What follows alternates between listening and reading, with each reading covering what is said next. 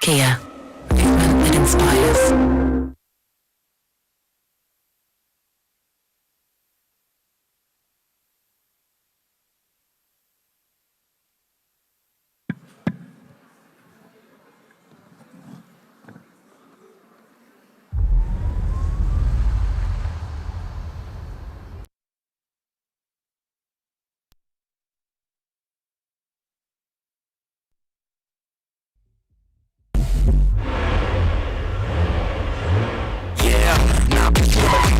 Got you dancing, go back and forth, second in the pants in. Trying to keep on, then I'm fast like a cheetah. I could be cold, but I'm hot like a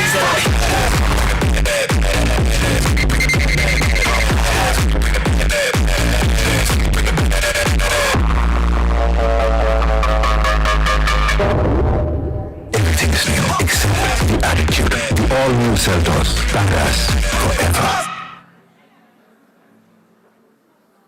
Kia, movement that inspires.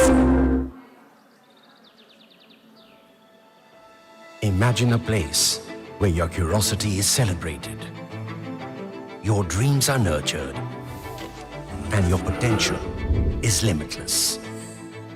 A place where learning is more than just a classroom experience. It's an adventure, a journey, and a transformation. With world-class facilities and a team of visionary experts, we craft thinkers, leaders, and change makers for the world.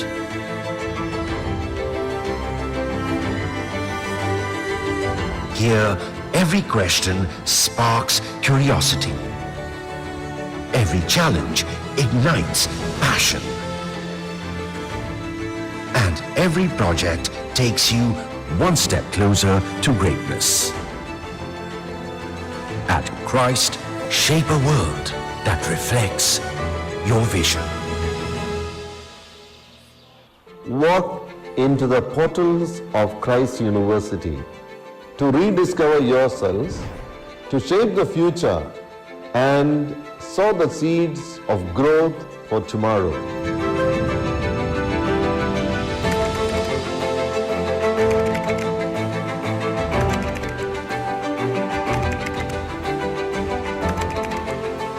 This is our journey together to create a meaningful impact in the society.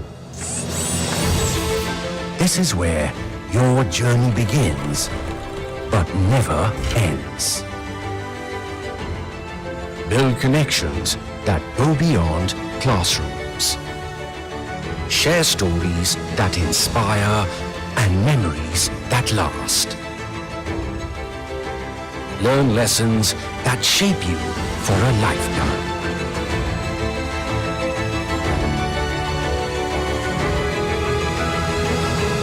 Dare to be yourself. Christ is more than academics. Here, we celebrate life.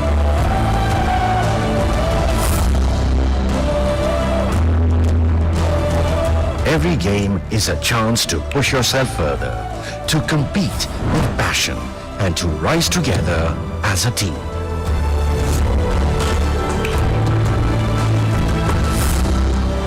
It's the vibrant campus life that helps you grow, connect, and prepare for the future.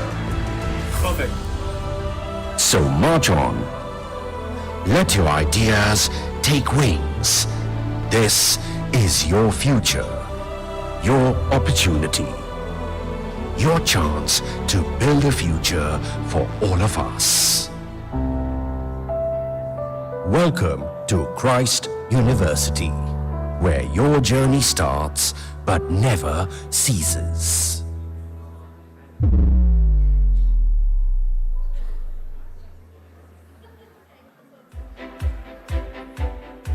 Every time I say I'm pursuing BTech at NMIT, it's always followed by everyone asking, what's it like? Well, today we're spilling it all. So here's a peek into the labs, the hackathons, the madness before submissions, and everything in between. Check out our labs. These aren't your usual boring classrooms. You get to actually build stuff. Look at this robot. We made it ourselves. Hackathons here are wild. 48 hours, constant juggling of ideas, and endless panic. But also insane learning, real problems, real pressure, and real teamwork. Our projects here can lead to patents and not just grades.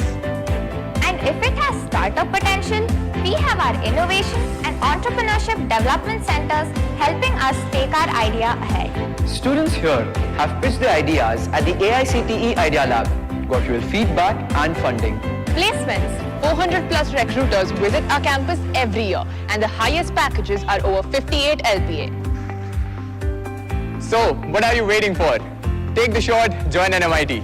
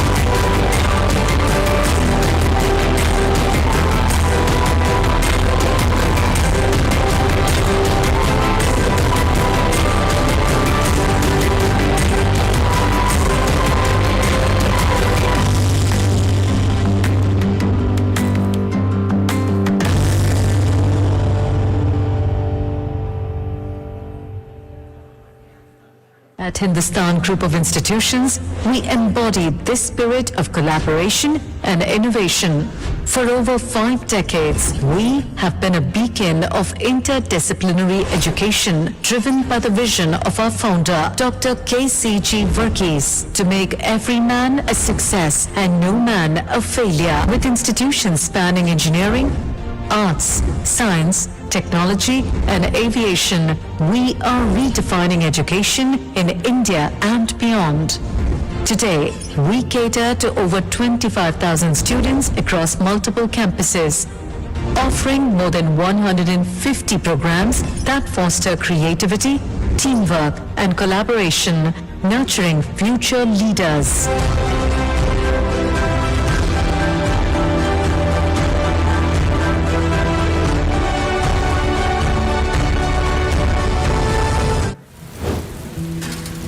தன்னோட ஆர்வத்துக்கு குறுக்க எதையுமே வரவிடாம இருக்காங்கல்ல, நான் அவங்களோட ரசிகன். Arjun, toilet paper? உங்க இடது பக்கம் அடுத்த ரேக்ல இருக்கு.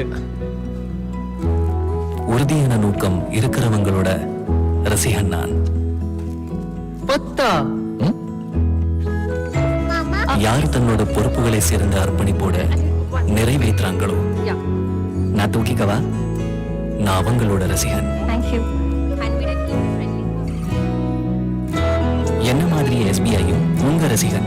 அதனாலதான் எஸ்பிஐ உங்களுக்காக கொஞ்சம் கூடுதலா வேலை செய்யறாங்க. மிகச்சிறந்த வாடிக்கையாளர் சேவை, எம்எஸ்எம்இகள் மற்றும் ஸ்டார்ட் அப்புகளுக்கு கடன் வழங்கும் கிளைகள் மற்றும் தொழில்நுட்பம் சார்ந்த வங்கி தீர்வுகள். நான் உன்னை வீட்டுல விட்டுட்டுமா? எஸ்பிஐ மாறி வருகிறது. ஏனென்றால் நாம் ஒரு மாறி வரும் தேசத்தின் ரசிகர்கள். எஸ்பிஐ தேசத்தின் ரசிகன். What is speed? Do you ever see it? Or is it something you feel? Speed, it's relative. The more you speed up, the more the world slows down. And when you are fast enough, everything becomes still. That's when you see the world as it truly is. Servo Hypersport F5. When speed is your default.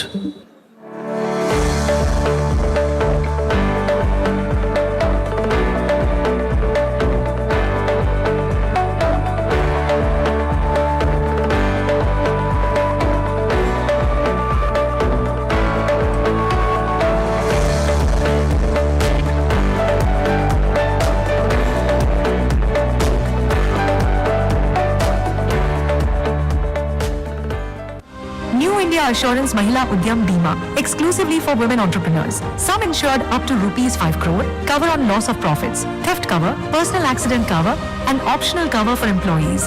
When it comes to business, protection is the key to success. New India Assurance, Nari Samman Bima, a special policy designed for all women aged 18 to 70 years. Up to 2 lakh rupees cover for accidental death, permanent disability and acid attack. Get covers for livelihood protection, legal divorce and more. Every woman deserves protection and dignity.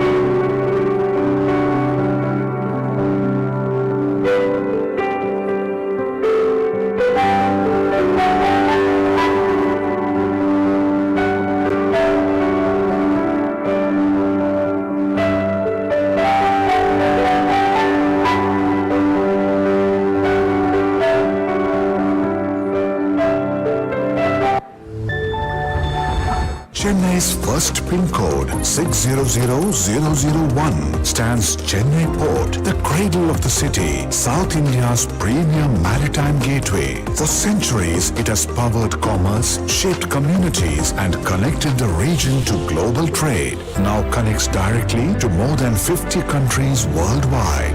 At the heart of operations are 3 major docks: Dr. Ambedkar Dock with 11 berths, Jawahar Dock with 6 berths, and Bharati Dock with 10 berths. The Port of Chennai houses 2 exclusive state-of-the-art container terminals operated by leading global players, Dubai Ports World and the Port of Singapore Authority. As India's #1 automobile export hub, the car terminal at Chennai Port offers dedicated port entry, stacking yards, and state-of-the-art berthing facilities, and remains the trusted choice for prominent exporters like Hyundai and Kia. Cruise terminal offers modern amenities and seamless services. Huge marine loading arms enable faster, safer handling of crude and POL products. With a depth of 17.4 meters, it can accommodate Suezmax and very large crude carriers vessels and are fully integrated with pipeline networks connecting to large tank farms and refineries. Chennai Port has ample facilities including 4 transit sheds, 11 warehouses for bulk, vast open areas.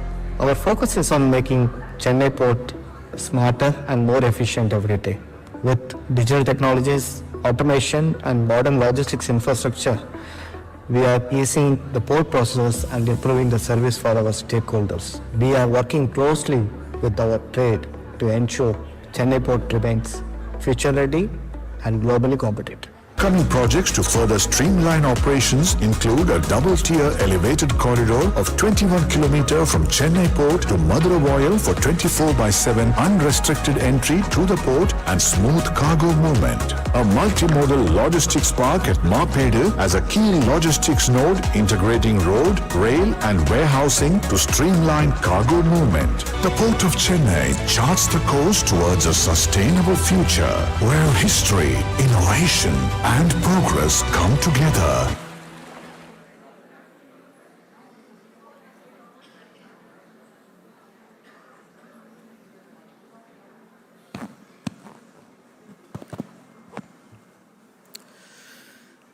A very good morning, ladies and gentlemen, and a very warm welcome to everybody who is assembled here on a Sunday morning. Lots of familiar faces. We're here till about 7:30, 8 last evening. I'm sure you had a good rest, refreshed, and you're back again. And for everybody who's walking in, welcome once again to the Hindu Lit for Life 2026. It's going to be an action-packed day, just as it was last evening, or probably from yesterday morning. A great start to the day with the former Chief Justice of India setting the pace for everything that was due to unfold. And then we ended up last evening with Mr. T.M. Krishna on his interpretation of symbols as well. In between, we had an astounding performance of the Tamils. It was a theatrical reading. The author is, of course, here, Dr. Nirmala Lakshman, who has been the backbone of everything that is happening over the course of this weekend. There was an interesting session that involved fighting bias in journalism that was exciting to hear, and so was the aspect on mental health. And today, ladies and gentlemen, we've got a variety of speakers from different walks of life taking us through their experiences, and we'll have thoughts, discussions, debates as well over the course of the next few hours. But you talk about the Hindu Lit for Life 2026, we had everything that we had yesterday, but that was not necessarily the beginning of the journey. It started a long time back, and it's continuing to grow. It begins with the voice. Every voice begins with a story. Every story grows powerful when it is shared. Literature grows deeper when it is experienced, discussed, and lived together. Literature doesn't stay confined to pages. It moves into cinema, into music, into journalism, into advertising, and now into social posts and podcasts, taking new forms every single day. For over a century, the Hindu has remained deeply committed to nurturing art, culture, and literature, giving voices not just a platform, but a lasting legacy. In 2011, Lit for Life was born, conceived and nurtured by the Hindu, a festival that broke the boxes built for literature, where ideas matter more than the glitz, where conversations linger longer beyond the applause, where literature is a catalyst for thought, debate, and discovery. A full-fledged festival of ideas, growing every year. By bringing readers closer to writers, not across barricades, but across tables and workshops. Not in hurried sessions, but in immersive, intimate engagements that leave you changed when you walk out. It's where cultures meet, where questions sharpen, where conversations stretch our world wider. Year after year, the sharpest minds from India and the world have gathered here to challenge, provoke, unlearn, and rethink. We move beyond cities. We take literature where audiences live, learn, question. And now, in its 13th edition, it returns sharper, broader, more alive than ever. The Hindu Lit for Life 2026. Join us. Let's celebrate every ounce of literature, everywhere.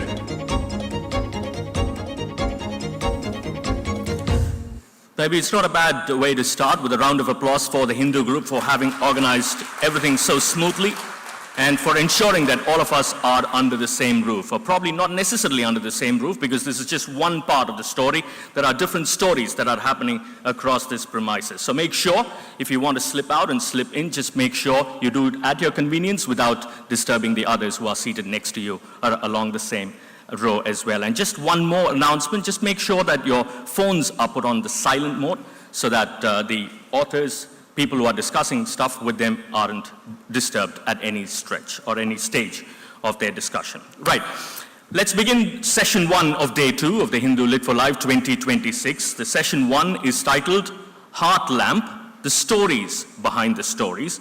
Ladies and gentlemen, please put your hands together for Ms. Banu Mushtaq, who is a fine writer, an activist, and a lawyer from Karnataka. She is the author of 6 short story collections, a novel, an essay collection, and a poetry collection. She writes in Kannada and has won the Karnataka Sahitya Academy and the Dana Chintamani Attimabbe Awards. Heart Lamp, a translation of her short stories, won the International Booker Prize in the year 2025. Lovely to have you with us, ma'am. In conversation with the author is Ms. Pankaja Srinivasan. She's been a journalist for almost 4 decades now. Was with the Hindu for 15 years and headed the Metro Plus edition in Coimbatore. She is currently an independent journalist who writes on topics such as environment, food, textiles, cinema, books, and much more. We'll have the discussion for a period of 40 minutes with the timer placed there. Ms. Padmaja, yeah, that's something that you might just want to keep an eye out for. Post which we'll have a Q&A session for 10 minutes. Would request the audience to keep your questions short so that we can take more questions. Otherwise, I just become the bad cop. Thank you so much for your patience. Enjoy the day.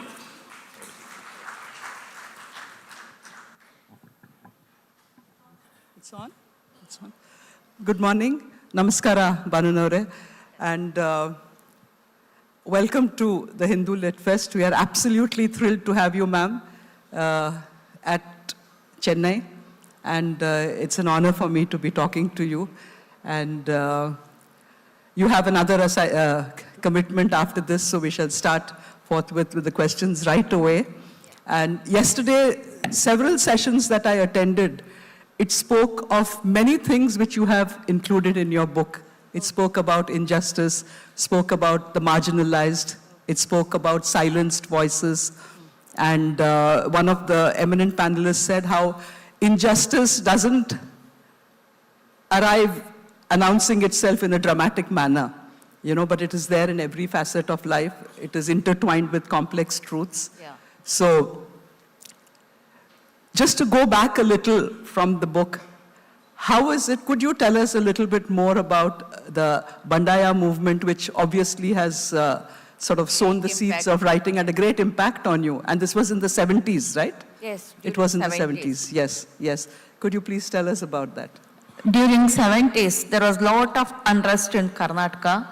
Youngsters, they were into streets, they were into workshops, they were into symposiums. They wanted to know more about the political theories, and they wanted society with equality, which challenges the caste hegemony, the class hegemony, and also the patriarchy. And they wanted the society to treat each and everybody with equal respect and equal opportunities. That's why there were a lot of social organizations which were active then. There was Dalita Sangarsha Samiti, where Dalitas, they were fighting, struggling for their rights.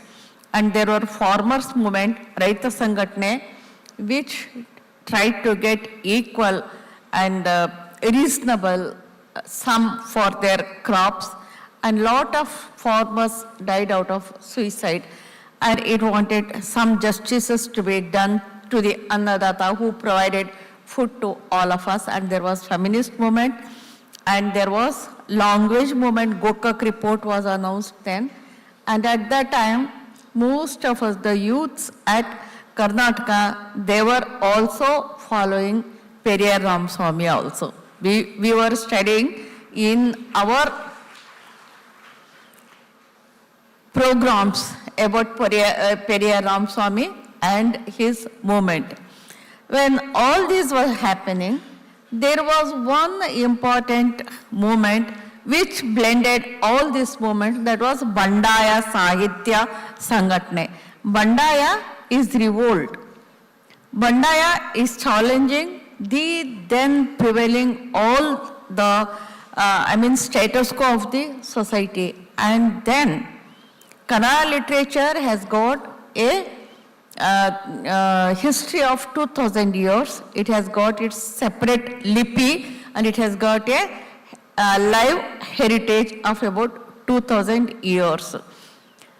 And Bandaya has, like any other language, it has got various stages like Hale Kannada, Hosa Kannada, Old Kannada and New Kannada. And New Kannada, there is Pragatishila and all those classifications were there.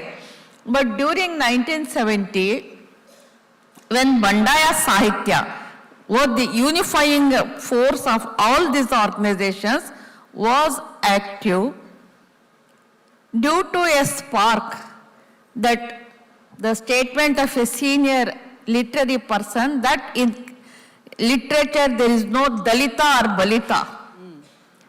The spark, it grew into a flame, and then there was an alternate Kannada Sahitya Sammelana. Kannada Sahitya Sammelana is the greatest event of Karnataka, and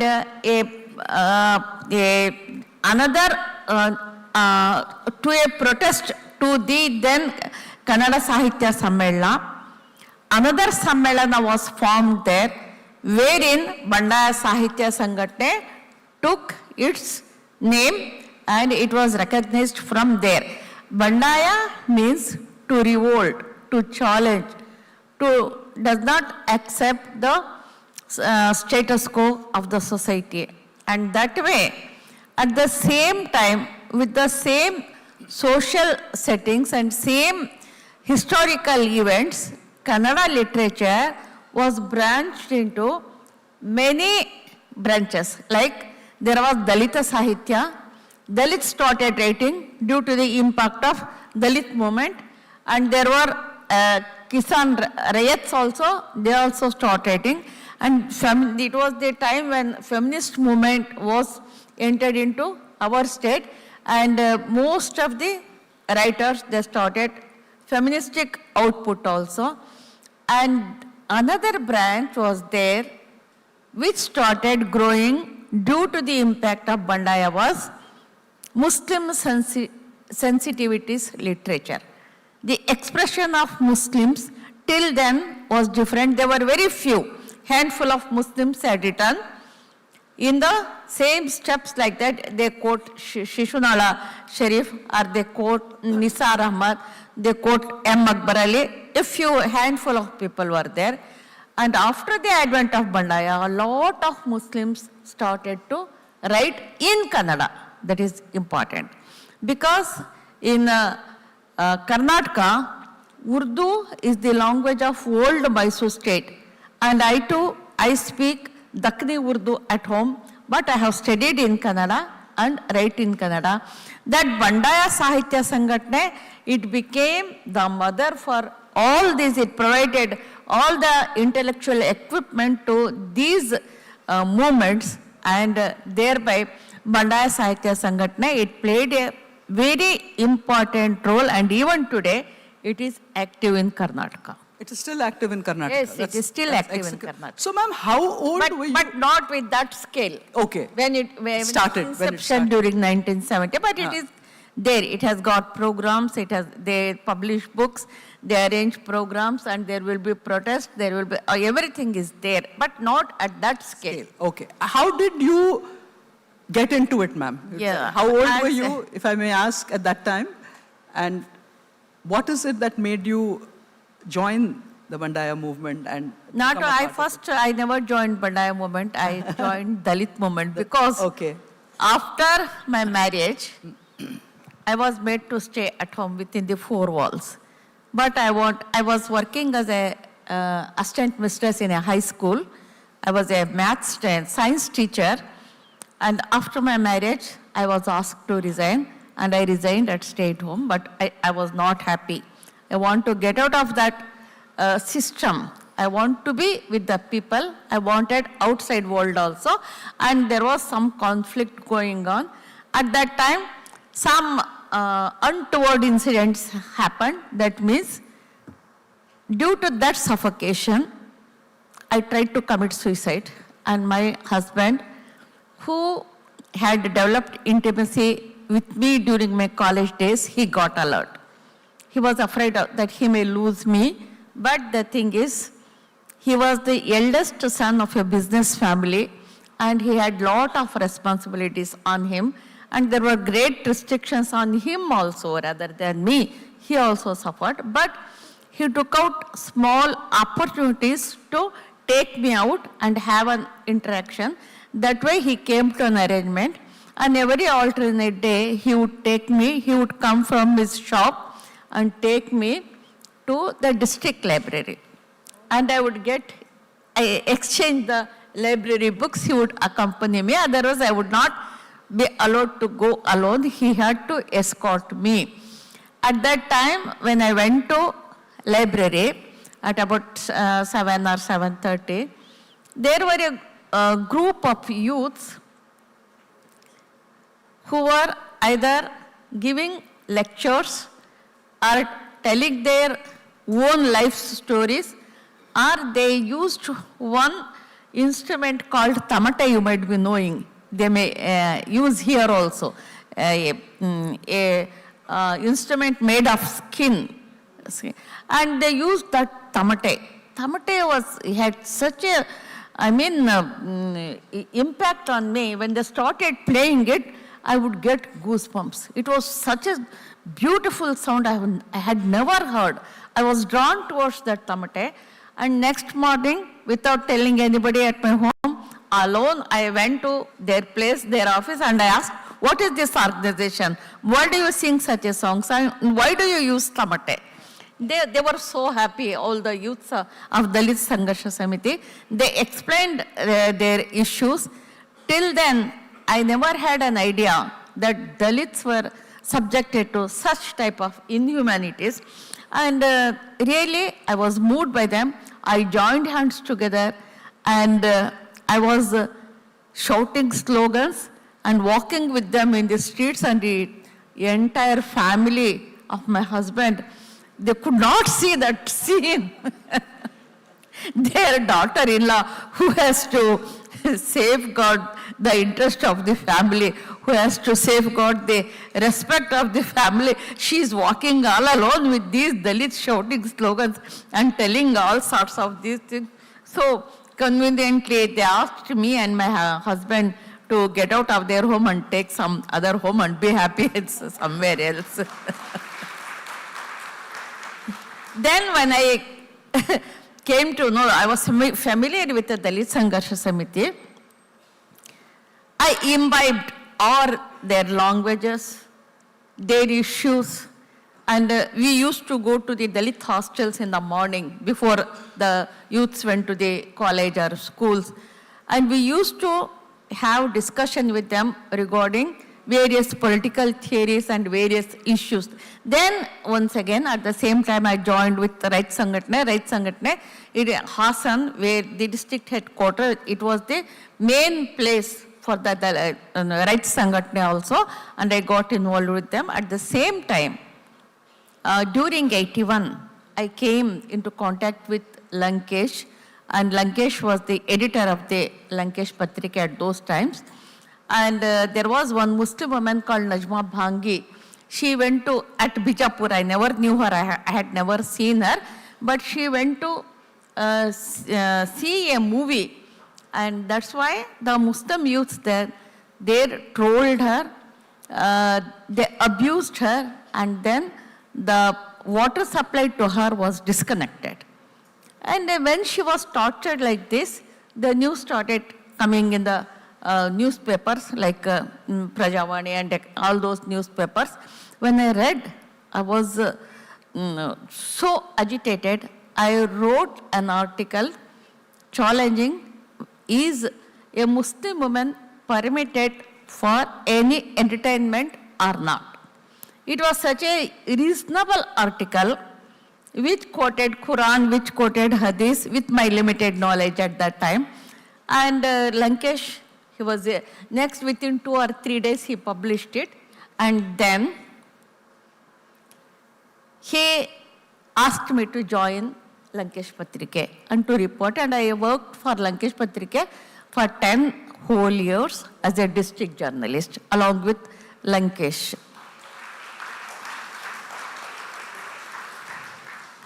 Directly from home as a housewife to I stripped myself into the movements and then to journalism.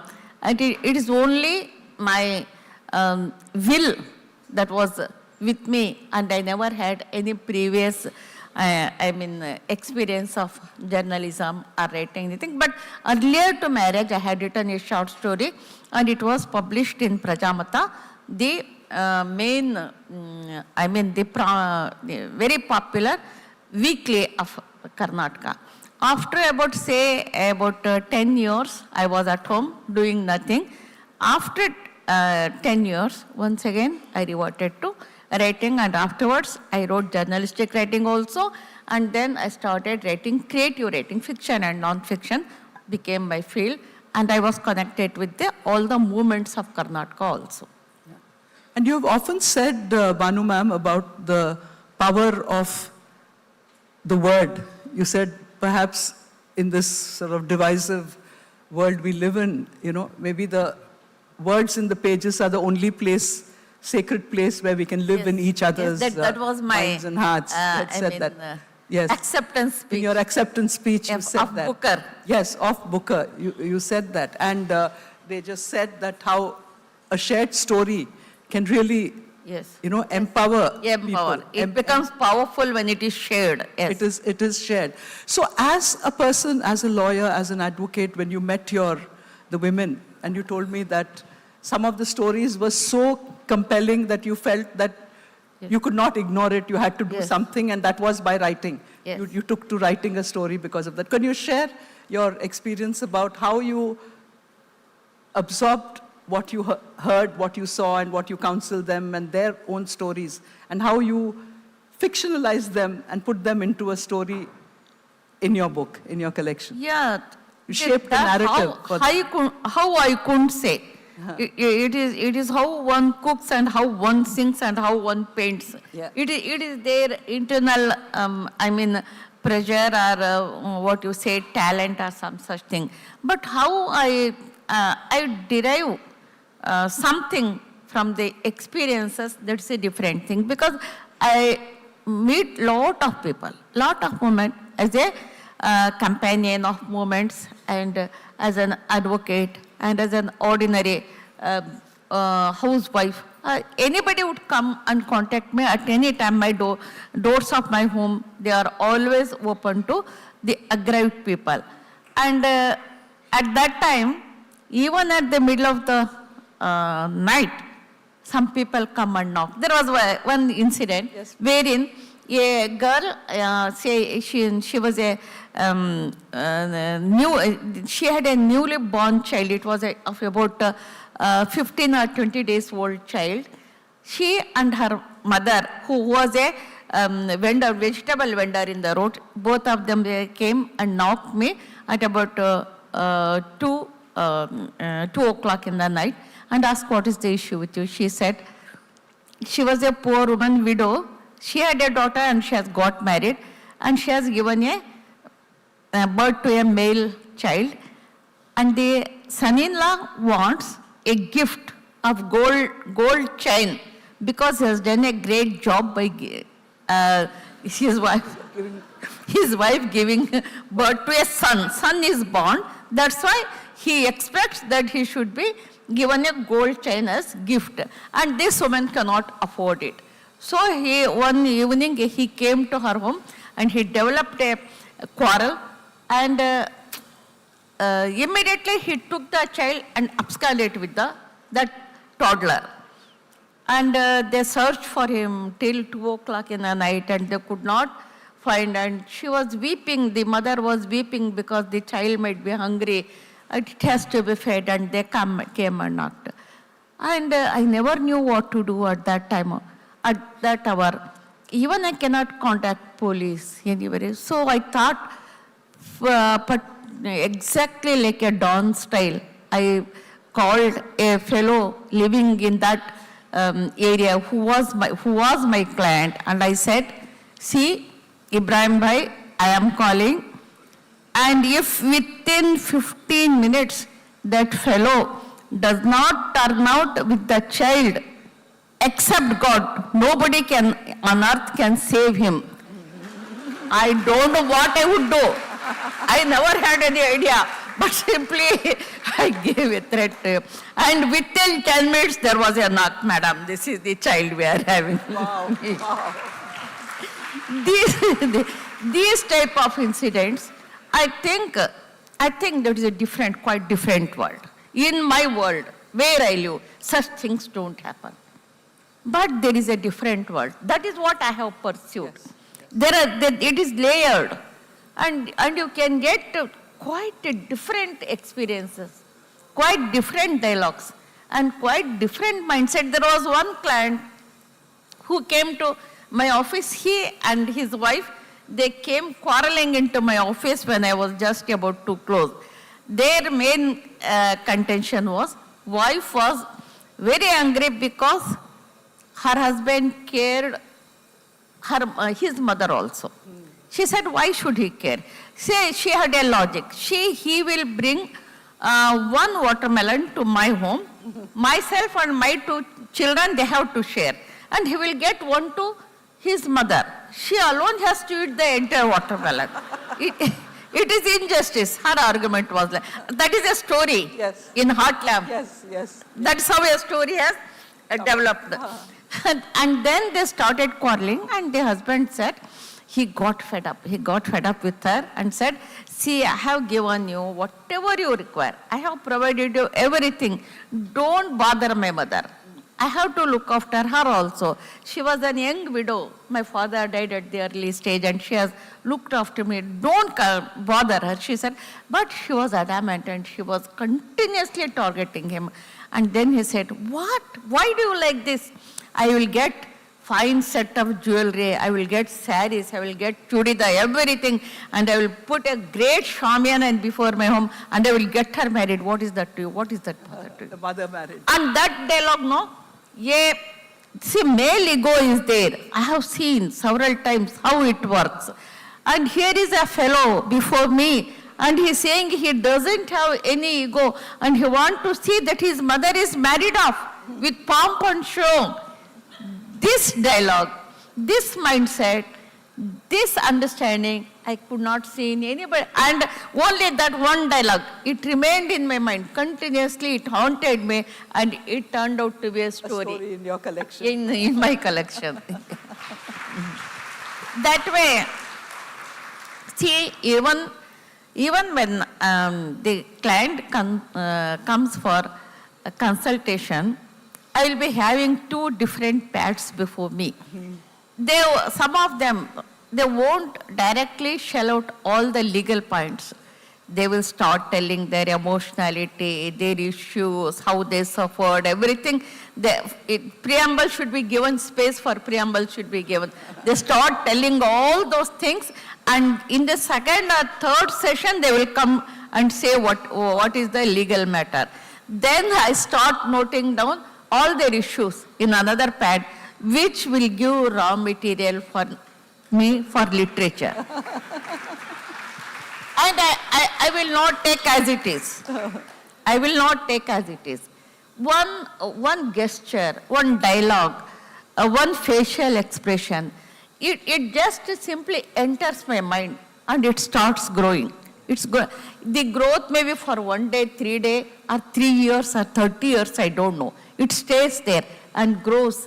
Its branches spread out, and then it bears fruits. And that's why so many short stories are there. Short stories. But the nicest thing, Banu ma'am, is that, while in the stories, the women come from a certain socioeconomic... Yes. But the emotions and the experiences and their turn of phrase, I don't know, for me, many times, when you spoke of that lady who was really annoyed because about 18 children came home for the summer vacation. Yes. So I had this terrible feeling of guilt because we used to land up in my grandmother's house. Red lungi. Yeah. Red lungi. And, all of us used to be there, and, my mommy, I don't know how she coped with it. So, she's no longer alive, but I really feel apologetic for sort of landing up lock, stock, and barrel. Yes. So, these were the little kinds of emotions, a little thing which run through your stories. And what I think is, it goes far beyond the confines of a Muslim home, of a Muslim, it is sort of universal. It is universal, not sort of universal. It is so universal. So tell me, ma'am, how long does it take you to write a short story? Which has been in this collection, which was the one which, which you sort of dashed off in one sitting? Did something like that happen? Yes. The thing is, as I already told you, the stories, that one, the idea enters into my mind and starts growing. It may take 1 day or 3 days or 3 years or 30 years, I don't know. It takes its own time. And until and unless it urges me that there should be expression of that story, I won't write down. Forcibly, I will never write anything. Only when in that particular moment, the video starts playing in front of my eyes. I will be there, I will be witnessing a video, and simply, earlier I used to write by seeing, but it became something which practice I did not like. Now, the video starts playing in my eyes, in my mind, and I just start telling story to an app. It will start recording. It will start writing for me. And when it starts writing, I will be witnessing some video and I will be telling it and it will be recording, and at the end, the story is ready. Lovely, lovely. And that story, I will forward it to my office, and the same night, my computer operator will bring all the printouts to me, and then once again I will go through it. That's what I told. I don't do a lot of research for, fiction. For non-fiction, of course, I have to do some research. Non-fiction, for stories, everything, I don't research. The stories, they start telling themselves. I just hear and record it. That's it. And when I write like this, whatever my computer operator brings, I give it color, shape, expression, words, everything. I start correction. That is it, how the story gets ready with me. I don't write. But one thing is, my protagonists, they are not well-educated women. They are all something, let me say, they are experienced women. They don't have much education, but I don't say they are illiterate. No, not at all. Yeah. They are not illiterates, but they don't have higher education or much education about the anomalies of the society, but they have got, they say someone, I don't know whether you told me or some who told, they have got all the street smartness with them. Yeah. So they can cope up with any situation they are confronted with. Yeah. That's why they have got their own solution to every issue, because every woman, and she is subjected to violence in the arena of home. That is why the government, the parliament has enacted Prevention of Women from Domestic Violence Act 2005. Because the patriarchy is ruling, and yet today also it is ruling from the household to the streets, in the social field, and also the government is patriarchal. Every government is patriarchal. Absolutely. And you have said how patriarchy has, weaponized religion and ritual and, tradition to suit its own, purpose. But tell me, Banu ma'am, have you ever gone through a phase where a story, as you're writing it, has become so painful that you have to set it aside for a while and then come back to it? I'm asking you this because some of the stories in Heart Lamp, I couldn't read it at a stretch. I had to put it down for a bit because it was so painful. It was so painful, and I was surprised at how pained I was because, on the face of it, my world is very far removed from that of the protagonist in that story. Yeah. But somewhere, there was a visceral, a gut-wrenching feeling. So have you found that you sometimes find it difficult to write these difficult stories? No. No? No. Okay. I don't write until and unless all the characters, dialogues, even the title of the story is started showing in my mind. Okay. Okay. When it is completely ready, then only I record it. I say I just record it. Okay. It will be prepared. Okay. It will even a small, small issues, small, let me say the contradictions. Because short story, it has got a very small canvas. It doesn't have a big canvas, very easily you can loiter here and there, you can go to a seashore, you can go to a hill station, you cannot do like that. It's a very small and compact canvas, wherein you have to introduce characters, you have to introduce the confrontation, then you have to give anticlimax, climax and the end, in which you have to introduce the characters also, and their various, the different characters, yes. Characteristics of a character also you have to publish everything. And that story you cannot say, he came, he went, he saw, he beat, he went. You cannot say like that. No. You have to give in artistic expression, wherein you have to be very stingy. You have to, use minimum words and give maximum effect. Yeah.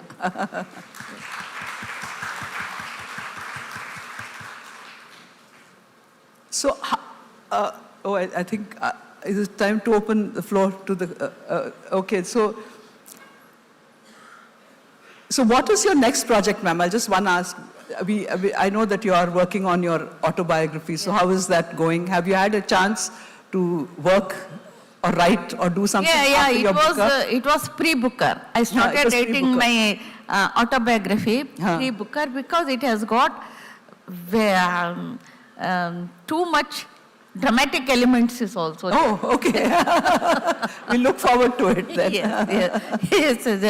Just like when I asked to get out of my in-laws' home, I came, myself and my husband, we started to go out from the back door of the home, and I had a kid, my eldest daughter, with me, and I was holding her napkins in my left hand, and we started to go out of the home. I say jokingly, it was fully dramatic. It was like a filmy scene, except there was no Starman music, that's all. Everything was the same. That way, and there was some fatwa cast on me because I upheld the rights of Muslim women to go to mosque and pray. And there was also a fellow came with a long knife and he wanted to stab me, and somehow I was saved. And until then, when the trial started, he was arrested and he was in the judicial custody.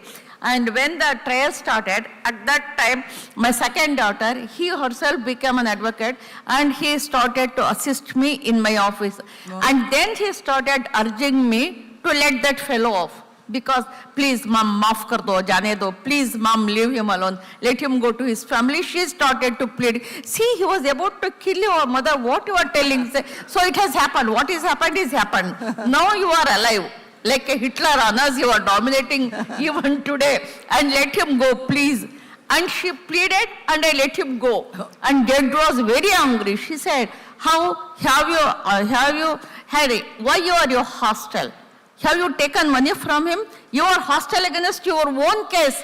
And I don't want an advocate to be like this. See, all these dramatic elements are very much so, very dramatic.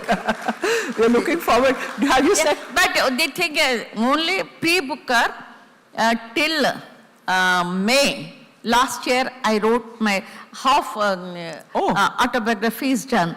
After Booker, I couldn't write even a single letter, even a word I could not read, because I stepped into a wrong place. I never knew what is there in store for me after Booker. I never knew. I never knew that lot of traveling was there.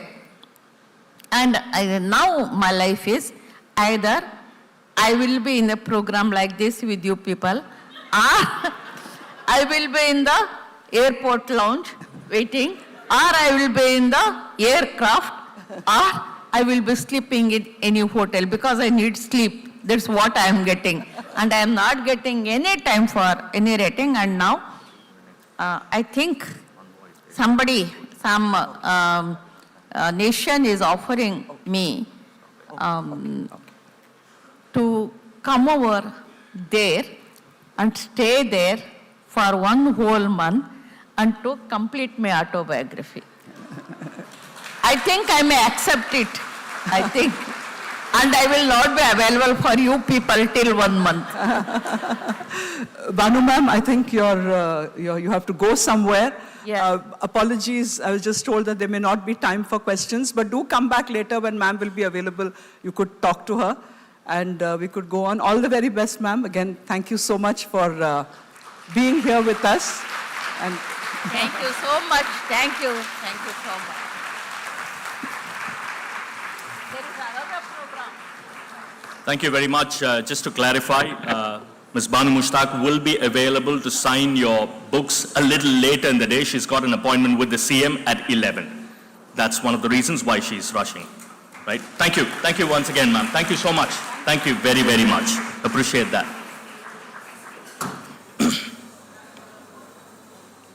So as I said, Ms. Banu Mushtaq will be available a little later in the day to sign the books because she's rushing at the moment for another appointment with the Chief Minister in some time from now. So she'll be back. She'll be back if you're looking to. She'll be back, yeah. All right.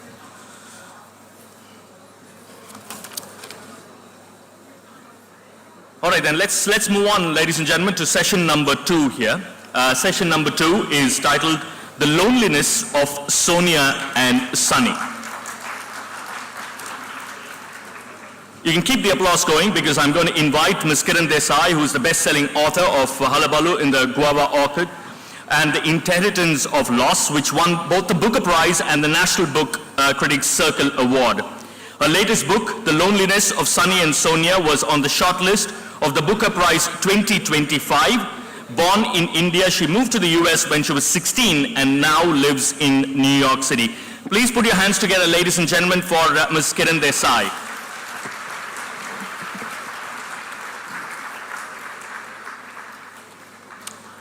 Joining her on stage to have the conversation is Dr. Nirmala Lakshman, who is currently the chairperson and the publisher of the Hindu Group and the founder and chair of the Hindu Lit Fest, Lit for Life. You would have seen what a spectacular performance last evening. It was the theatrical reading of the Tamil's Portrait of a Community, which of course was published in January 2025. I hear it's a sweeping story about love and family, but more profoundly, it's a rich exploration of how history, class, and place does shape individuals. Right? Over to you, ma'am. Good morning, everyone. It's my very great honor and pleasure to be here today with Kiran Desai, the Booker Prize-winning novelist, who's here to talk about her new book, The Loneliness of Sonia and Sunny, which was shortlisted for the Booker Prize this year. Her book, The Inheritance of Loss, which won the Booker in 2006, and underlined to us readers what it means to live with inherited histories, with migration and memory, and in a contemporary world. Her beautiful new book, The Loneliness of Sonia and Sunny, is a 600-plus page turner, which quietly continues the magic of the inheritance of loss by touching again on history and the pressures of family and memories and fractured communities, as well as fractured connections, and the loneliness in the world that is always impinging on us. When I did say page turner, this is one of those novels you really don't want to end, and you want to sit with every page because every page is alive with things that you want to understand, remember, and keep forever. And this is the savoring of details. I think it's the success of every great novelist. And it's been wonderful, wonderful read for us, for most of everyone who's read it, Kiran, and thank you very much for that. The two protagonists, Sunny and Sonia, come together and they're shaped by loneliness more than love. That is my view, and we'll have to hear from Kiran about that. The New York Times has said that this is among the most rarefied of books. Better company than real life people, and you feel the tingle. This is a monumental novel that underscores her standing as one of the major writers of our times. Kiran, can I begin by asking if loneliness, which seems to be the ambience of the novel, is the main essence of modern living, underlining the fact that we all live in a fractured world and we all have to contend with issues of loneliness, whether it's obvious or not, and it's part of the journey that we undertake in life. And have you set that deliberately as a foreground rather than romance and love? Thank you. It's such a pleasure to be in Chennai. I have to say, I felt immediately happy as soon as I stepped out of the airport. What a beautiful city. And everywhere I go now, people say that Chennai still retains something of the old India. And it's true. I'm just on the way driving here, looking at the beautiful old trees of Chennai. It's so wonderful. And thank you so much, Hindu, to you, Nirmala, Rachna, my old friend Rachna Devidar, who curates this festival. So, yes, a joy to be here and strange to be in a crowded room talking about loneliness. But I did very much want to explore how on a planet that is ever more crowded, so many of us are feeling more and more alone. The more people, the more lonely we are. Such a strange thing, and how we are all perhaps suffering from being in societies that are unraveling in the midst of change, which leaves us feeling somewhat bereft. And I wanted to trace, not just talk about contemporary times, but to trace why this is happening. And so, as you perhaps don't know, many of you will not have read this book, but I decided that I still could write perhaps one last book set in India. I left when I was 16, as somebody said in the introduction. I've been living abroad a very long time, but I still had a home in India, in Delhi, until 2008, when my father died. I was still coming back. I was making notes because that's what I do every single day of my life. And I thought I could go back to my memories of visiting my grandparents in Allahabad. I never knew my mother's parents, which is a kind of loneliness, actually, not to know your history, because it was a complex one. Her mother was German, her father was from what is now Bangladesh. They both lost their landscapes, lost their languages, found a new home in India. This was in the my grandmother left Germany in the 1920s. So they lived through the war, through the Indian independence movement, and I would have so loved to have heard their stories. But I did have my father's parents, who had also made a similarly, an incredibly long journey from Gujarat, small town, not a well-off family at all. My grandfather said he used to sit under the street lamp and learn the English dictionary by heart. Went to England, sat for the ICS exam, stayed with a woman called Mrs. Rice, which always strikes me as very funny to be an Indian student and end up with a landlady called Mrs. Rice. And, passed the exam, came back, was a judge, left that landscape in Gujarat, became a judge in Allahabad, in the Allahabad court, and we would take the express train, the night train from Delhi to Allahabad to visit them. And this was a way for me to begin to tried to write about the dislocations and the relationship of India with the rest of the world, and to try to think of that relationship and those displacements through my grandfather's generation, through my parents' generation, through Sonia, all the way to Sonia and Sunny, to try to understand what it was that have made them feel so sort of bereft. And then eventually I turned it on its head and decided to write the story of loneliness and displacement through several generations, perhaps, to see it as an incremental journey, and to talk about how Sonia and Sunny's relationship, therefore, their story is really not their own. It's influenced by all these other stories. The stories they encounter, the stories of their parents and grandparents, and their idea of love and relationship, how that is also formed by the circumstances around them. That's wonderful, Kiran. Thanks for reminding us. It's just that we are products of many, many generations and the experiences of so many people that are in our families, recorded or unrecorded. And also it's very interesting that you don't, in the chapters, that you move very quickly from Sunny to his mother, and the movement of the mother and the Sunny and her being so intertwined. Yeah. But I just wondered whether the two protagonists themselves, did you decide that did you set them up to be isolated in some way? And the weight of history, in my view, especially for Sonia, weighs on her. But for Sunny, I think the recognition is much more slow, that he's a product of all of this. He seems more, let me say, blithe, I don't know, initially at least, and then it becomes more and more complex. And how many Indians, how many people today in the world do you think are informed by their family history in their way of functioning and being? It's my last book was called Inheritance of Loss, and I was focusing on writing about the poorer class of people who mingle and work in the basement kitchens of the Western world. But in this book, I was writing about much more privileged people, cosmopolitan, very westernized Indians. And I was in a way much on surer footing because these are people I know very well. I was also felt more free to make fun, to write in a more satirical way about this community, this particular community.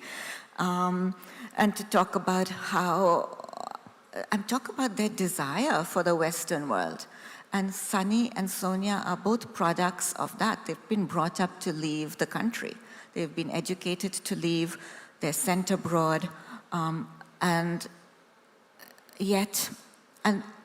in a way, they sort of make unknowable creatures of themselves during this journey. Because the world is so divided. There's such enormous power divides, such enormous divides of race, of gender. And when you are out in the big world, you have to overcome them. You have to overcome these divides and find a way to survive them, to keep your dignity intact, because of course you will feel in a world so power divided that the location of your dignity is much smaller than you imagine. This is what both Sonia and Sunny, I think, realized leaving India for this huge, for a larger landscape. And at the same time that their sense of self is turning more and more fluid, they're also looking for a feeling of home and belonging. Thank you, that's lovely. I also noticed that you not just, there's a lot of satire, wit, and humor, especially when you talk about the privileged people, and you said some of them are modeled on people you know, but you don't ignore the quieter, smaller people, which I think is one of the loveliest aspects of the novel.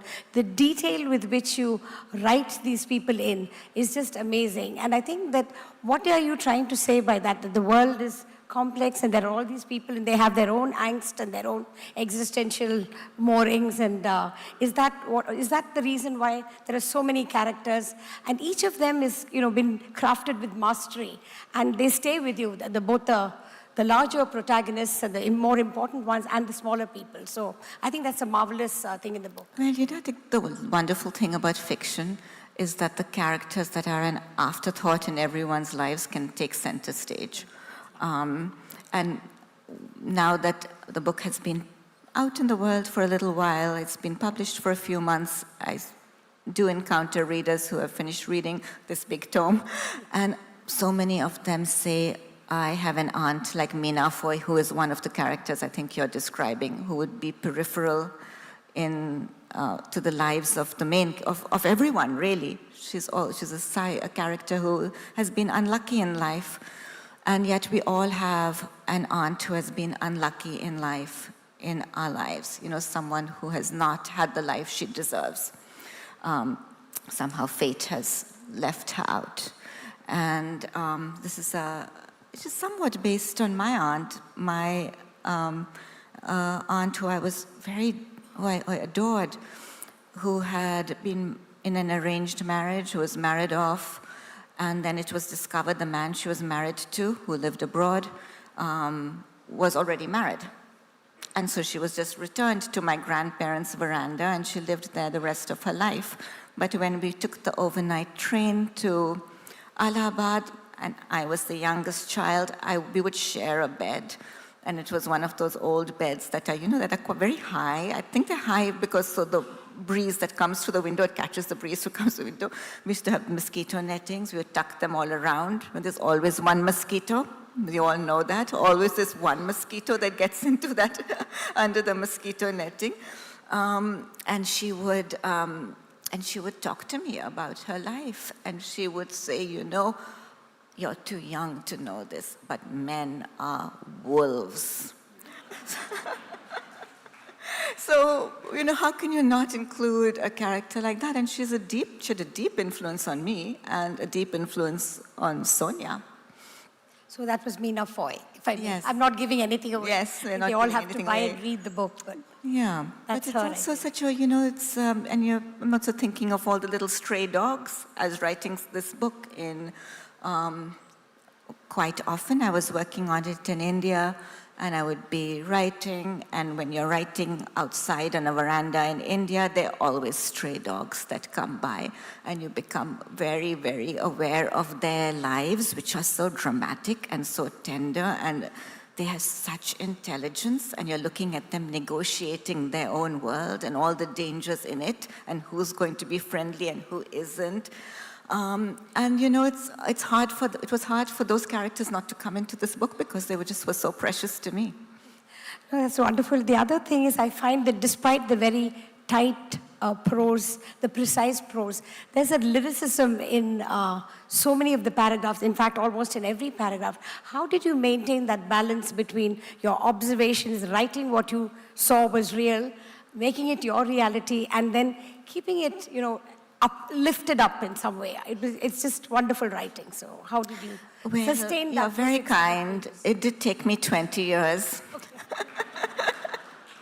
And I was writing, making notes, writing diaries. I'm sure I'm sure this audience has many young writers. And so I was working, just creating a mountain of material to try to understand what the book would be about. I knew I wanted to write about loneliness. I knew I wanted to write a sort of love story. But still, I needed to understand how I could grow it into follow these themes in a deeper way. And so I was writing, but I write longhand in diaries, and then I put it into the computer. But I wasn't putting down page numbers, and then I finally printed the manuscript out, and it was like this. And I had 5,000 pages, and the people who were helping me printing it out were shocked, and I was so scared, because it's look at them, I had no idea what had been. I was really quite shocked. And then I sat down and read those 5,000 pages and looked for where the manuscript came alive. Just looking for where you get a glimpse, you can sense your novel is, sort of floating under the surface, that there's a novel in there, but you can't see it. And it really feels as if you're hunting a kind of magical beast, but you see a tail here, you see a fin here, you see a nose there, you see something. And then gradually, I think I began to understand how I could put this book together. So yes, putting together all the details, but then the larger theme took much longer. I think that the slowness, which you describe as very much integral to the to human existence today, is that something that you deliberately worked into the novel? I mean, not talking about the 600 pages or your 20 years of writing, but is there a slowness and a deliberation that you feel should inform our lives, or inform our lives anyway, whether we like it or not, which leads us to events that we may not foresee and we may not expect to happen? Especially in the case of Sonia, I think, who was in an abusive relationship, very strange for a modern woman to be abused by Ilan, and then subsequently, even with Sunny, though they have a physical relationship, initially there's a lot of tentativeness from both their ends. So what is it that, did you continue to explore this till the very end? The notion of relationship, slowness, deliberation, and just things that happened to you. Well, I knew that if I constructed it as a long, unresolved love story, then I would have a very big canvas to work with. And I could work geographically, I could work historically, I could work on the surface of the story, this idea of a love story, but I could also work with the unseen world and those dangers and fears that we intuit, but we don't know when they're going to come bursting out. For example, politically, we know that each nation has a dark undercurrent, and you never know when it's going to come bursting out or who it's going to ensnare, but you live with that trepidation and that fear. So I was thinking of that undercurrent, of that unseen world, of phantoms, fears, fear in the fear of not really knowing, the fear of and fear in the political sphere, and fear in the personal sphere, within a family, and talking about how power works in both those worlds as well. So when you're asking me about Sonia, I was working both talking about fear in a nation, fear of being a minority in a nation, fear of this dark undercurrent coming up again.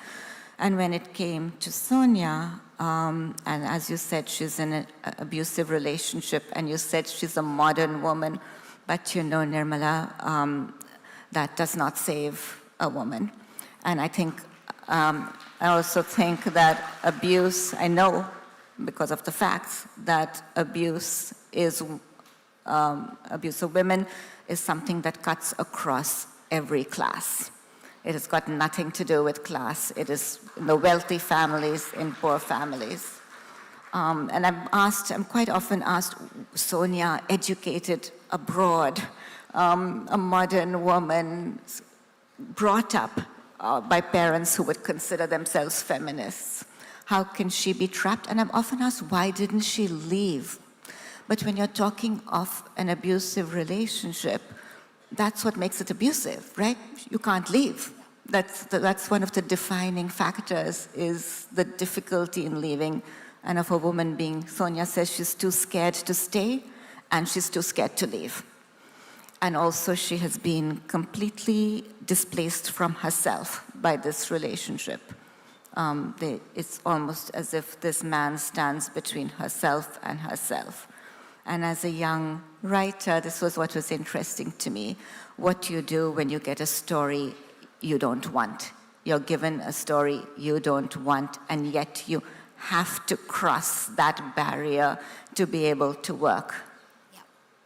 And then what about her relationship with Sunny? Kiran, can you describe that? Because coming out of that and then moving back to India, going to Goa, and her mother having moved away to the hills, and the mother is the opposite of her in some ways. The mother leaves the father, right? So, walks away from the father. How do you describe her whole journey with Sunny? Yes, Sonia's mother says to Sonia, there are worse things than loneliness, and loneliness can also mean the absence of fear. So the mother has also gone through some of the things Sonia will go through. And when it comes to Sonia and Sunny and their relationship,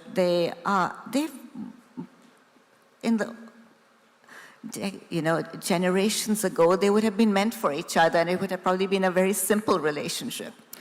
But now, out in the big world, they have to sort of go through a very, very long journey to get back to each other. They have been, as I said, brought up to leave, and this is sort of a secret, I suppose. It's something that's not really spoken about in very westernized Indian families, but they're also brought up to somehow achieve whiteness. And that includes often marrying somebody who is white overseas, right? And nobody ever talks about it, but these children are often expected to achieve that. And so Sunny is briefly involved with an American woman from Kansas, and he's very proud that he's achieved what his mother has wanted him to achieve. But then he's so ashamed by his pride in this, that he begins to undo this perfect picture that he has created in the mirror. It's wonderful. He unravels it. Yeah, and I think the deliberation with which you have allowed them to make their journey seems to be a very intimate process, in the sense that you've gone into both their minds separately. And without revealing everything, I just want to say that sharing that process would be very interesting for us to know. How do you get into all these different minds and the smaller details of the smaller people as well? And it's just lovely to see that, because instantly you get an idea of exactly what happened. The picture is visual and very, very much, down to the skin and bones of that situation. Well, you asked me to read. Is this a good time? Okay. Because I will read Sonia and Sunny on that Allahabad veranda meeting for the first time.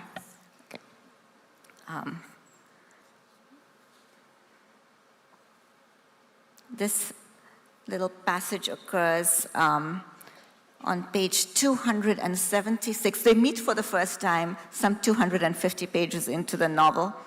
So they've both had a long history before this time.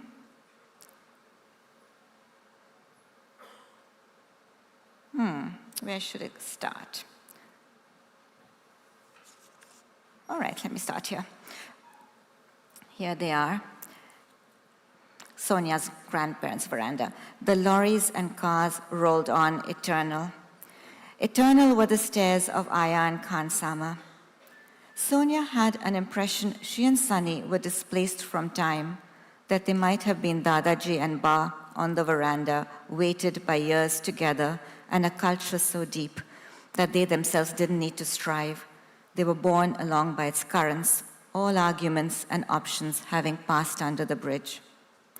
These eternal waters would one day carry them from this life into the next. She turned to him. My grandfather sent you a marriage proposal on my behalf. So yes, we left this bit out. The grandparents had tried to match them along. I forgot that, for early pages of the book. Said Sunny, we were fated to meet. How embarrassing. Sunny turned to look at Sonia, at the tip of her nose that twitched, her thick eyebrows over black eyes with a central golden flame that roved behind tortoise shell frames a little too large, the braid that traveled over her shoulder down the side of her white kurta, her lips of elegant reproach. Why had he not thought such beauty desirable in the past? He said, not so embarrassing. What did the proposal say? It said you were lonely in New York. That is embarrassing. All the best people are lonely, said Sunny. Or you belong to the herd, you suffer no doubt. I don't like those people who belong to the herd and suffer no doubt. Is that why you returned to India, because you were lonely? I returned because, ironically, given all the things I had already learned to do alone, including live alone, it was as if there was a hole in my life, and instead of life growing bigger, it began emptying out. The longer I stayed in the States, the smaller my life was becoming. Sonia remembered the time when she was a phantom making her way through the city, nobody noticing her. And if they had, they'd have quickly turned away. She had become one of New York's disturbed souls, stuck on a single thought, muttering, foul, looking inward, terrible things having happened that made it best for others to stay away. If you're treated like a cockroach, why would you not become one? If nobody knows you, won't you become a ghost? Did you try to grow your life bigger? Asked Sunny. Yes, I tried to find a way to define myself from outside in because I'd lost a sense of myself from inside out. I tried to be a vegetarian, for example, but that made me more lonely. I can see that. It would be very lonely, just yourself and some vegetables. After I passionately claimed to be an animal rights crusader, I stopped being one for no reason and asked for the spaghetti bolognese instead of the pasta primavera. It turned out I could just as easily care about animal rights as not. It would make one lonely realizing that.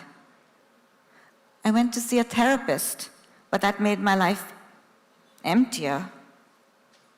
If you empty your life of all that they tell you has caused your problems, what's left? They tell you that makes space for a new life. Nothing sticks to nothing. I joined a Zen center, said Sonia. That made me even more lonely, to sit in silent meditation and watch my thoughts flitting by like clouds. If even your thoughts leave you. She checked to see if he was making fun of her, but he was in earnest. In the wealthiest country in the world, Sonia said, wealth scared me. I became mean. I counted out potatoes. I measured soup by half a can. I went to bed early. I looked after myself carefully, as if I were a fragile crone, because nobody else was going to look after me. I suffered a sort of vertigo of my soul. I was unsettled by open views and endless vistas. By dawn, my heart grew small. I gave the evil eye to cute toddlers making a nuisance on the subway, to Orthodox clans throwing celebration picnics, to tourists who seemed to make themselves deliberately unattractive, because if you have a big, sticky family, you don't pay a price for being ugly.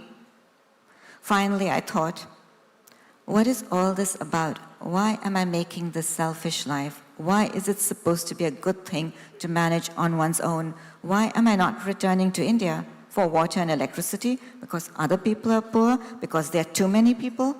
Although I'm also as much comforted by the number of people around as made anxious. She stopped. Why had she told Sunny these humiliating details? Sunny didn't mind. He wanted to continue sitting by Sonia's side.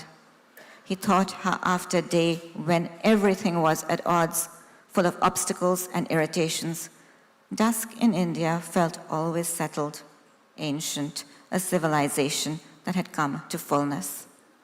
Thank you. Well, thank you. That was wonderful. Thank you so much, Kiran. So, in the end, that was beautiful. Thank you. I think you captured everything in that little bit of reading. Most of the microcosm of the book itself is there.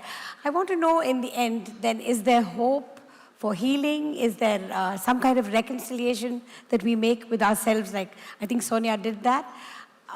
What is it all about in the end?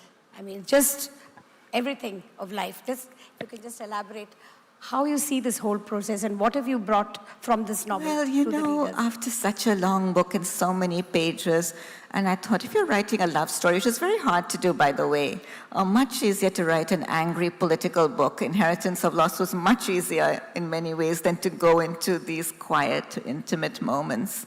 But when you write a literary book, you somehow think that you should not have a happy ending, that you should leave it ambivalent.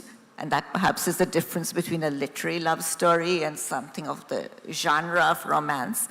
But then I sort of did give it a happy story, a happy ending. I did sort of end it on a happier, more hopeful note. But I think they both have to go through sort of a river of demons to get to the other side. In a way, it's a very old-fashioned love story. Okay, wonderful. And so the healing doesn't come from the therapist, obviously, but from your own self-awareness? In one of the lines in the book is one character says, Western therapy is no match for an Indian family. Can we just go back a little bit to, if you can tell us about the influence your mother had on your writing, and did you want to become a writer because of her, because you grew up with her brilliant output? Was that the reason why you became a writer? Well, I inherited her bookshelf, very important, all her beautiful bookshelves, and I remember them so, I can still see them in my mind's eye, exactly where all the volumes were. And she still has all her beautiful copies of Indian books that she carried from India to her house in the United States. And she taught literature, she taught Indian literature for a long while. So I still have those books. Do you remember? I mean, I still have Mulk Raj, Anand, and, you know, like Ismat Chutkai, and all of those wonderful old volumes.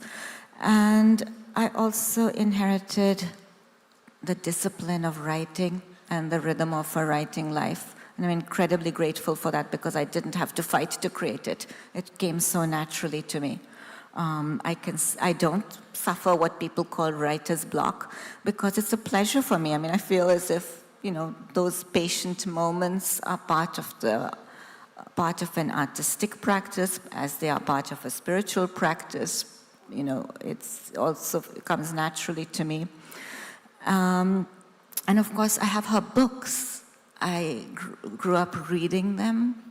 And I sometimes think my work, although our styles are so different, I still feel as if my work is in conversation with her work because she has written about the history of India through independence up into the present.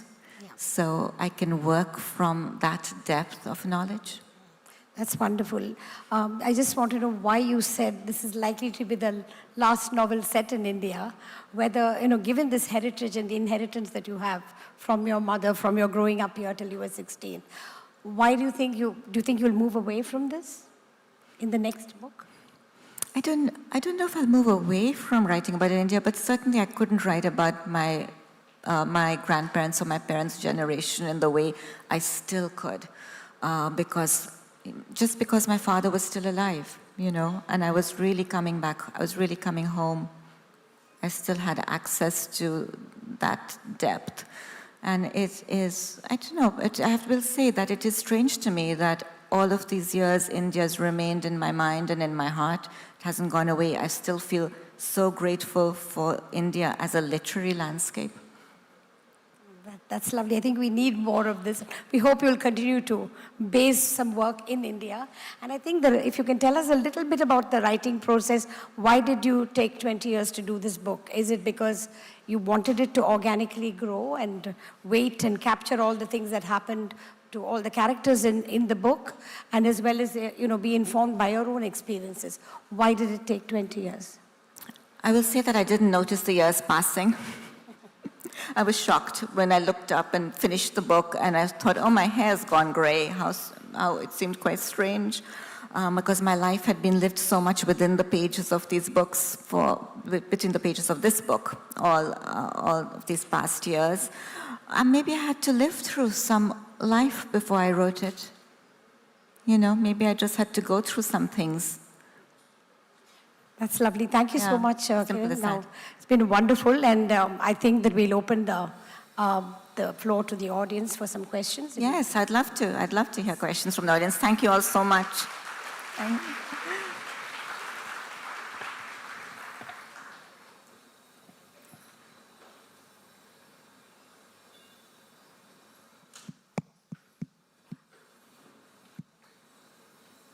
I can see hands up, but open the microphones. Hello, ma'am. Here. Hello. Oh, hi. Have you ever faced a writer's block, ma'am? You know, I choose not to think of writer's block as writer's block. I enjoy the time when I don't know what I'm doing. I mull things over. I go over my sentences. The window is open. I look outside. I enjoy that meditative time. So I think it's all about how you look at it. I don't see it as a painful experience, quite the opposite. Hello. Yes. Maybe she was just waiting for that, and she had started speaking. Yeah, please. Hi. I was just wondering if you have an object that's your Badal Baba? I'm so sorry, I couldn't hear. Do you have an object that's your Badal Baba, like Sonia has? Oh, you read the book. Yeah. Badal Baba, yes. Badal Baba became a little symbol of the book for loneliness or for not knowing really who you are, sort of people who feel very displaced from themselves. And so little Cloud Baba. And it is an actual painting that I have that was painted by the Italian artist Francesco Clemente, who works a lot in Chennai, by the way. I think he comes to Chennai every year. He works in India and first came in the 60s to study and studied Theosophy, which of course is a sort of mystical philosophy of an underlying unity of all people and of all nations and of all religions, which became an idea in this book. So I was really using the ideas behind his painting, behind his work in general. But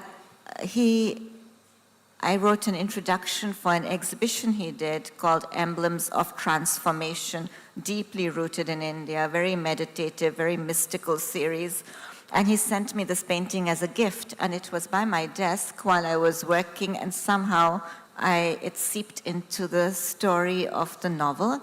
And Sonia's grandfather, who is German the way my grandmother was, and also came to India and studied Theosophy, I could, use this little painting to unite all these different themes of the Eastern world, the Western world, more mystical ideas mystical ideas. Lovely, thank you. Okay. I was wondering where that amulet came from, so thank you for clarifying that for me as well. Hey, good morning. Next question, please. Hi. I have a question about this loneliness. Since we are talking about loneliness. Sorry. Can you... could you see me? We can't unless you tell us where you are, honestly. Okay, can she ask the question because she was holding the mic? I'll come to you next. Okay. I'll definitely do that. Yeah, thanks. Hi. Excuse me, ma'am. Hello, I'm looking at this lady here. Right, please. Mic number 4, please. Thank you. Hi, my name is Sucharita. I really enjoyed reading the book. And while the book is about Sonia and Sunny being the protagonists, I really like the character of the two mothers, Babita and Sonia's mother. And they're very different types of mom. Babita, being, not having cut the umbilical cord, so to speak, and, Sonia's mother being fairly aloof. So was that very intentional, contrasting those two types of mums? And what kind of middle path do you think, what do you think the perfect mother is? The other lady. Yes, but what was the last thing she said? Who do you think the perfect mother is between the two? Or that was why people were laughing. I couldn't hear. They are contrasting because, of course, we all don't have the same kind of mother. And Babita is a very greedy character, actually. I think somebody says of her that she could gobble the whole world and it wouldn't be enough. And she's a widow. She feels she's been done out of the life she should have lived and has put everything on her son, and he feels constantly claimed by her gaze, that she never leaves him. She's always thinking of him. He's lost his sense of freedom. And Sonia's mother, in a way, has given her exactly the opposite gift of immense freedom. And Sonia sometimes feels resentful that her mother is not more present. So I was just trying to write about these different parents, different ideas of being free of the parental gaze, different ideas of obligation, and how they define our lives. I have to say Babita was the more fun character to write. And I just know so many women like that it was a lot of fun to write a satire of Babita. Yes, sir.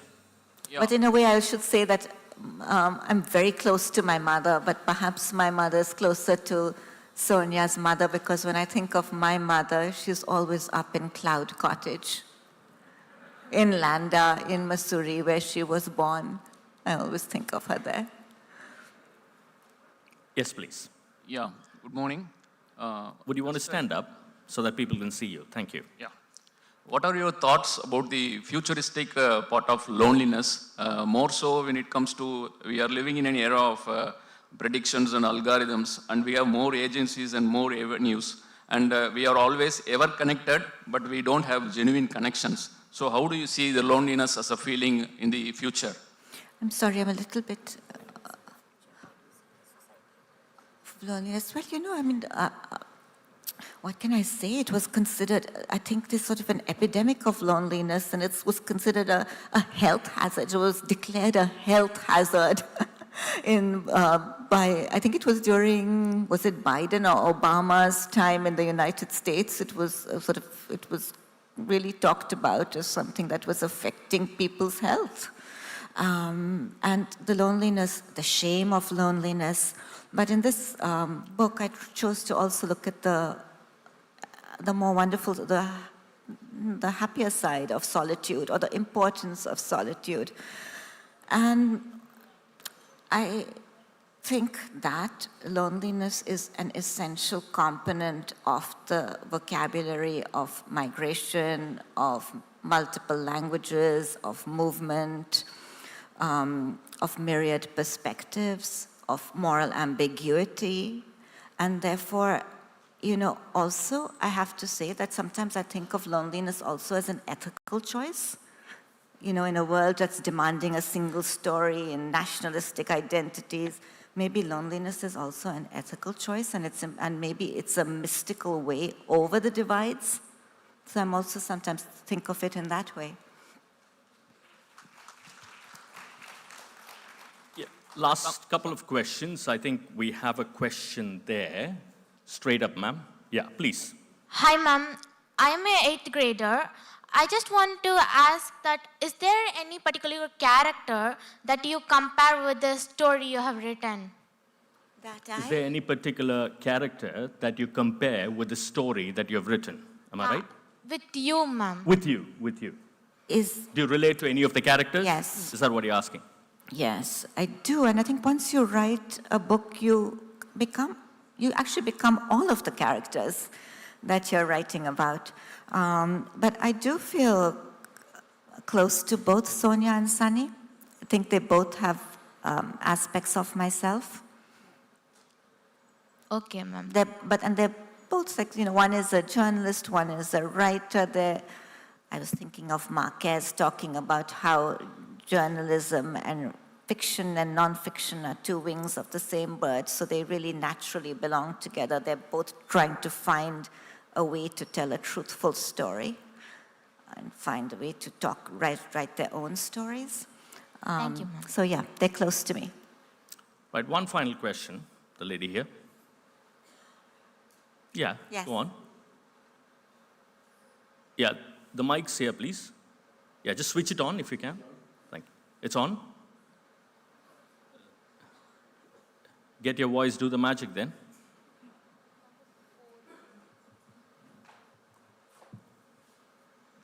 Hello. Okay. Yeah. It was such an honor to listen to you speak today and listen to you read an excerpt from your book. So firstly, I just want to thank you so much for the gift of your book. And my question is about your writing process. So we know that your writing is so temporally and spatially vast, and your characters go on these long emotional journeys. So my question is, do you always know the destinations of your characters' journeys when you start writing, or do you kind of figure it out with them as you go along? I envy those authors who know the end before they begin. No, I had no idea how I would structure this book. And perhaps that's also one of the reasons it took me so long. It took a long while for it to come together, for all these different components to come together. And I still constantly play with different endings and think of different endings. So no, I had no idea if they would come together, if Sonia and Sunny would meet at the end or not. Okay. Thank you. So thank you very much. Thank you all, the lovely audience. Thank you so much. Thank you, and can we just give her a big hand, please? Thank you so much. Thank you. Thank you very, very much, Ms. Kiran Desai. Thank you so much, Dr. Nirmala Lakshman. Thank you so much for the wonderful audience out there. Right, really appreciate your company. Just a quick request to people who are moving out of the auditorium. Just a quick one. We shall be having a revamped The Hindu app that will be showcased on the screens right now. If you can stay put for that, it'll be great. Even otherwise, if you're just moving out, just ensure that you don't place your bags and, within quotes, reserve your seats, because there might be others who might want to walk in and they might be forced to stand. Just a humble request from my side. Thank you. Thank you so much.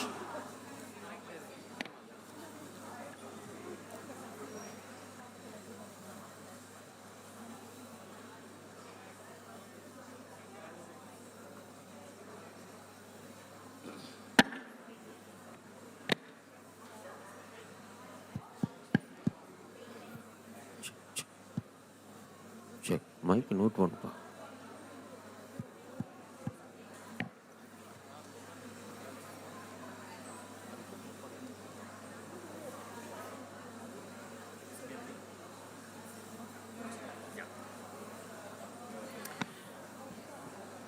Ladies and gentlemen, thank you so much for your support to the Hindu group. As you're aware, as we're all aware, we've grown up reading the Hindu, and we've played so many of those riddles and puzzles on the website, on the app as well. What we are about to witness, ladies and gentlemen, is a brand new version of the variety of stuff that we get to do on the Hindu. And may I kindly request Dr. Nirmala Lakshman to please come up on stage to probably unveil what we have going forward as far as the Hindu games are concerned. It's the official launch of the revamped Hindu games there. Ma'am, if you could just go on and press the buzzer there. Huh? Yeah. Are we good? We good? Yeah.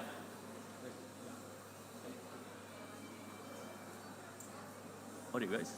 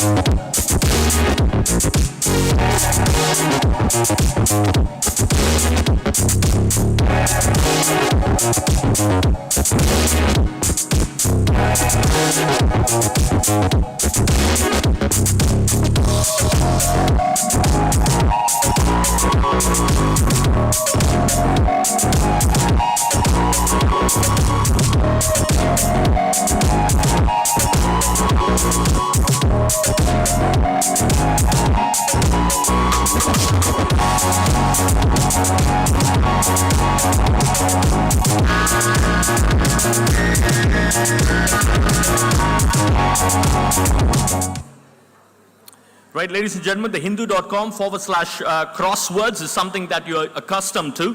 It's a revamped stuff on the website as well as the app. So just make sure that you can also be a part of the WhatsApp community by scanning the QR code there. It is not just here that we've got the QR code. It's across everywhere that you will find in this premises. It's a part of the web and the app. Just make sure you get across. There's something fun for people belonging to different age groups. Thank you. Thank you once again. Before we begin the next session, we shall have a short break at this point in time.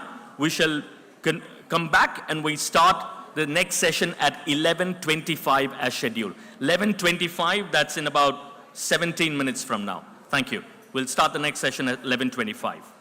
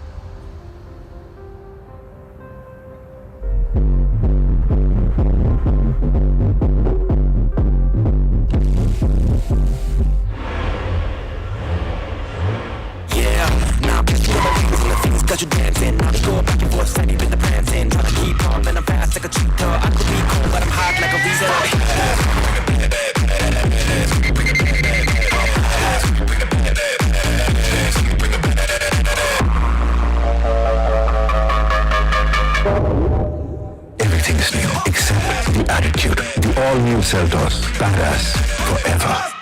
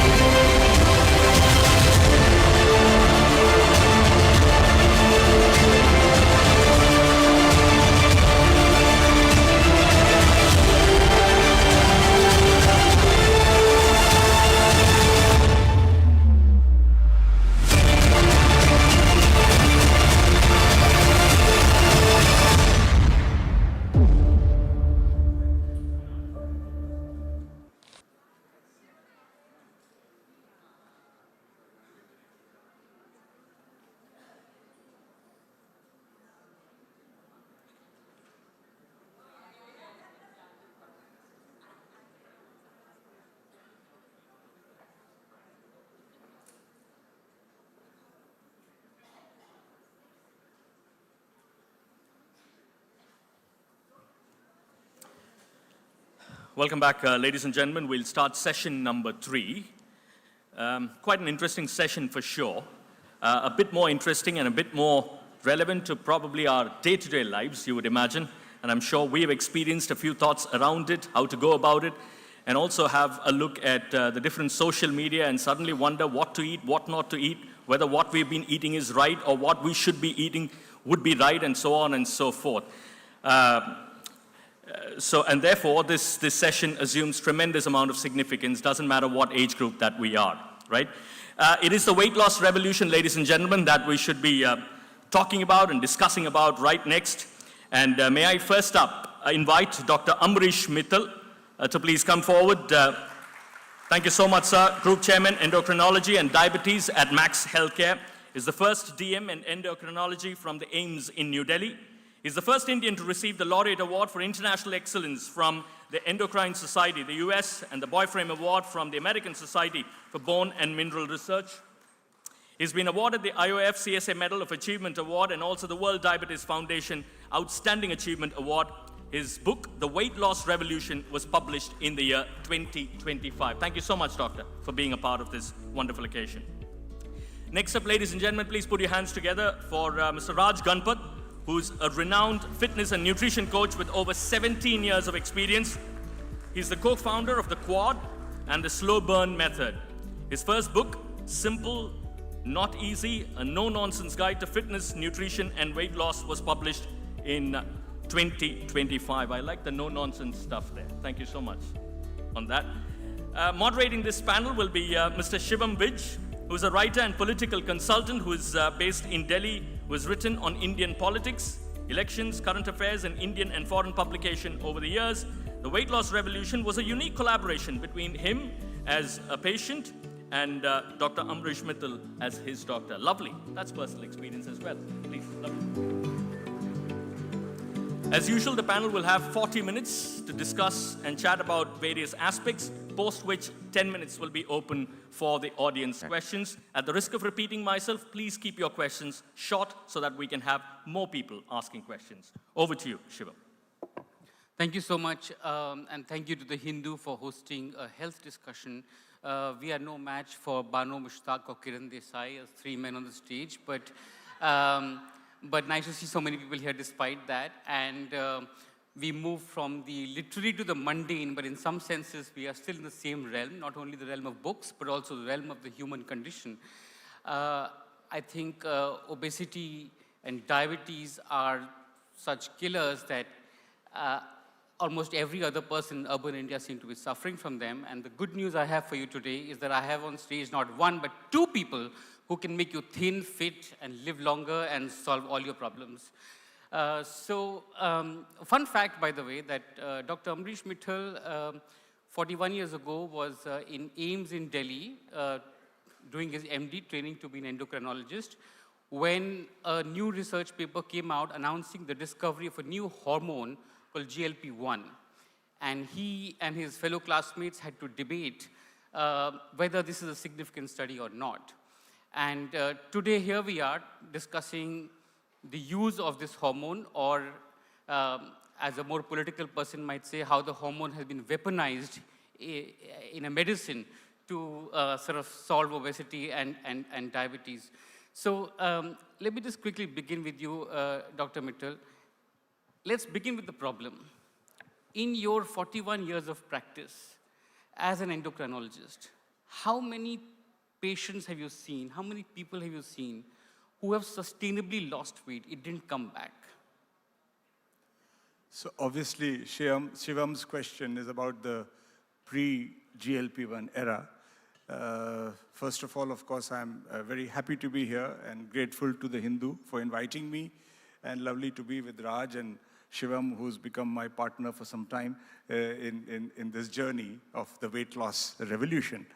And coming after two scintillating and exciting, sensitive, and almost surreal presentations on stage, this is very mundane and very down to earth in this hall. We're just talking about weight, nothing, no imagination, just science, okay? Contrary to what the earlier speakers, the experts were talking about. So yes, the thing is that the challenge as an endocrinologist or anyone who deals with weight issues is that it's very, very hard to lose weight sustainably. The failure rates of lifestyle are very high. Now, that does not mean that, don't misinterpret me, lifestyle is the basis, is the foundation of all management strategies.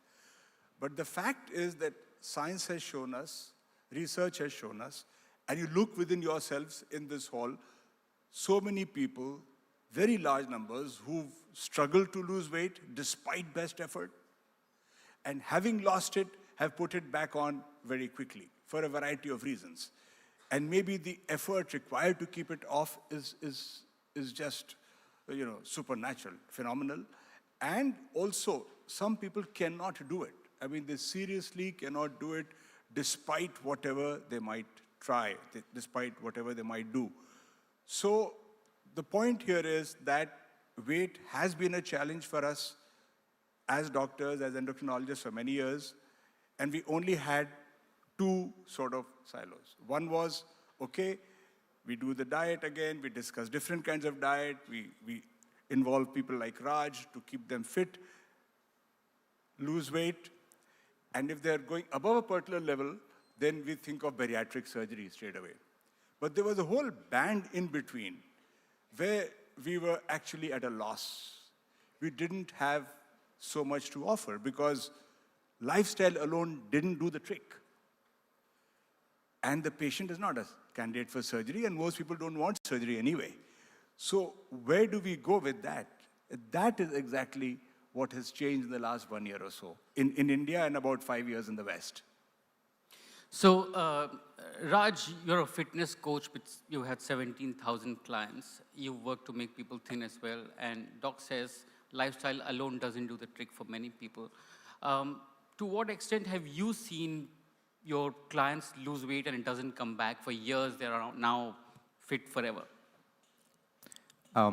So, very similar answer to what the doctor said. And firstly, thank you for having me here. Lovely to see you all, talk to you all. From a weight loss perspective, right? I mean, it is a very hard challenge. And it doesn't matter what kind of diet you follow, what training program you follow. It is a hard thing. And you'll understand that it's not just with India, it's with every other country in the world. As such, weight loss is a hard thing. And we have to understand why it's a hard thing. See, first thing is you have to remember that your body does not want you to lose weight. Okay? Weight loss is a survival threat from an evolutionary perspective. So at a lot of times, you have people thinking, oh, why can't I just lose weight so quickly?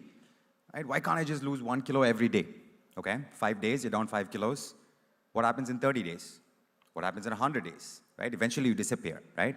So weight loss as such is a very hard thing. Your body resists weight loss. And also you have to understand that back in the day, 100 years back, 1,000 years back, 10,000 years back, it was a different world. It was a world where food was scarce and movement was mandatory. Today, we live in a world where food is abundant. If you don't believe me, just go outside to the canteen here. Yeah? And movement is almost unnecessary. You can do all your chores, all your work, everything today without moving on just a few clicks of your phone. That is the world we live in today. Okay? But here's what you want to remember. In order to lose weight, the only thing you need is to create a calorie deficit. Yes? I think everyone understands that. But it's becoming harder and harder and harder to create that calorie deficit. It was easier in the past. Your ancestors, they were in shape, not because, they did something extraordinary, because the world around them required them to move a lot, required them to eat less. It was hard to get foods that were dense in calories. Okay? Today, though, it's very different. If your ancestors lived today, they would be just like you. If you lived back then, you'd be just like them. Okay? So it's getting harder and harder. So when you look at people, there are people who are trying really hard to lose weight. Best of intentions, best of efforts. And in fact, a lot of people successfully lose weight. Weight loss is not a problem, but keeping it off, weight management is a big problem today. And that is what we are struggling with. And to be very honest with you guys, if you're talking about lifestyle changes, they work, of course. I know a lot of people are thinking, well, eat less, move more, you're done. It works. But here's what the data says. Only 50% of people are able to effectively lose weight in a 3-month program. And effective weight loss is at least 5% of your body weight. Okay? And guess what happens in another 6 months from then? About 60 to 75% of these 50% of people who lost weight end up gaining the weight back. What happens in 1 to 2 years from there? 80% of people end up gaining the weight back. And what happens in 3 to 10 years? More than 90% of people end up gaining the weight back. Why does this happen? It happens because these lifestyle changes we're talking about are hard to maintain. Okay? Because remember this, in order to lose weight, you need 4 things. You need to eat well, yes. You need to eat less. You have to move often, and you have to exercise regularly.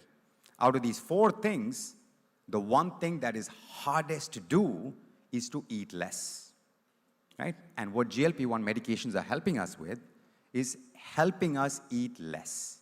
But that does not mean you don't have to eat well, you don't have to move, or you don't have to exercise. Yeah? So with GLP-1 medication, what we've seen is the success rate is up to 90%. And the rate of weight loss is slow, is consistent, and as long as you maintain your lifestyle changes with the help of the GLP-1 medication, the number of people who keep the weight off also is much higher than just lifestyle changes. Right. So, Dr. Mithal, our book is called The Weight Loss Revolution. Can you give the audience a sense of how and why we call it a revolution? Are these drugs really revolutionary? Because a lot of people are also afraid of them, curious about them, for both diabetes and obesity, if you can tell us.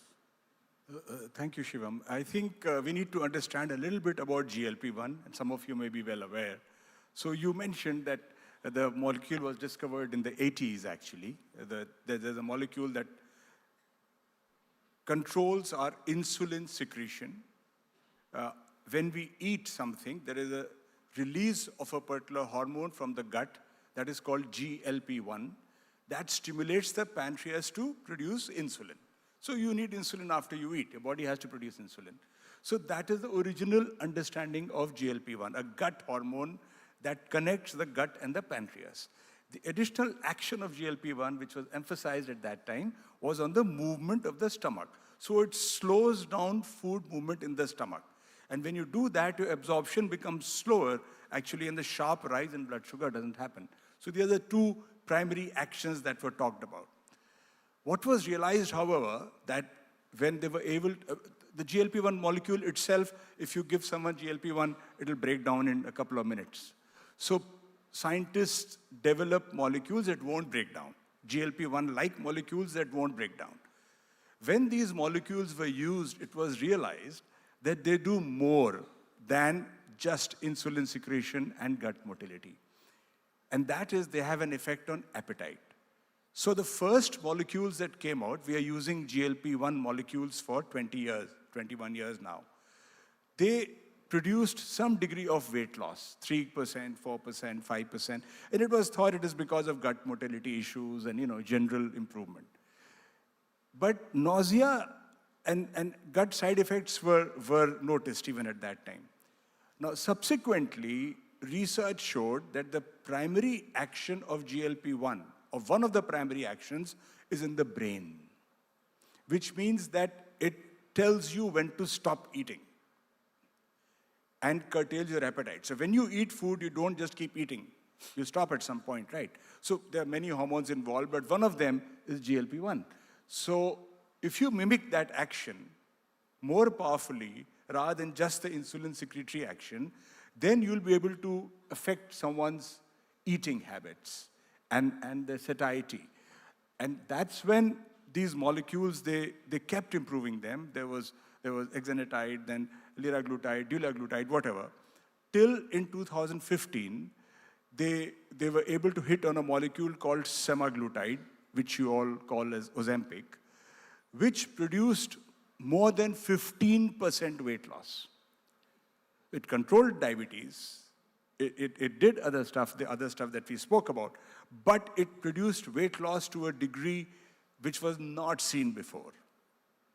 And that is why it's a revolution. No drug was able to produce 15% weight loss before this event happened. Subsequent discoveries in the last few years have gone further. You're talking of 20% weight loss, 22% weight loss.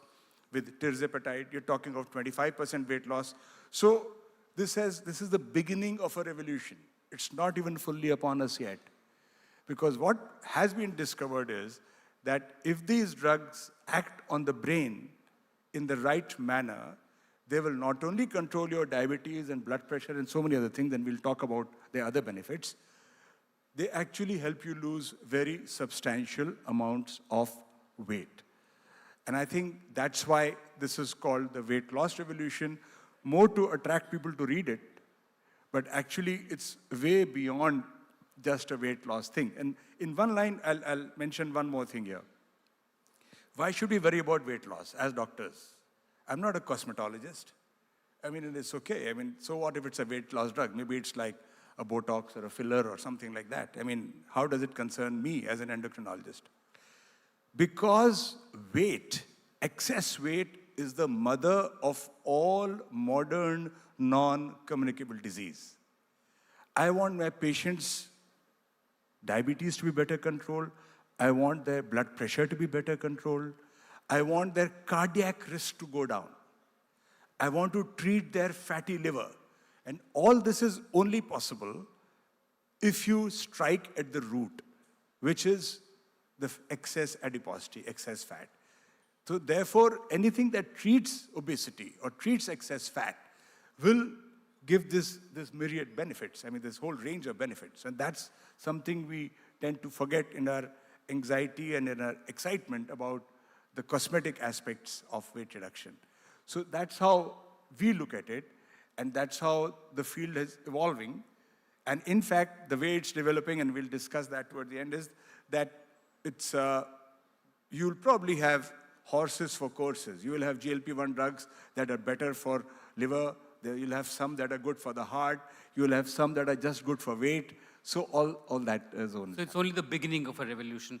Raj, so today I can jab an injection or take a pill and lose weight, right? That begs the question, why do I need a fitness coach like you? And in fact, when the drugs first arrived, fitness coaches, dietitians, nutritionists, even bariatric surgeons seemed to be alarmed, and their quotes were all over the media warning people against these drugs, right? You could see that they are seeing their business go away. As a fitness coach, what do you think of the impact of GLP-1 in your work, among your clients, and for you? It's a great question. Thank you for asking that. And the reason Doctor and I are laughing is because we've discussed this in an interview before. It's interesting, right? Because a lot of people, when they look at something like a GLP-1 drug, they think it is instead of lifestyle changes, instead of movement in nutrition. What we need to remember that this is something that needs to be done in addition to movement and nutrition. Okay? It doesn't replace that. Now let's go back a couple of minutes, right? Doctor explained why exactly he cares about weight loss as an endocrinologist, right? And he spoke about a lot of NCDs, non-communicable disease, and a lot of chronic diseases that we're talking about.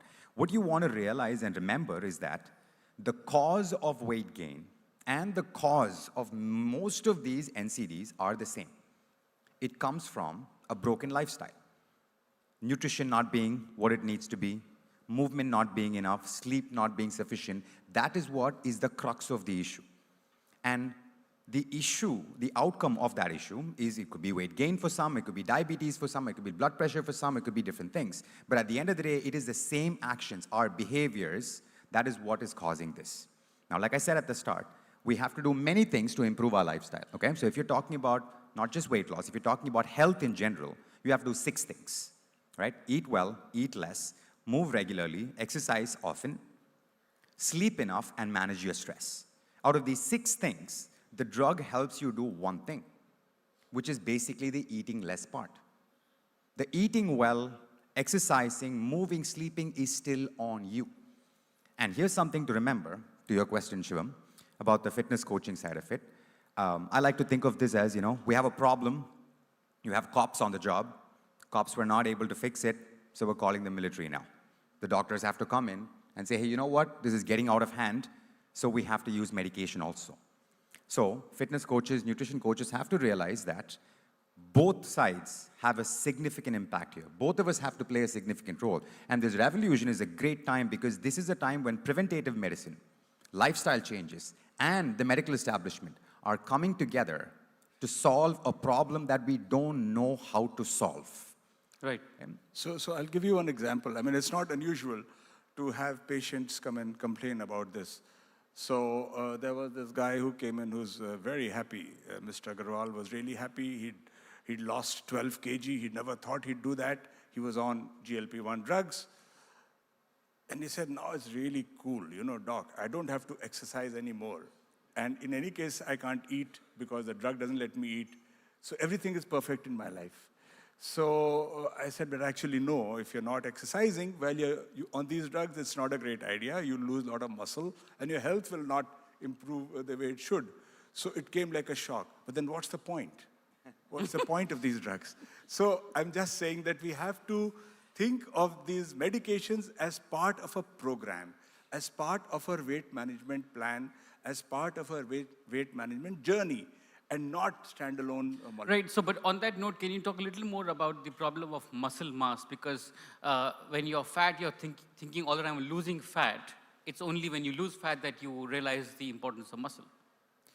I guess the biggest point of discussion amongst endocrinologists and people, physicians, is the fact that how do we prevent the muscle loss that happens with the widespread use of GLP-1? And that's the key question, and I'm sure many of you have that question in your minds. So the fundamental thing to understand is that these drugs do not act on the muscle to produce muscle loss. Muscle loss is part of any weight loss. So the first thing we need to get away from our heads is, oh, this drug is causing muscle loss. No, it isn't. It's the weight loss that is causing muscle loss. So, and that's important. All the studies on muscle and drugs have actually shown either neutral or beneficial effects. So when people lose weight through a very drastic diet, maybe 800 calorie diet, people do those kind of things, 1,000, even then they shrink, even then they lose muscle. When people undergo bariatric surgery, they lose muscle. So roughly 25-30% of the weight you lose is muscle, okay? Which means that if you lose 10 kilograms, you've lost 2 to 2.5 kg, maybe even 3 kg of muscle. A lot of this can be prevented by interventions right from the beginning.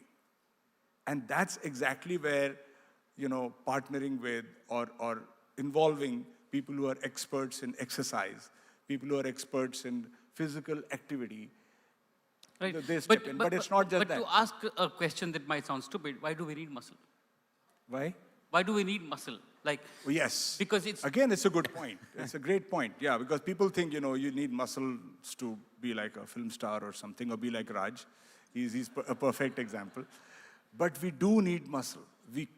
Of course, we need muscle for locomotion, right? That's basic. If your muscle mass drops, your risk of falling increases as you get older. If your muscle mass drops, it sends stimuli to the bone. The bone also becomes weaker. So it's not just risk of falling. It's the weakness of the bone that happens with the muscle. And to top it all, in the metabolic space, if you have lower muscle mass, your insulin resistance also goes up. So to improve your health, to improve your diabetes, improve your overall metabolic health, you can't just have less fat. You need to balance it out with maintained or increased muscle. Otherwise, you will get into a condition called sarcopenic obesity, which is not uncommon in Indians. What do we mean? Obesity means excess weight, we all know that. And sarco is muscle, so sarcopenia means lack of muscle. So you're looking overweight and obese, but your muscle mass is low. Typical Indian skinny fat look is... Yes, absolutely. That. And that's where Raj comes in. Raj, I believe you have at least some clients now who are also in GLP-1. And how do you, what is their experience like when you work with them? Give me a sense of what it's like for the medicine and the fitness training coming together. Yeah. See, I want to add a couple of points to what the doctor said, right? See, when we're talking about muscle, yes, we're talking about usage of muscle, but we also have to remember that muscle is metabolically active. Okay? And visceral fat, which is fat around your organs, are also metabolically active. These things actively contribute towards your metabolism. Now, if you're talking about weight loss and weight management, you have something called your basal metabolic rate. That is the amount of calories you're burning when you're not exercising, when you're just sitting and chilling like this. Now, this basal metabolic rate is higher when you have more muscle, and it is lower when you have less muscle. So someone who has more muscle is burning more calories even when they are at rest. Why is this important? Because the more calories you burn, the easier it is for you to manage your weight in the long term. The lesser muscle you have, the harder it will be for you to manage your weight. So the lesser muscle you have, the more fat you will gain. It's a vicious cycle, keeps adding up. So when you're talking about any kind of weight loss, do keep in mind that The reason there is muscle loss when you have weight loss is physiological. When your body is trying to lose weight, it is trying to get rid of whatever it is that you're not using. Okay? Fat, obviously, water, obviously, but if you're not using your muscles, it's going to be getting rid of that also. Now, at what rate does it get rid of? That's what you want to remember. As a general rule, greed is a problem, okay? I think you'll all agree, right? And what I mean by greed here is, we're all thinking, how quickly can I lose weight? How fast can I do this? The faster you lose weight, the more muscle you will lose. And here's some statistics, right? If you're going to go for a rapid weight loss program, GLP-1 or not, doesn't matter. Again, like doctor said, the drug is not responsible for muscle loss. The rate of weight loss is what is responsible for muscle loss. So let's say you're going on a rapid weight loss program, you're losing about 10 kilos in 3 months or 15 kilos in 3 months. You're losing a lot of weight. I guarantee you, anywhere from 40 to 60% of your weight loss will be muscle loss. And that is a dangerous number, which means out of 10 kilos, 6 kilos you've lost muscle. And muscle is like gold. You don't want to lose it. It's so hard to build it back again. And when you gain all the weight back, what do you think happens? You don't gain the muscle back. You replace it with fats. But here's the thing. If you lose weight slowly, then the rate of muscle loss is much lesser. Without GLP-1 or with GLP-1, I've worked with clients who've lost more than 10, 15 kilos, for whom over 90% of the weight lost was fats. Minimal muscle loss. So as a general rule, you want to remember, if you can focus on slow weight loss, and what is slow weight loss? Anywhere from 0.5 to 1.5% of your body weight every week. If you can lose weight at that rate, your risk of losing muscle is much lesser. In fact, even with Ozempic, or semaglutide or tirzepatide, when you're talking about 20 to 25% of body weight lost, it's 20 to 25% of body weight lost in 52 to 60 weeks over the course of a year. So even the weight loss drug or skinny shot or fat jab, whatever they call it, is meant to help you lose in a slow and steady manner. But what you need to add to this, 2 things. In fact, 3 things, right? One is protein. You have to eat enough protein. The second one is you have to strength train. And when I'm saying strength training, we're not talking about lifting hundreds of kilos. We're talking about stimulating and strengthening your muscles. You can do this with body weight, you can do it with the resistance band, but you have to stimulate your muscles. And you have to get enough sleep. So if you get enough protein, enough strength work, and enough sleep, your risk of muscle loss is very, very, very less. So we actually, Shivam, have started prescribing exercise. Not just saying, yeah, you must exercise. We actually prescribe with the advent of these drugs. When people are losing so much weight that they're losing muscle also, we give a prescription now that so many times a week, this much, the whole thing. But doctors used to earlier focus on cardio. Now you're talking about strength training. That's also a shift in the medical. You do both, but yeah, you can't ignore strength training. Strength training is not part of our culture in general. Indians are walkers and yoga enthusiasts. They're not into weights and all. So the emphasis that if you're going to lose weight fast, if you're going to lose weight, period, or actually even not, even if you're not, some amount of strength training is important. As we're running out of time, a lot of people here, I'm sure, are wondering, do I need it? A lot of people want it, but do they need it? Yes. Need the drug or need strength training? No, strength training. No. Strength training is optional for everybody wants to look good, right? So I think that is the challenge. These drugs have moved from the medical arena to the cosmetic arena, and I think that's a problem. But who are the people who actually will benefit by these drugs? So number one is those who have significant comorbidities. A classic example is diabetes, for which these drugs were developed. So if you're a diabetic and if you're overweight, your BMI is over 27, you have challenges of diabetes control, or even if you don't actually, but you're looking to protect your heart, your liver, your kidney disease from progressing, then these drugs are obvious choices because their predecessors we were using in that situation, dulaglutide. So just a change of a better drug replacing an earlier molecule. So I don't think there's any confusion about that. Okay, not for the underweight diabetics, not for type 1 diabetics, not for some types of type 2 diabetics who are insulin deficient, no. But the typical variety of type 2 diabetes will benefit if they are overweight or obese with these drugs. by losing weight, by better control of sugar, by better control of blood pressure, and as I said, by 25% risk reduction in heart disease and treatment of fatty liver. So all this happens together. No confusion. The question that is often asked is, should people without diabetes also be using this drug? So most often asked, So yes, as I said, obesity above a particular level is like a disease on its own. Right. And this is not new, it's not even my invention. The WHO in 1997 classified obesity as a disease, and so did all the American associations down the line. So it is a disease on its own because of its propensity to cause so many things. And we haven't spoken about sleep apnea, osteoarthritis. I mean, there are zillions of things that obesity causes. So yes, if your BMI is over 30, you can't bring it below 30, despite all of efforts of your trainer and your nutritionist and the program that you follow, you are also a candidate for these molecules. So, number one, people with diabetes or overweight, straightforward.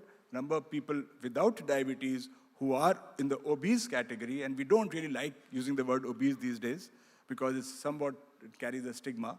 So we often call it ABCD, which is adiposity-based chronic disease. So in our prescriptions, we never write obesity. We write ABCD. Okay, patient may not figure out or may figure out, I don't know. So have you ever told a patient you have ABCD? So I think the thing is that, yes, it's important that the right people use it. I keep getting requests of exactly what Raj was describing, that I want to lose, because of my daughter's wedding, I want to fit into my dress. And I have 3 months to lose, 15 kg. I said, are you crazy? Are you out of your mind? And these are friends and friends' wives and others who will badger you. You can't even say, get lost. So, but you can't take it. You're not a candidate. But at the same time, you have patients who need it, and you have a hard time convincing them because they're afraid of side effects. Can you talk a little about side effects? Is it not a genuine fear? Because the drugs are way too good to be true, right? You jab a I'm so sorry. Before we go to side effects, the one other thing that we want to remember is also visceral fats. Right now, we're using BMI, right, and body weight as the only tool. It's not the most accurate tool. Body fat percentage and visceral fat is also something that will be considered in the future, especially in India, and especially Indian men. You can see, gather a lot of weight around the midsection. Should, Raj. Even now, any sensible program at least has that basic body composition. Body composition analysis, yeah. And it's mandatory. More or Yeah. less. Yes. And we do tend to carry a lot of weight around the midsection. I mean, if you don't believe me, walk into any police station, right? You'll see that. And why does that happen? Because sedentary lifestyles, random nutrition, all of this. And this visceral fat is metabolically active. It is actually affecting you every second. So we will soon have better regulations, but it is important to use the drug and not abuse it. You add it as a layer on top of your lifestyle changes. So Indians, as you know, have a particular propensity, for visceral fat. Sorry? Yeah. No, he said you're hiding side effects. We are trying to not talk about them. That's not true at all. I'm going to talk about side effects. Yes, let's get to side effects. Yes. Yeah. We'll certainly not hide anything, sir. You can read my book. That's not my job to hide. I don't know where that came. We have a full chapter on side effects, and in fact, the side effect chapters before the benefits. The reason why Dr. Mithal was keen to write this book is precisely because a lot of people, as Raj said, might be abusing it, self-medicating. So I think it's very important to talk about side effects for sure. Yeah. Absolutely. Sir, excuse me. Sorry to intervene. Sorry to intervene. When you have questions, it'll be open for questions. Please. You can ask your questions. There will be. Yeah. Who's not being honest? When please carry on. Let's talk about there will be a turn to ask questions. You can do that, sir. Sorry, in the interest of everybody who's listening. Thank you very much. Please carry on. So side effects, yeah. Yes, it's very important to talk about the side effects. If you read the book, the side effects chapter is before the beneficial effects. Okay? Because side effects is very important. Why would anyone hide? I'm a doctor. I have to tell my patient, prepare them for side effects. There is not a single drug discovered that does not have side effects. These are drugs, and they can have side effects, and we give a handout to our patients about the side effects. Let's talk about them. The acute side effects that are very common, in about half the people at least, is nausea. reflux, constipation, diarrhea. So these are gastrointestinal hormones. So gastro side effects are common. Most of the time they are managed by routine medicines, nothing specific about drug-induced side effects. And most of the time people can get over them over a period of time. Over a period of few weeks they reduce, but every time you increase the dose, there may be a temporary increase in side effects again. Out of all the patients that one uses them on, these side effects, they are bothersome. Patient has to be aware of it. They can be bothersome, but almost all patients are able to carry on. I would say roughly 5% of people have to just give it up because their gut can't tolerate it. But most people are able to tolerate it. That's one. The second side effect, which is significant, is the effect of rapid weight loss, which we spoke about, which is muscle loss, and very important, often ignored by patients. The other side effects, which are pancreatitis or medullary thyroid carcinoma, are really not clearly shown in humans. However, if someone has history of pancreatitis, then please don't use the drug. If you have any history of pancreatitis, stay away from this medication, right? If you have a family history of thyroid cancer, please don't use the drug, okay? Don't use the drug if there's a family history of thyroid cancer, right? So there are these kind of side effects. Now, the only side effect which is also new and relatively important to know, but yet unproven, is the effect on the eye. And I think we should mention that. It's very well established that if you have advanced diabetic retinopathy, we don't use these drugs, right? However, also there's a condition called optic neuropathy, NION. Let's not go into all the details, but there has been some suggestion that there is a connection between the use of these drugs and optic neuropathy. That is still being worked out. It's not an open and shut case, and it's not something that should prevent you from taking the drug. But what we do in our cases always is a detailed ophthalmic examination before we put the patient on this drug. That reduces our risk very substantially. If someone has underlying conditions in the eye which are optic nerve related, then we can avoid the medicine. So these are the common side effects. The other rare ones, gallbladder stones. When you lose weight fast, you can get a gallbladder stone. Right. Raj, do you have any clients who are taking these drugs without medical supervision? No.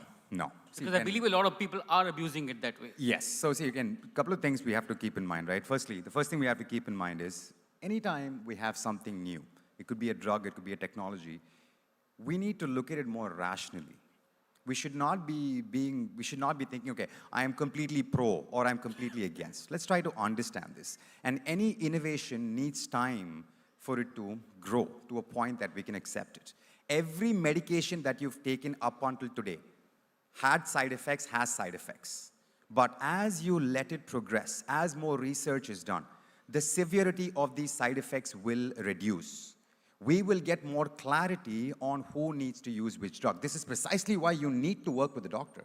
And all the crazy side effects that you're hearing about, do keep in mind, is predominantly because of abusing the drug. And what is abusing, right? I mean, 4 different ways of abusing is one is doing it without a doctor. That's just nonsense. You should not be doing that, right? It's a drug, it's a medicine, you should be talking to a doctor. The second one is abusing the dosage. Speeding it up, saying, I want to lose weight very quickly. How quickly can you up my dosage? I have money, I can give you money, can you give me a higher dose? That's another way of abusing it. The third way of abusing is taking the drug without any lifestyle support, just relying purely on the drug. And the fourth way is taking the drug when you are not approved for the drug. So we have to make sure we don't abuse this technological development that we have. We have to learn to use it without abusing it, and if we do that, only good things are going to come. Because whether you like it or not, obesity is something that we don't know how to manage. The very fact that there are hundreds of random diets out there tells you we have no idea how to manage it. So we have to work together. And who is we here? We're talking about the people, we're talking about the doctors, we're talking about the fitness industry. We have to work together to try and find a solution. So rationality, sensible take is very important here. Side effects do exist.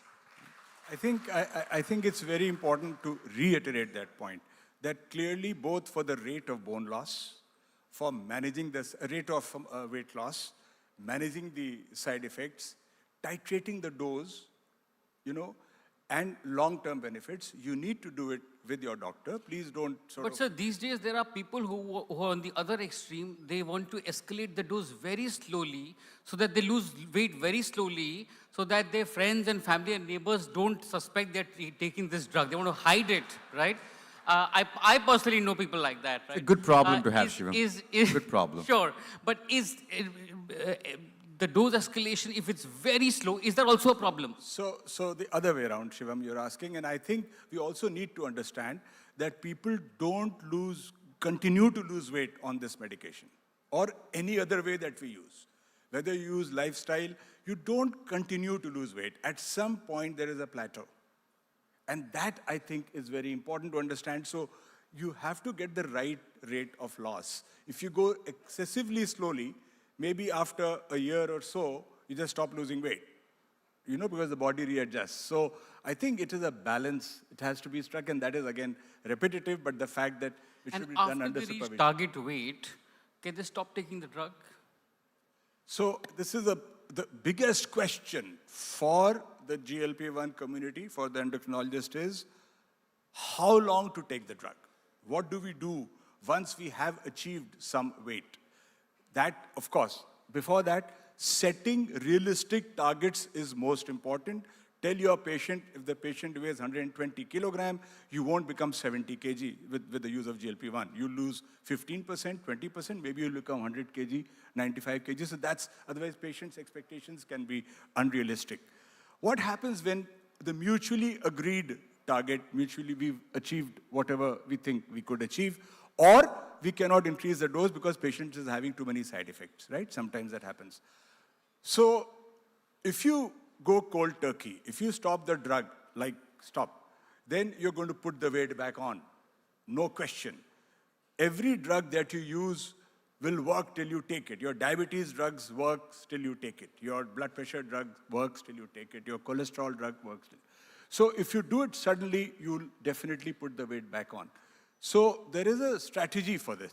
The strategy is, evolving strategy, is that you start reducing the dose. Bring the patient to the lowest maintenance dose.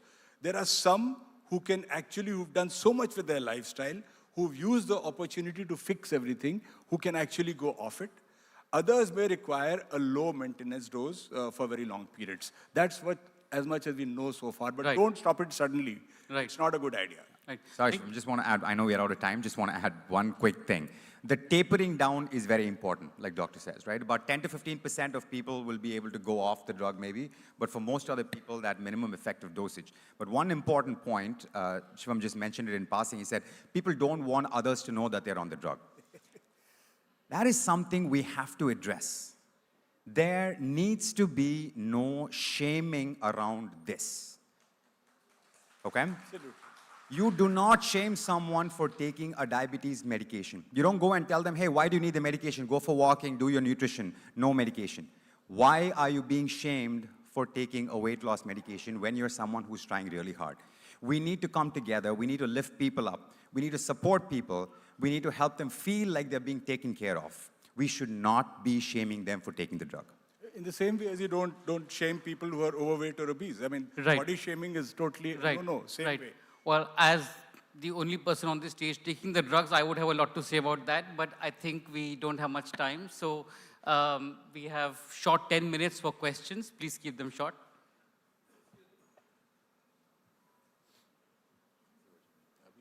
Yeah, sending the microphones across, wherever.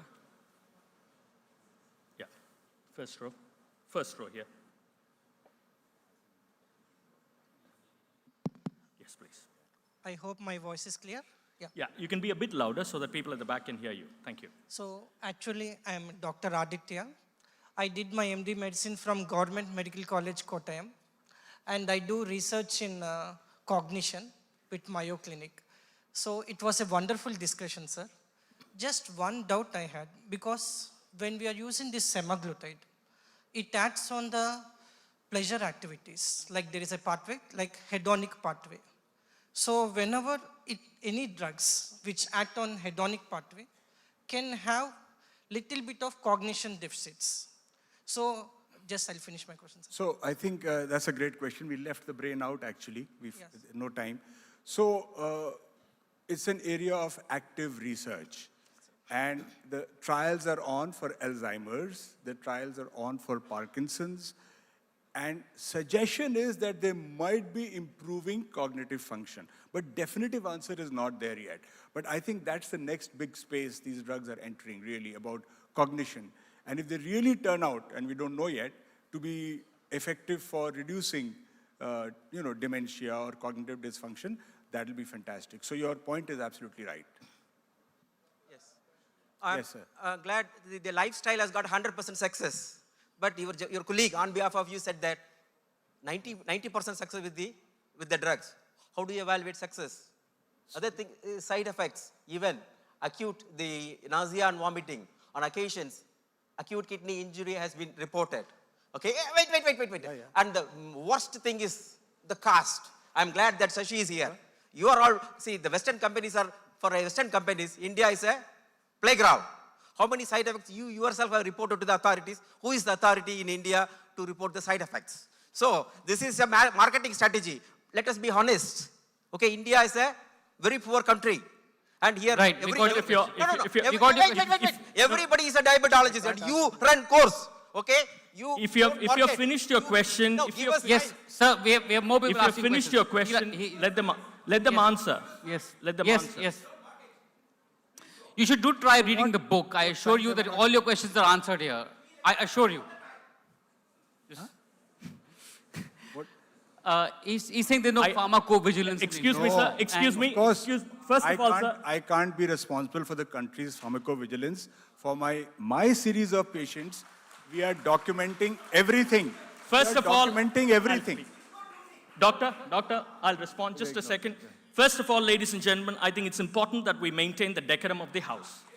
It is important that we maintain the decorum of the House. If we have discussions, debates that are going beyond what we think are acceptable limits, please feel free to have it outside the auditorium because there are other people who are interested in a few other things as well, and we can have more questions. Thank you so much, sir. Let's move on to the next question, please. Let's move on to the next question. Please, ma'am. Well, I'll come to the balcony. I'll go there first. Thank you. I'm a vegetarian. Maintaining 1 gram of protein per body weight is a big challenge for me. And is it safe to take protein powders and protein drinks with 0 sugar? Simple question. Yeah. Thank so you. 1 gram of protein per kilo of body weight is the basic necessity, right? You're just trying to have that to avoid any kind of protein deficiency. So as a vegetarian, it is harder. Yes, completely understand. There are, firstly, vegetarian foods that help you with this, slightly higher protein foods. If you're thinking about paneer, you think about tofu, tempeh, Greek yogurt, things like that. Those things, yes, they do come with a calorie load. So protein supplements are certainly safe as long as you work with the right brands, right? So if you can do your research, find the right brands, which list their ingredients, usually in 1 scoop of protein powder, you're looking for about 20 to 25 grams of protein with about 100 to 150 calories in total. So if you can stick to the right brands, 1 to 2 scoops of protein powder per day per adult is absolutely fine. Once again, like everything else in life, as long as you use it and don't abuse it, there's nothing for you to worry about. Yeah. Fantastic. Right at the back. Hi. Sorry, right at the back, please. Right at the back. Yes, please. Me, right? Yeah, you. Sorry. Yeah. Hi, I think this is for Raj because you very well mentioned about the visceral fat. I've been trying. I mean, I am on a diet and I lead a pretty much healthy lifestyle. But this is very persistent. I'm not able to get it down, you know. Yeah, the fat is more persistent than we are. Yeah. It usually is the case, yeah. So it's a great question, right? I mean, we, especially fat around the midsection, it's the first place we put on weight, it's the last place we lose weight. So do keep in mind, though, that spot reduction of fats is not possible, right? So doing 1,000 crunches a day is not going to help you lose fat there. But let me assure you that as you lose weight, you will lose significant amounts of visceral fats. And over a period of time, your body will end up losing weight in the places that you want it to lose weight. So the answer, while it is not quick, while it's not fancy, is just consistency. Stay on target, eat at a calorie deficit, make sure you're getting enough protein and vegetables, and stay active. Okay. We've got exactly 4 minutes to go. I know there are plenty of questions. I'll go to the balcony. Hi. There you go. Right at the this is balcony at the top. Sorry. Yes. This is Aditya. I'm on the top. I think you're looking I can on see the you right up there. Okay, cool. So probably I'll be one of better, interesting candidates as far as this subject is concerned. So I have lost a lot of weight previously. May not look so right now because I had a tibial fracture and I put the weight right back on. And mostly I lost that much amount of weight through lifestyle changes. And it was around 70 kilos, 70, yes. So more than what most people weigh in this room. My question is, my endocrinologist has prescribed the minimum dosage of semaglutide, but after reading the reports based on how so many people are taking these companies to court in the US and so on and so forth, and due to financial restrictions, let's say, because the drug is still not cheap in India. So what would you say for somebody like me who has lost 70 kilos, bounced back a little, and then now I'm simply in a place where I'm burnt out because I've done every possible exercise. Whatever you have said is very familiar to me about muscle loss, about visceral fat. I have gone through the motions and gone back. So what would you advise to somebody like me? So I think it's, I can only give generic advice here, sir, not like a personal consultation. But the fact is, as far as the price goes, there is hope on the horizon because the price is going to come down drastically by end of March. That's what I'm told, because the patent is running out. So we'll have our own companies manufacturing this drug, and the cost is going to come down very significantly. I think you need to discuss with your doctor the same way as we have discussed all the side effects. I don't think that the fear of side effects, unless you have any of those criteria which I told you, should prevent you from using the drug. Let me give you an example. WHO has recently classified this as an essential drug in the drug list. I mean, WHO, now all countries are trying to bring down the price of this medication, including the United States. They want it to reach all over the world. It's a question of accessibility. So if there were such major safety issues, the drug would not have moved in that direction. So vigilance is very important, no question about that. We don't know what will turn out tomorrow, but remember, as far as overall GLP-1 drugs are concerned, we have 20 years experience because the predecessors of these drugs like exenatide, liraglutide, and dulaglutide have been licensed for 20 years. I mean, exenatide has been licensed. So it's not a completely new domain. I think you need to talk to your doctor. I don't think you should go by those lawsuits, etc. Read the finer print there, and you'll find it is not that solid as it seems. You know, if I can add to that, I'm myself on the drug, and I was also afraid of side effects before I began them. And one doctor friend of mine who's himself on the drug told me, you have to evaluate the risk of side effects with the side effects of obesity, right? The side effects of obesity, from knee pain to diabetes to heart disease to 13 kinds of cancer, right? So while we should be mindful of the side effects of the drug, let's also think about the side effects of obesity itself and then do a risk-benefit analysis. So, sorry, I just want to add a point here to you, right? Firstly, thank you so much for sharing what you did, okay? And you are someone who's really tried hard, and that's what you mentioned, right? And this is precisely why this drug is even created. For people who've been there, done that, who've really put in the work, but in spite of their best efforts, the weight keeps coming back. You have to use everything that is available at your disposal to do this. It could be nutrition, it could be movement, it could be sleep, it could be the GLP-1 drug, right? And as far as side effects are concerned, like Doctor said, it's not something that should stop you from trying this if this is the right solution for you. So start with it, start with a very low dosage, talk to your doctor, see how it goes, and take a call as it goes. Don't be pulled on this side or that side based on, random extremist comments one way or the other. I think it's very important to understand that medication is medication. Everything you take is a risk-benefit ratio. There's no question about that. So there is no drug developed that has no side effects. You might die of a bleed from taking an aspirin. Your kidneys may pack up with a regular painkiller you pick up at the chemist. So those things are always there. That's why medical supervision is important. But that does not take away the fact that this class of drugs is changing the way we practice medicine. That does not take away from that. Right, I know the time is up, but literally last two questions. One with the gentleman with the round neck, and then I'll come to you. Literally last two questions, please. Yeah.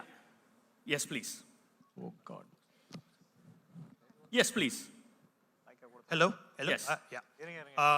I'm a pediatric ENT and airway surgeon. So nowadays, we are having a problem of facing children with obesity and OSA.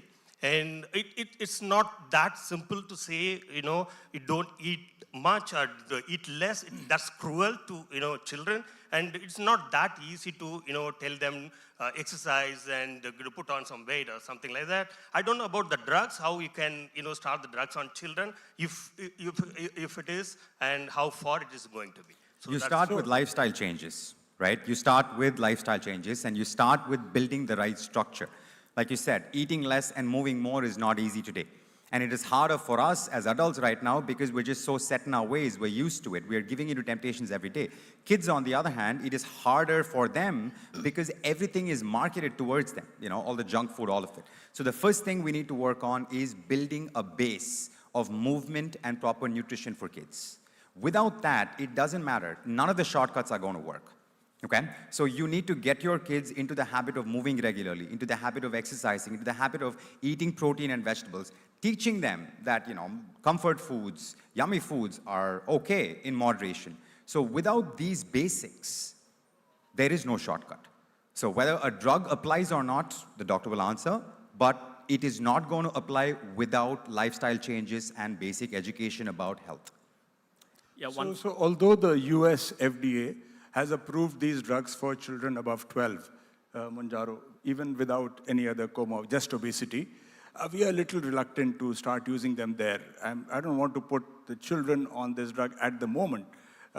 As more experience develops and as more data comes out, I'll feel more confident about treating children. But there are children who are severely obese and who require help. So, in desperation, sometimes one may consider, at the moment, US and Europe, it is approved for adolescents. In India, we avoid using it at the moment. I avoid using it. Okay, one final question here. One final question, please. Hello, doctor and Raj sir. I'm Mohammed Zaid and I'm a medical student. Well, since this topic is of academic interest to me, it makes me wonder of the neurophysiological effects of GLP-1 and agonist. Well, as I know personally, that it acts on the hypothalamus and it makes you feel less full. It does not stimulate hunger. It acts against hunger, makes you feel full. Satiety, promotes satiety. Well, my question is, with long-term usage of these GLP-1 agonists, will the body develop resistance to the very GLP peptide and hence promote an effect like the use of synthetic steroids, which happens on the gonads and makes the gonads produce less androgens? Will the same happen with natural GLP-1 and there will be decreased innate production of the peptide? So I think that's not a 100% answered question yet in science. However, one thing is very clear, that the effect does seem to reduce in some people after some time, after long-term use. But it is able to maintain the weight. As I said, the weight loss trajectory stops, but it's very hard to put on weight while you're continuing the medication. Now, as far as the receptor desensitization goes, it's not absolutely proven as yet, but it is possible. At the moment, we don't have data because semaglutide has been in use, clinical use in the US now for 10 years, and they really haven't reported that. You have to also remember that we are using both lifestyle changes and medication, hand in hand, right? So what happens is when you're on the medication, it is easier, slightly easier for you to eat less. So you use that time period to help yourself build the habits that are necessary for the long term. So in the long term, one way or the other, you have to build these habits. So let's say you're taking the drug for a year. During that 1 year, it is easier for you to eat slightly less.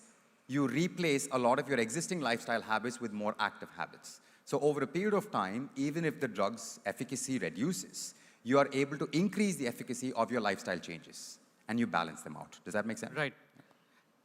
Thank you so much. That's all we have time for. Thank you so much for being a patient audience. Thank you very much. Thank you very much, Shivam. Simple questions, lovely answers.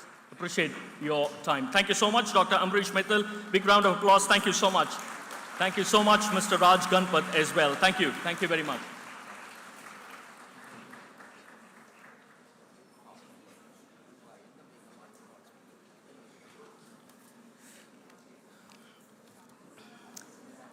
Right, ladies and gentlemen, I know you're waiting for this particular session. There was so much that we got to see and hear during the course of the last 40 minutes or so. We might have to wait for a couple of minutes. What we are trying to do is to get that monitor down, which will take a couple of minutes. People are already working on that. The minute that monitor is down, we'll have the guests up, and then we'll start the next session, which of course will involve Dr. Shashi Tharoor.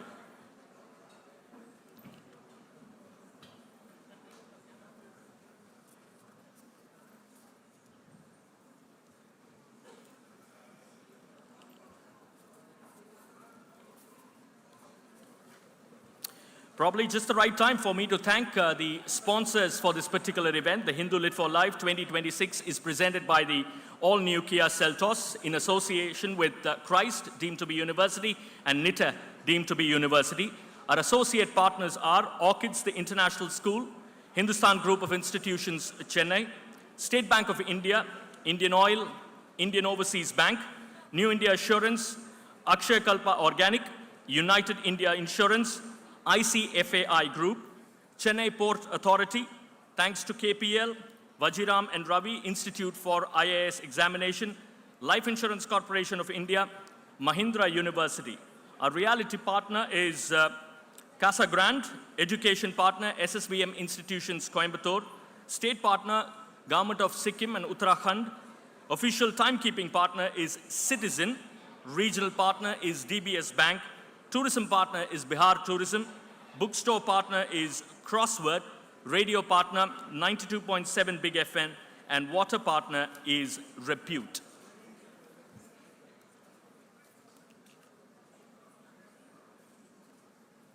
Just waiting for the mics. Okay.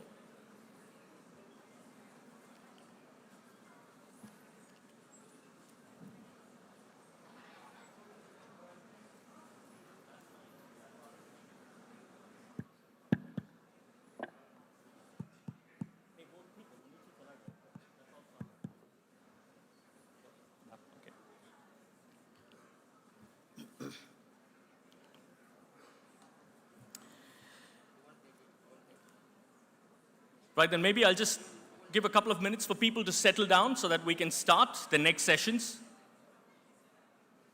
And my polite request to people who are stepping out not to place their bags on the seats, because there are other people that are standing and waiting to get a seat.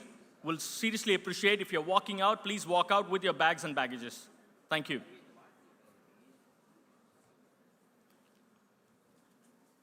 Okay, I think we are good to start. It's session number 4, ladies and gentlemen. The Sage Who Reimagined Hinduism. That's the latest of the books.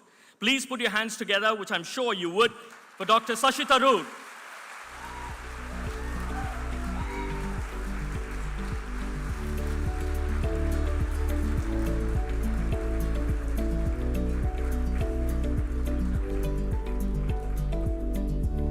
A 4-term member of parliament for Thiruvananthapuram, best-selling author of 27 books, ladies and gentlemen, both fiction and non-fiction. Besides, of course, being a former Under-Secretary General of the United Nations and a former Minister of State for Human Resource Development and for External Affairs in the Government of India. He's won numerous awards, including Pravasi Bharatiya Samman, the Commonwealth Writers' Prize, and the Crossword Lifetime Achievement Award. In 2019, he was awarded the Sahitya Academy Award in the category of English non-fiction for his book, An Era of Darkness. He's previously chaired the Parliament's Standing Committee on Chemicals and Fertilizers, as well as the Standing Committee on External Affairs and the Committee on Information Technology. And that, ladies and gentlemen, is the brief bio of Dr. Shashi Tharoor. Thank you so much, sir.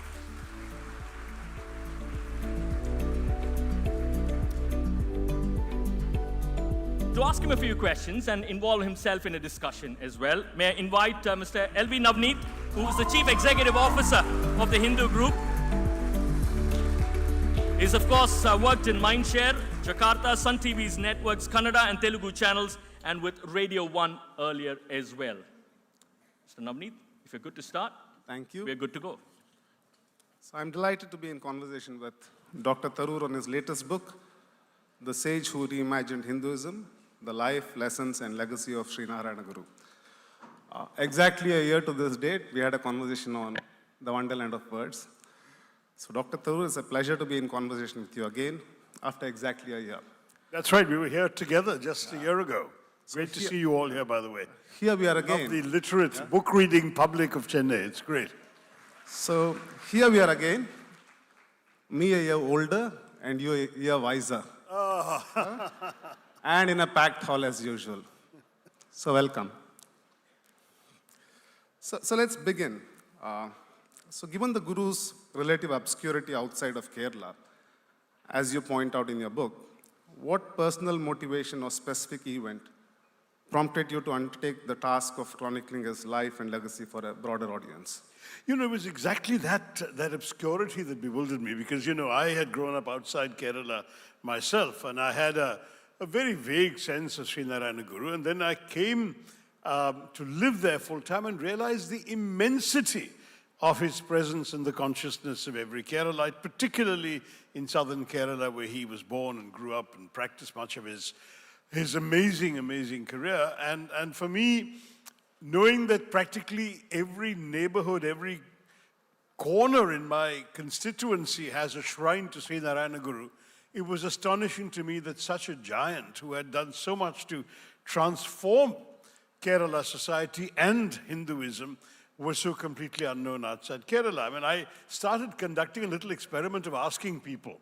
And you know, when people ask me too, you know, so what are you working on next? What's the book you're working on?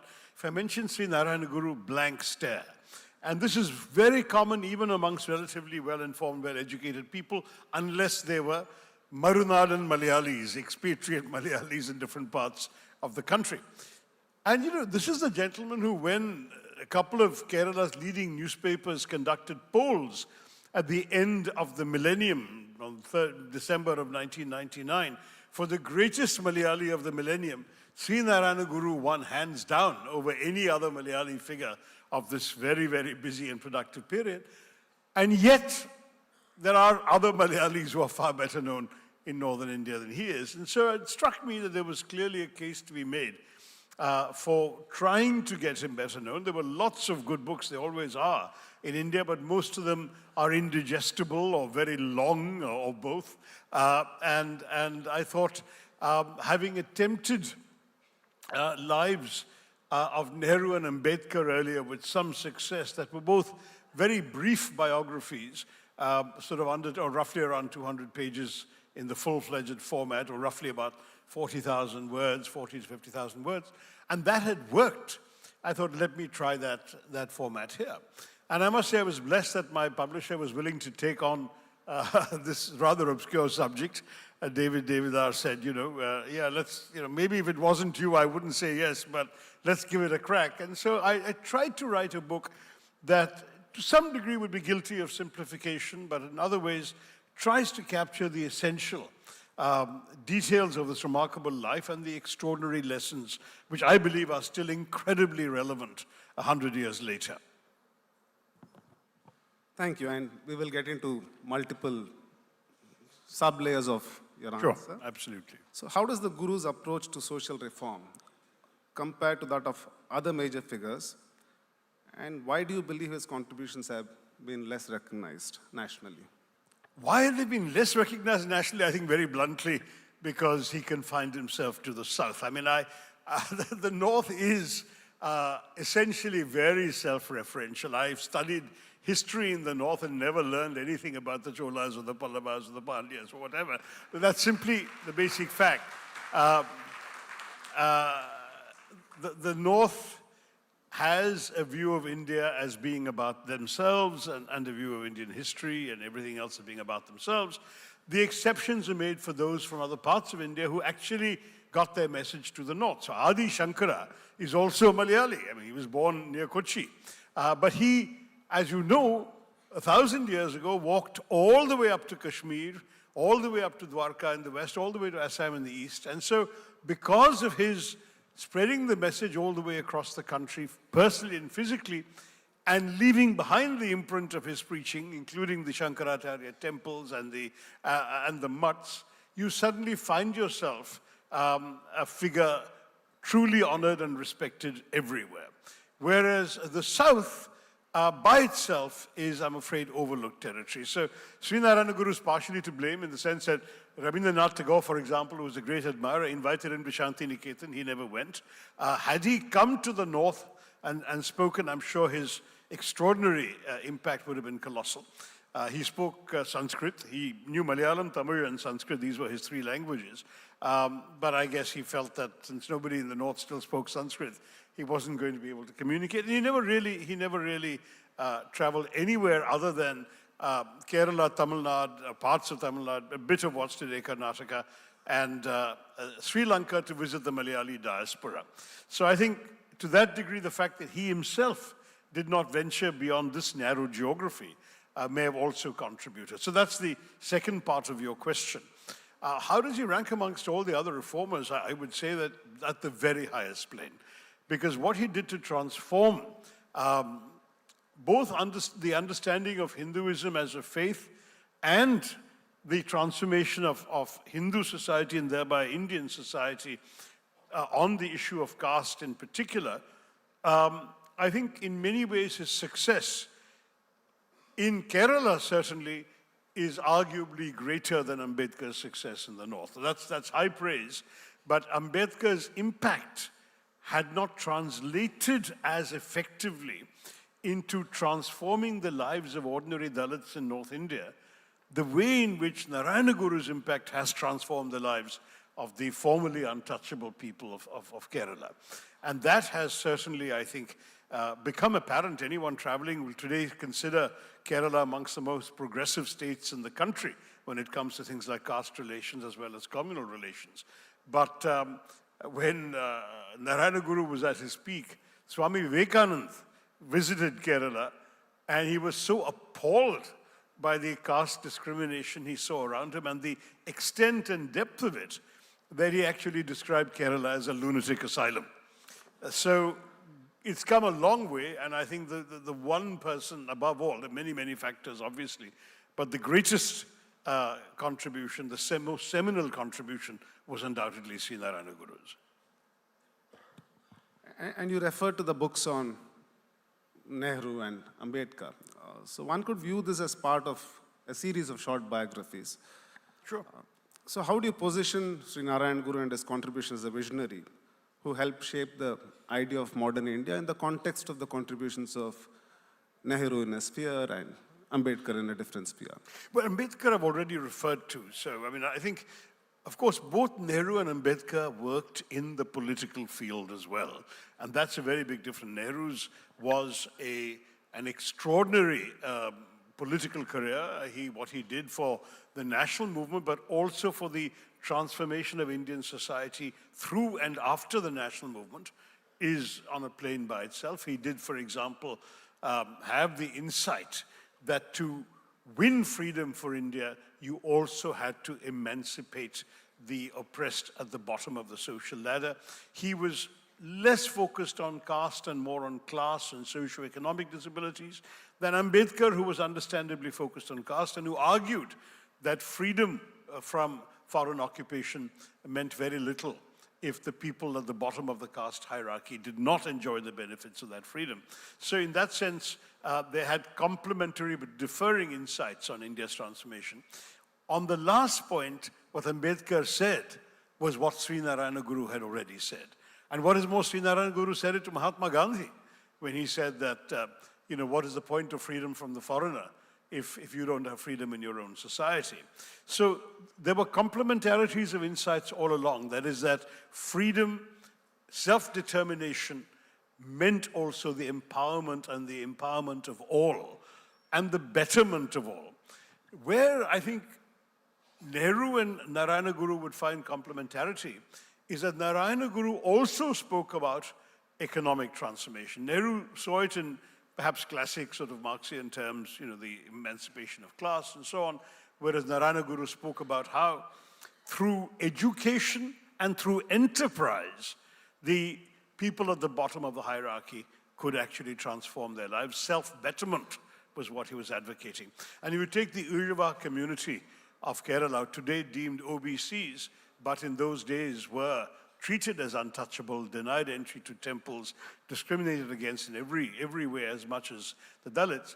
I've traced, for example, just from the figures of the various censuses, how a community with about 3% literacy in 1891, 7% literacy in 1901, through Narayana Guru's preaching and teachings goes up, and by the end of his life, they're at 41% literacy. And of course, today, all of Kerala is literate, so it no longer seems that remarkable. But when you think of an untouchable community literally multiplying 100-fold each decade its levels of literacy, it's because he taught them how vital it was to be educated.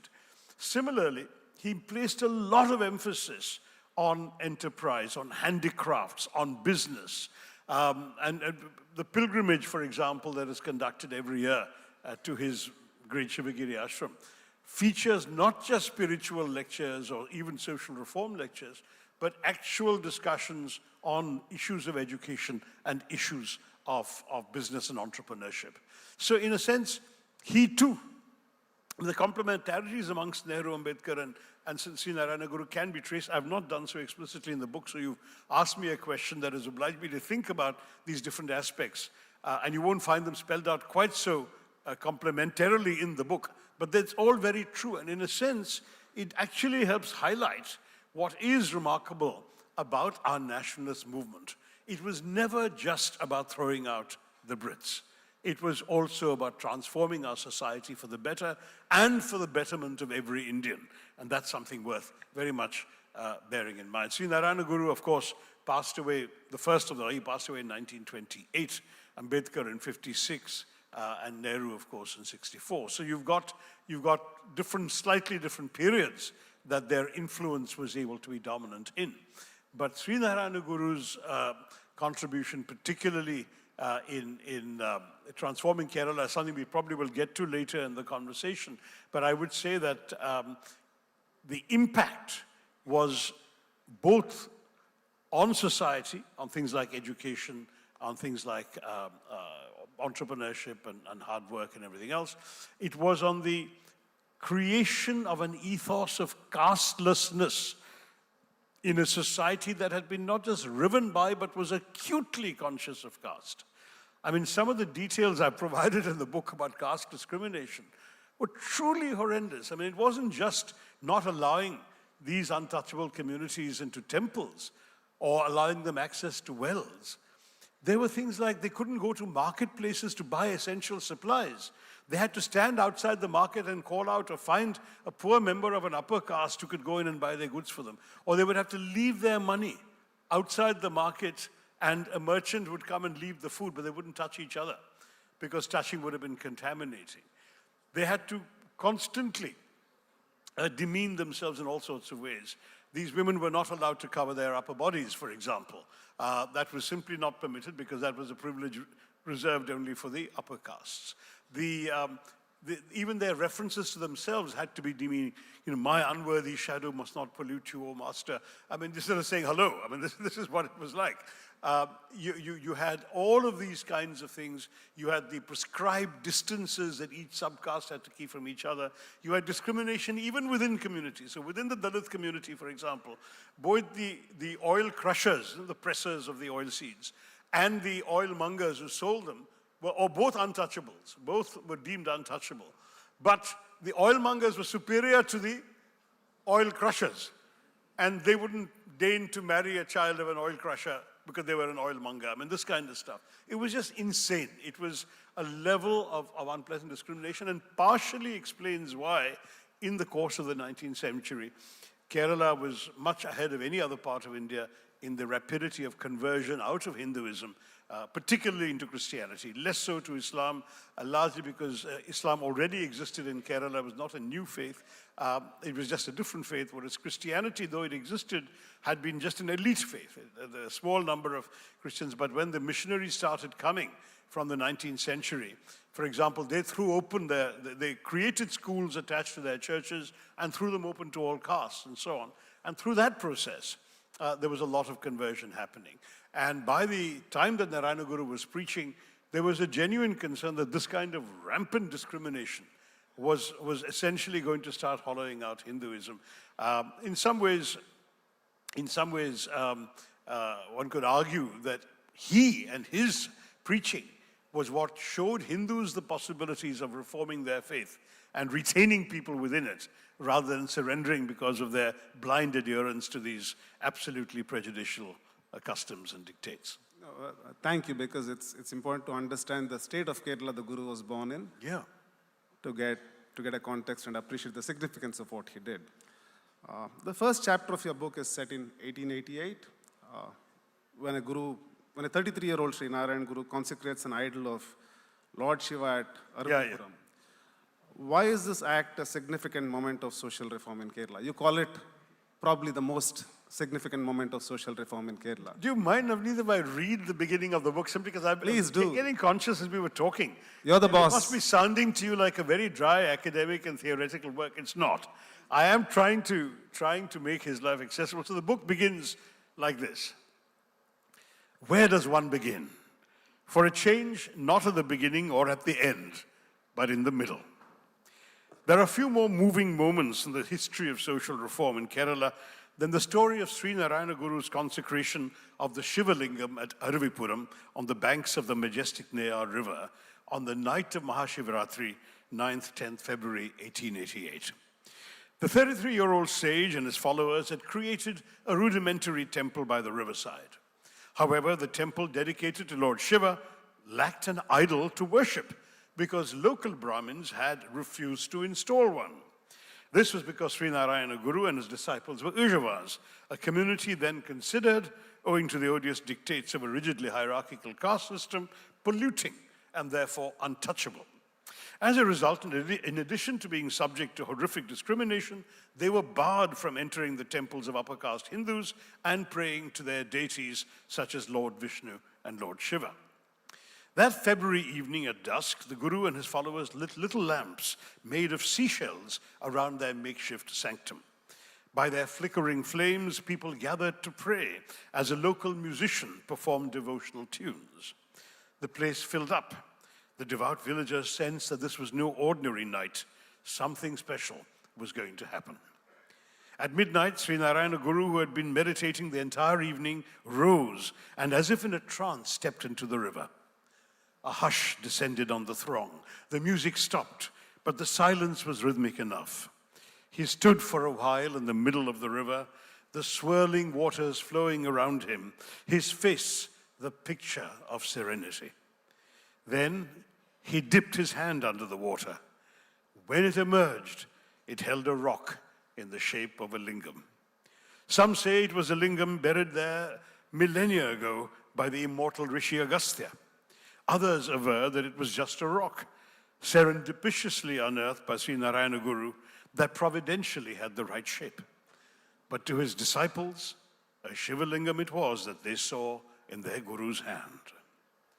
Walking to the improvised temple, Sri Narayana Guru stood silently under the canopy for at least 3 hours, wrapped in meditative prayer, the rock lingam in his hand, tears flowing down his face.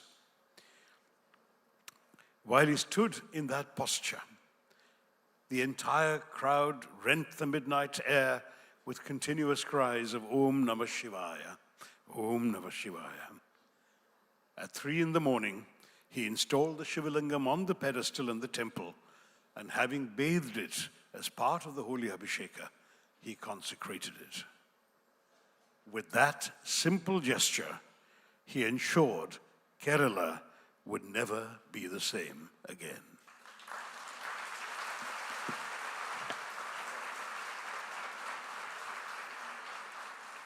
Now, you know, in every faith there are these dramatic moments. The Christians speak of Jesus driving the money changers from the temple, or if you look at modern social reform, Rosa Parks refusing to vacate her seat on the bus when the whites ordered her off. All of these moments of epiphany that transform entire societies.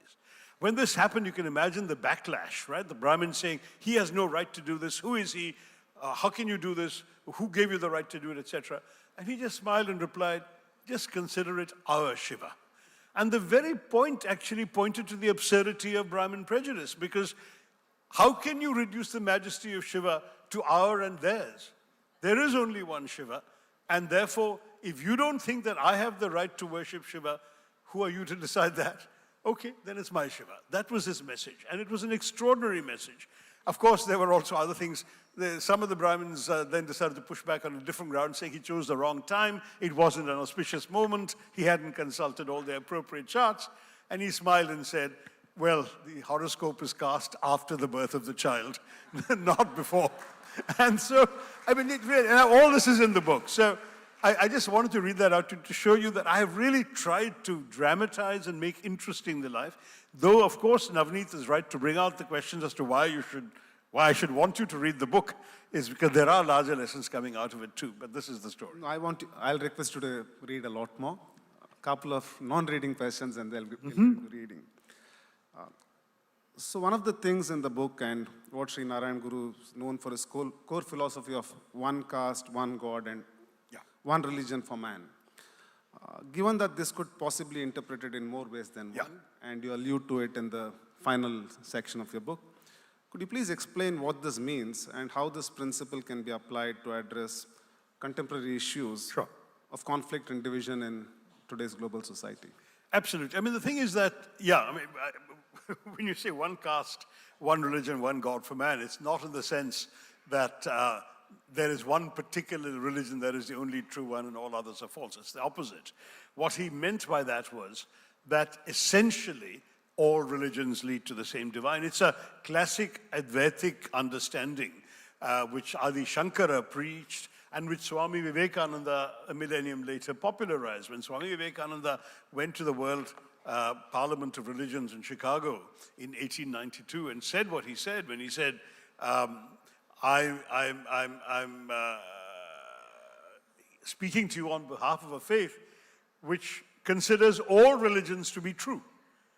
And he used to quote the Shiva Mahimna Stotram, which says that just as many rivers flow, some straight, some winding, some downhill, some through valleys, but end up at the same sea, so also all manner of worship, all attempts at religion will reach the same divine. And that insight is what Sri Narayana Guru was also phrasing, but he expanded it to include the idea of one caste. So in fact, he began with one caste. It's Uru Jadi, Uru Madam, Uru Devam. That is one caste, one religion, one God.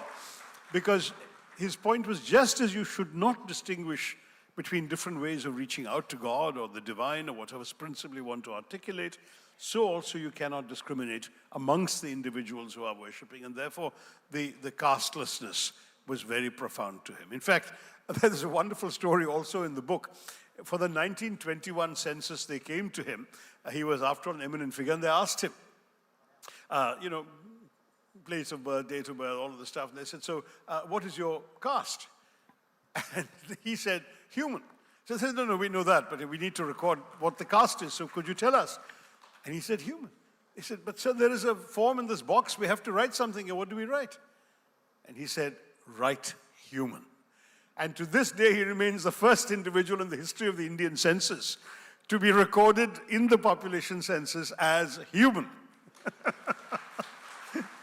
But that was his idea of castelessness, right? His whole message was, how does it matter? What makes one person different from another? Adi Shankara would say the same thing. You remember the famous incident when Adi Shankara is walking in Varanasi, in Banaras, crossing a bridge, his followers are behind him, and a Chandala, what we today call a Dalit, coming the other way.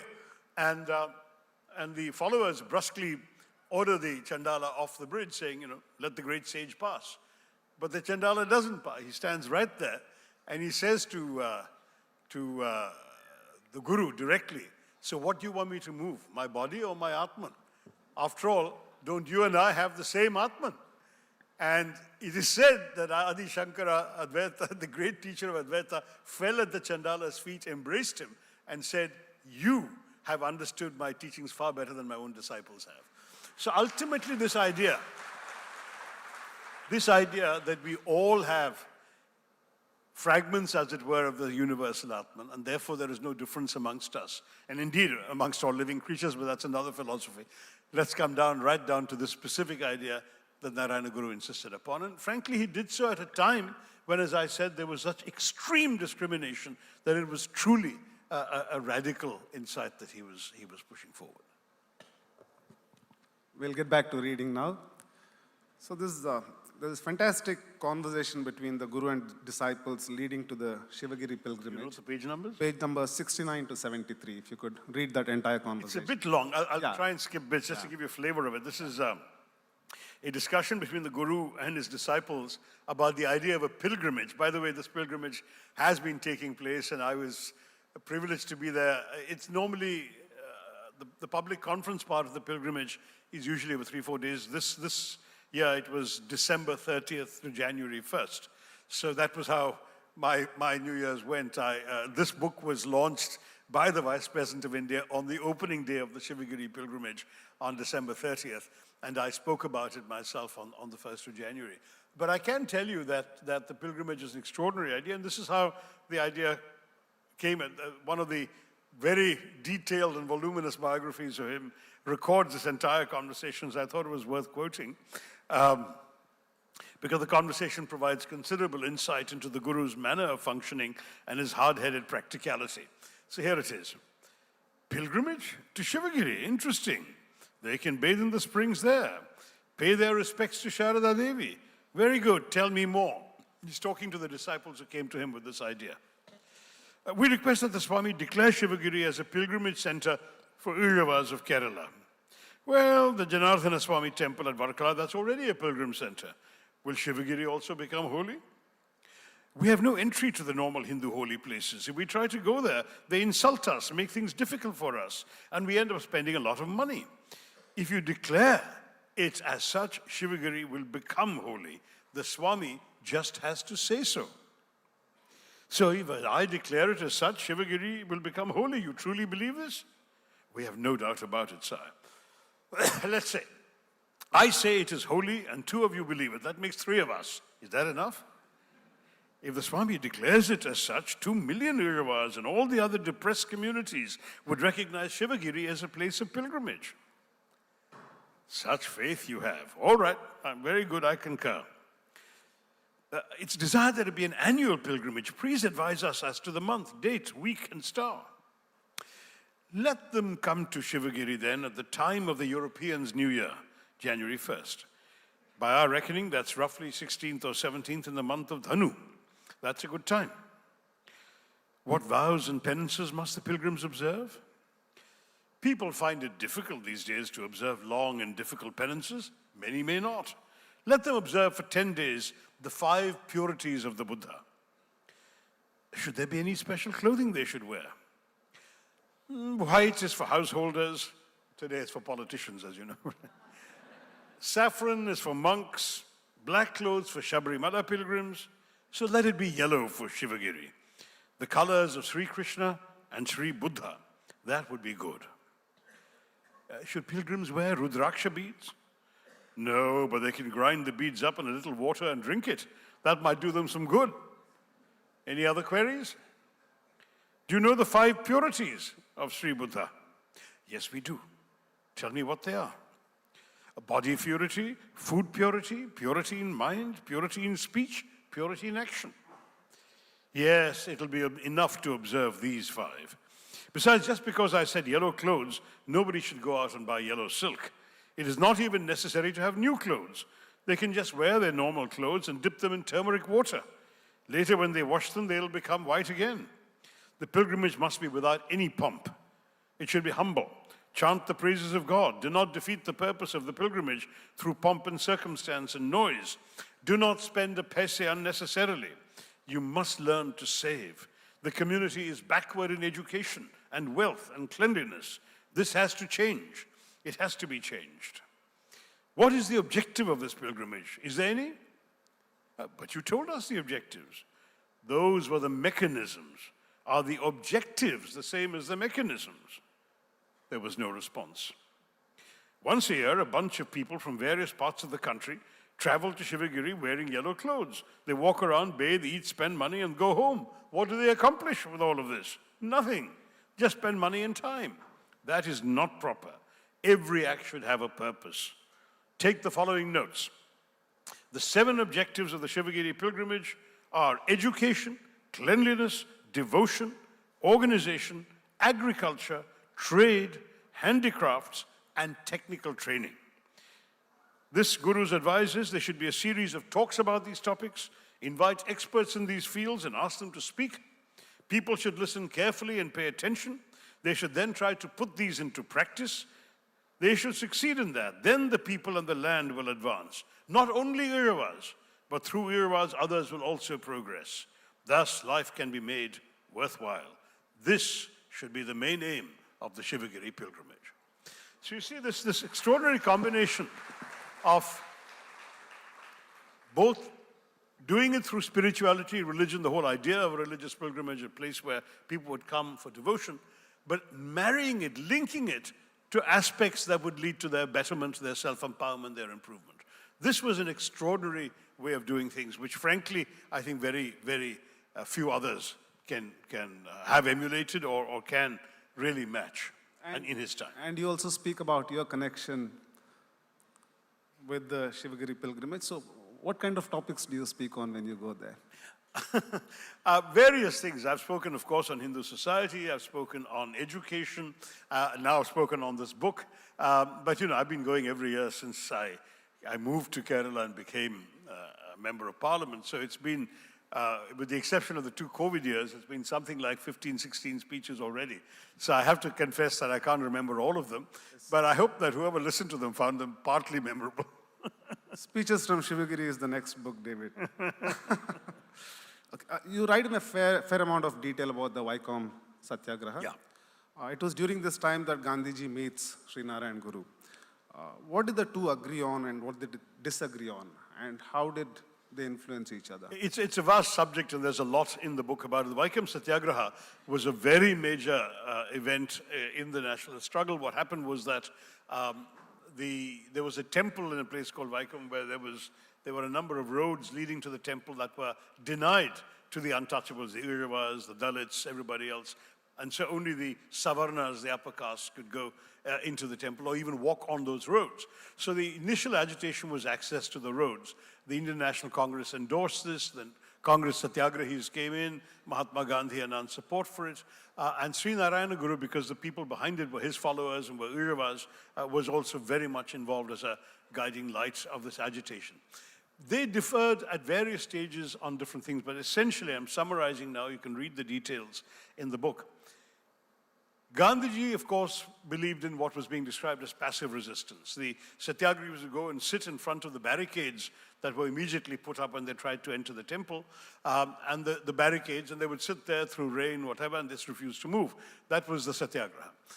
Srinarayana Guru felt that they had to be assertive. He was not advocating violence, that was misunderstood. All he said was, clamber over the barricades and try and walk into the temple till they stop you. Why should you just sit in the middle of the road? That's a useless thing, sitting in the road and getting rained upon. So that was a tactical disagreement. Gandhiji thought that Srinarayana Guru was advocating violence, and so there was a public disagreement expressed on the basis of a newspaper report of the Guru's views, but that was sorted out, and the Guru himself wrote to Gandhiji saying, no, I'm not advocating violence. Basically, it was a difference between assertiveness and not. The second thing is that Gandhiji saw this entire exercise as one for Hindus to purify themselves. Gandhiji's attitude towards untouchability was it was very much a Hindu responsibility to expiate their own sin of having practiced untouchability. Whereas the view of Narayana Guru is that caste and so on religion apply to everybody. Everyone should participate. So one area, for example, when the initial Congress Satyagrahis were arrested and taken off to jail, a Christian leader of the Congress called George Joseph started leading the agitation. And Mahatma Gandhi wrote him a strong rebuke and said, stop, this has nothing to do with you. This is a problem for the Hindus to settle by themselves.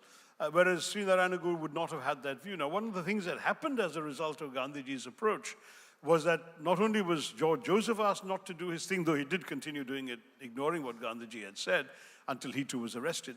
But when the Sikhs came from Amritsar to do a langar for the Satyagrahis and give them food and so on, Gandhiji told them too, this is not your business. This is let the Hindus solve the problem by themselves. So there was a sort of, in some ways, in Gandhi's mind, a conversion of what had been for Narayana Guru a castelessness-driven demand into one which was an exercise in Hindu purification, in the Hindu faith ridding itself of its own sins.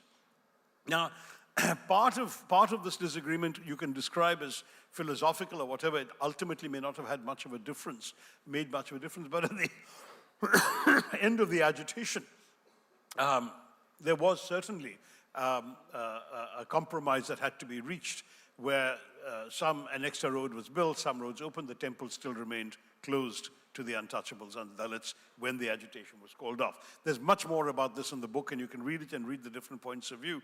I don't want to argue with this. But I will say that when the two of them met, it was a different saga. When Gandhiji came to Kerala, in support of the Satyagraha, but also went and called on Srinarayana Guru, and though they had a language problem because Mahatma Gandhi didn't speak Sanskrit, Malayalam or Tamil, and Srinarayana Guru didn't speak any of the 15 languages Mahatma Gandhi did know, and so they were working through a translator, and there were also large moments of silence. But amongst the things, I mean, Gandhiji was very impressed with Srinarayana Guru's emphasis on education as a form of upliftment. He talked about that. He was very impressed with the fact that in Srinarayana Guru's establishments, the so-called lower castes were being taught and trained to become priests. And that was something which he had never thought of. He asked about temple entry and so on, and Srinarayana Guru said, my temples, anyone can come. Because Srinarayana Guru had also, after Aruvipuram, he had established a number of temples around Kerala, until finally, after doing it for some years, he said, enough of temples, we've got enough temples. Let's create schools. And then the emphasis on education again came up. So you've got all of these areas of discussion and convergence between Mahatma Gandhi and Srinarayana Guru. And when he left Srinarayana Guru's ashram, he wrote a wonderful tribute in the Visitor's Book, which is still available, which you can still see, hailing sort of the greatest social and spiritual reformer of India. So the imagined clashes, I've tried to summarize for you, but in reality, there was a lot of mutual respect and admiration between the two of them. Lots more questions, but we need to go to the audience. One final question, one final request is, your final chapter is titled The Light That Guides Us. I request you to read the last few paragraphs of the chapter, beginning the last paragraph of page 303 to the end of page 304.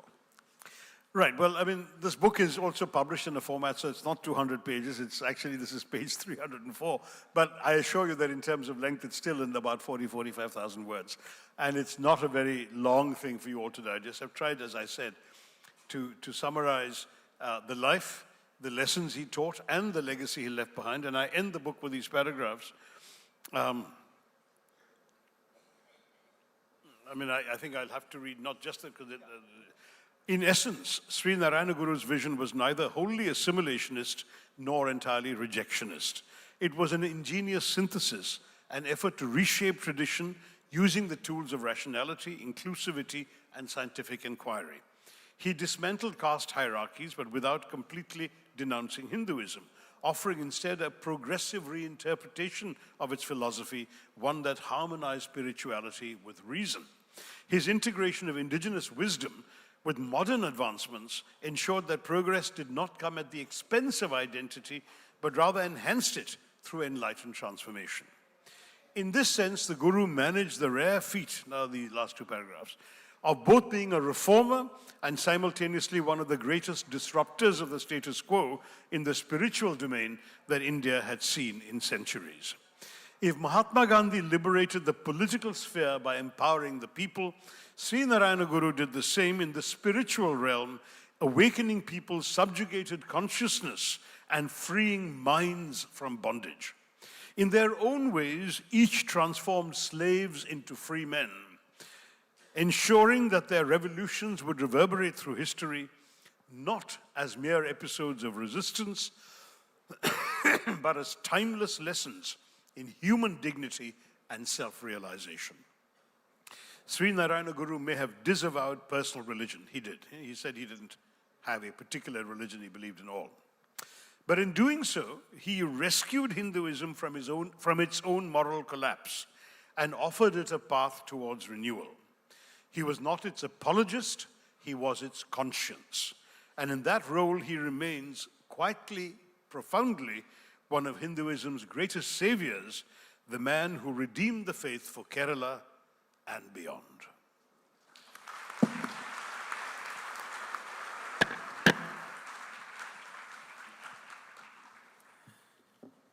Yeah. Any questions, please? Just putting it mildly. I mean, it's almost a wave here, but I'll just try. Where are the microphones? Yeah, so maybe to this lady. I'll come to you. This lady here. Okay, ideally about literature and the book. Ideally about literature and the book. Yes, please. Hello, sir. I'm Nivedya. I hail from Mattingal, a place very close to Varkala Shivagiri.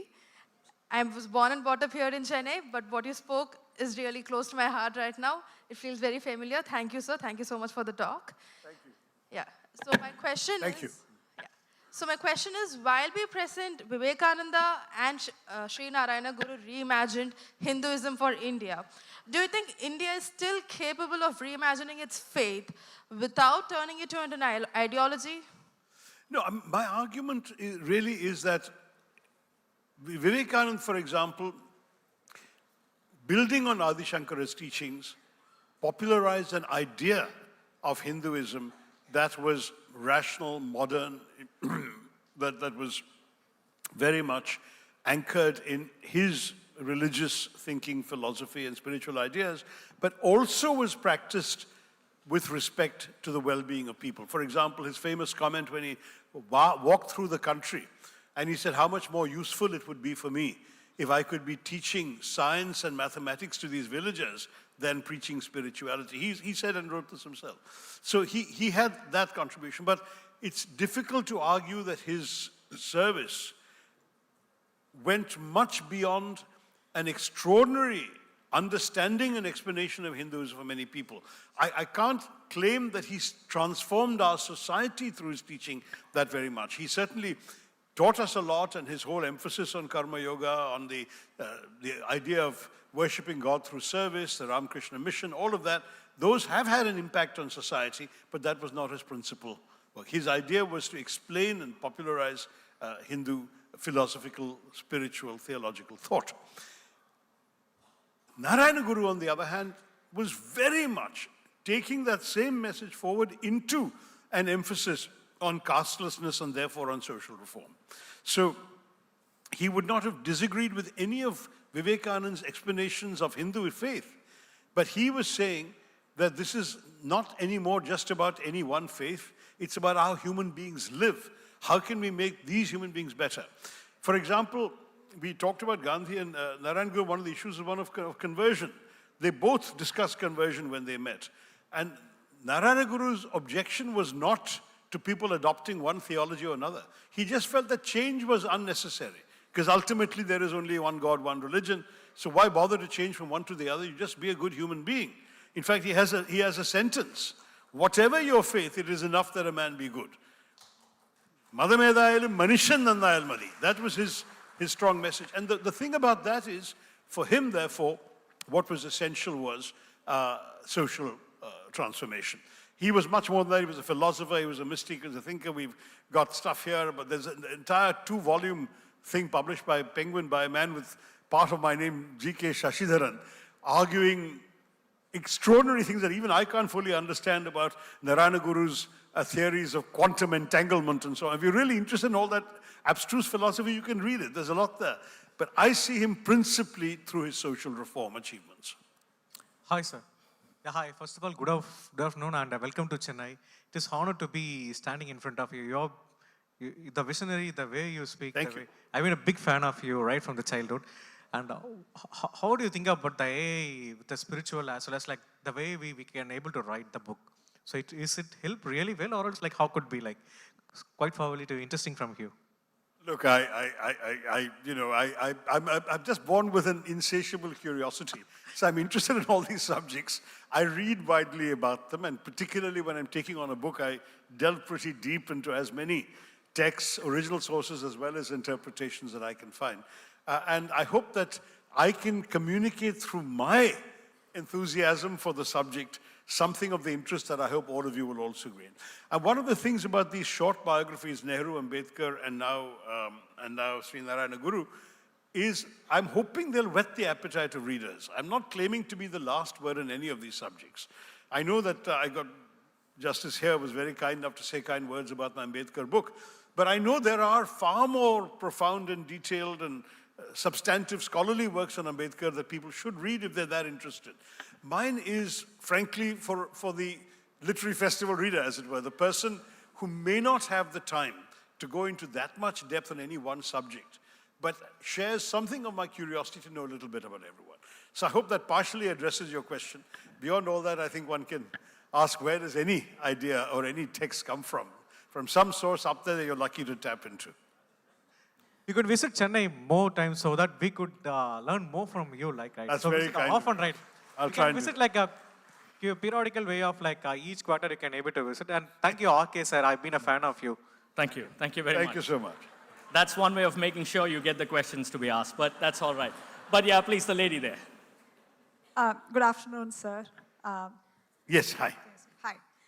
My name is Vidya. I have been an ardent fan of your writing, both fiction and non-fiction, since I was a teenager. Thank you. So I certainly am very blessed and very fortunate to be standing in front of you to ask you this question.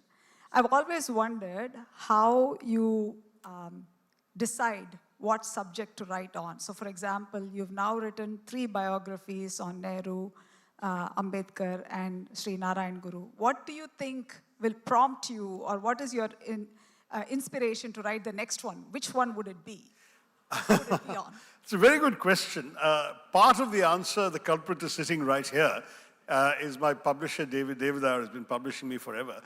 When I first wrote my novels, of course, those were entirely my own wish, but he is the one who first diverted me to the path of non-fiction by persuading me that he needed me to write a book on the first 50 years of independent India, which came out in 1997 for the 50th anniversary. It was called India from Midnight to the Millennium. And then, that was it. I did that as a favor to him, but it seems to have survived, even though the millennium is now well behind us. And then I went back to fiction again. But one of the challenges I was already facing was that I'm already a part-time writer, let's be honest, because I have always had a full-time job while writing.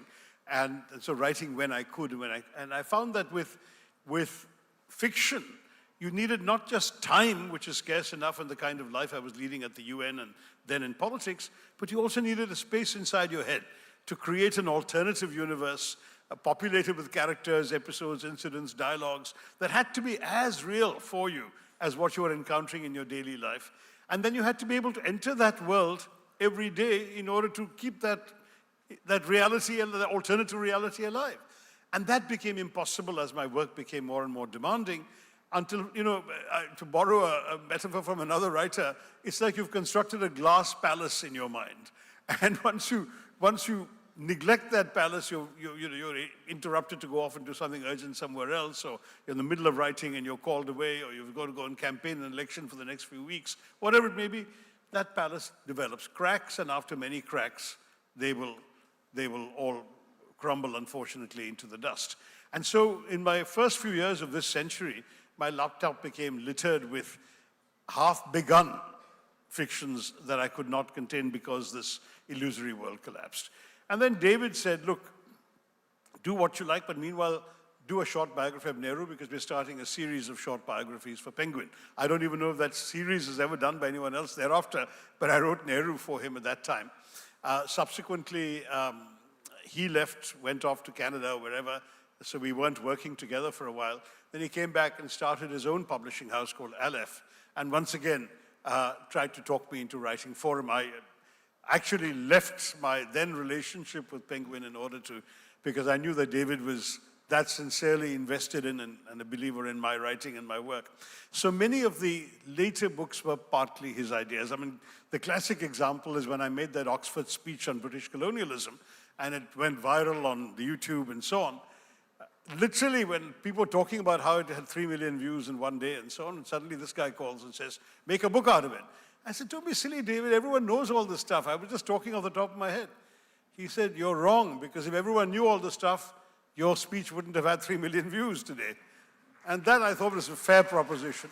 So I undertook the research to write what became An Era of Darkness, which I think arguably is probably my most successful book today. Some of the others I wanted to write because I had an idea. For example, during COVID, I worked on what I believe is my least well-appreciated book because it came out during COVID, and so there's really no publicity, no book events, no launches, no literary festivals. A book called The Battle of Belonging, which is my understanding of Indian nationhood. The subtitle, which I think David gave it, was on nationalism, patriotism, and what it means to be an Indian. So I would commend all of you who want to read me and perhaps have overlooked this book to go for The Battle of Belonging, because I did put a lot of myself into it. And David shared my enthusiasm and published it even during COVID, when you can imagine all the constraints and challenges at that time. The Ambedkar book was actually another publisher. It was Manchester University Press in the UK that asked me to do a book for foreign readers, but instead, in consultation with David, I wrote a book for Indian readers and gave Manchester the right to publish it with a different foreword in England. And the Srinarayana book was my idea, because I really felt this story needed to be told. I mean, I've been thinking about Srinarayana Guru all these years in Kerala. Why is it that so few people know about this great human being? And the Swamis of his ashram also encouraged me and gave me material, gave me books, gave me texts. So thank God I could persuade David, because we have this long-standing relationship, that he accepted an idea that he would not have come up with, and perhaps nobody outside Kerala would have bothered to think was worthy of a subject for the book. But for me, it was important to write. And I really hope that you will not vindicate his hesitations by refusing to buy and read the book. Read the book so the publishers will stand by this kind of thinking in the Thank future you, sir. as well. Thank you. And Okay. we have both, we have to thank and be unthankful to Well, look, sir for he has asked me for a book on Indian liberalism, so I will do that for him. But I'm also thinking about a novel I had abandoned at one time that I want We to look resurrect. forward So to your fiction writing too, sir. I'm going Thank to you. try and find the time and space in my head one day to go back to fiction. Right, let me go to the upper tier. They've been waiting as well. Let me go to the upper tier there. Yeah, in the balcony, anybody wants to ask a question there? Yes, please. Yes, please. Mike, I think whoever has Hello. the mic should go. Hello, sir. Can you hear me? Yep. With lot of respects to Sriman Narayana Guru, I have a question. You said he spoke 15 languages, 75 years. No, Mahatma Gandhi spoke 15 languages. No, I said Mahatma Gandhi. Srinarayana Guru only spoke and wrote Sanskrit, Malayalam, and Tamil, and he wrote in all three very well. Mahatma Gandhi spoke 15 languages. I don't think it's scientifically and linguistically not possible, sir. Well, look, it's anecdotal. I don't speak 15 languages, so I can't test. However, it was said that he tried to learn every language in India and gave up at Malayalam. That's the story you hear in Kerala. I know a lot of people are standing up and waving at me, but please calm down. We've got two more questions here, one from this gentleman on the right. I know we're seriously running short of time. Sorry, I apologize straight away. Yeah. Hi, Dr. Tharoor. This is Rajiv. To the risk of sounding repetitive, ardent fan, and thank you for coming. So on the one hand, we have these beautiful books which are espousing a very secular, a very tolerant form of Hinduism. And on the other hand, the reality is that in every street corner, in every small town or village or city, there are advocates of a very different kind of Hinduism or a different avatar that it predicts. Being a believer of birth, growth, decay, death, and rebirth, do you think we're going to fall further down the abyss before a more beautiful form or an evolved form of Hinduism comes back?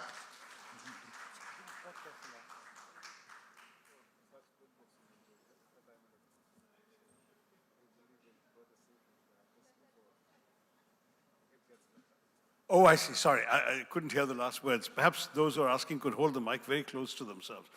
No, the question about Hinduism really, frankly, is that it operates at multiple levels. It operates at different levels for different people. Even Swami Vivekananda a century and a quarter ago, pointed out that there are at least 4 distinct ways of Hindu expression, faith, and realization, of which you have, of course, Jnana Yoga, which is studying of the philosophical text, the reading and so on, which is perhaps what I've tried to do. There is also very much Bhakti Yoga, which is worship, devotion, temples, festivals, rituals, all of that, and maybe even godmen, as you say. Then there is karma yoga, which is seva, where you actually go out and try and realize the divine purpose by going out and serving your fellow human beings. And finally, there is Raja Yoga, which is meditation, interiority, looking for God within yourself. Now, each of these are equally valid. And similarly, the sort of the demotic forms of bhakti of God that you mention are equally valid. Now, where I think everyone would converge is against the idea that the faith in any way licenses discrimination against others, either other ways of practicing the faith or other faiths. Because as Vivekananda famously said, our religion teaches not only tolerance, but acceptance. So the acceptance of difference is ingrained fundamentally into Hindu philosophy. So if somebody in some village is doing something, I should go and approach it with respect, because that's what it is. And they should equally approach mine with respect. But if they're going around hitting somebody on the head because he doesn't practice what they're doing, then I can object to it, because that's not the right thing and that's not true Hinduism. So I hope we won't sink into an abyss as you warn in your question. But if we do, I have no doubt that another reformer will rise. That's the great strength of our society. We are around. We've been around for 4,000 years, and I think one of the great strengths about it is precisely because we are not anchored to a single sacred book or a single source of authority or a priestly hierarchy or a single pope or a single anything else. There is always scope for dissent, disagreement, debate, argument, alternative approaches, and that's why I believe that the Hindu faith has survived as long as it has, and it will survive those who would drag it into the abyss as well. Thank you. You keep doing what you're doing, Doctor. Yeah, Thank you. One question from the gentleman there, please. Yes, sir. Dr. Narendra Keshav here. There, on the right. Okay, hi. Doctor, yes, please. Nataraja Guru and Guru Nitya Chaitanya Yati. Would you hold the mic a little closer? It's not very clear. Nataraja Guru and Guru Nitya Chaitanya Yati were in the lineage of Guru, and they established East-West University, which is closer to the philosophy of Guru, universality. And whereas the majority of Irava community of Kerala are aligned with SNDP of Varkala. Why this paradox? Actually, the carriers of Guru, they were Nataraja Guru, Dr. Papu's son. Yes, you're so right. Why this paradox, Doctor? You may find... The paradox is because we human beings have our limitations. I tell you, I have mentioned this in the book, and I've talked about this elsewhere. It's simply, unfortunately, because here is a guru who preaches castelessness, and the vehicle he establishes becomes converted into the vehicle for the political empowerment of a particular caste. Nothing could be more foreign, in a sense, to Srinarayana Guru's ideas. And yet, this has happened. Why has it happened? Because our own politics have taken a certain direction of using caste for political mobilization. So whereas caste was something that Narayana Guru, Vivekananda, others, perhaps even Ambedkar wished to disavow. Ambedkar spoke of the annihilation of caste. He wanted caste to disappear. Instead, caste identity has become a badge to pursue empowerment.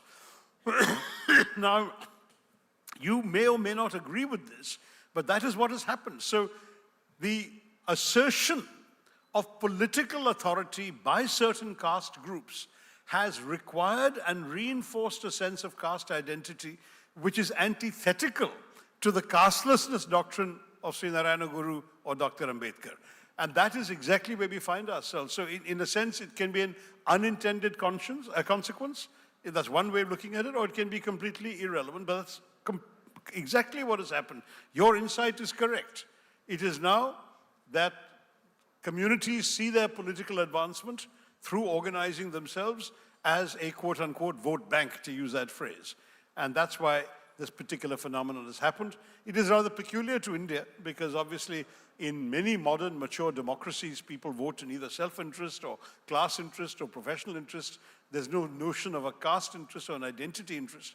You won't find all Irish Americans were voting the same way, or even all Arab Americans don't vote the same way in America. But in India, all Iriwas are encouraged to vote a certain way. Again, all don't in any society.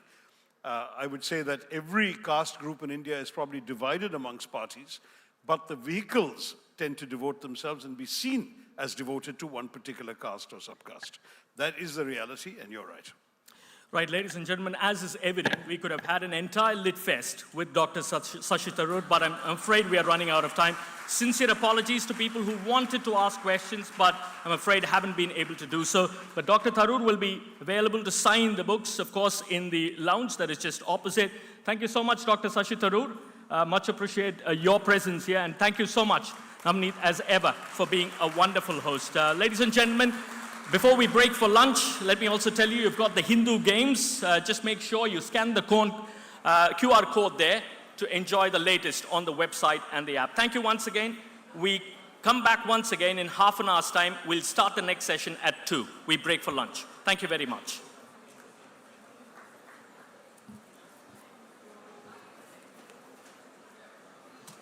Right, that's good.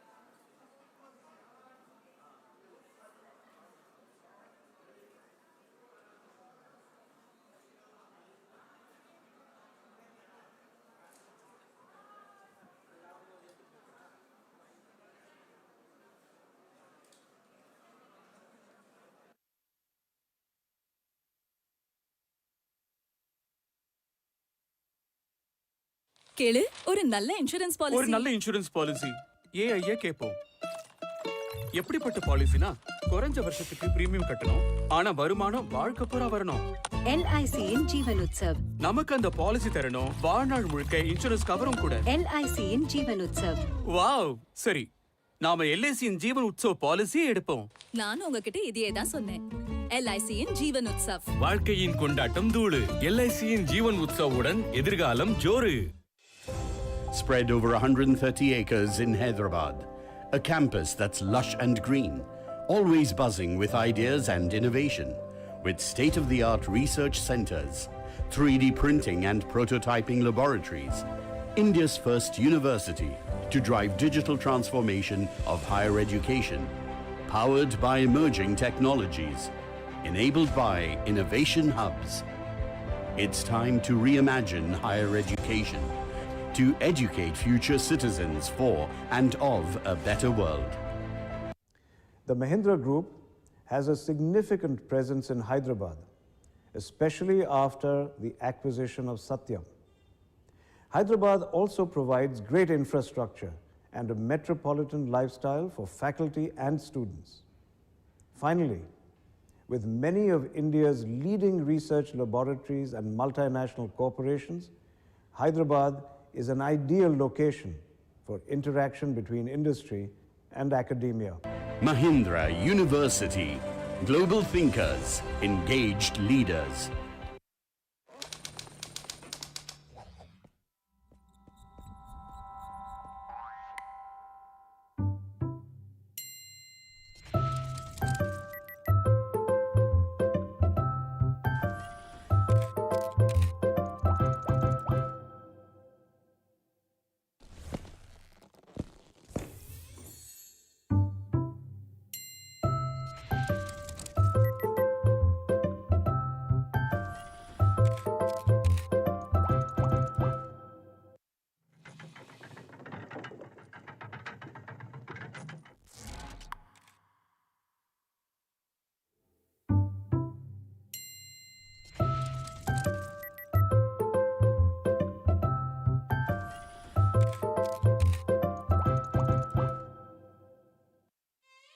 இந்த பொங்கல் நாங்க இங்க சொந்த வீட்ல கொண்டாடுறோம். பல வருஷ உழைப்பும் காசா grand மேல் இருக்கும் நம்பிக்கை தான் இந்த கனவை நினைவாக்குது. தமிழ் மக்களின் நம்பிக்கையால சென்னையோட நம்பர் 1 பில்டரா இருக்காங்க. அதே நம்பிக்கையால இந்த மண்ணில் ஆரம்பிச்சு இப்போ இந்தியாவோட டாப் 7 பில்டரா இருக்காங்க. நம்ம நம்பிக்கைக்கு நன்றி சொல்லும் விதமா இந்த பொங்கலை நன்றி திருநாளா கொண்டாடுறாங்க. With a great Pongal savings, now save up to ₹11 lakhs across all Casa Grande project. உங்க கனவும் நினைவாக இப்பவே புக் பண்ணுங்க. A vibrant space where passion comes alive to grow and flourish in the path of light, with guidance, support, and goals in sight, helping young minds excel and thrive. SSVM Residential School, ever shining bright, climbing greater heights. Yeah, SSVM Residential School. SSVM Residential School. We think, explore, and we create. We play, we learn, and innovate. The teachers who care and guide, bringing out the best in every child. Through Continuum School, on the pathway of life. Through Continuum School, education reimagined. Through Continuum School.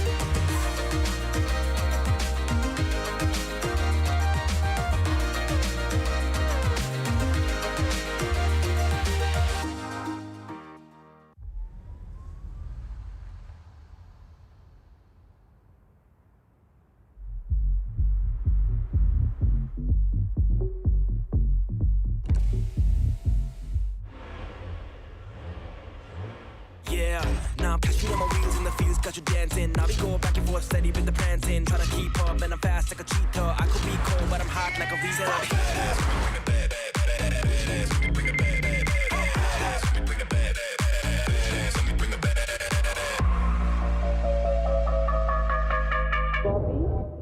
Everything's new except the attitude. The all-new Seltos. Badass forever.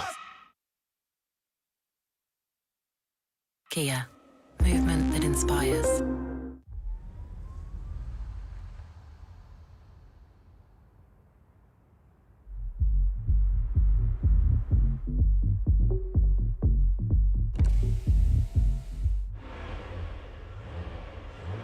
Yeah, now I'm catching on my wheels in the fields, got you dancing. Now we go back and forth, steady with the prancing. Tryna keep up, and I'm fast like a cheetah. I could be cold, but I'm hot like a visa.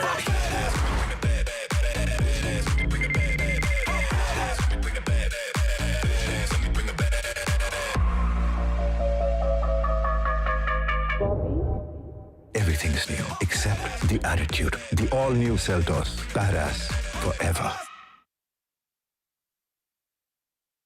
Kia, movement that inspires. Imagine a place where your curiosity is celebrated, your dreams are nurtured, and your potential is limitless. A place where learning is more than just a classroom experience. It's an adventure, a journey, and a transformation. With world-class facilities and a team of visionary experts, we craft thinkers, leaders, and change makers for the world.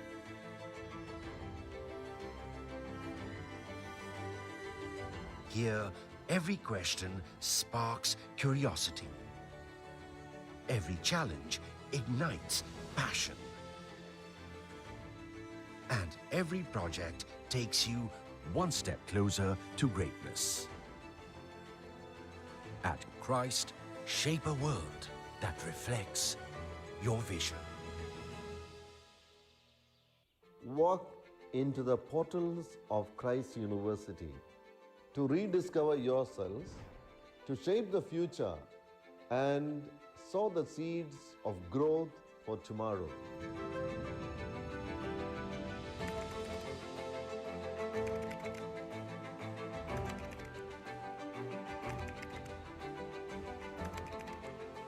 This is our journey together to create a meaningful impact in the society. This is where your journey begins, but never ends. Build connections that go beyond classrooms. Share stories that inspire and memories that last. Learn lessons that shape you for a lifetime.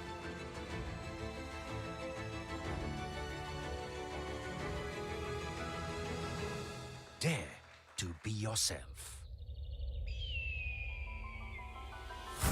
Christ is more than academics. Here, we celebrate life.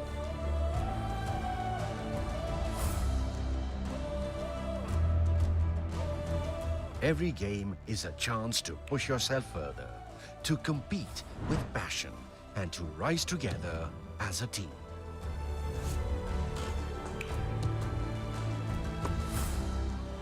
It's the vibrant campus life that helps you grow, connect, and prepare for the future. Perfect. So march on. Let your ideas take wings.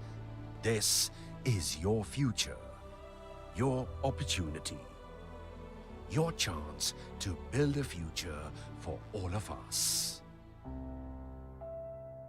Welcome to Christ University, where your journey starts but never ceases.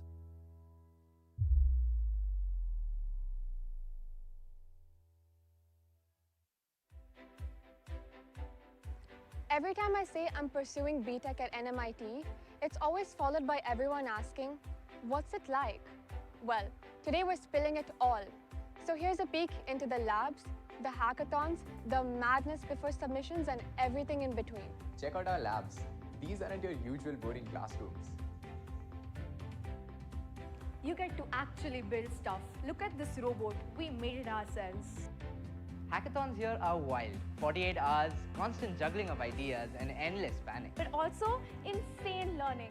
Real problems, real pressure, and real teamwork. Our projects here can lead to patents and not just grades.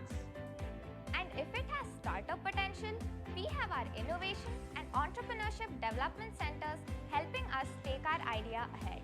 Students here have pitched their ideas at the AICTE Idea Lab, got real feedback and funding. Placements. 400 plus recruiters visit our campus every year, and the highest packages are over 58 LPA. So, what are you waiting for? Take the shot, join NMIT.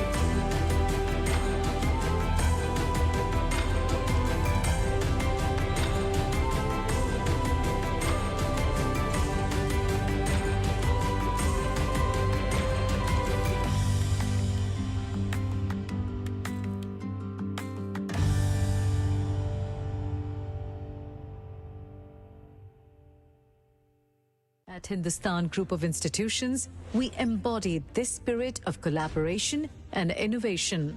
For over 5 decades, we have been a beacon of interdisciplinary education, driven by the vision of our founder, Dr. K.C.G. Varghese, to make every man a success and no man a failure. With institutions spanning engineering, arts, science, technology, and aviation, we are redefining education in India and beyond.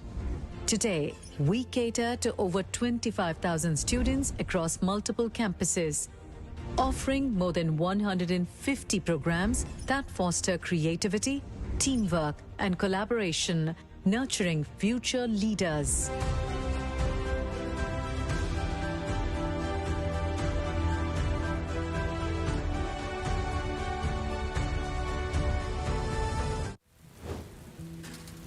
தன்னோட ஆர்வத்துக்கு குறுக்க எதையுமே வரவிடாம இருக்காங்கல்ல, நான் அவங்களோட ரசிகன். Arjun, toilet paper உங்க இடது பக்கம் அடுத்த ரேக்ல இருக்கு.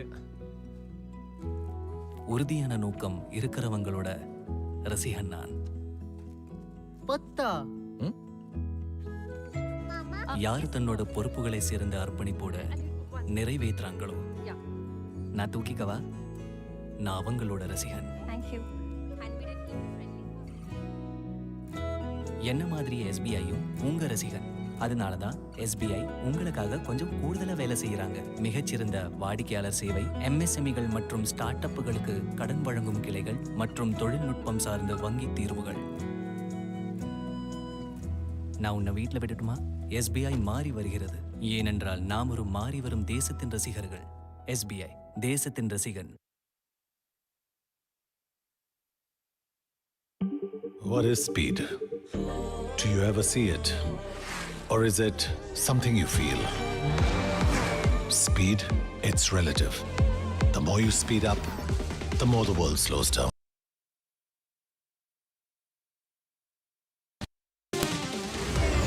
Everything becomes still.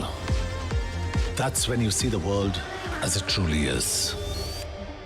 Servo Hypersport F5, when speed is your default.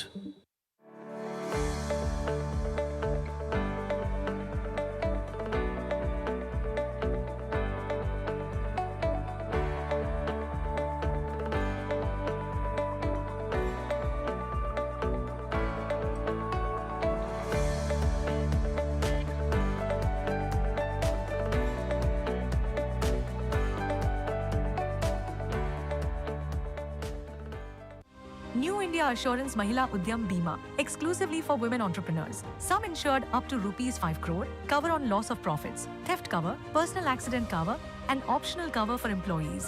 When it comes to business, protection is the key to success.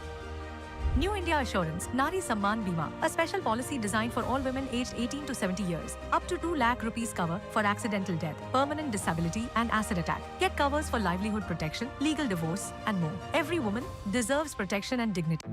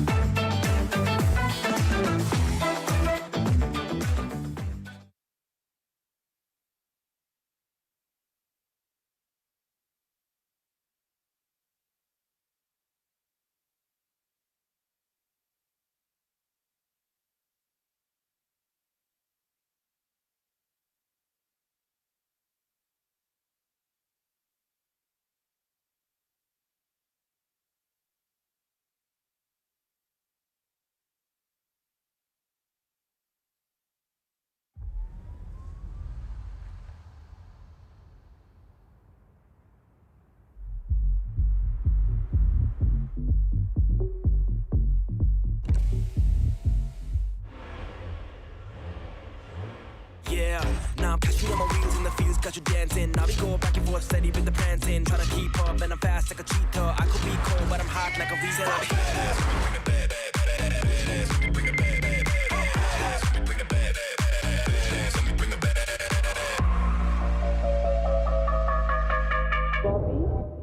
Everything's new except the attitude. The all-new Seltos. Badass forever. Kia, movement that inspires.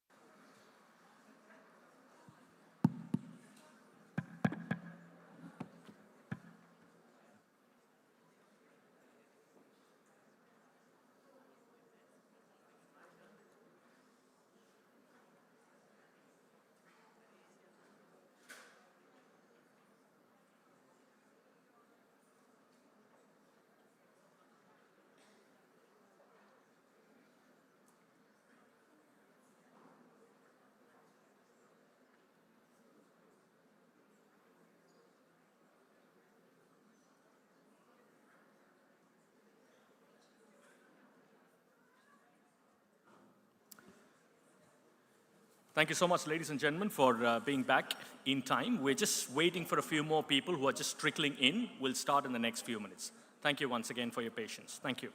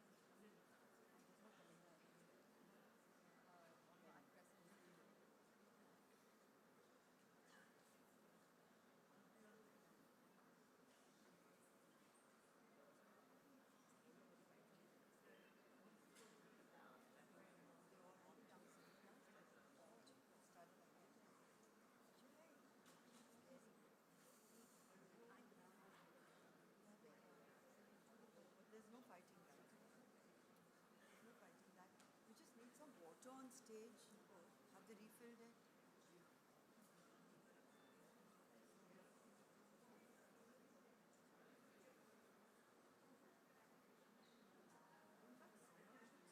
Outside that we're about to begin, and then that to say that we're about to begin, so it just helps.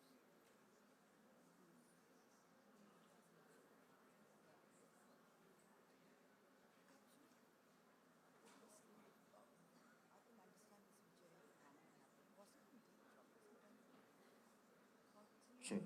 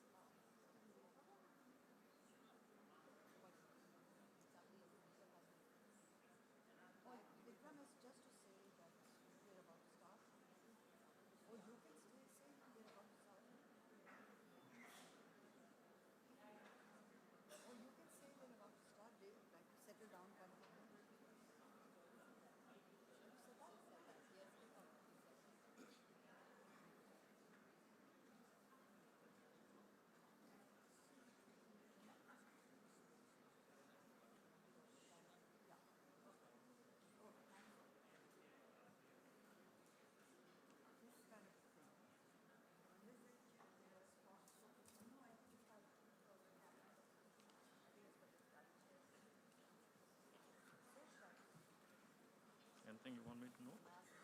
All good? So from the time you start, you time yourself. Yeah.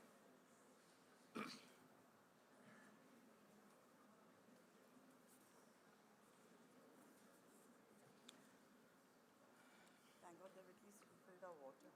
Now, you put that thought in my head. Welcome back, ladies and gentlemen. Welcome to people who are just about getting in. Do take your seats.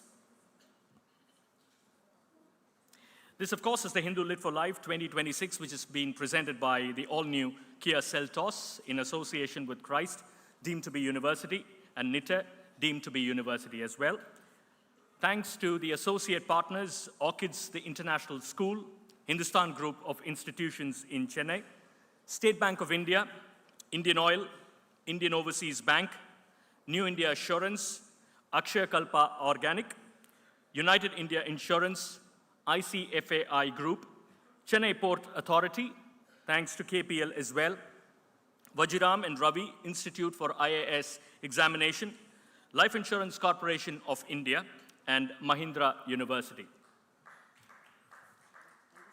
Sure. Realty partner, ladies and gentlemen, is Casa Grande. Education partner is SSVM Institutions, Coimbatore. State partner is Government of Sikkim and Uttarakhand. Official timekeeping partner is Citizen. Regional partner is DBS Bank. Tourism partner is Bihar Tourism. Bookstore partner Crossword. Radio partner 92.7 Big FM. And water partner is Repute. Right, the ladies on stage need absolutely no introduction at all. I know quite a few of you are here particularly for this session from Ms. Shobhaa. Voted by Reader's Digest as one of India's most trusted people and by Daily News and Analysis as one of the 50 most powerful women in India, is a best-selling author and a popular social commentator. Her writing has been translated into many languages, including Hindi, Marathi, French, German, Hungarian, Italian, Korean, Portuguese, Russian, Spanish, and Turkish, amongst others. Speaking to her this afternoon will be Ms. Rosella Stephen, the editor of the Hindu Magazine and Literary Review, and is recognized for her work in culture, taste, and modern life with tremendous authority. She leads a bold, digital-first reimagining of lifestyle journalism and is a specialist in fashion, design, and visual storytelling. Just realized I haven't even introduced the session. Maybe I should do that right now. It's Sex, Sensuality, and Shobhaa. Over to you, Rosella.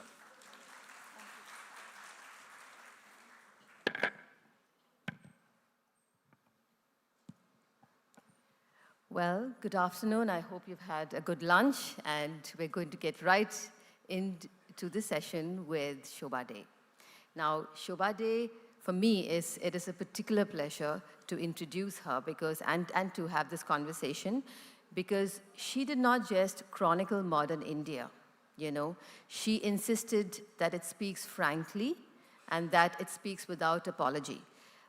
She arrived on the literary scene, as my colleague mentioned, a long time ago, but with a journalist's nerve, a novelist's eye, and a refusal to avert her gaze. And she captured an India in motion, which is aspirational, contradictory, exuberant. She wrote about money, matters, intimacy. She reminds us that style can be substance and that wit can carry weight. Now, for many of us here, we know Shobhaa from her Stardust days. And then for the younger ones in the audience, you would know her for her views on Durandar. But let's begin with the book, with The Sensual Self. And we'll ask, Shobhaa, lovely to have you, as always. Thank you very much. Thank you, Chennai. Thank you all for being here on a Sunday afternoon. Always a great pleasure to be at the Lit Fest, the Hindu Lit Fest, and to see the numbers and to see such an informed audience, a great pleasure. So thank you again. Looking forward to a wonderful conversation with Rosella and then the questions to follow. Thanks again. Yes. And a quick thing. Now, you'll also, some of you would be aware, and I think I need to bring this to your attention, that Shobhaa is one person who Amitav Ghosh called a national treasure. Shobhaa has also got 200 published dissertations, and is also, her books are taught at universities. So there's a lot going on. But let's begin with this, Shobhaa. Now, right from socialite evenings, there's always been raciness, sex, and all of that associated with you. But from fiction to non-fiction, and now this journey, as you've mentioned before, is not a memoir, it's a mirror. Why did it take this long to bring this book out? And now that you've traveled with it extensively, how do you think you would review it? Gosh, so many questions in one. A small correction, if I may. I have written 28 books, 20, yes. Out of which a few are novels. There's a lot of political writing in between. Most of my columns are politically incorrect and commenting on society in change. The raciness, of course, in my early novels, and I'm so glad it's there because it was by design. It didn't just happen. It was a question of putting something out there about a rapidly changing India, about urban India. There were no books reflecting that new, exciting India back then. So the first book, Socialite Evenings, which was over 35 years ago, talked about modern urban marriage. But there was nothing racy about it. I think what readers at that time found shocking was the premise that a marriage could end not because of abuse and drunken behavior, but because the woman wanted more from the marriage, that it was something that didn't fulfill her own dreams and fantasies about what marriage should be. Now, this book, as you rightly said, it's part mirror, it's part memoir, it's also part a quest. For the longest time, I have wondered why that word intimacy itself is so scary to our society and to a lot of societies across the world. And particularly, the young of today seem to find the very idea of intimacy terrifying. Their most intimate relationships are with their phones. And I often wonder how much comfort a phone can give you when all you want is a hug. But clearly, they're not looking for hugs. They're looking for a text which substitutes for a hug. So it's a book that raises a lot of questions in my own mind. Also, a reflection of looking back at my earlier self and wondering whether my own growing up process was sufficiently rich in terms of responding to the sensual around us, and whether it's still possible to retrieve that. I believe it is, because I grew up in a very conservative middle-class environment where topics of this kind were simply not tabled. Forget about being encouraged. I don't think much has changed. And many years ago, also the reason for writing this book, I had co-edited an anthology with Khushwant Singh. It was called Uncertain Liaisons. It was a series of essays on a lot of it, the same topic, sensuality, erotica, how Indians feel about their bodies, how they feel about sexuality and sensuality, which the two are interlinked. And that book, I'm sure David had published that, Uncertain Liaisons for Penguin, with Khushwant Singh, yes. So that book turned out to be a bit too academic, and it didn't do well at all. Looking back, I'm not surprised, because a subject of this kind needs something much more than a professorial look at it. It's got to be something that is felt and which is experienced. It's a lived experience that you're sharing. And I hope with this book, whatever I felt, the questions that were unanswered back then, a lot of them I've tried to answer for myself, and certainly to raise questions for young readers in particular. Thank you. And when you talk about intimacy and love in this book, you also talk about courtship. You talk about your time with Mr. Day, who is in the audience, about walking with that pink guava, each of you with a pink guava in your hand, a going furniture hunting and buying a Banarasi sari, and the little nuances and the romance that is attached to each of these. You talk about the holding of hands and how there are many ways of holding hands. And as we were observing last night, I mean, there's so much you can observe about relationships with the way people hold hands, with the way they touch your face. And with you, Shobhaa, I mean, you have 6 children. You have 6 grandchildren. 8, oh my gosh, 8 grandchildren. And then, you know, I wonder, when I was reading your book, I said, my God, it must be so exciting to have a granny like this who has all these conversations. And then I wondered, and I've also listened to an interview where somebody asked, so have you had these conversations with your children? And you said, no, I observe. So for many of us in the audience here, parents and children and grandparents, can you tell us a bit about that, adding a little bit to conversations at home to encourage this intimacy and a sensual exploration? I think they're learning through what they see my husband and I share. It's demonstrated. We don't sit down at the dining table and say, okay, let's talk sensuality. But they can see it, that, you know, he's going to be 86 very soon. I'm 78. But at this stage in our lives, after having been married for more than 4 decades, we have not turned invisible to one another. We very much exist. We acknowledge each other's presence. Our physicality still matters to us. We demonstrate that. We make sure that we are seen by one another. It's not something where you go into the woodwork and disappear, because society at large is extremely uncomfortable with seniors. Even the thought that seniors could love, that the thought that seniors could seek pleasure, makes society feel definitely squeamish. So do I engage in these conversations with my children? Definitely not. Have they read this book? Perhaps, perhaps not. I haven't had that many comments coming from them, but then they don't read quite a few of my books. They have not read. Consciously? No, it doesn't interest them. Maybe. I've never dared to ask because I don't want the answer. I don't know how I'd respond. So I haven't dared to ask, neither do I subject them to a sort of questionnaire or a general knowledge quiz that which was my last book and what do you remember from it? Not at all. I think they're individuals. I respect their taste in books.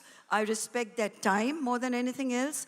And if they feel that they have better things to do with that limited, the number of hours they have, rather than read mother's books, maybe they will at some point later in their lives. I hope they do. So these conversations remain mainly, they're very indirect. I mean, if they were at this very lit fest, listening to me talking to you, we would have a post-mortem about what was said. Would they analyze it too deeply and say, no, they would analyze it very deeply to say, Mother, you should not have said that. I mean, they're my censor board. And that's why I like it, because they keep me on my toes. Or they would have said, oh, that was okay. But there's never a gush. And I prefer that vastly. It really does keep me on my toes. But these are conversations we need to have across the board, not just with one's own children or grandchildren, but I deeply value my very close and small circle of girlfriends and an equally wonderful and intimate circle of male gay friends because of the kind of openness with which we share our insecurities, our anxieties, our feelings about ourselves. We discuss if something is not quite going great for us in a relationship, within our own marriage, who else can one talk to but people one trusts? And that's exactly what Sensuality or the book is about. It's honesty and authenticity about how you are with your own partner and how it's a loss if you are not in tune in every which way, mentally, emotionally, and definitely physically. Like you mentioned, they quoted from the book, that there are so many wonderful ways of holding hands. And holding hands, it's a language of, it's by itself. And I don't even see that happening too much with young people. Yes. Or they're not making eye contact. They're not having any sort of conversations. They're not even flirting. And you use the word courtship and you use the word woo, and I'll add another word, suitor. The young do not recognize these words. They often come to me and say, what does it even mean? Because they've not experienced it. And maybe it's really not important enough in their lives. But I really feel this book is a nudge to say, give it a try. Try and connect to beauty. That's all it is. Connect to a bird song. Connect to music. Try reading a bit of Kalidas, because Kalidas is quoted a lot. So is Japanese, the haikus, which are so beautiful. And poetry and music, movies, all the things that make, food, of course, colors, what you wear. Wine. Yes, it's all of it is interrelated. Why are we losing touch with something that in India particularly, we've grown up in a cultural environment that is steeped, it should encourage the expression of sensuality. The sari, I mean, look at how beautiful you're looking. It's the most perfect garment, the most sensual garment. No designer on earth can improve on the sari. You talk about the sari, I think in the book also you've mentioned the wearing of a sari, the undressing of the sari, and that whole dance. And believe me, I don't think we pay much attention to things like that. It feels a bit... For example, today there is a trend where having a boyfriend on campus is considered cringe. That's the newest, right? A lot of students, I mean, you're not supposed to have a boyfriend or call them a boyfriend. And then, of course, we were discussing polyamory, for instance. We have another speaker at the Lit Fest. And you, in your book, you talk about open relationships and how you do not understand them. You talk about porn, for instance, is not something you agree with. You have corrected people when they've talked about infidelity, and you've said, this book is not about infidelity, and it's not something you endorse. So I see, and of course, when somebody asked you about ChatGPT and relationships, you said if it works for them, so be it. So I see this bundle of contradictions, and I would love to hear from you, Shobhaa, because you've seen it all and you've come this far. So, tell me something about what works and why it works, according to you. The first thing, straight off, is I'm not being judgmental. I'm just saying I'm in a zone which I don't always understand something. Because this change, driven by social media, has been so rapid and so dramatic that maybe it's difficult for me to process all of it and understand, say, Gen Z, when they're turning their backs on just regular human contact and relationships, when they have their ears permanently plugged with earpods, and they're reluctant to converse, even with one another. I'm not talking about conversing with the older people, which, of course, they have no interest in. And I wonder what it is that can sustain them. That is my big, it's a mystery to me, which I'm hoping to be able to understand by observing more closely, because getting into a conversation at that deep level with the very young is a challenge. They're not interested. What is it that sustains them? Because for a lot of us, I'm sure, here right now, the idea of love in its truest and most beautiful sense, whether it's love between partners, with your children, with your family members, with your friends, with colleagues, it's at the very, it's the essence of human bonds, human relationships. What can be stronger than an expression of love, or what can be a bigger motivator to establish a relationship with anyone other than seeking love, giving love, and receiving love? It's the whole foundation of, I think, of our human existence. I don't see any alternative to it. So I would love for Gen Z to tell me that there is something else that I am not seeing. that keeps them going, that keeps them motivated, that keeps them ambitious, restless, whatever it is that they're seeking. I want to know what that is. I haven't cracked it, and I'm not judging them.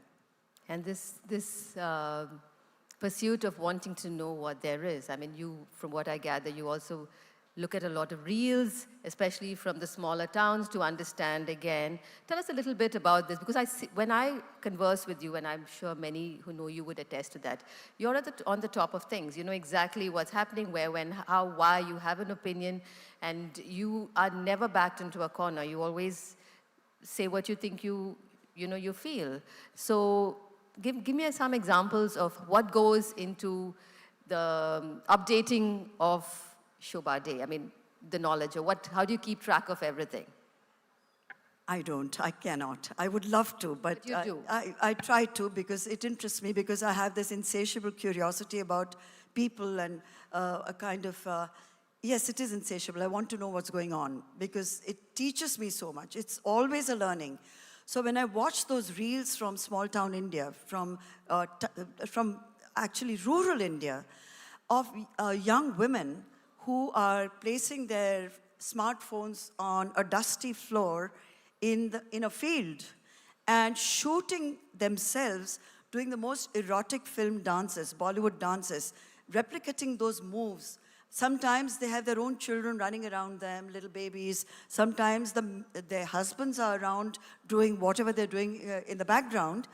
Male members of their community are watching these young women shooting these very, very provocative reels.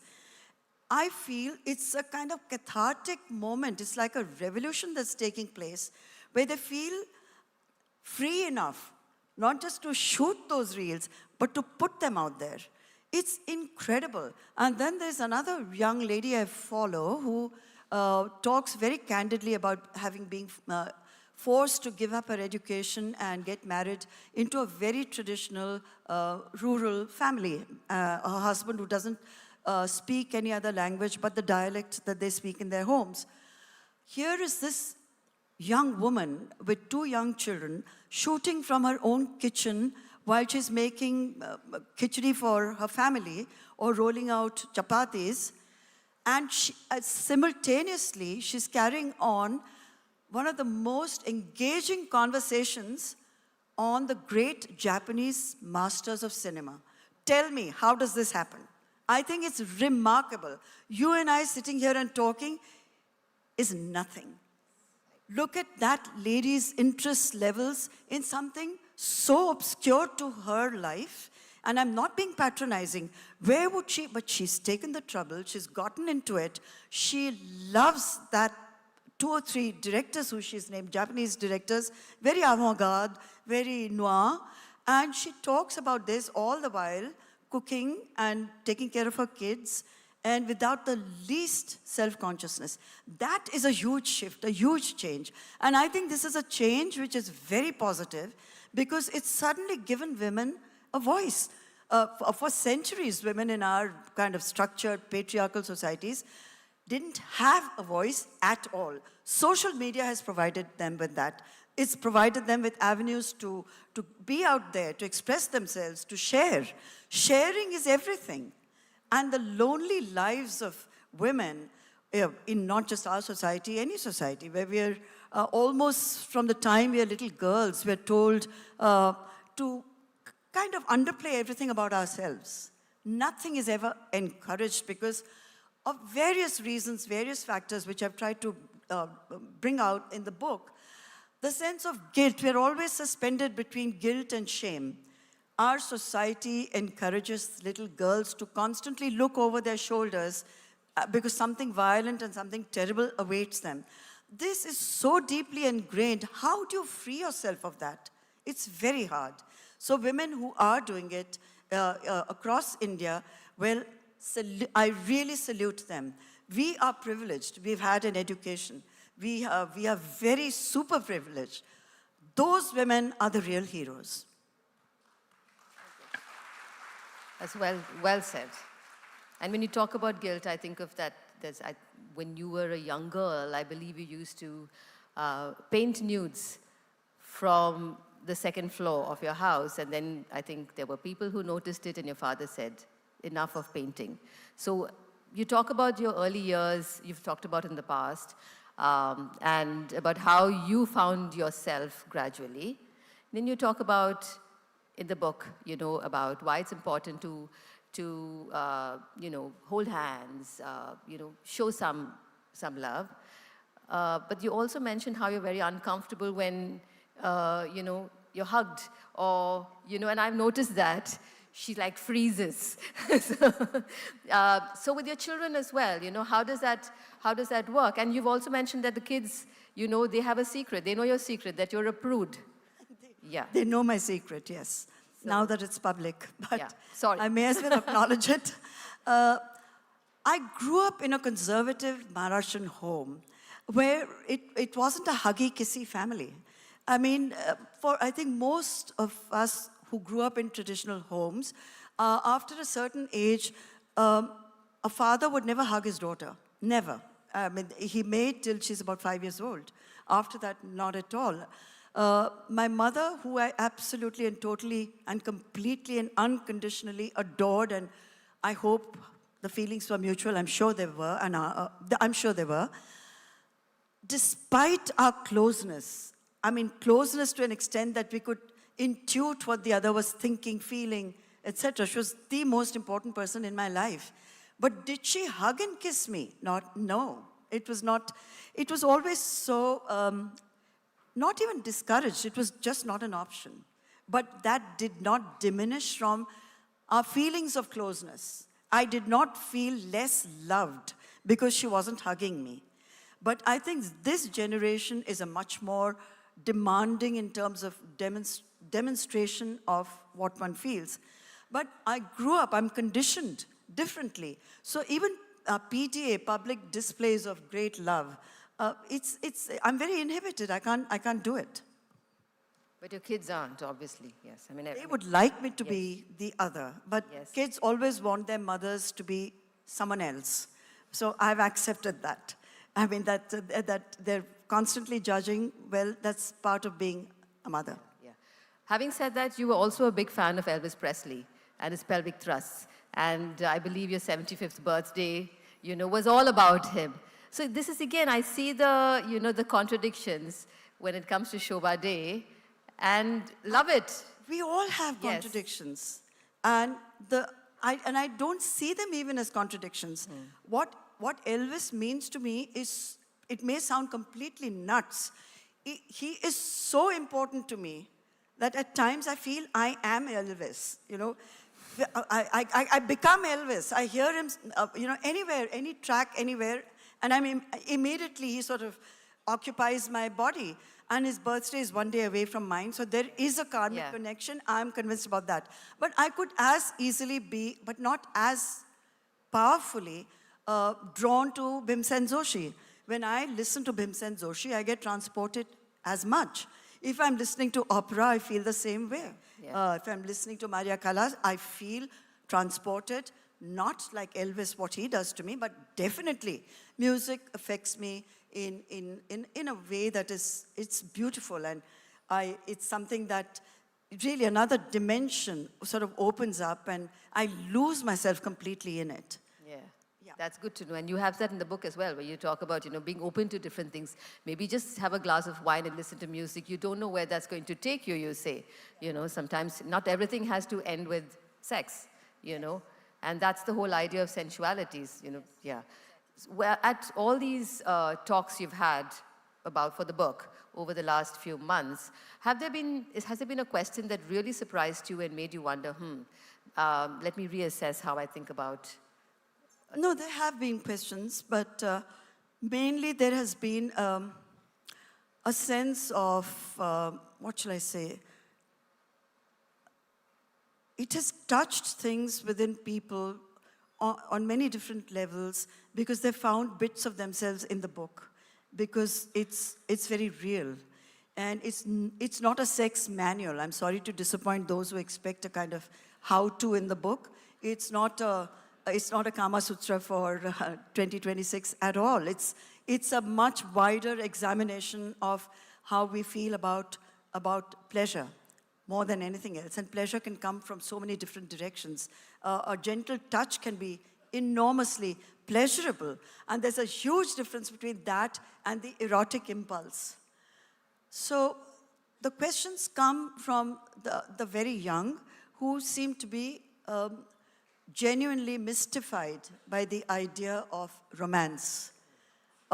Their idea of romance seems to be a little confused because they're getting all their signals from, mainly from movies. And we know how romance is represented. I can only speak of how Bollywood has systematically distorted and perverted the idea of romance. It goes for a lot of other cinema as well. If those are the only kind of inspirations for them, then clearly, if that is not happening in reality, that void, that disappointment, that if it's happening in the movies, why isn't it happening to me?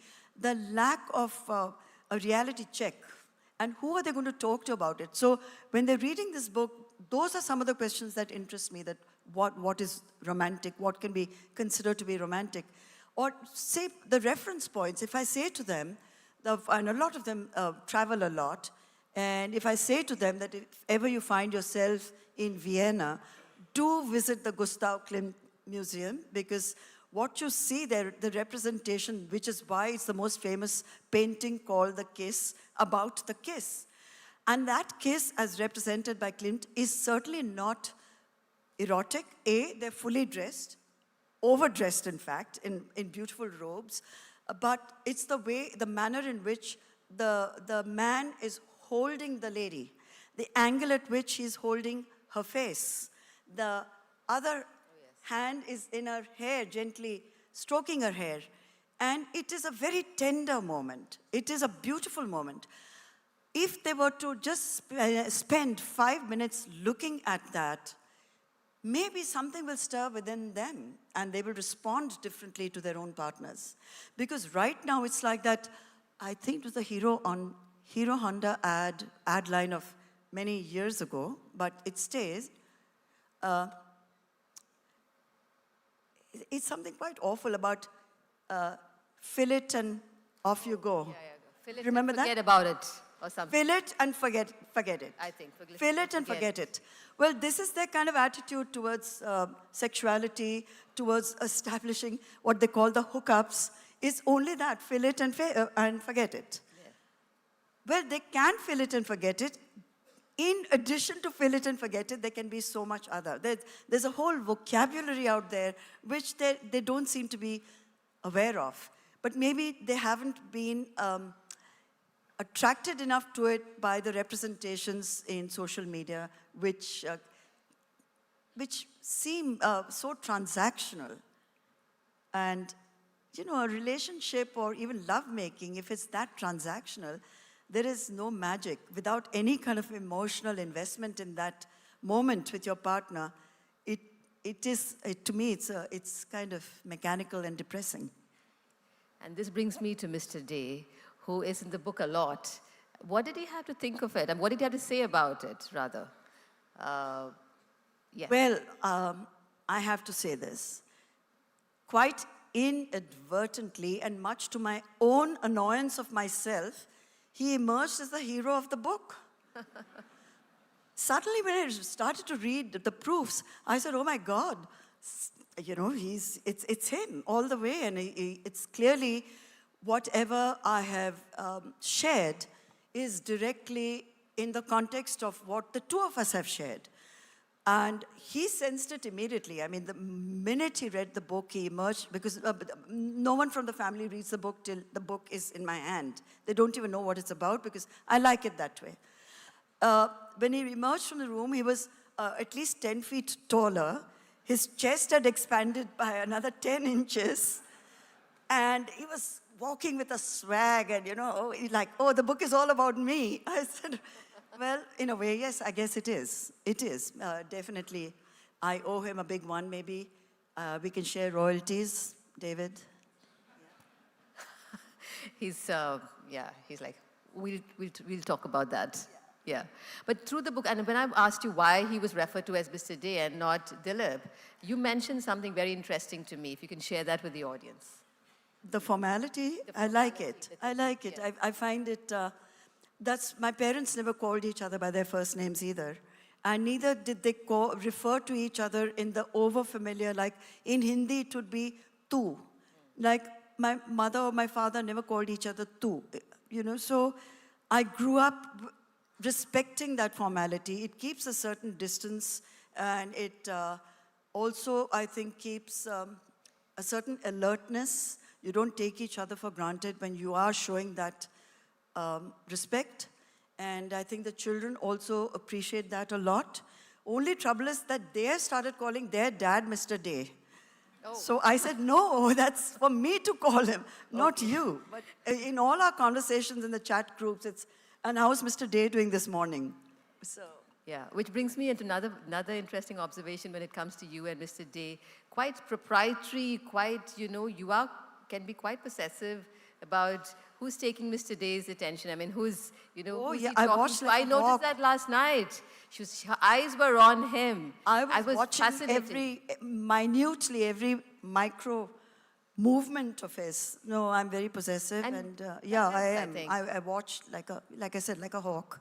No, and you mentioned in the book as well. And no transgression will ever be permitted, allowed, or endorsed, or forgiven. Yes, there's a part in the book where she talks about them getting massages, or the men, getting massages or something. Then you come back and you're like, what's going on? And I can do much better than any of them.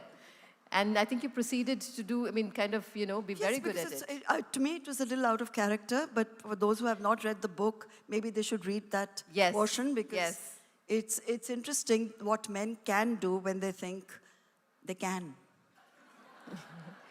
So a few tips here on keeping a relationship, marriage or no, strong.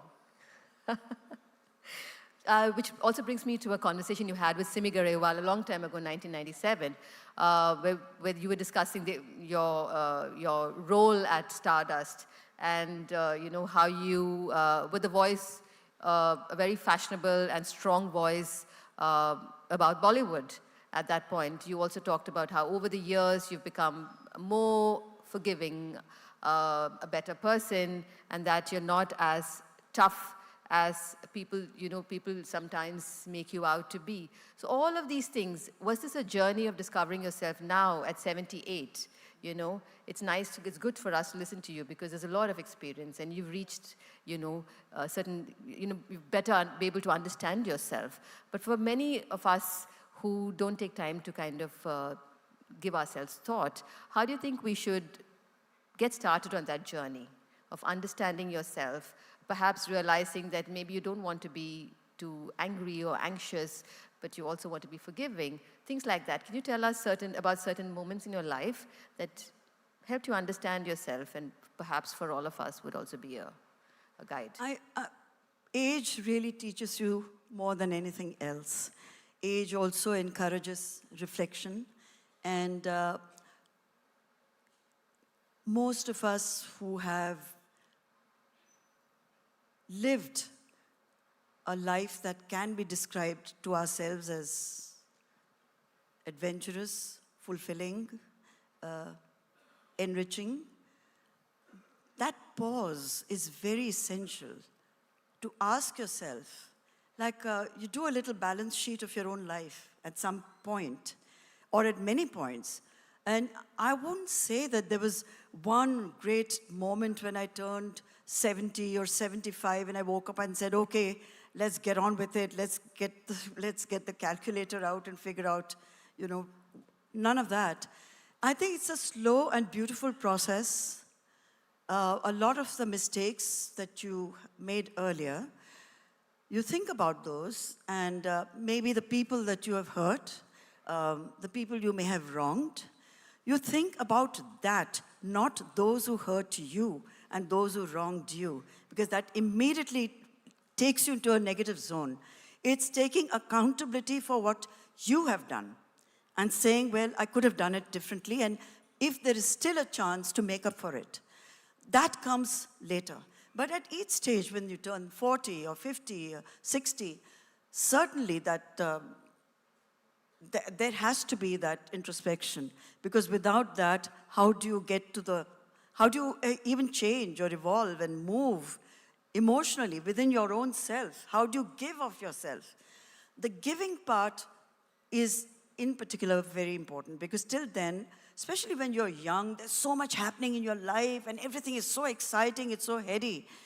And it's all about you, and you're restless and you've set goals for yourself. Maybe you're heading somewhere in this terrifying rush.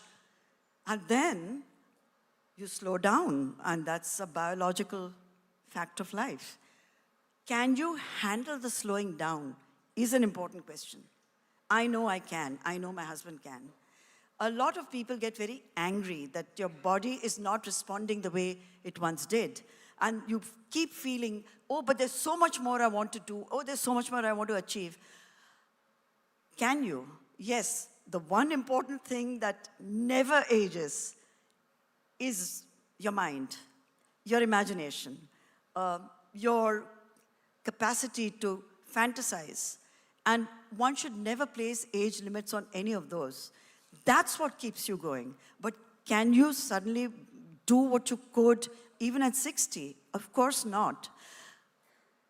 I like the idea of now. I prefer this space now at this point in my life very much. I'm enjoying it. And even looking back, when I think of some of the crazy times, there are absolutely no regrets. I think both of us have lived our lives on our terms with authenticity and enjoyed ourselves. And I hope we have more years to continue to do that, to do the same. It's lovely to hear. And something like rejection, when you talked about Gen Z, you talked about younger people, and of course, your experience over the years. That rejection in the age of anger and frustration, would you have something to say about that as well? Because that's equally important about understanding yourself. Well, Gen Z, it's very difficult to understand what exactly it is that they want. But I see a level of entitlement, misplaced entitlement, and rage against the world, even from Gen Z people who are ensconced in very comfortable homes, but it's like the world owes them big time. Now, the question that I haven't completely understood is whether Gen Z, the products of what the world went through during COVID, and they were the very formative years for Gen Z at that point, whether that isolation has psychologically affected them so deeply that they haven't understood it themselves, and the people around them haven't been able to understand it fully either.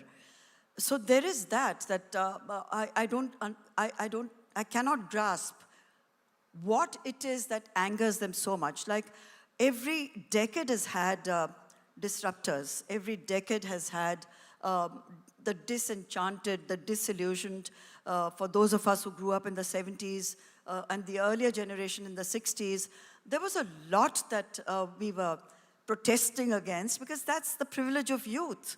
You have to protest against what you think is not okay with the world, and at that stage, nothing but nothing is okay with the world for the young. I can understand all those various decades. Gen Z has stumped me, because I just see extremely spoiled young people expecting the world to bow down and say, thank you for letting us exist. Many Gen Z in the audience, I can hear the murmurs. And possibly they will be meeting you right after this for questions. I would love an actual conversation beyond a few grunts and a few words. Yes. And eyes glazing over with disregard, disinterest, and disrespect. Yeah, well said. So you know what to ask. So, one last question about the book. You said somebody had come over to you. When you talk about, the kiss, the act of kissing, it's one of the most underrated acts. Somebody came up to you and said she's never been kissed in ever, a Rajasthani woman. Yes. After 30 plus years of marriage, you know. So what is that takeaway you'd like to give people about little acts of kindness and love? No, I honestly feel it's the act of kissing is as intimate as the act of actual lovemaking. It is. So if that lady has never experienced it, in our society, I also feel strongly that no one prepares young girls on them when they're getting married as to what to expect in marriage from a marital physical relationship, which is again why there's a whole chapter on the very romanticized Suhagrat, all of it generated by Bollywood movies, which make the pressure on a young girl. When a young girl is told by her mother that from henceforth your duty is to please your husband, what does it mean? When a mother tells, or a family or a joint family, that hamari ladki, I know Hindi is a bit tough, I'll try and translate it, pavitra hai, pavitra rehni chahiye. My daughter is pure. My daughter will, when she comes to you, she'll be pure. It only means she's a virgin. That's it. Even in the most educated, elite families, I've seen them send their daughters to some of the best B schools in the world to come back, and the only message that the entire family is giving them is, oh, that's fine, you've had a great education, you've had a good life, but now is the time to find the right husband and to settle down and to conform to the rules of your new home. That's it. So what has really changed? Those girls who've come back with dreams, and yet in the same India, we've got a winning World Cup team of young women cricketers. That is amazing. So who are the people who are keeping young women back? It's not the parents of the cricketers. It's not the parents of all those young athletes who are competing worldwide, globally, the female athletes. Hats off to their parents, because without that support, they wouldn't be doing what they are doing. It's people in the cities, it's people like you and me, all of us sitting in this room, who place that kind of importance and pressurize our daughters that to validate your existence, you have to be married into the right home. And once you're married, that's it. That's where you stay. That's where you belong. There's no question of that girl ever exercising her right, if she's not happy or satisfied in that marriage, to walk out of it and come back to her parents' home. That is denied to her. And that is one of the taboo subjects that we don't want to discuss. We don't want to discuss how we don't tell our young girls that for you to invest in this marriage, take your time, and we don't tell the men that the wedding night is not the end-all and be-all. You don't have to attack this young, unprepared bride who's probably never been with a man, and you traumatize her for the rest of her life through maybe brutality, which is not intentional, but he also doesn't know better because no one has prepared him either. So these conversations, which I'm raising in the book, go much beyond the kiss and hand-holding and love-making. They go behind the scenes of how our society is still unwilling to discuss something which is at the core of our relationships. If we are not telling our young what it means to have agency over their own bodies, what it means, what the word consent means, no one tells them that. So the whole reason for writing this book and raising some of those questions was to start these kind of conversations in our society, still so hypocritical, still so steeped in completely outdated notions of what is correct or what can be discussed or not discussed, so brainwashed into just suppressing even the idea of desire. Thank you for that. Thank you for that. I have to ask this for people in the audience as well, because we wonder, when you're so outspoken, you're aware of what's happening in the country, you're so, you talk about the civic polls, importance to vote, and you've also said that you don't have a political agenda, and that is you know, what keeps you brave, and that's your strength, that's your hidden strength. Have you ever considered getting into politics? I'm pretty sure you've had requests. Requests. In politics, no one requests. Yes, I've had multiple, offers. They all come with strings attached because there's no such thing as a free lunch or a free election ticket. And the reason that I have resolutely stayed away, and I do not want to be indebted to any political party on any level. So people who think, but a Rajya Sabha nomination? For what? Do I need a free house in Delhi? Why should I disrupt my family life to go? Because, it's so important to be an MP and to walk around in designer saris and pretend you're changing the world by occasionally getting up in parliament to contribute what you think is, no, I don't need it. I think as someone who's completely politically non-aligned, I don't need a favor from any political party. Ever. I never have, and I never will ever submit myself to something. So I find it degrading, and I would never, ever be in that position. Rajya Sabha be damned, Lok Sabha ticket being damned. No, it's not for me. It's a cesspool. And there we have our answer. So I think we're kind of moving to the next the part of this session, which is getting questions answered, if we have any. And while we find the person to ask that question, Shobhaa, you did say that if there's one biggest fear, it's not to get brain dead. Is that something that brain dead, that's your biggest fear? Yeah. Yes, I think I'd rather, no, it's too deep a topic to attempt to answer it so lightly, but to be brain dead is a fear for a lot of people after a certain age, and I'd rather say goodbye to it all than be a liability to my family and to those who have loved me by just being there, but actually not being there at all. It's the worst tragedy that I can think of. For you. That's the only thing that would faze you. Yes. Yes, and cockroaches. Two things. Brain dead, fear, cockroaches, equally big fear. Okay. On that note. All right. So first of these questions here, please. So it is a really great session, madam. And literally, you doesn't look like 78, madam. I was very surprised. We were just hoping someone who doesn't look like she's 78. And stereotyping women. Sexist comment. Does anyone look at a male author and say to Shashi Tharoor, sir? Do they tell him, sir, you don't look 70? Does anyone say that to Amitav Ghosh? You don't look your age? I didn't got the opportunity to speak, madam. Oh, no, I'm just teasing you. It's okay. Sorry, sir, you walked into it.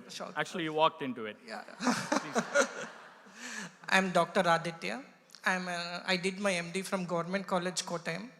So your talk, the thing is the sexuality, which has been very much submerged. Because I will share just two cases from my practice. I had an elderly couple, around 65-year-old. They had a couple, and they came to me, and they wanted to have sex. When they wanted to sex, they had the problem with the vaginality and this thing. And second case is when the person, young couple, when they went for their nuptial night, there is a term called as vaginismus.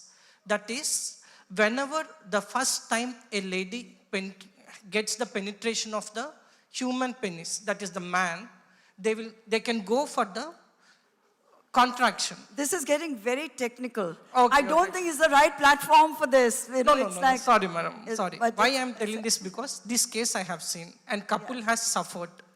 They had that vaginismus, and whenever they had, the couple had suffered a lot that the penis have to be cut off. What is your question, What's the question, Can you get your question, please? Well, thank you, sir. Thank you very much. The next question, please. Yeah, I mean, there's a lady there.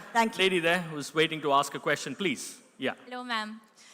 So we talked a lot about flirting, viewing, courtship, and then you talked about women finding their voices, women being empowered, women being able to speak their minds out. But I feel because of women finding their own voices, there's a lot of hatred towards women. Misogyny is, at a rise.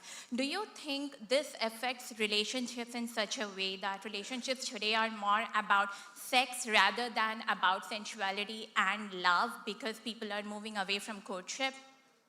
Yes, definitely. So you've in fact answered my question by asking your own question. It's absolutely accurate. It's true. It's not just misogyny.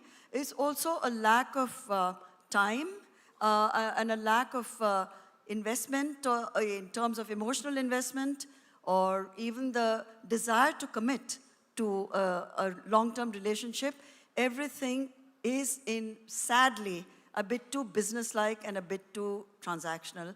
But that I also believe we'll come full circle. This is not a permanent state of affairs because the human desire for actual love, contact, and sharing of emotions will always be the predominant emotion. So this could be a phase which is a little distorted or freaky, but eventually, even Gen Z will come back to love and enjoying pleasure. Fingers crossed for that. Thank you. Yeah, I'm just going upstairs there, to the right, upstairs, in the balcony. To the right, to your right. There. Hi. First of all, Shobhaa, I have to say thank you so much. Growing up, you were one of those people who gave me a peek into this very taboo subject, which was a complete no-no in my home. The question I have for you is, since you have seen, India evolve over all these years, and especially in the context of a taboo subject like sex, my question to you is, what would you attribute the reason for this growing violence against women, sexual violence? And it's only getting worse. So I, as a person, am not able to understand the absolute barbarism in these acts, especially in, sorry, I have to bring it up, but the gang rapes and the manner in which either they're getting more attention now or, I'm not able to really pin this down. So I was thinking, I wanted to know if I don't think it is accelerated. It's just that it's reported more widely. It has always been a part of society. This aberrant behavior is not new. But social media certainly has added to the discourse, and every violent act gets amplified over and over and over again. And that is what I find much more disturbing, because we ourselves are playing into it by watching those videos, sharing those videos, and towards what end? Towards what end? Is sort of vicarious, I don't know, thrills of seeing something so bestial happening in our society. But this is not restricted just, I don't think the statistics, I don't have the statistics. It is a widespread disease across the world, not restricted to India. We are affected by it if it happens in our neighborhood. If it's happening in some distant place, it becomes a three-liner news item and we move on. And that is a tragedy, because what can society collectively do to change this attitude? I don't have the answers. I wish I did. Okay, there was somebody, yes, please, the lady out there who's raising her hand at the moment. You'll get the microphone if you can just stand up, please. Thank you. There. Yeah. The lady in the jacket? Yes, yes. She's just getting the microphone. You'll get it eventually.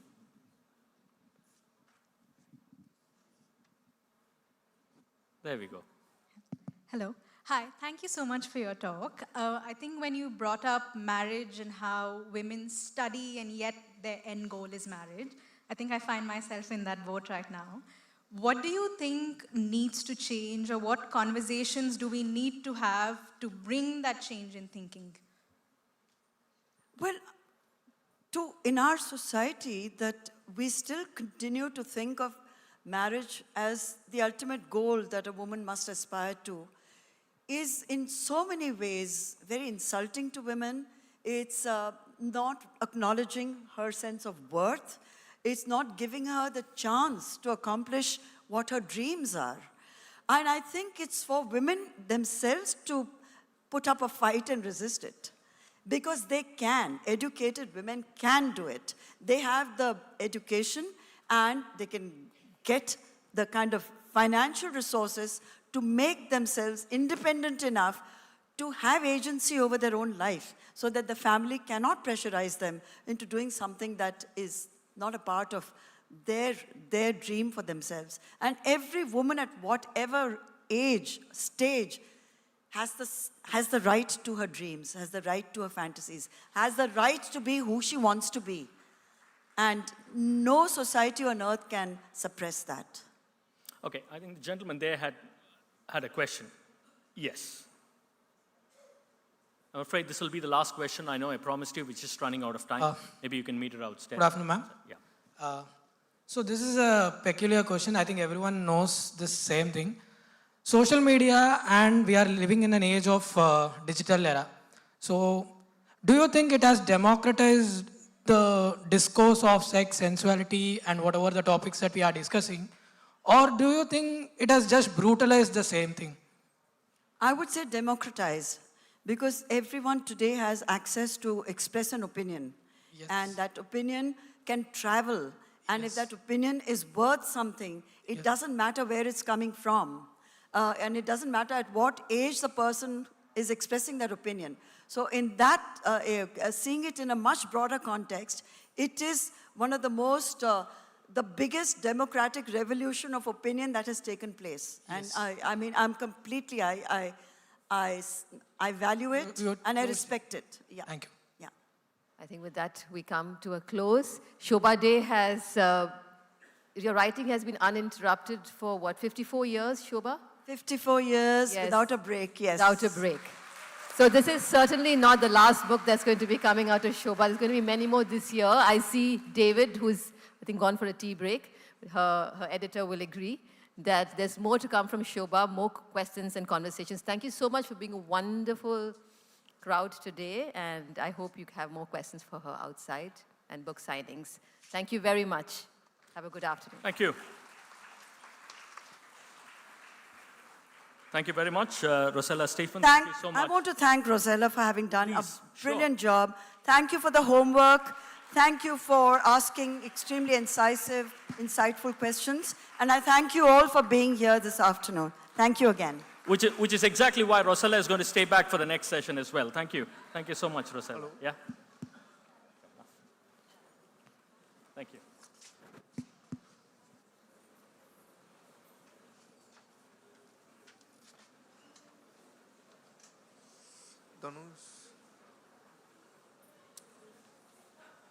Tanush.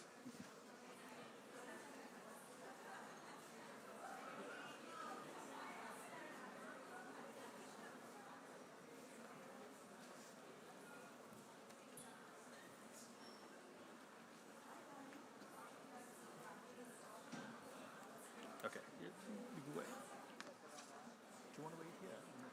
You're good? Okay.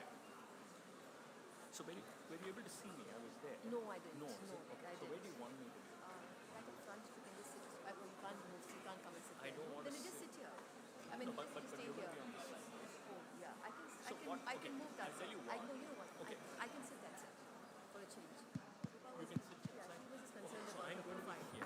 Yeah. She was concerned about the profile, that's why I Then sat this side. so you take it there. Yeah, yeah. And then I'm going to be here. Yeah. So I'll tell you when we've got 15 minutes. 15 minutes. Yeah, yeah, which is 10 minutes of Q&A and whatever. I know. Oh, okay. Is that what you want? That's what I wanted. So just 5 minutes before we shut for Q&A. So I'll just say 5 minutes, which means you've got 5 minutes to wind up and go to the Yes, Q&A. that's right. I'll Because do once the Q&A is, then I know that you will time. Then I'll just say 5. Yeah. That's all I need to say. Sorry, I'm sorry that she was so particular with you. He said, I want to know what's happening, and I want to know. I don't like these chairs.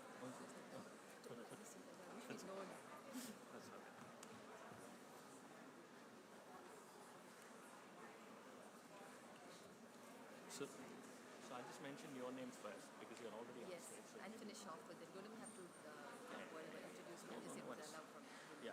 Sunday.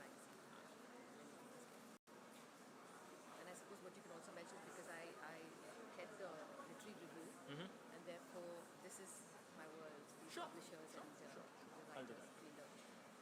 Kanishka, who is the literary agent. Sure. Literary review, you had the literary review. The literary review with the Sunday magazine. So Perfect. This is what I do. Yeah.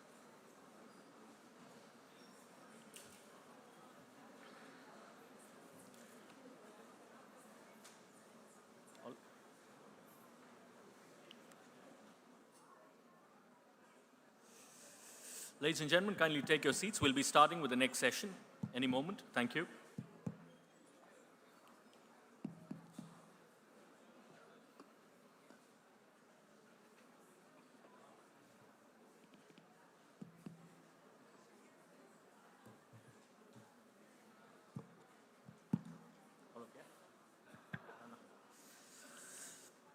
Session number 6, ladies and gentlemen, Publishing in the Age of Infinite Voices. We've heard the speakers, we've heard the authors, but what about the publishers? And which is going to make for a fabulous interactive session, you would imagine. Curation or chaos? Publishing in the Age of Infinite Voices. Please put your hands together once again for Rosella Stephen, who does this for a living, literary review, of course, in the Sunday magazine. So she's going to be to my far left. Thank you. Thank you so much, Rosella.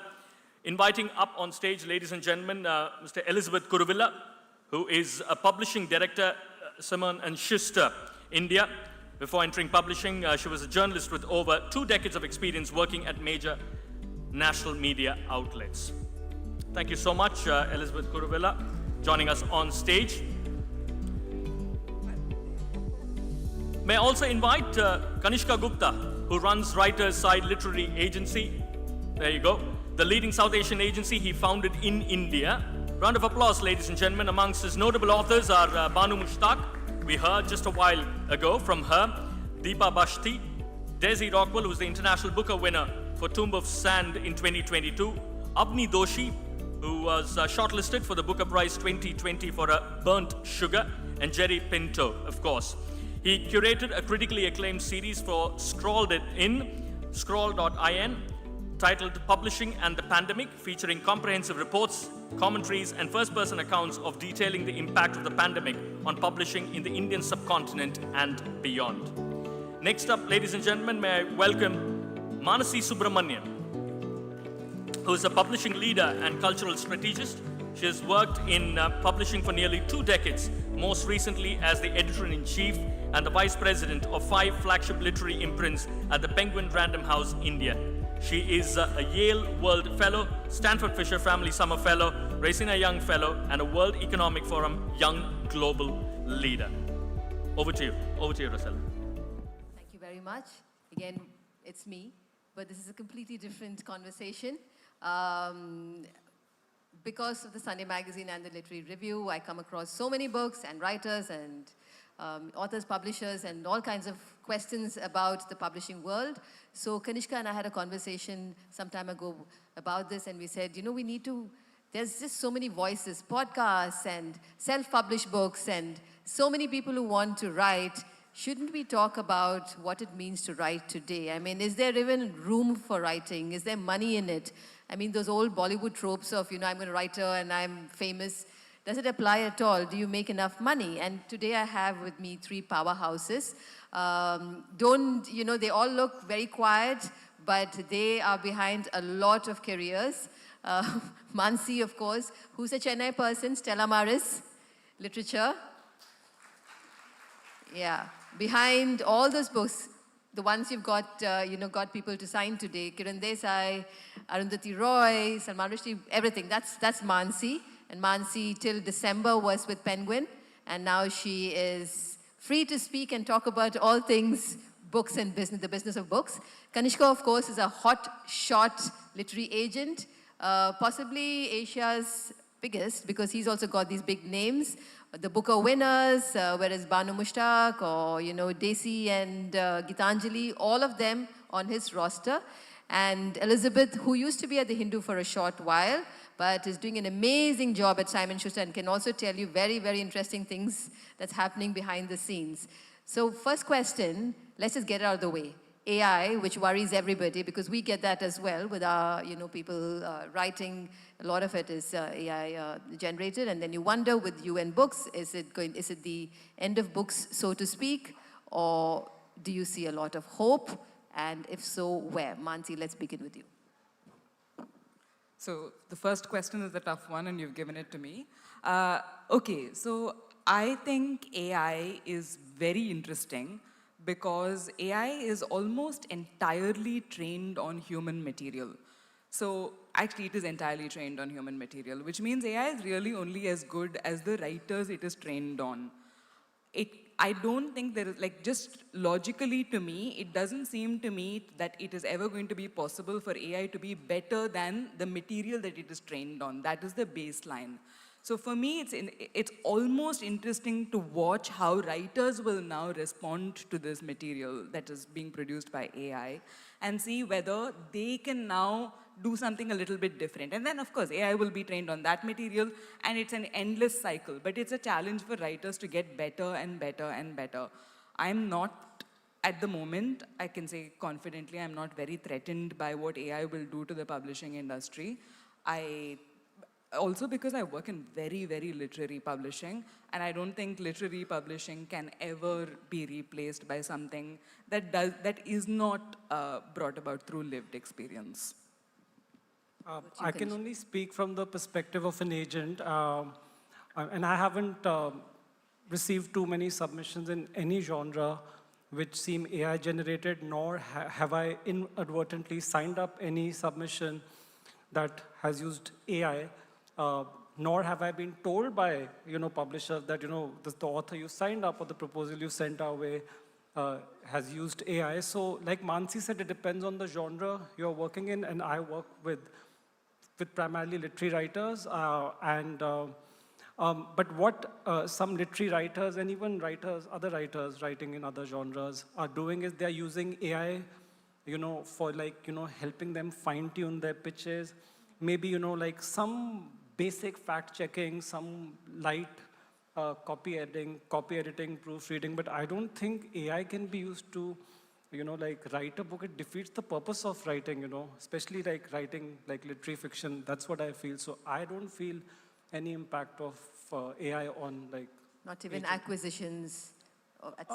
No, so from my perspective, no. Some authors are now insisting that they would like a clause in the contract with the publisher that the publisher should not use AI to generate covers, and nor should they be using their material to train AI. So and mostly these authors write in the science fiction fantasy space. I'm not surprised. But other than that, I have not seen... Penguin has now started putting it on the copyright page of all books as of last year that says this material is not allowed to be used to train AI. And like Mansi, I'm actually looking forward to see how things will change with the AI. I don't think it is at a stage where it is replacing things, replacing actual writers doing the writing job, So, but it is a fast evolving machine, and it is already being used in various ways. It's being used for translation, for audio narration, though I was having a chat with someone who is using the tool as a business for translations, and he agrees that it can just do the job a little faster, but it cannot replace the human being. The translation needs to be read by an actual human being who's an expert in the language, to get the nuances right, etc. So it's going to be a real part of the publishing industry very soon. In terms of, I think really good writers will continue to do very good writing, but on their own. But those very quick books, maybe quick romances, things like that, you know. So I wonder if those are going to be purely AI written soon, you know. So because you just don't want to give that pulpy read, you know, and you probably don't need that human being to do it, you know. So it might be more cost effective and speedier for some publishing houses, the ones who are publishing them, to do that. I think we have to make a distinction between translation of content and literary translation. So yes, AI has very badly impacted people who provide translation services because they are now being asked to edit and oftentimes like rewrite translations generated by AI, but I haven't seen much of an impact on literary translations. So there's a distinction there, yes. But like even literary writers, they want to experiment with it, but I don't think they're using it. Even translators, they... Having said all of that, I would like to say that there are a lot of incredibly boring things that publishers have to do, and I would love for AI to take those jobs away, like metadata, like search engine optimization information, writing keyword, like 150 keywords for every book. You take a blurb, and then it has to be 150 pages for Amazon and 130 words for something else, and you know, like unbelievably boring things that we have to do. Yeah. I would love for AI to take those jobs away. What about pitches? I mean, because you had mentioned to me that, you know, when you're pitching all of that, make sure you've got it right. Don't do a quick, hasty job. Your manuscripts, when you're submitting it, make sure that it, you know, you're ready with it and not... I would still not use AI for a pitch that I'm preparing, you know, to submit to an author. Not you, certainly. But authors do that. And sometimes they even mention that they have used the assistance of AI to prepare a pitch note, but that's just a query letter. And I mean, I think they are just trying to make the package more attractive. No, I was listening to a conversation the other day, a podcast, where the person, it was all tips on writing, and it was about, you know, go to Goodreads or go to Amazon and look at the number of titles. I mean, use AI, of course, to figure out to your data, to figure out which topics are, you know, you have about 1,000 books vis-a-vis topics that have 10,000 books. Go with the ones that have 1,000 books under that category, maybe horses or something like that. Don't go with the ones that have 10 or 12 or 15 because there is no market. So things like that, where you're kind of looking at very clinically to decide what you're going to write on. Is that something that you come across? Oh, but you mean to say that like authors using AI to choose identify... what they should write about? No. You're just talking literary, that's why. No. Even like commercial writing is very... Yeah, I'm going to save Kanishka from this question now, but... no, I just wanted to mention that while I haven't used AI, you know, for editing purposes, but I did meet an editor recently who was speaking of this really terrible, you know, very important book it will turn out to be, but very lazily written, you know, and so it was a messy manuscript that was submitted, and so it was put through AI to generate a better first draft, you know, and then you get on with being the editor, you know. So you have a part of that really tough work of creating a book out of something, you know, done by AI, you know, and and do it quickly. Yeah, because there's no time. Do it quickly. And there have been conversations about, you know, like startups, publishing startups that are going to publish just AI-generated books, but so far I haven't seen any results. Yeah, but we get them on our desk, and my team can attest that it's not a happy sight. My other hope, by the way, is that AI will do all our jobs for us, and we'll all have a lot more time to read. You wish. And what do we read? It's so important. Seriously. Now let's get to Kanishka's role, because as a literary agent, which is Mansi and Elizabeth will say it's, you know, quite recent, but now you're seeing more people why it's important to have a literary agent for both sides. I mean, you're also quite relieved when you have, you know that it's gone through certain checks, and therefore you're not going to get a lot of, you know, it's of a certain standard. But Kanishka, can you take us through the paces of what a literary agent does quickly? I mean, of course, you read their rights to them, you know, they're aware of that. But yeah, so we are like the first reader, editor, you know, accountant, lawyer, counselor, everything rolled into one. I mean, when I started out as an agent, I mean, the the market for agents was very small because unlike the West, Indian publishers tend to like deal directly with authors, but I see a change over the last 10 or 12 years, and now even publishers who were dealing directly with authors, they're open to working with agents. I understand their hesitation and anxieties because an agent is free to, pitch the book to multiple publishers and make, the offer and the advances and, basically higher and the stakes, make the stakes go higher. But I think we are also now adding value, all the agents, most of the agents in India. So, we try to, pitch our authors to festivals. We try to, get like media interviews done. We get involved in like marketing plans. Authors are now very interested in the possibility of their works getting adapted into like screen, like OTT and films, and they're very interested in the possibility of getting translated into Indian vernacular languages, translated into foreign languages.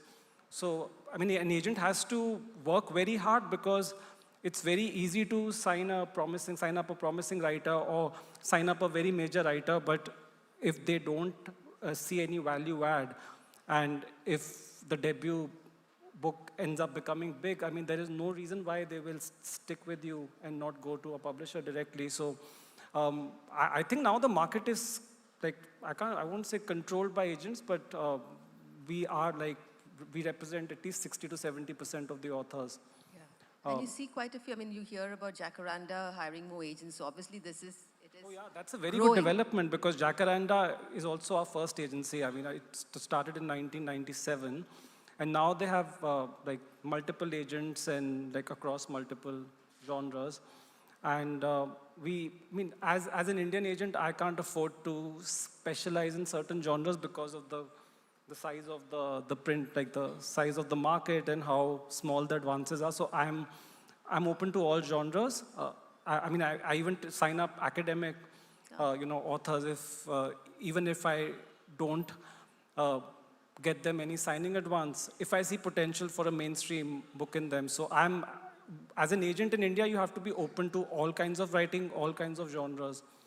Otherwise, it's very difficult to, sustain the business. Then that next question is, do, agents actually make money in India? But how does it work? I know you get about 15 to 20% of that, of an author's earnings, which means if the average advance is $1 lakh, then, you get about 15 to 20,000 per book, which means you have to sell about 100 books to make about 15 lakhs or 20 lakhs, which, so can you explain that bit, the earnings to the audience so they understand? No, so none of the agents in India are only agenting. There are agents who run like successful like bookstores. There are agents who are doing other things. I also have other verticals. So, but that is not to say that, I'm using that to subsidize agenting. I think I have now a very large list of writers, and so some of the non-fiction books, they end up getting fairly big advances, and some of the books get sold into multiple languages, and then you have these major successes like Heartland, Tomb of Sand. So I think it's hard, it's difficult, but one just has to keep at it, and which is why I need to work with a lot of writers, because otherwise it's It's not enough just to have about 6 books a year. You need to have far more, right? I mean, for it to kind of make sense. Yeah, but like most agents, practically all agents in India are not agenting That's full-time. not their day job. No, they're not agenting full-time. I have a ghostwriting vertical. I'm getting into all sorts of things now, but agenting is my mainstay. So, which is why we have to sign up a lot of writers. We are open to genres, but as a business, it's very difficult to scale up because even gone are the days when, debut writers, no matter how promising they are from South Asia or anywhere in the world, will get really big advances. Even from UK, US presses, the average advance for a new writer in the UK, US is like $5,000 to $10,000, $15,000. And then it's staggered like most other, contracts. You get paid over a period of 1 year, 2 years. In tranches, Yeah, so, I need to have a big list, but I'm also very serious about agenting. I have a big team. like 8 or 10 people, and most of them are paid like on a monthly basis. So it's like, I'm very serious about it, you know. So I think once you start growing or you reach a certain threshold, then like authors will come your way. Yeah, in your case, yes, it's a given. Now, Manasi, you tell me how it works from the publishing side to work with an agent, a literary agent. Oh, so we, as most publishers in India do accept unsolicited manuscripts as well. So we deal both with agents and with authors directly. I think what he says is true. I've definitely seen an uptick in the number of agented submissions versus non-agented submissions. And in multiple cases, I mean, like off the top of my head, I can think of at least 10 examples of writers who write a first book and then take an agent for their second book, because I mean, they've done, even though they already have a publisher, they still want an agent in the picture. And frankly, I think it's incredibly healthy because authors and especially authors and editors have such a special relationship. We want to, and particularly for literary publishing, this is very true. We want to talk about things, like we want to get nerd out about things that are to do with the book. We want to talk about the book, the structure, should that comma be there? I mean, you know, dotting the I's and crossing the T's and all of those things. We don't necessarily want to sully that relationship by talking about the money part of it, right? So it's nice to have someone with whom we can have the tougher conversations, and it could be different types of tough conversations, ranging from maybe the author's unhappy with a marketing plan and they don't want to say it to me. That's a big concern, right? Yeah, so it's very nice to be able to have like a buffer in what ends up being a very truly a very, very special relationship. I think that's where we talk about the marketing, you know, the budgets are smaller at publishing houses, and therefore that's where the agent comes in, who's going to watch out for the author. I think the evolution and growth of literary agenting, literary representation in India is evident from the fact that now many well-known writers, established writers who do not need agents at all, are now being represented by agents, mainly Indian agents. Earlier, it was not the case. I used to rely only on, my slush pile. Even now, we look at the slush pile. We look, and if we come across something very promising, we make sure that we read the manuscript and respond to, the authors. But now, most of my authors are coming to me via referrals from, existing authors, or even journalists and people from all walks of life. The other thing I'll add is contractual stuff. I mean, we end up having like a standard format of a contract with every agent respectively. So publishing houses will negotiate a baseline contract or a boilerplate contract with different agents. And then the author doesn't have to step in and negotiate afresh on various things. The author can stick to being creative. Basically. Yeah. Which also brings me to another thing about, why it's so important to be... Sorry, I'm sorry to interrupt. Please. Know their rights, So when we do send across a contract, they probably wouldn't understand it. I think if they have an agent, they can understand what that means, because the contract actually tells you that you can do so much more with your book than just publish it as a print book, So, and they don't think to ask what these terms mean, So I think that's where an agent can come in and help them explore those possibilities. So the agent may not necessarily work in the favor of the publishing house, because you may have more asks for your client. It's a very tightrope walk for agents, because on the one hand, you have your author whose rights you have to protect, that's your job. Protect and advance, and on the other hand, you have someone like Manasi, or working with a major publishing house with whom you have a very close, relationship. So at any given point, either of the parties can feel that, you are being selfish, you are only interested in the author's interest, you don't understand how publishing works, and the author thinking that you are the publisher's agent. So it's a kind of a balancing act. It's a very complicated But frankly, what situation. makes literary publishing this interesting, and at least for me, this special, is that most of the times, I think I'm on the writer's side. I act as if I'm on the author's side much more than the publishing house's side. And for me, it's just because I care that deeply about the book rather than like the top line or the bottom line or something like that. So we are not often in Not disagreement because she on can that afford stuff. to be that. I'm sorry, I think you're an exception to the rule. And oftentimes publishers, they like commissioning editors, senior commissioning editor, they end up acting like my sub-agents who are trying to, convince their marketing, sales team and CEO that, we have to publish this book. It's okay if it's not going to sell.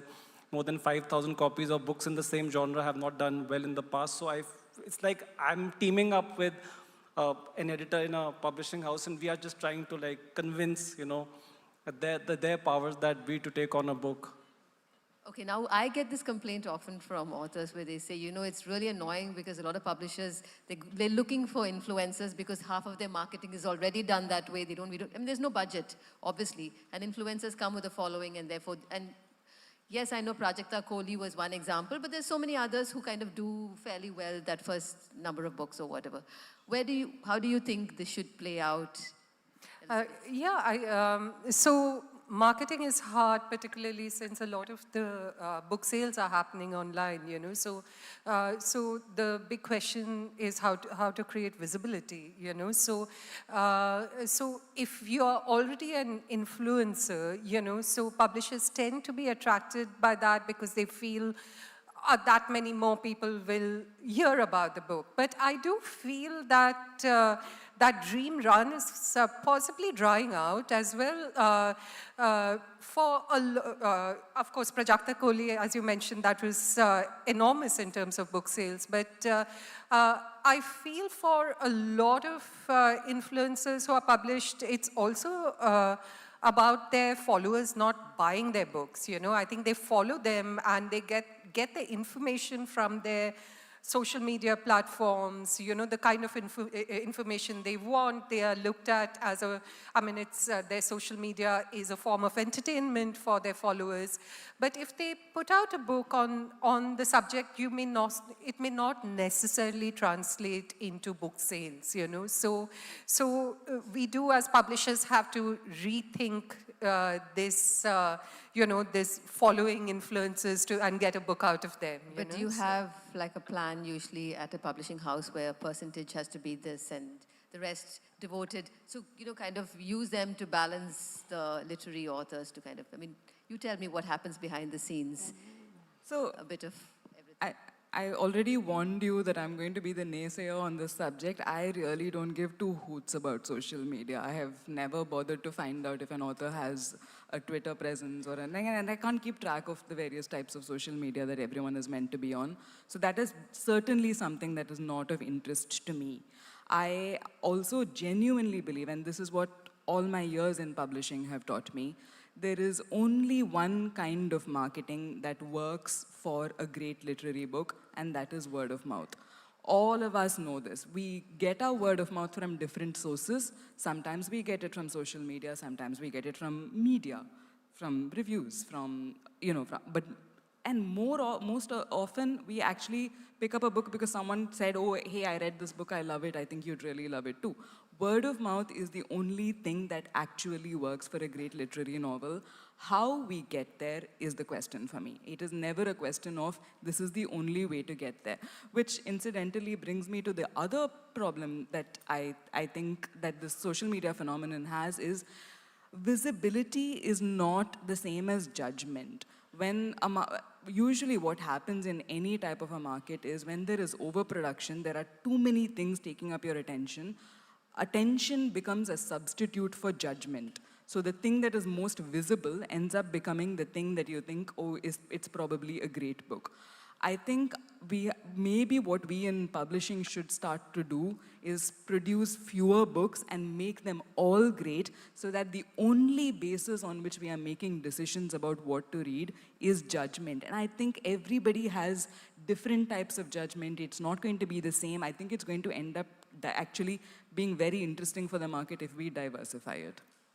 I agree with, sorry to interrupt, I agree with Mansi about perhaps thinking about publishing fewer books, when it comes to publicity and creating that visibility, I think a publishing house needs to stay with a book, you know. So, and that's often not possible because you are publishing so much, you know, so you have fewer resources in hand, you know, and so you will move on to the next book and the next, you know, and then the books you published a few months ago get left behind, you know. So, so it's important to, for publishing houses to think about staying with a book for a prolonged period of time, you know, and that's how readers will see that you are really passionate about this book, that you are invested in it.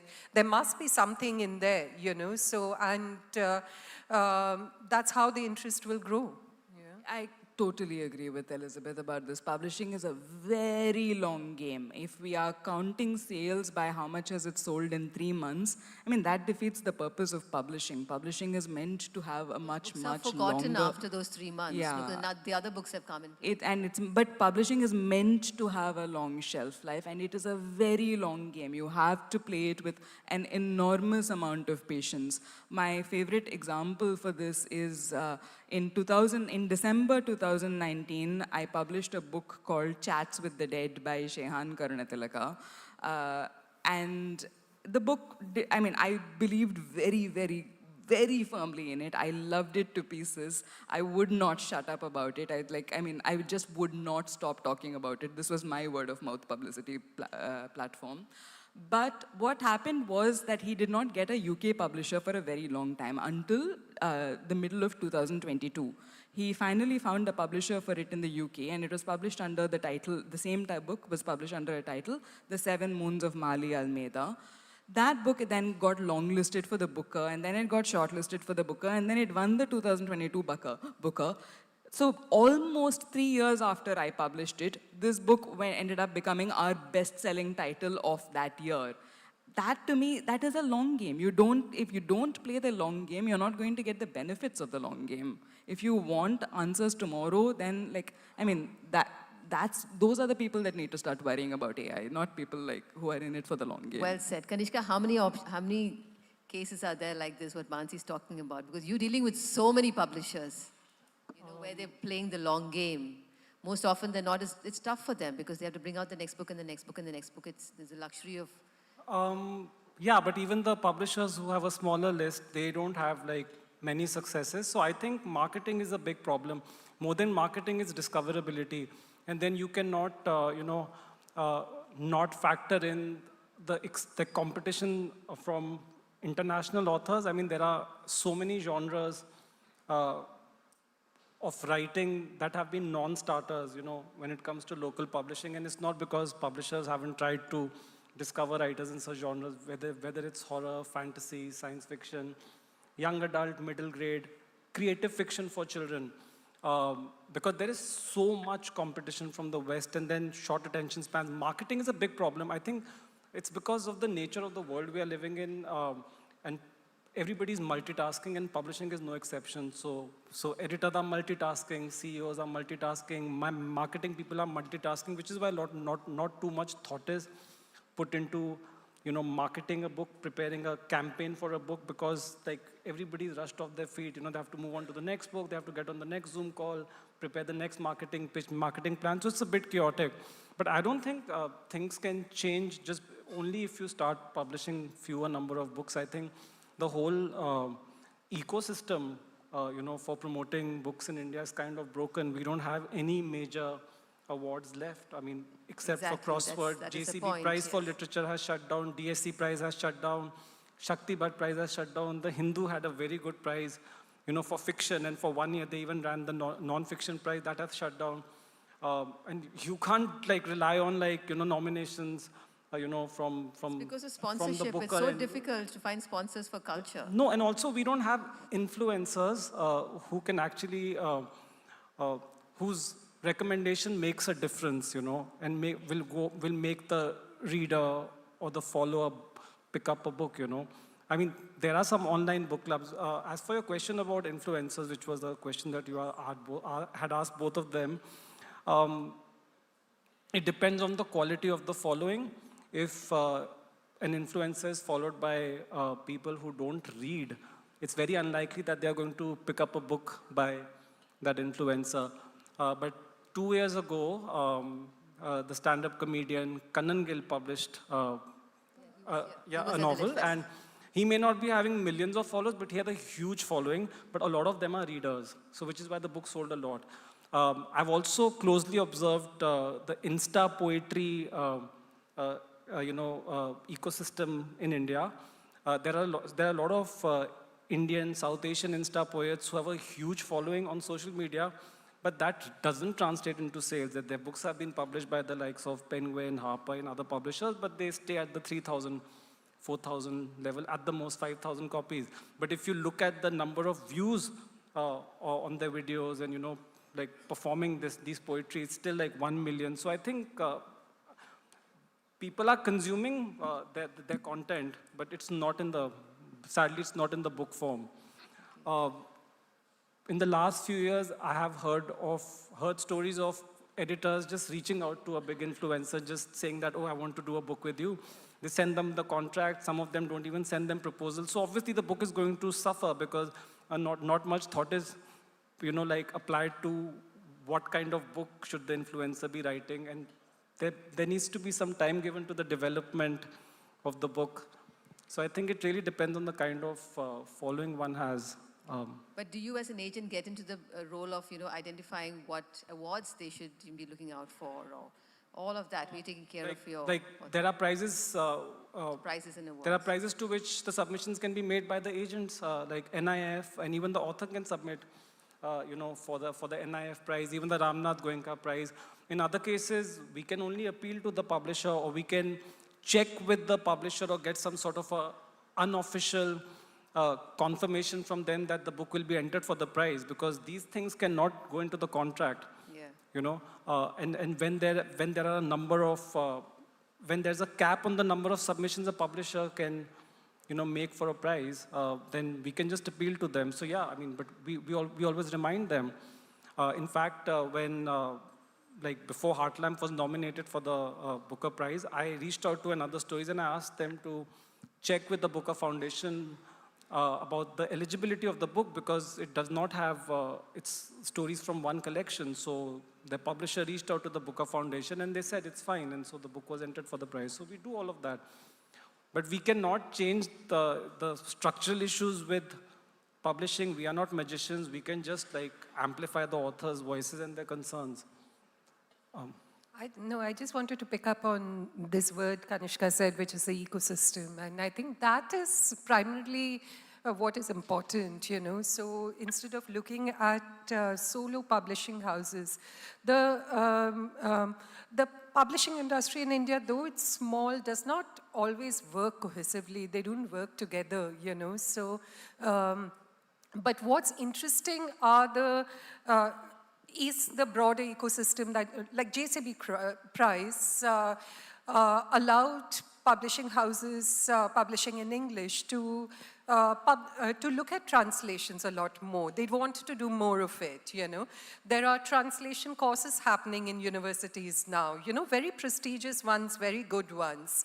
There is Vivek Shanbag's just started Hyphen, which I'm really excited to see what would happen, When you talk to people from European languages, European countries, you hear so much about the state support that they get, for publishing, for translation. And there's a clear lack of that there, What is happening is, Sahitya Academy, I won't go deep into what's going on there, but they do publish books, but where do we see them? There is no distribution of those books, So so then what sense does it make to have translations of those books if you can't, if it's available only if you go to Sahitya Academy headquarters in Delhi, So I think if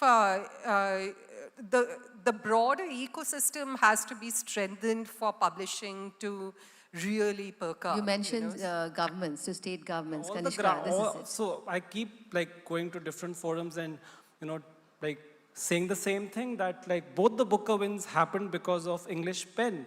Had Daisy Rockwell not won the English pen, Tilted Access would not have been in a position to pay her the standard translator's fee for translating Tomb of Sand. Had Deepa not won the Pen Presents, prize grant, I would not have discovered her. Motoshi Mansi's colleague would not have discovered her.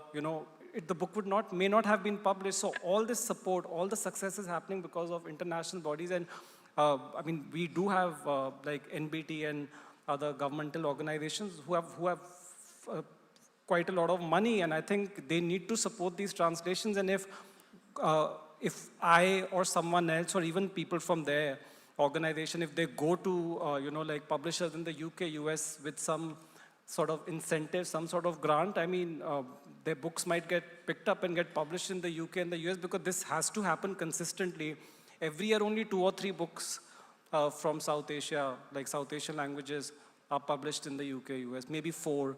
And now the SALT program, which is instituted by the University of Chicago Press, that's also an international, like... Are there any state governments at all where you see they're kind of... Yeah. It's, in fact, it's the Tamil Nadu Textbook Corporation. So they are doing great work. I just got back from, doing a session there. So they are investing a lot of money, and they are very focused on getting, works of translations from Tamil to English published, not just in, English in the UK, US, but across the globe.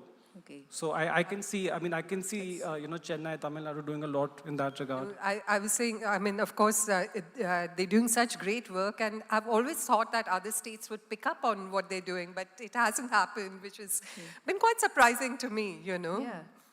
The next question about self-published books, because it usually gets bad rap. When it comes earlier, when we have a policy, we don't, review books that are self-published. But then you're seeing more people choosing to self-publish. How does that play out for you, Manasi? How do you see this? Where do you see it going? So again, I want to come back to the question of what is it that publishers do. Publishers are don't just exist to market a book or make a book visible. Publishers serve a much larger purpose. Publishers make a book possible in multiple different ways. So if an author sees value in the editorial input, in the editorial relationship, in the long-standing relationship between a publishing house and all the distributors that it works with and all the booksellers that it works with, etc., I think then they would be much happier publishing with a larger publishing house.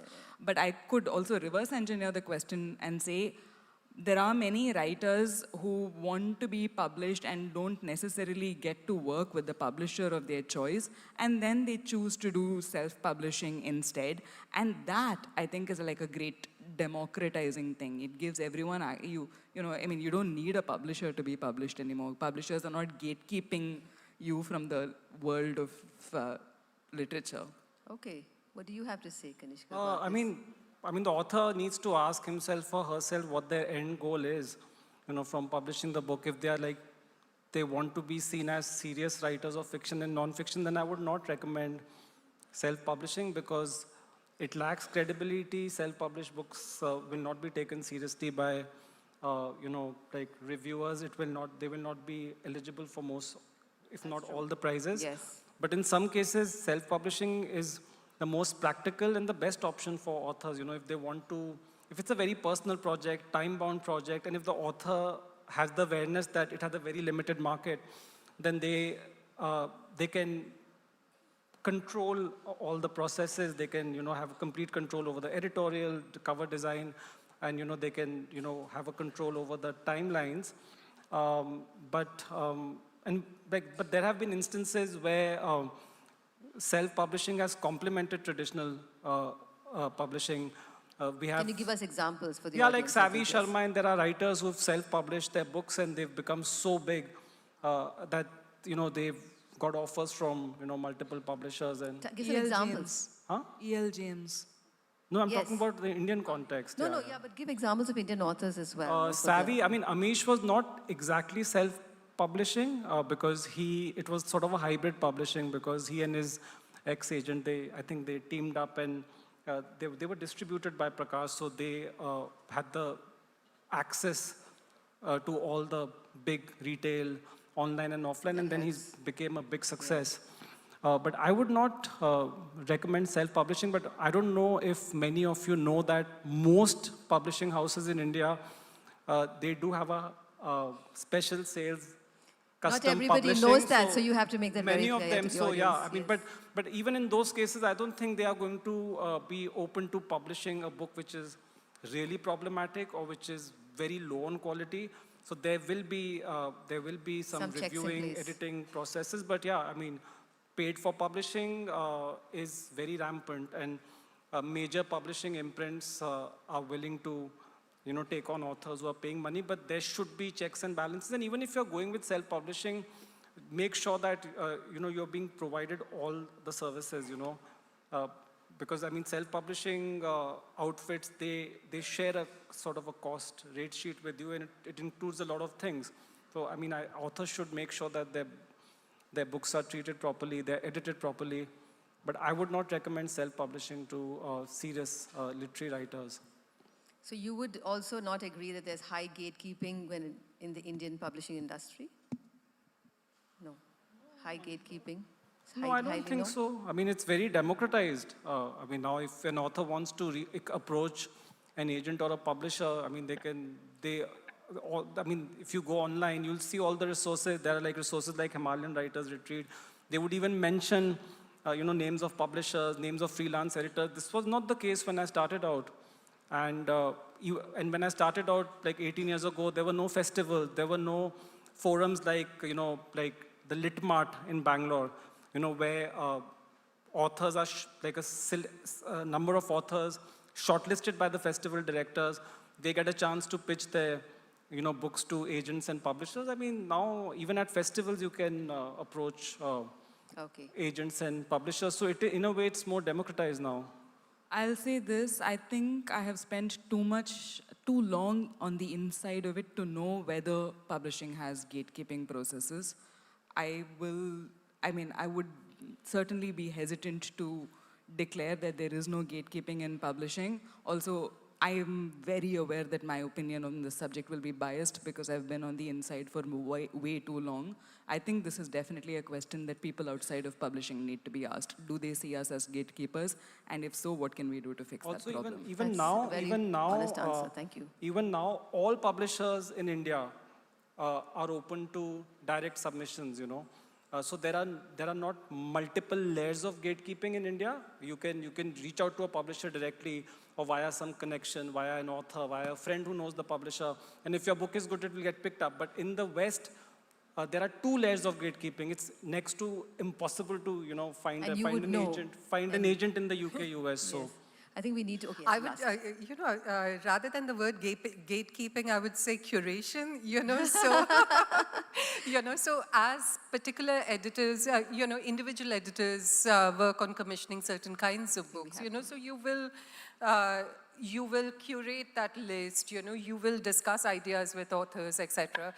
But in terms of self-publishing, a lot of, I think a lot of authors who are confident about doing it without a traditional publishing house go also for it because they get a lot more money because you are offered a certain percentage as royalties by publishing houses and you do get a lot more if you're doing it by yourself, but it's a lot of hard work. Are you really going to look into the distribution of it yourself? Unfortunately, so many points, so many things to discuss with, especially with like you were talking about books that don't have to be informative or educative or informative. You need to have self-censorship is another problem with the Indian publishing industry. Everyone's worried now when it comes to non-fiction, what they can write and can't write about. That's a big problem you were saying going forward. Mansi, I think, will agree. Last points to the audience when it comes to publishing from all of you. You've kind of been in the business for a long time. Do we have time for any questions at all? Okay, fine. Let's take questions. Okay, fine. Let's open it up.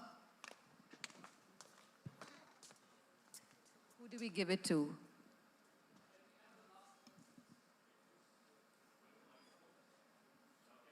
Here. I'll start here. Oh, you've person already with the got a mic. microphone. Okay, you've already got a mic. Yeah. Yeah, go on. Okay, he's already got a mic. Yeah. Hello. Yeah, Yes, hi. we're listening to you. Yeah, hi, good afternoon. And I believe it was a wonderful session and I was really waiting for it. And thank you, Roselle, for putting all this question and brilliant people on the table I can see. But I completely agree that I see, publishing house as a gatekeeper. I would use that word. Sorry to differ from you. But I wanted to know that how many days it take and what is the criteria for a debut author when somebody want to get associated with any publishing house. Is there any criteria? Because what you see, I wrote to many publishing house last year. Nobody gave a try. Nobody gave an entry. Then I did self-publishing. So what is it the publishing house looking for? Yeah, realistic. Let's be clear. So if there is a to-do list, I'll check it. I'm a corporate here and having 22 years in sales and marketing. I do understand you will have a lot of challenges with respect to marketing when it comes to, because it needs a lot of money to, market the book. Until unless there is not a huge following, you will not be able to launch it. So what is that to-do list? Do you have something to help us? First and foremost is your book itself, it's your manuscript itself, So, so when you submit it to us,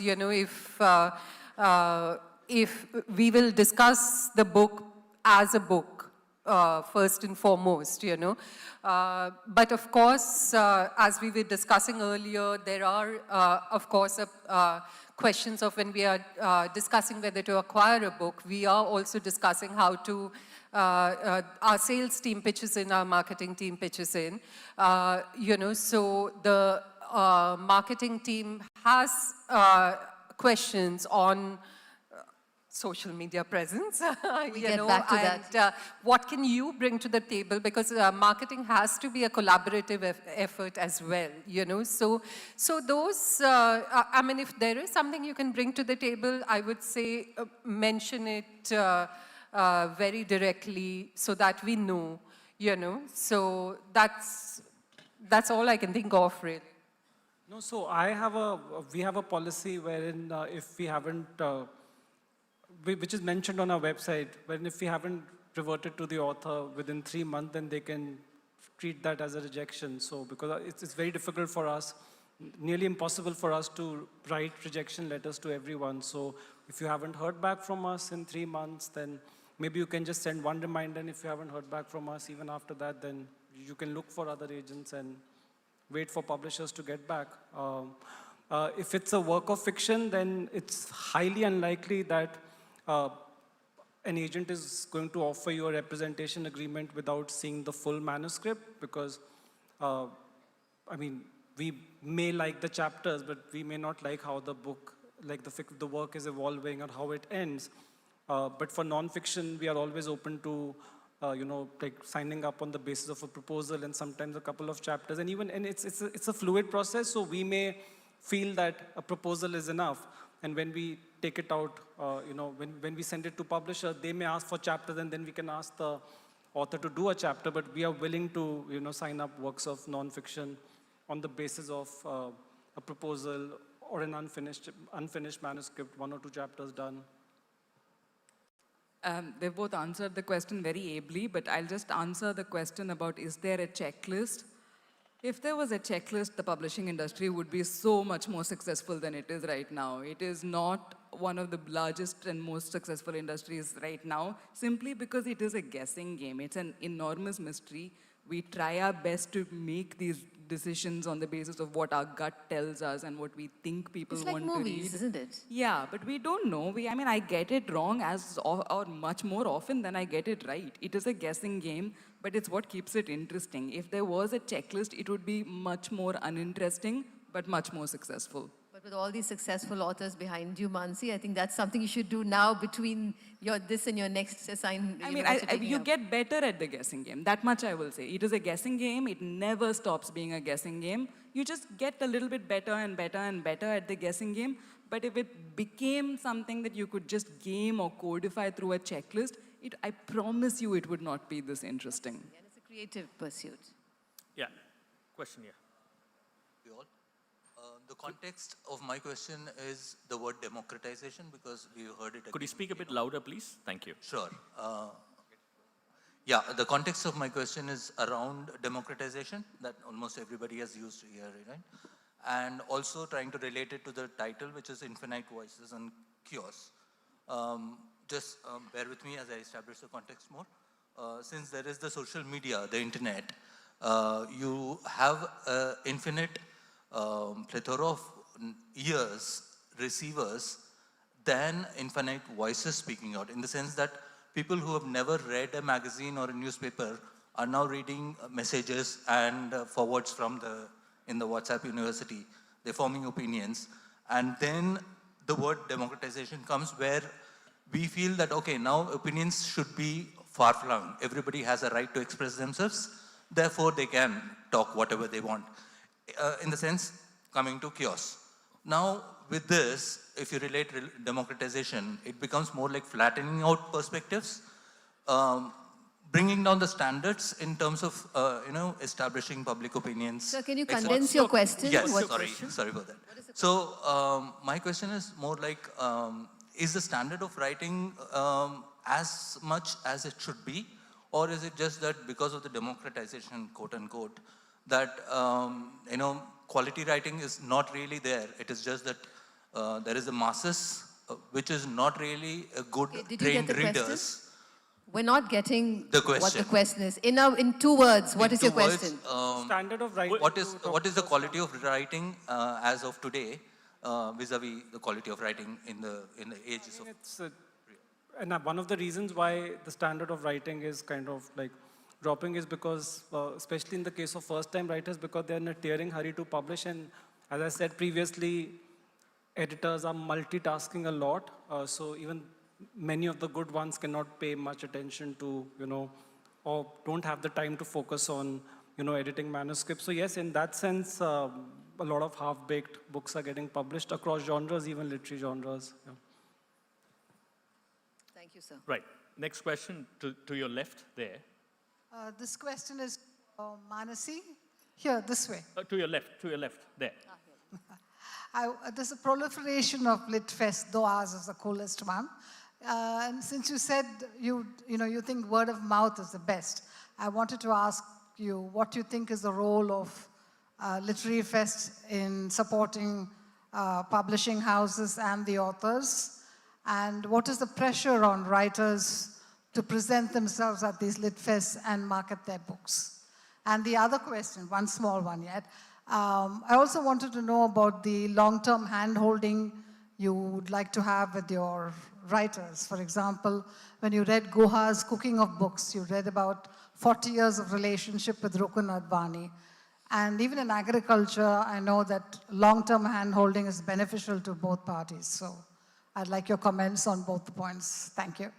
So the first question was to do with whether literary festivals also play a role apart from word of mouth. I would say literary festivals too are a part of word of mouth. So I think the point I was trying to make earlier is, do we need social media? No, I don't think everyone needs social media. I think we have to curate what the word of mouth publicity is going to be, and you have to rely on multiple sources to make that decision. What does the author want and what is the genre of the book? Mostly these two things. But largely, I think the way to sort of market a book is you look at a particular book and say, okay, this author has a social media presence, so let's market this on social media. But you look at a different book and say, this author is not big on social media. I can live with that. But can I get this author to do interviews instead? Do I think this is a book that is going to get reviewed well? Do I think this is going to prize juries? Do I think this is a book that's going to go to literature festivals? I curate the marketing plan as well, and I do it because I think that this is a certain type of author who has written a certain type of book.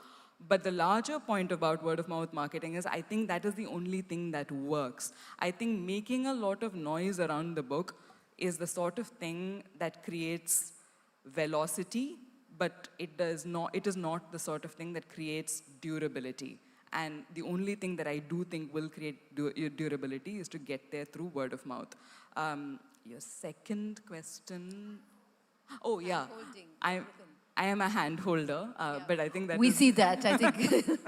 But that's very much, again, depends on the kind of publisher or editor that you work with, or frankly, the kind of author that you are. There are lots of authors who don't want the hand-holding, but I get involved. I can tell you that I am someone who has, like, gone linen shopping to find the right shade of linen for the jacket of a book because an author wanted a particular shade, and I am that sort of an editor. So, but that's just my style, and I don't expect that to work for everyone or for everyone to follow that style. What percentage of hand-holding is there, Kanishka? Quickly. As an agent? Yeah, what you're seeing. No. Yeah. What you're seeing with publishers. What percentage of hand-holding do you see in the industry, the Indian industry? I think it varies from publisher to publisher, editor to editor.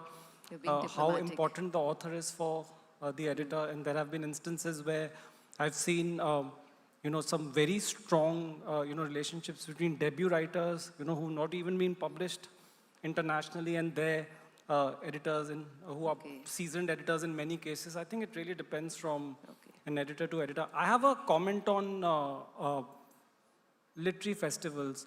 So I think if literary festivals are run by, serious readers, it really shows in their curation. It shows like Hindu Lit Fest and Jaipur. That's for Mrs. Lakshman, who is Unfortunately, there are many Lit Fests where, the festival directors, they are not readers, they don't understand literature. They see that as some sort of a status symbol, like being associated with the festival. And they see it also as a sort of a commercial activity. Those are the festivals where authors are going to be neglected, panels are going to be bad, books will not arrive on time, and clearly, authors are not going to benefit, if their books don't sell, if journalists are not there to cover the festival. So I think a literary festival will be beneficial to authors only if it is curated, very thoughtfully. But that's not happening with most of the festivals. Thank you for that. Thank you. Maybe last couple of questions, really. Yeah, please. Yeah. I thank you all for this good program. I am a first-time writer. I had written a book on agricultural fiction because many of us don't know about, we are not bothered about the food, how we get it. Sorry, where are you standing, sir? Oh. Yeah, here, right here. So it took me a few years to write a book, but it took me a lot of time to get a publisher. My only request, because every author has his own way of doing things, and it takes a lot of time, an author knows it, and especially writing a fiction takes a lot of time and a lot of energy. I just request, through you, I request all the big publishers to treat every author alike in a way that if they don't agree, let them communicate that they don't, there are a lot of publishers who don't even bother to communicate to authors that their book is not being taken up. So some disclaimer, I like it, through you, I like to give to the big publishing houses this small request that treat authors well. Thank you. Kanishka, would you want to take, somebody want to take? It's more an observation than anything else. From Kanishka, the same thing, same response. I think, you should, if you have not heard back from any publisher or agent, perhaps you should reflect on why, your book is not getting any kind of response. And nowadays, authors have access to resources. You can join, be part of workshops. You can reach out to freelance editors. Many of the editors, they specialize in certain genres. And maybe, sign up for a critique or some sort of a workshop with editors. So I think, you'll have to reflect on why the book is being rejected. And if it's a work of, is it a work of non-fiction? Okay, so then I think it's best to get advice from freelance editors, unbiased advice from someone on why it's not getting picked up. Yeah, publishing houses, I agree, do have this problem. We do get a lot of manuscripts practically every day, and there's only that much that one person can read. Particularly it's fiction. When it's fiction and we are seriously thinking about acquiring it, we we don't read just one chapter. We like to read the entire manuscript before we decide whether we want to take up that work of fiction, you know. So that's a lot of commitment on our time as well, so which is why it takes and we are time also to get through like to. writers, we are also working under a lot of anxiety, several constraints. So if I have signed up 10 works of fiction and I'm struggling to sell most of them, so I mean, I'm clearly going to focus on, you know, the authors I've signed up, you know, as opposed to like looking at new works of submissions. And if the publishers have not had much success selling new works of fiction, then they are going to focus their energies on other genres. Right, one more question before we end. Yes, please. Hello, yeah. Yeah. Hi.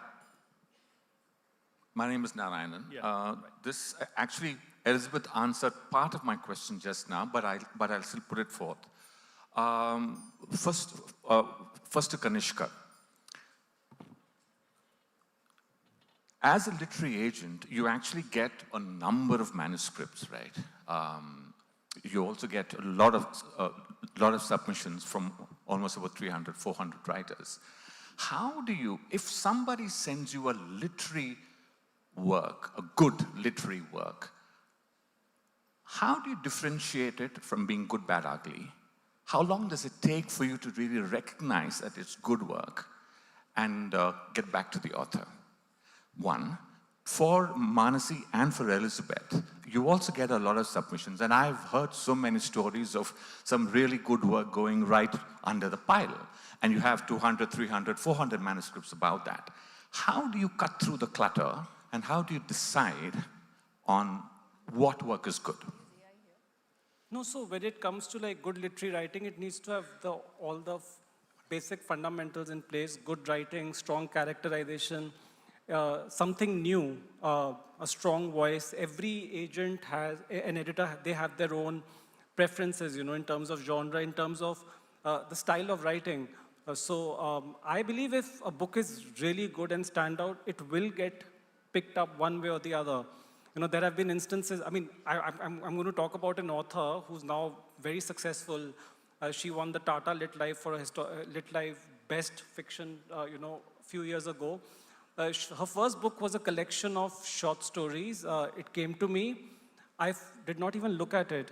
And then I think Aleph Book Company, they announced the publication of the book. I don't remember the name of the book, but the author is Tejaswini Apteram. And there have been many, many instances where very promising manuscripts have come my way. And because of whatever reason, I may have been busy, I may have been struggling with something, I have not been able to even look at it. But I think if a manuscript is very, very good, be it debut, be it a difficult genre, be it poetry, it will get noticed one way or the other. So I think that's my response to this. Yeah, I think I want to talk about, I joined the publishing industry about 5 years ago, and one of the first fiction novels which I published was Lindsay Pereira's Gods and Ends, which got nominated, shortlisted for the JCB Prize, and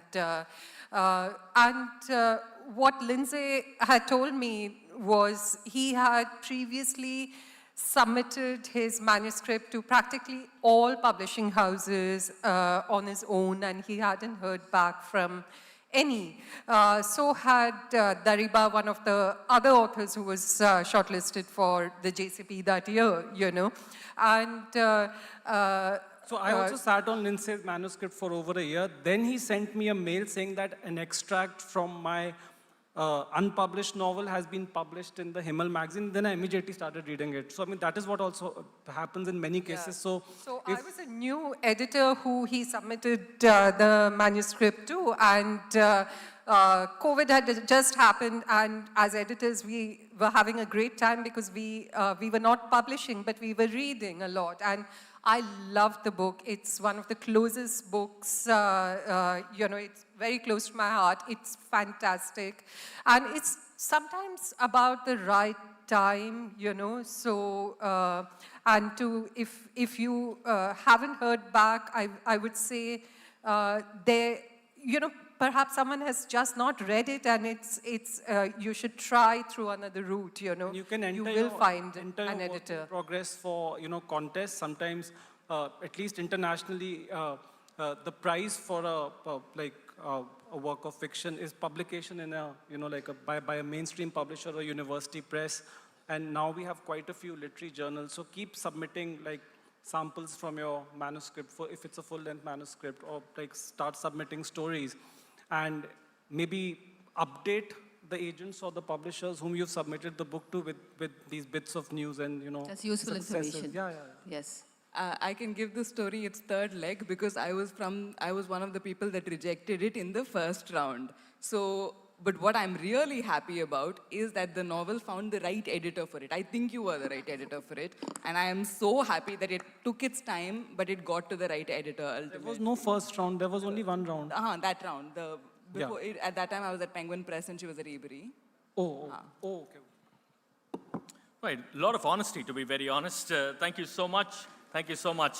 Excellent. Elizabeth Kuruvilla, much appreciated for your company. Kanishka Gupta, thank you so much. Manasi Subramaniam. And of course, a big round of applause to Rosella Stephen as well. She's been around, she's been on stage for about 2 hours now. Well done. Thank you so much. So smooth as ever. Thank you so much, ladies. Thank you so much, Kanishka as well. Lovely.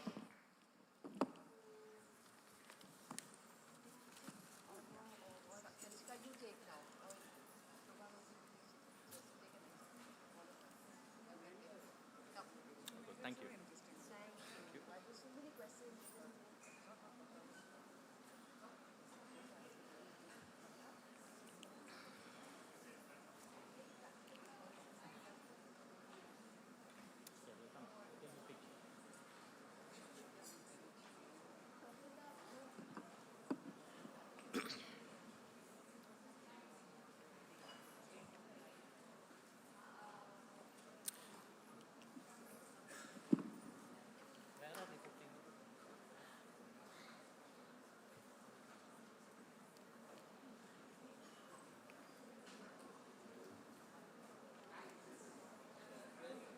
We should be starting the next session in a couple of minutes.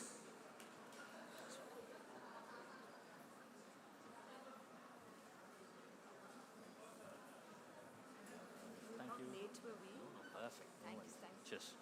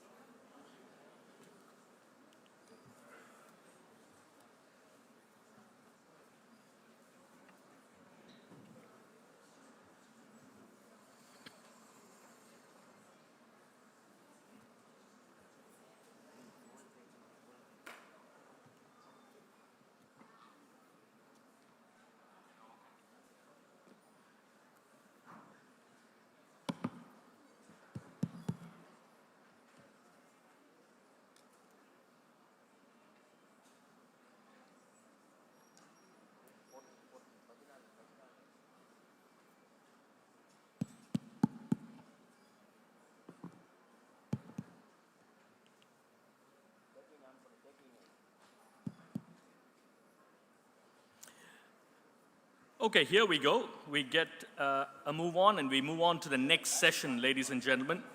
If history of words is something that interests you, how about the secret history of words? That's the subject that is up right next. May I invite Ms. Laura Spinney, please, on stage. A big round of applause, ladies and gentlemen, to a writer and a science journalist.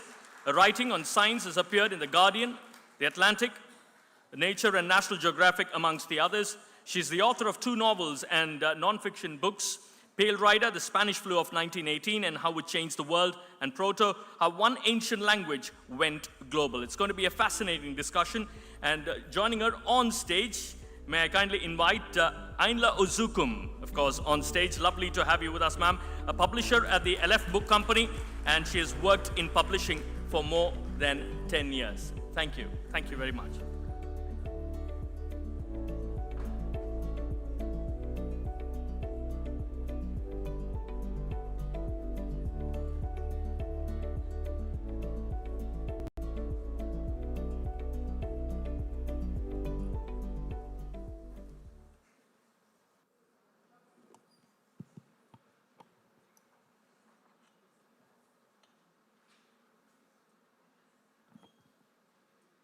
Good afternoon, everyone. In this conversation, I'll be discussing with acclaimed writer Laura Spinney her groundbreaking exploration of Proto-Indo-European, the ancient unwritten language from which many of the world's major languages, including several spoken in India, are thought to descend. Drawing on linguistics, archaeology, and genetics, Laura examines how languages travel with people, how migration has shaped the subcontinent's landscape, and why understanding the deep history of words is relevant in contemporary debates surrounding identity, belonging, and cultural memory. I hope this session will encourage us to rethink language not as a fixed inheritance, but as a living testimony of human movement and exchange. The first question, Laura. You trace the history of Proto, a language that, as I've described earlier, spoken by nearly half of humanity today.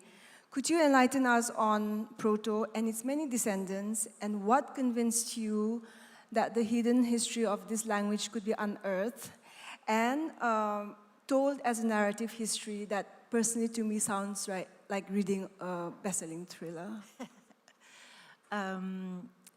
Yes, what's not to like, really? It's sex, violence, rock and roll. Shobhaa Day would do wonders with this story, write a much better book than me. I mean, once upon a time, a language was spoken many millennia ago in somewhere around the frontier of Europe and Asia that spread throughout Eurasia to the point that even in the ancient world, it was spoken from Scotland to the Himalayas and further afield. And that language gave birth to hundreds of others, including 400 languages and dialects that are still spoken today. Those include English, Hindi, Russian, Spanish, and as you say, those are spoken by nearly half of humanity.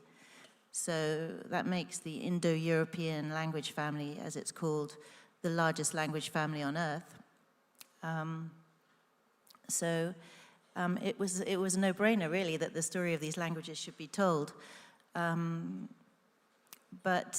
in fact, I wanted to call the book Epic because it's a story of epic poetry, Homer's poems, the Iliad and the Odyssey, the Sanskrit epics, the Norse sagas, and it's a story of epic journeys and the human dramas that shaped those languages and that drove that original ancestral language into the hundreds of descendants that we speak today. The reason for writing the story now was that ever since this family of languages was defined several hundred years ago, when people noticed the resemblances, for example, between Latin and Sanskrit, words like rex and raja, meaning king, or septum, sapta for seven, pata, pita for father. I mean, these resemblances are not possibly coincidental. So ever since they noticed those resemblances, people wondered why, quite simply. What are the historical reasons that languages spoken so far apart should bear a relation to each other? And so linguists have been puzzling over that question for hundreds of years. They've been comparing those living languages to try and reconstruct the ancestral one that gave rise to them. And they've been in dialogue for quite a long time with archaeologists because they presume that this ancient ancestral language, and they're right, was spoken before writing was invented, and therefore it's a prehistoric language, and therefore it was never written down. So the only way to understand what are the dramas that shaped it is to talk to archaeologists, because we've got no history books. And so they've been talking for a long time to try and piece this story together. Who might have spoken this language? Where might have they lived? When? How might they have lived? What was it they were talking about? What were the things that mattered to them? And the story has been transformed in the last 10 years by a new science, genetics, which has come along and has enabled us to trace ancient people through space and time. and to sort of, therefore, understand the diaspora of people that led to the diaspora and the fragmentation of the language. Thank you. So you've told us about what Proto-Indo-European is. If we could hear the language today, how do you imagine it would sound like, and what might it tell us about the people who spoke it? That's a very good question. So the lion's share of the work of the study of this language over the last couple of 100 years has been done by linguists. And as I said, it's an exercise in reconstruction, trying to work out what was the vocabulary used by those people, what were the sounds of that language, what was the grammatical structure, what kind of syntactical rules did it have. And they've done a pretty good job. For example, they've reconstructed a lexicon of about 1,600 words, Proto-Indo-European words from the descendant languages. Now that's just a skeleton of the language as it was spoken, but it's still a pretty good effort, given that the language was never written down and it's been dead for 4,000 years. So, and what that lexicon does is it tells us about, because people tend to speak about the things that matter to them. So you can look at those words and you can glean a certain amount about how they lived, what their worldview was, what they believed. So for example, in that lexicon, there are many words to do with horses, dogs, cattle, sheep, but very few to do with the cultivation of plants. So the linguists deduce that the people who spoke it probably were herders, they were not settled farmers. There is a word, though it's controversial, that has been reconstructed for the wheel, kweklos. It's the word that is supposed to have given rise to wheel in English, chakra in Sanskrit, huklos in Greek. And so that tells us that the people who spoke that language knew the wheel, knew wheel transport. Well, the wheel was not invented until about 3,500 BC, 5,500 years ago. So we presume that the people who spoke that language lived forward of that date. So there are all sorts of clues embedded in the language about who its speakers were. Another example is that there are plenty of words in that reconstructed lexicon for a woman's in-laws, but none for a man's. So the linguists deduced that women moved into the husband's household and that wealth passed down the male line. There's a word that means, there's a word, dems potis, that gave rise to despot in English, which means the master of the house. So all the sort of high-ranking words are masculine. So it was a patriarchal society, we presume. And as for their worldview, well, there's a very interesting sort of parallel exercise to the linguists, which is reconstructing the myths that those people might have told from the basic units of myths that the descendant languages share. And so, for example, we knew that they told many heroic tales. They told many tales of daring do and dragon slayers, and there were many brothers in their stories. There's brotherhood is a strong theme. Another theme is cattle raiding, specifically stealing other people's cattle and sacrificing them. So you begin to get a picture and to build a picture of how these people lived. And then again, as I mentioned, you can glean information from the archaeologists about who might have been the people who would have been talking in such a way. Linguists have a rule of thumb for how fast languages evolve, for how long it takes for one language to turn into another. The rule of thumb is it takes roughly 500 to 1,000 years for one language to become another, that is, to become unintelligible to its original speakers. So they roughly guess that this Proto-Indo-European language was spoken somewhere between 5,000 and 10,000 years ago, since the end of the last ice age, since the farming revolution in Eurasia. And when they ask the archaeologists about who was alive at that time, they can narrow the most likely speakers down to these people who were living, as I said, at the frontier of Europe and Asia, at the western end of the steppe, who were nomadic, who moved seasonally with their herds, lived off meat and milk, were skilled metal workers, knew wheeled transport, and believed in a pantheon of gods who were ruled over by Father Sky, the god who became Jaupita in Sanskrit, Jupiter in Latin, Zeus Pater, or Zeus for short in Greek, all of these names being essentially variants of the same ancestral name. So you, in your book, you link language to migration rather than race or ethnicity.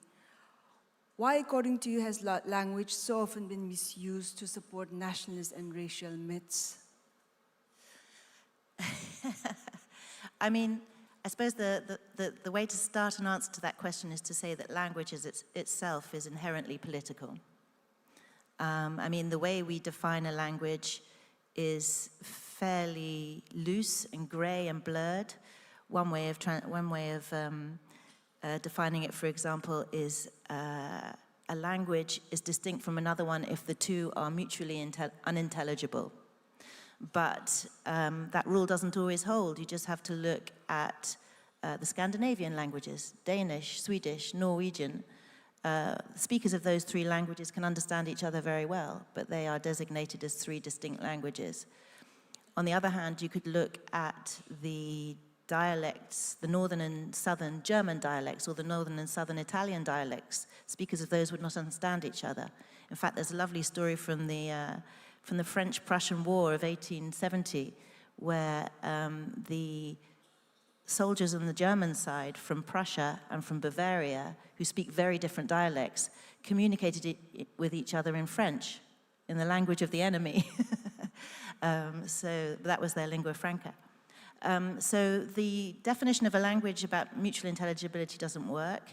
The saying, well-known saying, usually credited to Max Weinreich, a linguist, a Yiddish expert, that a language is a dialect with an army and a navy, holds a lot of truth to it.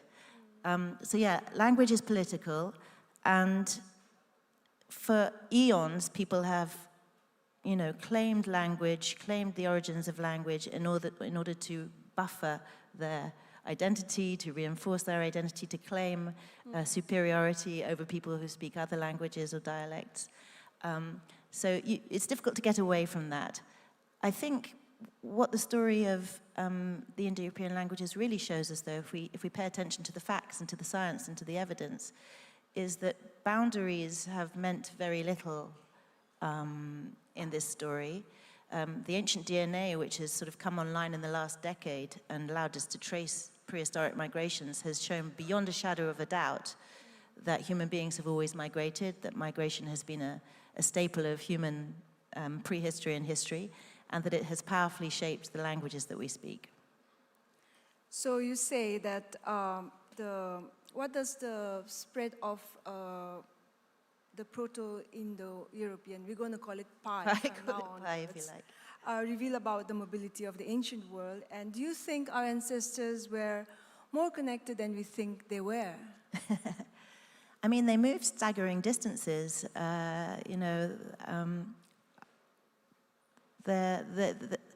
So the geneticists have traced these nomadic people from the western end of the steppe to the Western Isles of Scotland, to Ireland in the west.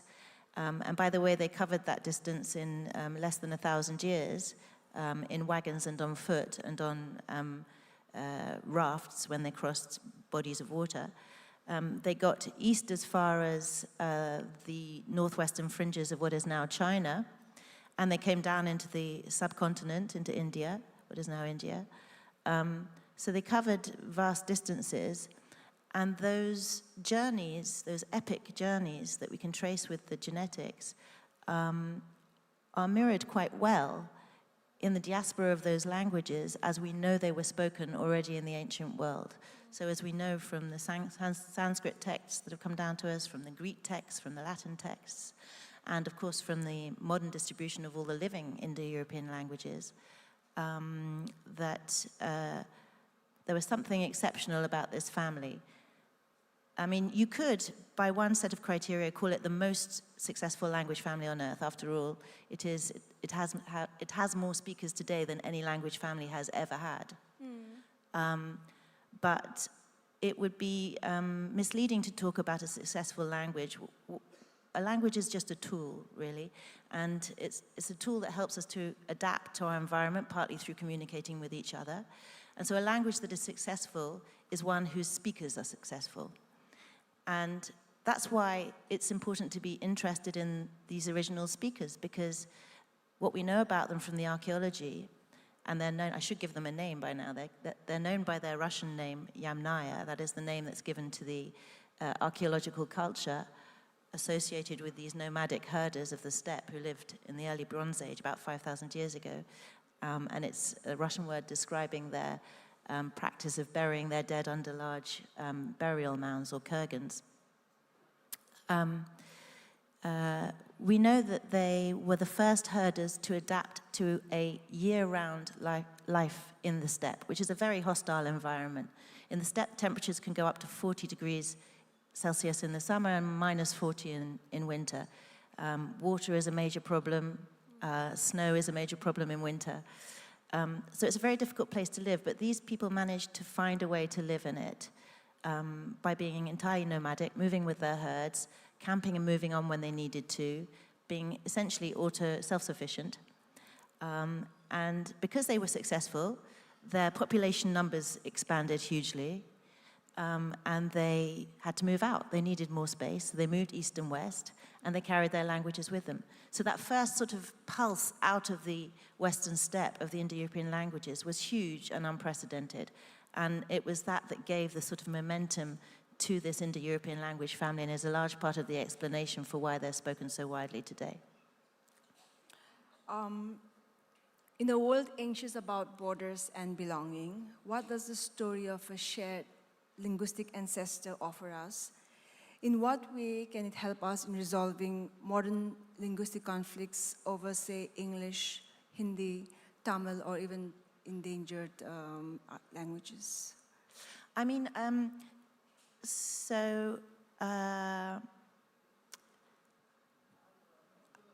I think in the West, in Western Europe, where I come from, people tend to trace themselves back culturally to the Greeks and the Romans, through the Judeo-Christian Middle Ages to the Greeks and the Romans, and to the texts principally of Homer. That's supposed to be the beginning of European literature.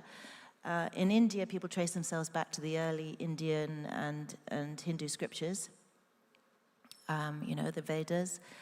In Persia, the Avesta. And I suppose what this story is essentially telling us is that there's a deeper layer. There's a layer beneath that, behind that, before that. And just because we can't read about it, because it predated writing, doesn't mean it had an exceptionally powerful shaping influence on who we are, the way we think, and the way we speak. So I'm trying to uncover that earlier layer, that layer that connects the Greek and Romans in the West and the Sanskrit and Persian speakers in the East. And of course, if we were to realize that, then we would realize that focusing on, first of all, the East-West division, let alone national divisions or regional divisions, is, you can do it, but it's only a small part of the story, really. More connects us than separates us, as so often, as science reveals so often in biology as in language and culture. So, okay, my favorite part in the book is that the tree that you have, which tells us about the descendants of Proto-Europeans. So could you tell the audience about that particular tree and, the Proto-Indo-European language and all the languages, branches, and come down to Sanskrit, Hindi, languages that, really we speak here in India? Yes, okay. So before I do that, though, I should give a little bit of the background to our understanding of how languages evolve and change. Because it's only really a couple of hundred years that we've understood, grasped that languages change at all. If I think about the biblical version of, what languages humans speak, you come to the story of the Tower of Babel, right? So Noah's descendants cheekily try to build a tower to reach God, and God doesn't like this at all. So he he shatters the primordial language, which is Hebrew, the language that Noah took into the ark, into many other languages, and consigns humanity to a destiny of not being able to understand each other. And since none of the events described in the Bible go back very far in time, in at least medieval people's imagination, they couldn't conceive of languages having time to evolve. So it was a great and, in reality, rather slow intellectual leap to think about languages evolving over time and giving birth to offspring languages, diverging, forming new dialects, and then those dialects becoming languages in their own right. You talk about the family tree, which is pictured in my book. The family tree, I should say at the outset, is a great simplification of the reality. I mean, it's a useful model, but it only tells a part of the story because, as we all know in this room, I'm sure there are people who speak many more languages than me. Languages don't change like people, or like, languages are not transmitted like genes. I mean, you inherit your genes from your parents and you pass them on to your children. It's pretty straightforward in that way. Of course, there's some mixing along the way. But languages you can inherit from your parents, you can learn them at school, you can learn them from books and apps, and you can lose them. So languages, for one thing, are transmitted very differently. Languages can diverge, they can also converge. They can shape each other sort of horizontally through loans to each other, through contact between languages, as well as through vertical transmission, inheritance. So all that just to say that a family tree is a simplification, but it's nevertheless a useful one because there is this inherited element, and there is a sense in which, as I say, all the hundreds of Indo-European languages spoken today can be traced back to a common ancestor. And therefore it's useful to try and search for that common ancestor and understand who might have spoken it. I'll come back to another question related to India. Here, language is often entangled with identity and politics. So how do you think understanding the secret history of words or languages challenge the rigid ideas that we have about origin, purity, or belonging? So, I mentioned that there was this migration out of the western end of the steppe, so there at the frontier between Europe and Asia, and that there were waves of migration to the west, but also to the east. So one of the first branches to leave that cradle, if you like, of the Indo-European languages went east as far as what is now the northwest fringes of China. And that was the language that I expect few people in this room have heard of because it's long been dead. That was Tocharian. It's actually two languages known as Tocharian A and Tocharian B. The genetics tell us that there was a migration west into Europe, that just a little bit before 4,000 years ago, there was a major climate change episode, across the world in fact, which caused a very serious drought in large parts of Europe. And this forced many of those people whose ancestors had gone west to turn around and go back to the steppe. So about 2000 BC, 4,000 years ago, or a little bit before, you have this back migration back to the steppe. And that back migration ends up coming down into the subcontinent. One branch goes up towards the Baltic states, interestingly, which could explain why there are so many resemblances between the Baltic languages and the Indic languages. Words like Agnes, for example, meaning fire in Sanskrit, finds a very close counterpart in Lithuanian, Ugnis. Viras and Viras, the same word in Lithuanian and in Sanskrit for man. I think my favorite chapter in the book was the one on Sanskrit, the story of the wandering horse, where you begin the chapter with the great Ashvamedha, the horse sacrifice, yeah. Yeah, I mean, I was taking a very long time to explain why these huge epic migrations have shaped the languages that we speak. And so identity is complicated because the further back you look in time, the more of us find traces of migration in our past and in the past of the languages that we speak. the Ashvamedha, to come to that example, the horse sacrifice, the story I start that chapter with is of some Russian archaeologists who in the 1960s are excavating a site called Sintashta to the southeast of the Ural Mountains. And they uncover these spectacular graves in a cemetery. And in each grave, there are the remains of some of the world's oldest chariots. There are hordes of weapons. There are up to 8 horses buried in each grave. And the horses haven't just died and been buried. They've been dissected. They've been carved apart, cut apart in what seem to be ritual sacrifices. And so those Russian archaeologists began to ask themselves straight away, in fact, are we looking at some ritual ancestor, some forerunner of the horse sacrifices mentioned in the Sanskrit scriptures, the Vedic scriptures? That's one possible thread of evidence that there's a connection between them. There are also linguistic resemblances between the Iranic and the Indic languages, and the way they describe rituals about horses, rituals involving chariots. For example, the old Iranic and old Indic words for a chariot is ratha, which comes from rote, which is the Proto-Indo-European word that also gave rise to rotate in English. It was one of the Pi words for a wheel. So there are linguistic connections, and now, very recently in the last 10 years, we have this accumulating genetic evidence showing this migration that came through the steppe and came down into the subcontinent eventually through the northwest corner. Now, there's no certainty around any of this because we're always talking about languages that were not written down, so we have no direct evidence.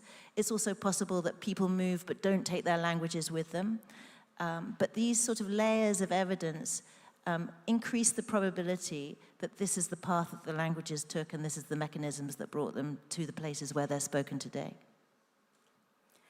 I'll ask Laura 2 more questions, and after that, I'll open the floor to the audience to ask as many questions as they'd like. So, Laura, so as a science writer, you have done a superb job putting together clues that were scattered across continents and millennia using linguistic, archaeological, and genetics. So which method proved to be most transformative in telling us this fascinating story of Proto? I don't think I could pick one out of the 3. It's the 3 together which are needed to tell the story. I mean, I think I write in the book that it's a bit like each one is patting the side of the elephant and deducing they're dealing with a different kind of animal. But the 3 of them together can get closer to the truth. So it's 3 parts of the same puzzle. And as I said, you know, they're kind of they're edging closer to the truth, which we may never have, in our grasp. I mean, this is, as I'm sure people are aware, a controversial story, one that inflames passions, one that has been debated fiercely for 200 years. We now have this extra tool of genetics, which is another indirect source of information, but doesn't really settle anything. So, you know, we know a lot more than we did 30 years ago. When I came to get interested in this subject a few years ago, I would speak to linguists, archaeologists, geneticists separately, and they would often say to me things along the lines of, you know, we speak different languages to each other. We know that each other are useful, that we're all part of the conversation, but we don't necessarily always understand what each other are saying. And to give an example of that, you know, archaeologists have a certain idea of identity. They look in sites, or often graves or settlements, and they look for recurring assemblages of objects that, you know, that connect people here to people there because they have the same assemblage of objects. That's some notion of identity. But archaeological complexes in this sense, or cultures, rise and fall. You know, they vanish eventually from the archaeological record, whereas genes flow on. So geneticists have a very different idea of identity, and language, again, is crucial to our identity, but it's transmitted differently, you know, as I said, both vertically like genes and horizontally. And one story I love to tell about how these things all contribute to our identity, but in complicated ways, is a lovely story that was told, true story, that was told on the BBC a few years ago, where a woman was on a bus talking to her young son. She was dressed head to toe in a niqab, and another passenger turned to her irritably and said, "Could you speak English in the United Kingdom?" And another passenger then told him off and said, "She's in Wales and she's speaking Welsh." So, you know, I think it's a beautiful illustration of really how linguistic identity, cultural identity, and genetic identity needn't necessarily map neatly onto each other. But, I mean, the other thing I would say is that these specialisms, linguistics, archaeology, genetics, you know, it's in the nature of scientific inquiry to become more and more specialist, to get deeper and deeper into a subject, more and more narrow but deep. And every now and then I feel it's important to take a step back and look at the wider picture. And I could never ever claim as a journalist to be any kind of specialist. I'm very much a generalist. But sometimes you do need a generalist to weave it all together, to help the specialists communicate to each other and to the general public. And that was my goal with this. There's a lovely passage in East of Eden, John Steinbeck's novel, where a character called Lee, who always, he's always dropping pearls of wisdom. And he says, you know, I think as knowledge grows, I'm paraphrasing, as knowledge grows, people's souls become smaller. They become focused on the atomic. They kneel down to the atom, as he puts it, rather beautifully. And what the specialists miss, what this narrow view of things miss, is the world over the fence. So sometimes I think you need to just take a step back from all this knowledge we're accumulating and take a look over the fence. Yeah, but as a writer, you have a responsibility when dealing with subjects that have been politically weaponized, and language is one of them. So how do you, what do you think about that? I mean, it's very political. It's particularly political at this point in history, and particularly political in India, where, you know, there's a debate going on about whether Hindi should be the national language, about, you know, the early history of India, about what language the Harappans spoke, for example, and these things are highly politicized. But I think that's just one more reason why we have to put the science front and center, present the evidence as incomplete and as patchy and as open to interpretation as it is. Of course, I have a responsibility, and my challenge with this rather complicated story, because you're weaving three threads of, you know, information and knowledge together, was not to dumb it down, and yet to make something readable and compelling and propelling, you know, so that you would keep going until you got to the end. So that's what I set out to do, but it's for everyone here to tell me if I succeeded. Thank you. Questions? Please raise your hand.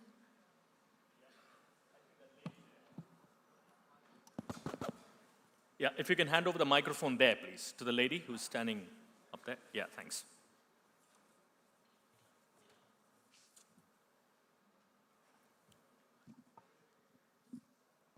Hello. Yeah. Hello. Hi. So my question is essentially, I have two questions. Firstly, so we understand that essentially Homo sapiens, as we know them today, sort of moved out of Africa into different parts of the world, the steppe pastoralists, etc. But I wanted to understand, when did the sort of break-off happen where, you know, one family went towards the Proto-Indo-European languages and then the Dravidian family of languages as we have them here today? And secondly, I just wanted to get your thoughts on the use of language as a weapon of subjugation against indigenous peoples, and also alternatively as a tool of self-determination for those people. Thank you. Did you say illiterate people? Indigenous. Indigenous people, yeah. Okay, yeah. Okay, so to answer your first question first, you're asking about the back story.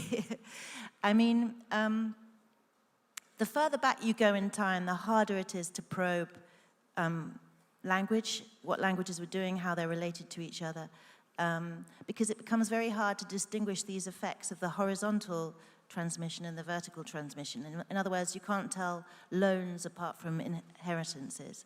So 10,000 years is generally considered about the limit you can go back, right? And therefore, we can explore the origins of the Indo-European language families and many others that are of roughly the same age, including probably the Dravidian family, as far as I know, is roughly the same age, but not much further. Now, luckily for us, there was a huge explosion of these language families after the farming revolution within the last 10,000 years because populations grew so rapidly.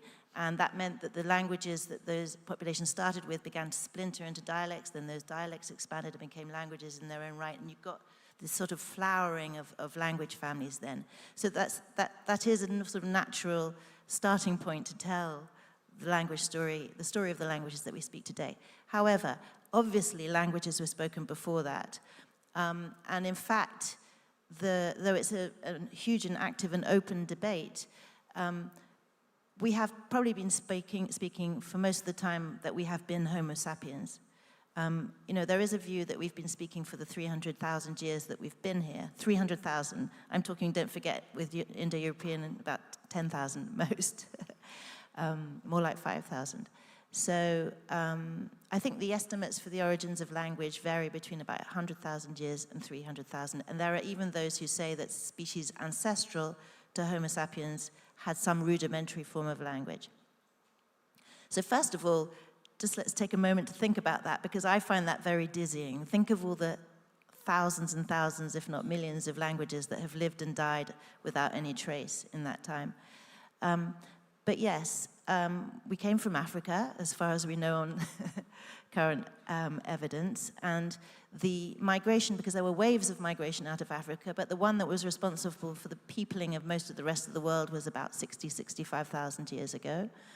And those people came out, and the ones heading east stuck mainly to the coastal areas and eventually ended up in Australia. And those people came through India, and they left some languages here.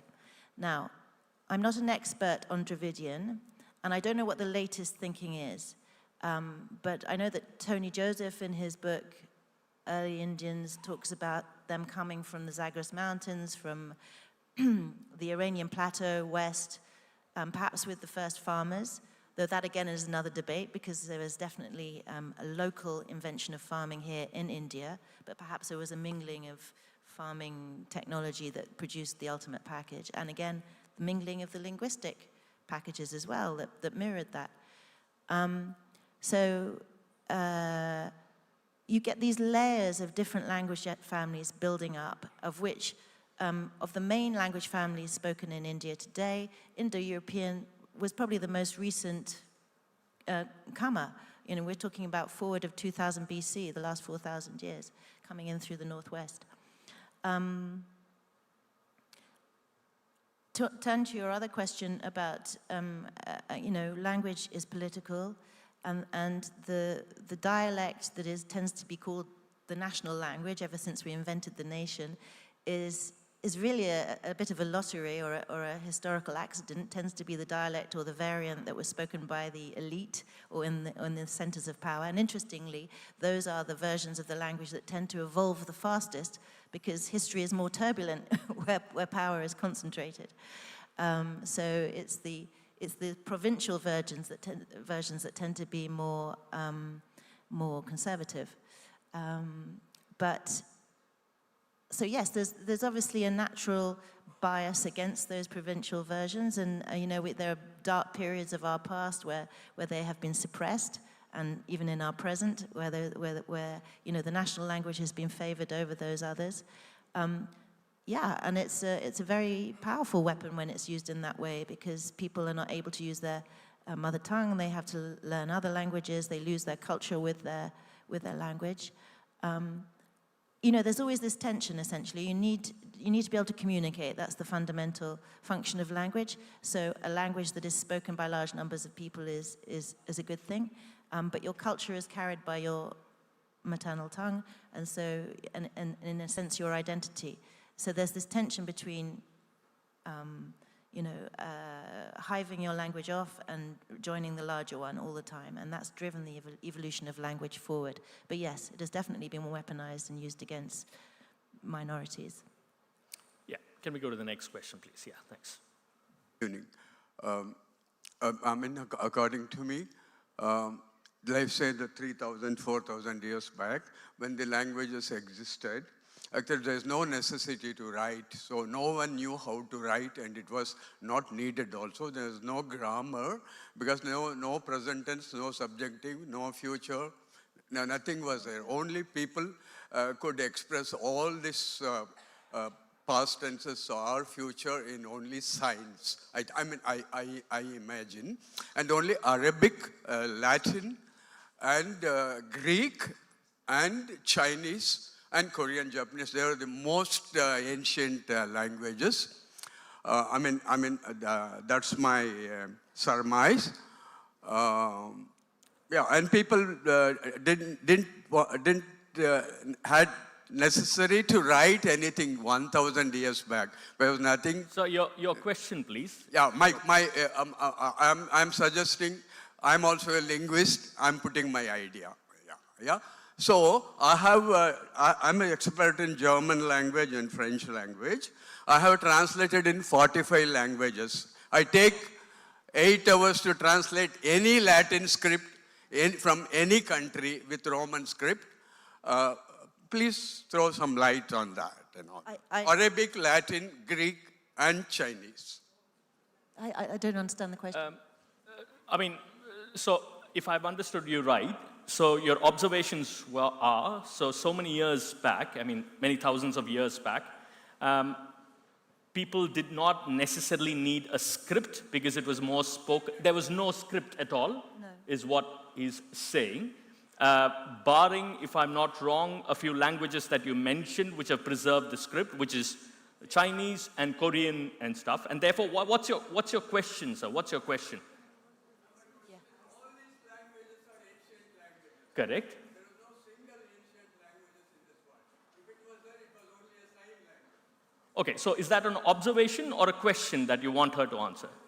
It's an observation. Thank you so much for that. That's an observation. Would you want to comment on that? I would just say that writing was invented about 5,000 years ago, but as I say, we've been speaking certainly for tens of thousands of years, if not hundreds of thousands of years. Was there one original language? Probably not. It probably arose independently in different places, and those languages, some died, some moved, some gave birth to new languages, and you could, depending on how you define a language, which is somewhat arbitrary, trace those languages all the way up to the present day. But we can't study back that far because we don't have the written records. I don't know what a silent language would be other than a sign language. Yeah, sign is what she. Yeah. Sign Well, is what there is a debate over whether the oldest languages were signed or spoken. That's for sure. Unsettled, as far as we know, as far as I know. Yeah. Okay. Hi, Laura. Here. Yes. Laura, in your address, you mentioned that the success of language depends on the success of the people, the speakers, basically, right? So, kind of drawing inspiration from the first question that was asked. What are these success factors that you allude to, and how wars and colonization has influenced this prevalence of certain forms of proto over the current forms, and what can, especially in an atmosphere of identity politics with language, what kind of lessons can we draw from that history? I'm sorry, there's an echo up there. I didn't quite. I lost your question as well.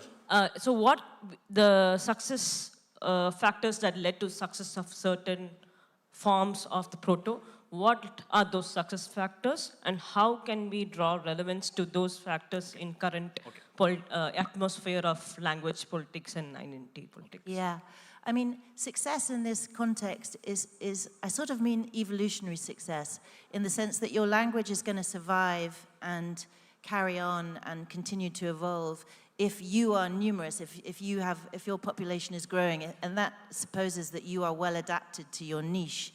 The Yamnaya were very well adapted to their niche. They found a way of living in the steppe that meant that they lived quite long lives. There are people from that time, 60-year-olds, 70-year-olds, 80-year-olds who've been found buried, which was an exceedingly long lifespan for that period of prehistory. And their population exploded to the extent, as I mentioned, that they have to move even east and west, pushing out their frontiers, raiding, stealing new territories, new cattle, and essentially expanding. So that's what I mean by success, and that's why their language carried on, survived, and because it spread out, it also evolved, it fragmented into these daughter languages, which in turn fragmented. So that's what I mean by success. And of course, the thing that's driving the evolution is the fact that those people, as they move out, are moving into different environments, coming into contact with new people, new technologies, new ideas. And so the language has to accommodate all of that. And either it evolves itself to, for words to take on new meanings, for example, or it adopts loan words from the languages that it comes into contact with. For example, when the first Indo-European speakers came into Europe, they encountered farmers, and they needed to learn about new food production techniques. They needed to learn about the new, the environment they found themselves in, the temperate forests of Western Europe beyond the steppe, where there was an entirely different flora and fauna. So one of the mechanisms we think that drove that was that the majority male incomers took as partners, or I don't like to say wives because marriage is a later invention, the women from the indigenous farming communities, and those women brought in both the knowledge of new food production techniques and of the flora and fauna, and the words to describe them. And then when they had children, the wives would have had to adopt the dominant language, so the language of the husband or father, but they would have taught their language to their children, along with the knowledge that they brought from their maternal background, or heritage, farming heritage. So that's the way that languages mix and change and then get passed on. And I think that probably happened in many parts of the world. Right, final 3 questions. I'll start with the gentleman there who's standing up. I'll come to you next up, and I'll finish here, yeah? I know a lot of people wanting to ask questions. I'm trying to get across to people who haven't had the opportunity at all to ask any questions so far. Yeah, please. Hi. So you've talked about how successful people propagate successful languages. That's how a language is successful. Well, why PIE and not Sumerian, Akkadian, or any of those related subgroups? Because they were, okay, so you could argue the nomads were warlike, but so were the Sumerians, Akkadians. They were constantly fighting with each other, the Assyrians as well. Yeah. So what's your take on that? Climate change has had a lot to do with it. I mean, before, this current phase of human-driven climate change, there was still climate change. It wasn't on the same scale, but there are natural cycles in the climate which affected ancient peoples, especially since they were less resilient in many ways. They were less numerous for a start, and they didn't have the technologies we have. So, climate change had a massive impact on populations. So, by the way, did pandemics, epidemics. And if your group dies out, then so does your dialect. That's what happened to the Akkadians when the climate change episode of about 4,200 years ago hit, the one that I mentioned earlier that caused a major drought across Europe. It basically caused the collapse of a number of empires across the world, including the Akkadians. So in that sense, also success has an element of luck to it, or bad luck, depending on your perspective. Yes, please.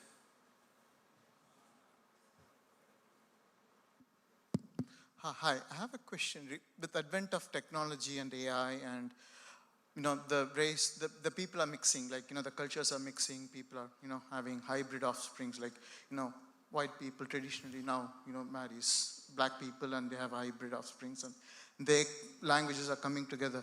Do you predict that we are going to converge most of these languages and we'll have only few or maybe even one language, maybe in a millennia or so? That's a very good question.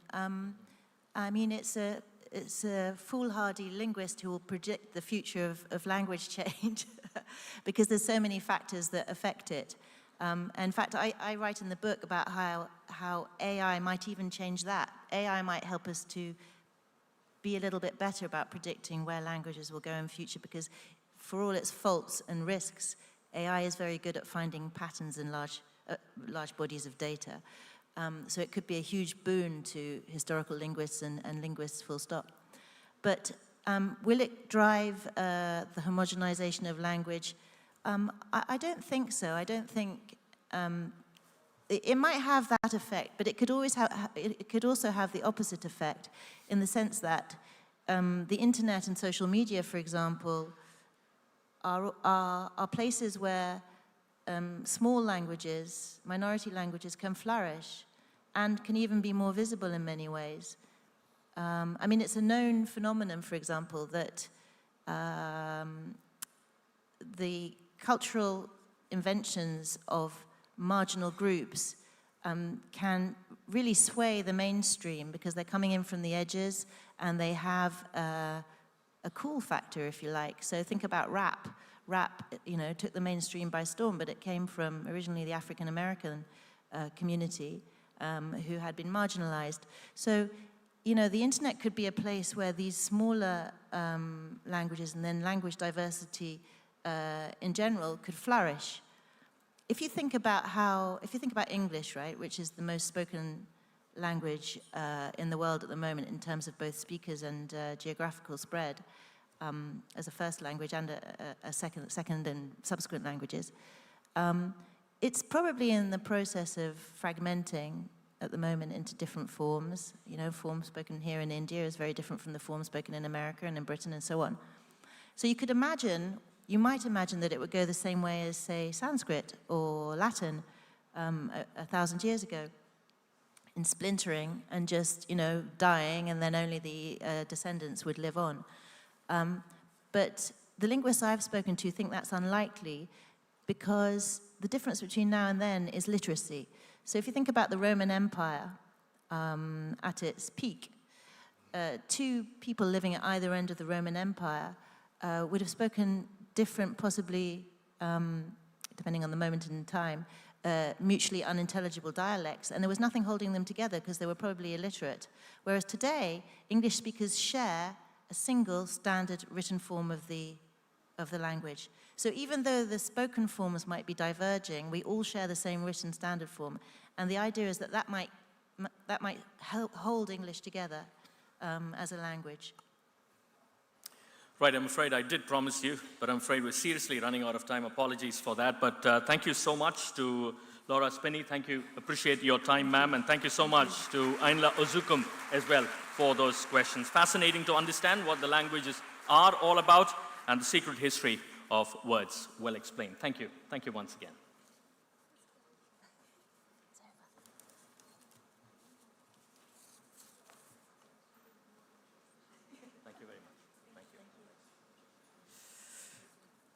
We always have good intentions of giving you all a break, but unfortunately, we are running behind schedule, which means we are not giving a break here. We are moving on to the next of those sessions. It's going to be really interesting, this one, because the subject itself is something that is close to everybody's heart. Session number 8, this is the penultimate session of day 2 of the Hindu Lit for Life 2026. Why dieting made us fat, on weight loss, metabolism, and food is not the enemy. I just love that phrase when somebody tells me that food is not the enemy. That's so refreshing to hear. In a world when people say anything and everything that you eat might affect you and harm you in some way or the other. Ladies and gentlemen, it's time now for all of you to put your hands together for Ms. Rujuta Divekar, who is India's leading public health advocate and amongst the most followed nutritionists. Globally, her books, as you're well aware, have sold more than 1.75 million copies, and her videos have received more than 300 million views. I must honestly confess that she almost implores you to have food. Please have food, please have ghee. That's what she says. Lovely, always refreshing to hear that, right? As I said, her message is very, very simple. Eat local, seasonal, and traditional. If only I had listened to my grandmother, I would have been a different human being altogether. Fair enough. Has redefined the discourse on health and wellness, nudging it away from the diet trends and towards sustainable well-being of people and the planet. Thank you so much. Lovely, lovely to have you with us. And giving our company on stage, may I please welcome Shonali Mudalali, of course, who is an associate editor of The Hindu, where she leads the Metro Plus and the Weekend teams.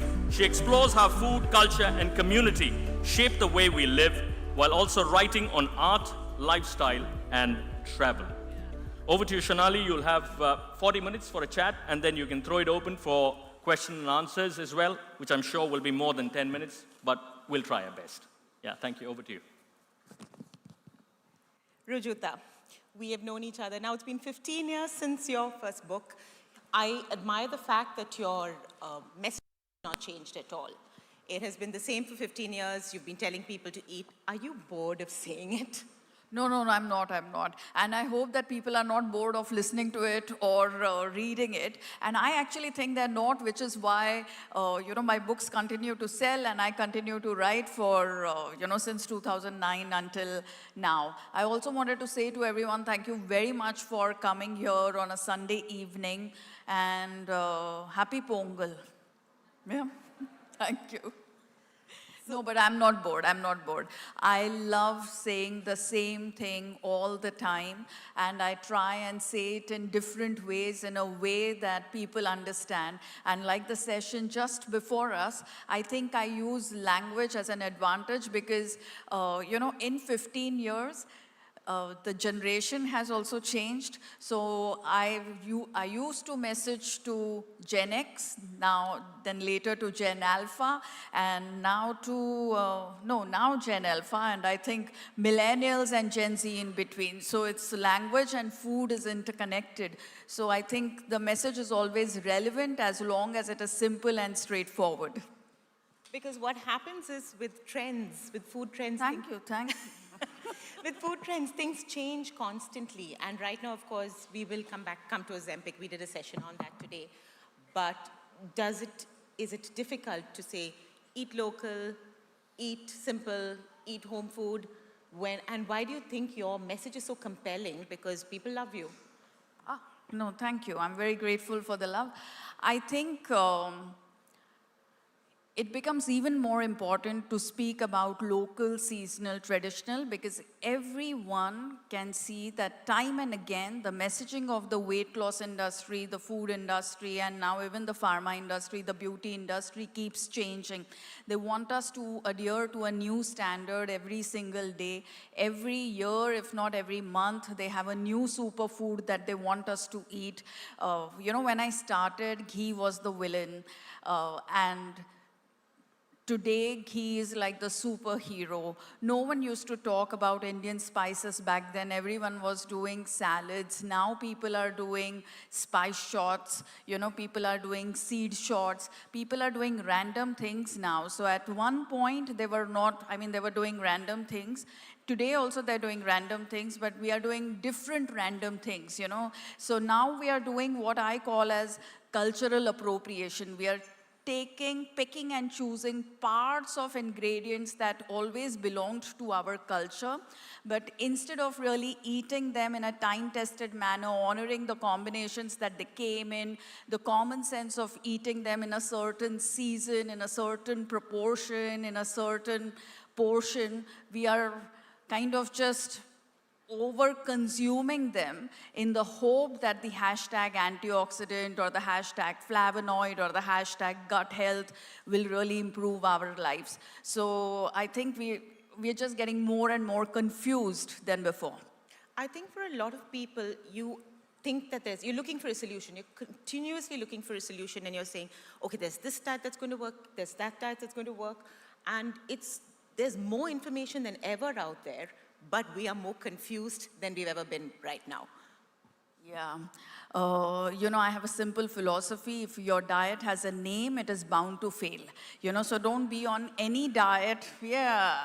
3 cheers to that. Thank you very much. So don't be on any diet that has a name because they're going to push a new one onto you. So if it was the South Beach diet at one time, then it's the keto, then it's the IF, then it's the OMAD, then it's all kinds of things.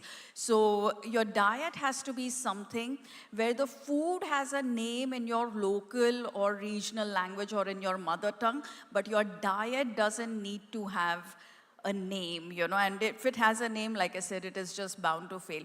We are confused and conflicted as compared to ever before because I think of the influx of social media into our lives.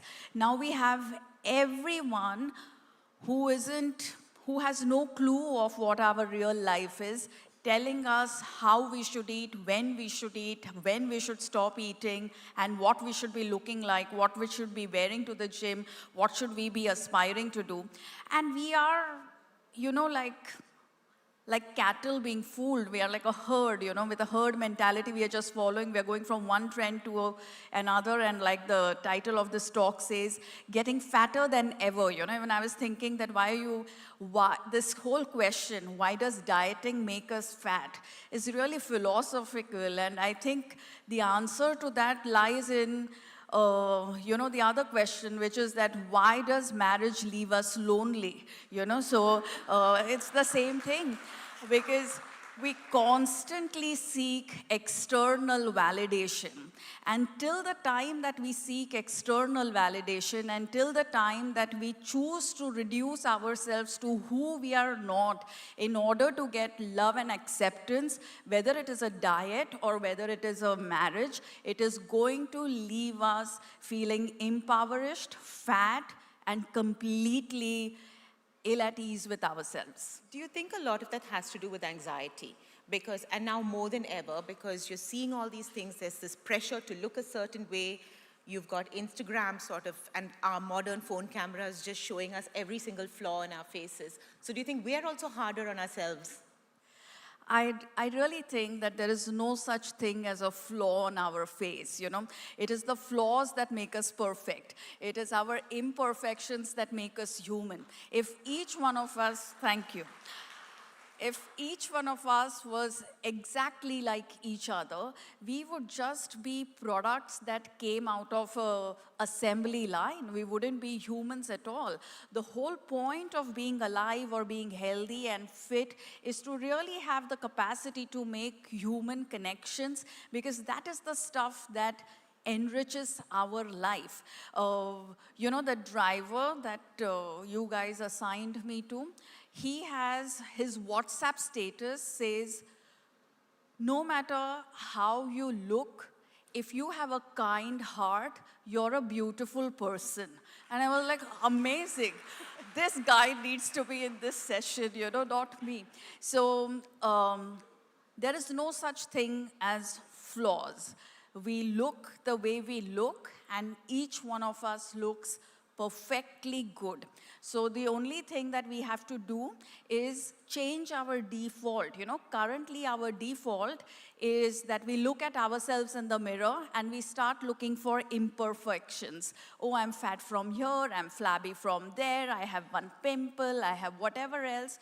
We need to change the default, look at ourselves and say, wow, gorgeous, I don't think anyone can look like me, because really no one else can look like you. So that is really your superpower. Use it to your advantage and look like yourself. Embrace who you are. Don't wait for the world or Instagram or anyone else to embrace you or to love you or to accept you. You are really more than enough. And you are more than enough is not some hashtag or motivation. It is the most practical way of leading our lives. Rujuta is like one of those healing balms, like putting aloe vera when you come out of the sun. So right now, we're seeing people doing preventative Botox in their 20s. They're doing fillers, they're doing lasers. I saw your skincare routine on Reels, and I was just so fascinated by it because it really, please tell us, because it's so doable.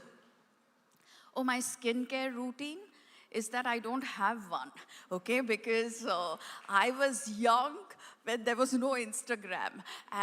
But by my gender, being a woman, invariably we are taught to feel that we are somehow lesser or inadequate. And somehow if we just airbrushed every single pigmentation or patch on our face, if our waist became much smaller, if our hips became just right, and if our arms became perfectly toned, then there was something that we would achieve. And someone told me that this is actually the biggest weapon of patriarchy. You get women so obsessed, no, thank you, with counting calories, eating lesser than what they want, squeezing themselves into a certain size, that they have no bandwidth left to ask the right questions, to bring about the right changes, and to get on with their lives like the way they ought to. So we don't need, so my skincare routine, I don't have one, but I'll tell you what I do. Because I don't just want to look good in my 30s or 40s or whatever. I want to look good for a long time. And that is, I drink water. I get my exercise done before 9 o'clock in the morning because I'm a working woman. I go to bed on time by 9:30. If I'm very late, I go to bed by 10:30. I don't go for parties, nothing. And, you know, thankfully for me, I still get accepted, but I'm not going for parties now, okay? In my 20s, I did go for parties, you know, where I was like waiting to because at that time, in your 20s, when you party, the next morning you feel nothing. By the time you get to my age, from 8 p.m., you begin to dread what the party is going to do to your night and the next morning. You know, that's how beautiful aging is. So no late nights for me.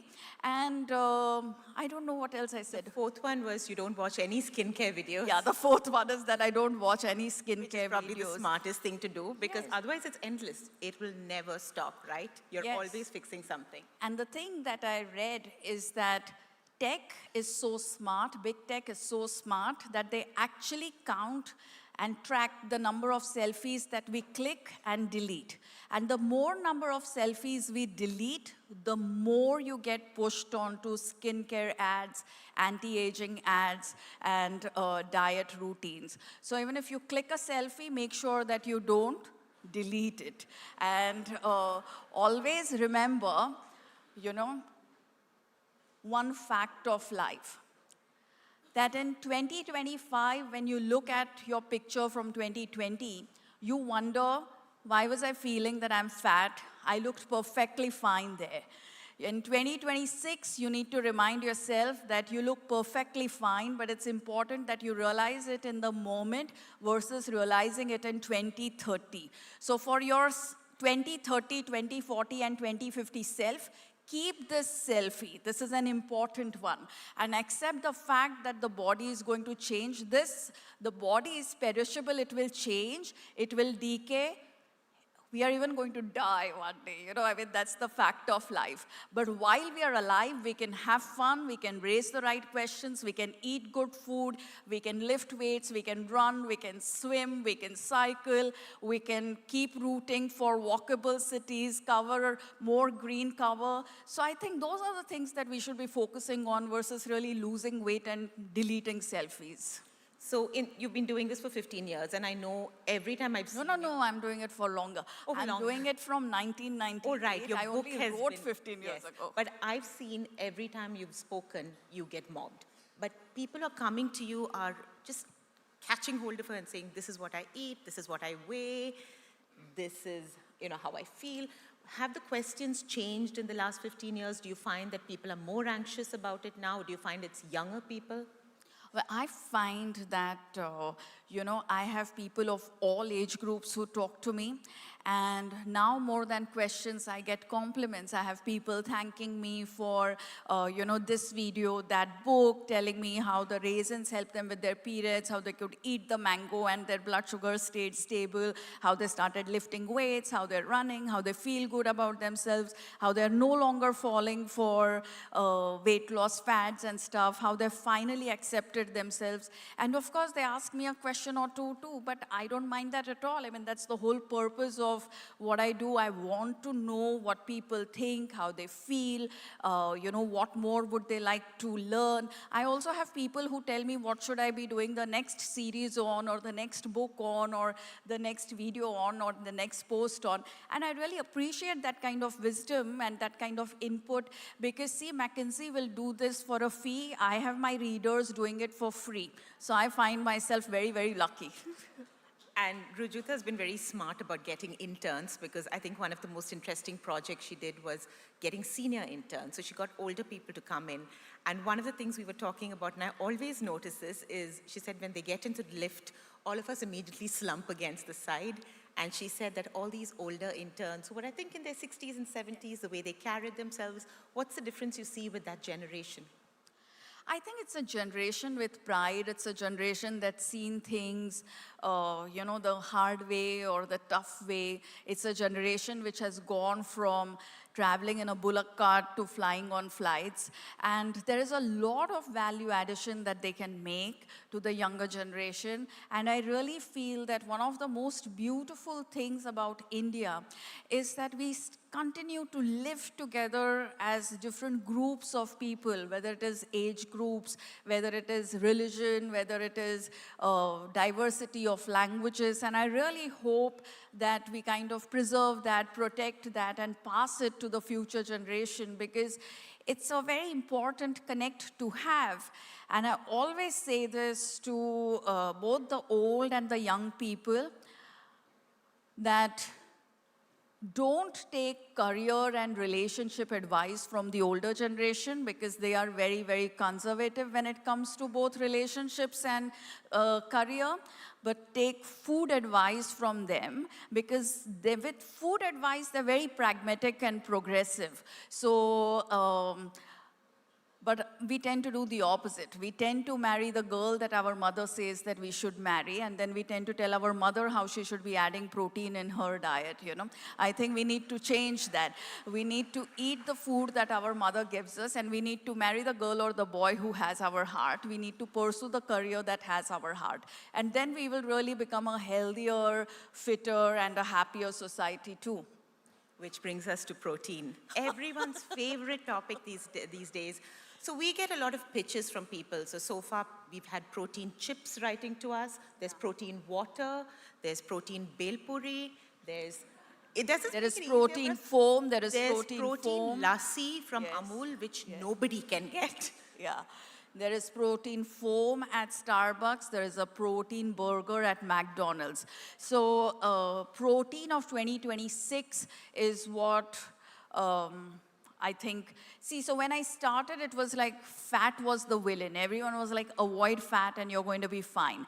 Now everyone's like, avoid carbs and you're going to be fine. At that time, people used to eat more salads in place of fat. Now you're having people eat more fat, in fact, in place of carbs. So what we need to realize is, in terms of real science, real rigorous science, there is no such thing as protein deficiency. Surely no protein deficiency amongst people who have clothes to eat, schools and colleges and offices to go to, and phones on which they can scroll. That's not a demography that is deficient on protein at all. People who are low on all nutrients, including protein, are the ones who are below the poverty line. And if we really care so much about protein and nutrition, then we should push for better access to wholesome food for people who of the vulnerable section, So that is what we should be pushing for. But if you are buying #protein chips, #protein rotis, #protein dahi, #protein foam or whatever, you're just spending more money from your pocket and you're not getting any thinner on your waist. In fact, protein always leads invariably to ABC: acidity, bloating, constipation. So make sure that you are not going crazy with protein. and know that if you had a wholesome, healthy diet at home, like the way they have on the thali, you have your millets, you also have your rice, you have your sabzis, you have your curries, you have your nuts, you have your fresh fruit, you have chutneys, you have porials, you have your meat, you have your eggs, you have your fish, you're more than covered. So vegetarians don't need to turn non-vegetarian to get protein. Non-vegetarians don't need to turn vegetarians to get better protein. We just need to retain the diets that we have received from our families. Because, you know, the session before us I thought was very interesting, because she said that languages is something that we don't inherit unlike genes. And I was also thinking to myself, even cuisines and, you know, food preps is something that we don't inherit. We need to learn them, we need to practice them, we need to preserve them, we need to protect them, so that we actually have an enriching experience for ourselves and also for our gut bacteria. Because like genes, we inherit the gut bacteria. But if we overeat one kind of nutrient and remove all of the other nutrients from our diet, then not just us, but even our gut bacteria becomes unhappy. So the latest thing, that I've seen recently that's happening with the diet industry is that it has gotten much smarter, and it knows that you push the protein trend, and once you push the protein trend, you can also push the gut health trend, because anyone who's going to overeat protein is going to mess up with their gut health too. And then you can sell them fiber, prebiotic, probiotic, postbiotic, all of that. And by over consuming protein, I mean not eat the regular roti, sabzi, rice and stuff. Yeah, which brings me to those probiotic gummies, which I'm sure you've all seen on Instagram. Yeah. Have it for a week and your skin's going to be amazing. What do you think about that? Well, I think it's good for business. So here's the thing, you know, there are things that are good for profits, and there are things that are good for people. Things that are good for people are real, they are not on reel. So anything that you see on reels is bad for you and good for profits. So that's the only thing that you need to remember, and live and eat accordingly. So diets are actually super successful for the pharma and the weight marketing loss industry, the weight loss industry. Yeah, absolutely. And you know, the sad part is that, when I started working in about 98, the youngest people who would be affected with how bad they're looking, or the ones who would have like poor body image, would be at least as old as 14. And now the age group has dropped, and kids as young as 11 and 10 have now begun to believe that they're too fat, that they're too ugly, and that there is something in their body that they need to fix. And this one product is going to help them, you know. But any kind of deprivation of food doesn't turn you into a healthier person than what you already are. Yeah, because skincare videos to children who are 16, Sephora is 11. People are saying, oh, we have to do preemptive skin now. We have to look after things better. It's just getting Instagram filters, which are so seductive, because you put it and you look fabulous. And then you look at yourself the way you really look. It's just different. I actually think you don't look fabulous. You know, you very much look like someone who has put a filter. So recently we started working with a girl who's 4 years old. And then she was very childlike, but something about her looked very different. And then I asked her that, have you used a filter? Because, you know, she doesn't live in Mumbai, so we were talking online. And she says, yes, I always use a filter, because if you saw how I looked, then you wouldn't like me as much as you're liking me right now. And I said to her, just remove that filter and let me see who you are, because I'm sure you're a beautiful girl. And when she removed it, she actually looked like a real beautiful girl. And until that time, she was just looking like a cartoon character, you know. So the thing is that whether or not the younger generation inherits our language or cuisine, they will inherit our insecurities and our vulnerabilities. And therefore, it is very important, unfortunately, again, you know, the weight is a lot more on women and mothers as compared to fathers, that for, and not just women, but also aunts, older sisters, all of us women who are older than this younger generation of women, that we carry ourselves with sanity and dignity and give up on this need to constantly be thinner than what we are, because as long as we feel light on our feet, we are more than fine. You know, weight is bound to change, but it's important to feel light on our feet while we are alive. And once we are dead, we have 4 people to carry our body, so that's sorted too, you know. So don't worry so much about your weight while you're living your life. So clearly, considering how sorted you are about this, even though you use social media to give your message, you're not a consumer? No, I'm not a consumer at all, Sonali. And, sometimes I think, is this like kind of making me more self-obsessed about who I am? Because other than my own post, I don't go and check out anything or anyone else. And only the people that I follow, I just see their stories. So I follow you, so I kind of see your stories. But I don't scroll at all. I just do my own post, and sometimes I read comments, sometimes I have to answer to a few questions or comments, I do that. But other than that, I don't do anything else at all on social media. Tips on living healthy and mental health. No, and I think also being old, for a large part of our life, we didn't have social media. So in that sense, I think our insecurities, even though we think that they're quite high, are actually much lesser than the insecurities that the young face today. The ones who have grown up with social media right from the time that they are 10 or 12, and now they still have their social media even as they are 20 or whatever. I think for them to build self-esteem is even harder than what it was for us as teenagers. And now the other hot topic everywhere, not just social media, is perimenopause. It is the reason for apparently everything. For irritability. Now, if anyone behaves badly, they're like, oh, it's my perimenopause. I can't remember anything. I'm irritable. I'm annoyed. I'm putting on weight. That's the only reason why.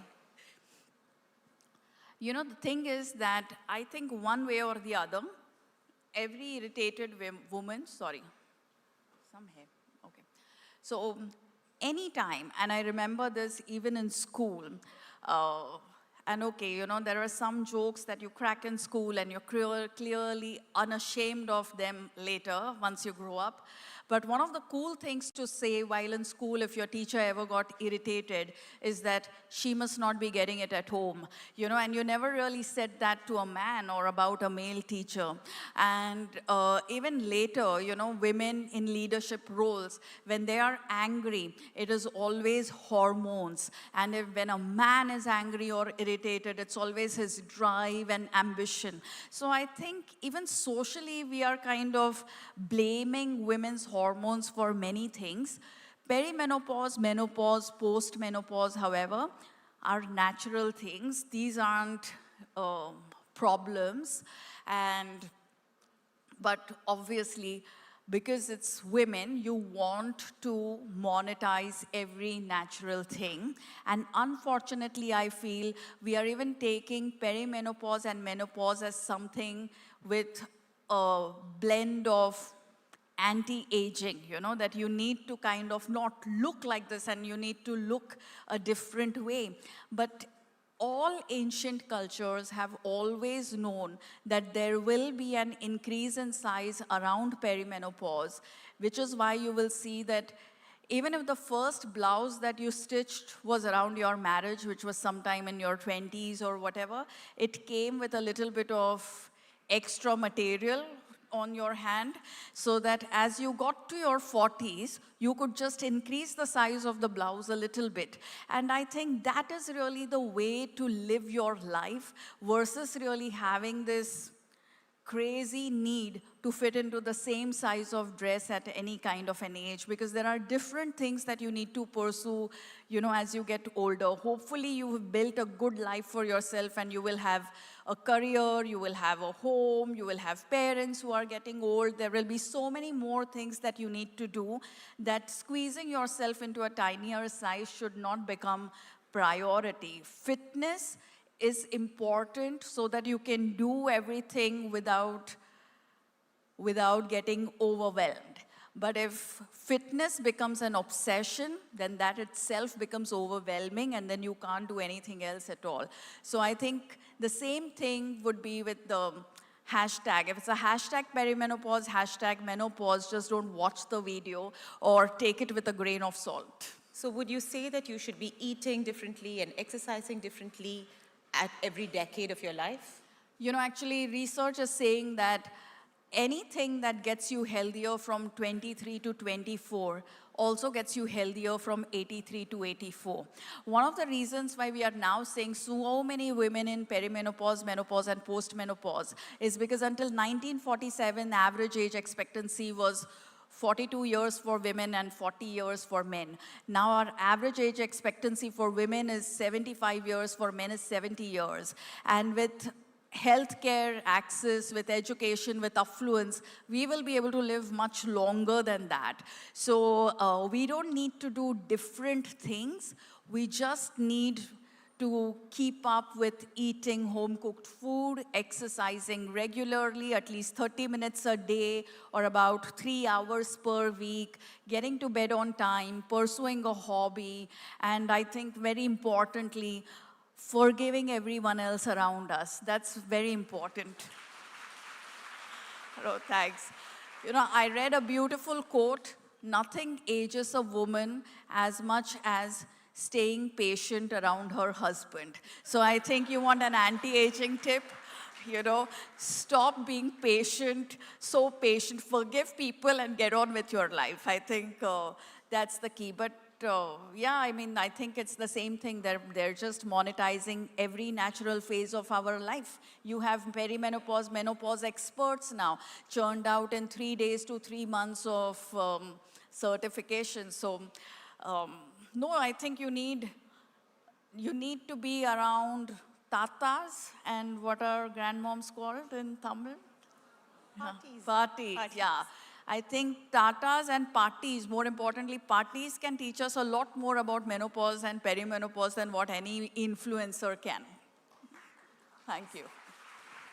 We're talking about how all this information does make us more confused, but at the same time, would you also say that we're fitter than we used to be? Because I find a lot more people work out every day, a lot more people are better at eating. I think a lot of that has to do with you. Of course, I use Rajuta as an excuse to put ghee on everything, but are we really better off as well because we know more?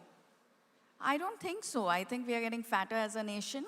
And, you know, this whole belief that we have, that it takes discipline and willpower to get fit, is really a misunderstood one. If that is what you think makes us fit, discipline and willpower, then it is coming out of privilege and not out of real understanding. Real health comes when there are better policies, you know, better policies for protecting everyone from air pollution, better policies which keep cities walkable. No, thank you. Better policies that bring better maternal health to those who cannot afford it, better policies for the first 1,000 days of a baby's life, better policies in terms of gender equity, in terms of regulation and taxation of junk food, in terms of alcohol and tobacco. That's the stuff that improves the health of a nation and not gyms, protein shakes, and probiotics. What about Ozempic? Do you think that's just going to be the natural solution ultimately? Because if you look at what Oprah said, she struggled with her weight constantly. Then she went on it, she went off it, and now 1 in 8 people in America is on Ozempic. It's much cheaper over here. Do you think this is where we're going? Much cheaper, matlab, it is like it used to be $1 lakh until recently. I think now it is about 25,000 per month. But that is still quite expensive, a lot more expensive than just good old diet and exercise. I think, you know, there is this study that says that long stay hospital patients, you know, people who have been in the hospital for almost over a year, have similar gut bacteria to each other because of the kind of food that you have access to and the medicines and the inactivity and the wasting that their body goes through. So they all kind of begin to look alike. And I feel the same thing about Ozempic too, that, you know, if you've been on Ozempic, then all people on Ozempic almost begin to look alike, which is why you have the Ozempic face and the Ozempic butt, which talks about the massive wasting that one goes through. And by wasting, I mean loss of musculature, loss of bone density. These drugs were first kind of studied for what they could do in terms of controlling blood sugar. And the weight loss that it brought was a side effect, an unwanted side effect. But today they have become popular for this one side effect. People are taking it for weight loss. So I think technically there is a tiny population which may benefit from Ozempic, but Ozempic or Mounjaro for vanity is a complete no-no. Because if you think of yourself as fat in your head, no matter how thin you get, you're still going to see yourself as fat in the mirror because that's the default image that you've built for yourself. So, thank you. So you need to take Mounjaro or whatever, Ozempic or whatever, any kind of an intervention with a proper thought and a proper cost and benefit analysis, because the cost, and I don't just mean the financial cost, but the physiological cost is very high. And we haven't even seen these people 5 years later or 10 years later or 15 years down the line. But you find people who are exercising regularly and eating correctly, they look like themselves. They all don't begin to look alike. And even if they kind of fall off the bandwagon of eating correctly and exercising, when they get back onto it, they make, you know, rebuilding fitness is much easier than building fitness. So I think everyone should kind of make sure that they're exercising, eating right, sleeping on time, because the only thing that stands the test of time is good old common sense. The boring, monotonous stuff that is not sensational and that doesn't give you any dramatic results, but sustainable results. And sustainable weight loss is 5 to 10% of weight gone per year. So if you start at 100 kilos in January 2026, the whole aim is to be 90 or 95 kilos January 2027. But if you got to 90 or 92 in February 2026, then it is mostly, it's not fitness, it is sickness. So if we talk about their... No, thank you. We've got lots of Rujuta fans, we've also got Rujuta critics who say this is just not possible. You're saying eat ghee, you're saying eat rice, you're saying, you know, just live a happy life. And how are you going to be able to do this? Because what the modern diet industry tells us is unless you're going to take all these interventions, it is really hard.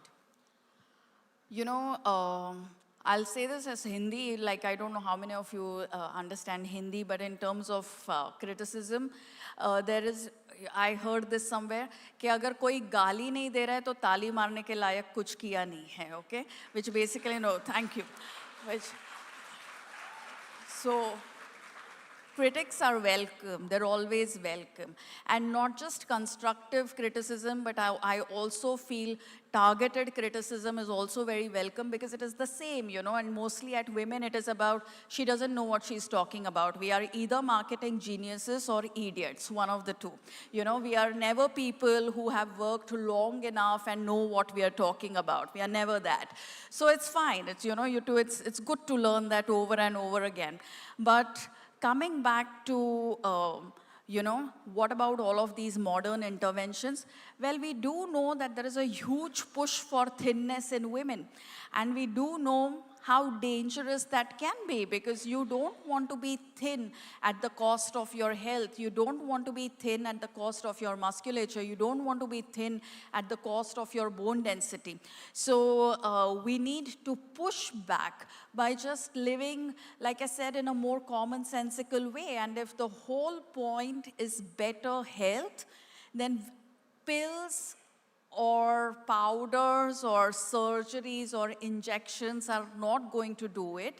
Policies are going to do it. So we need to hold our government and our law officials accountable to policies, because you could be your thinnest version and breathing the nastiest air in the world, or the thinnest version and going on a bridge which could just fall. So how good is that? You know, we need real, tangible things to improve our health and our fitness, and for that matter, even our chance at longevity.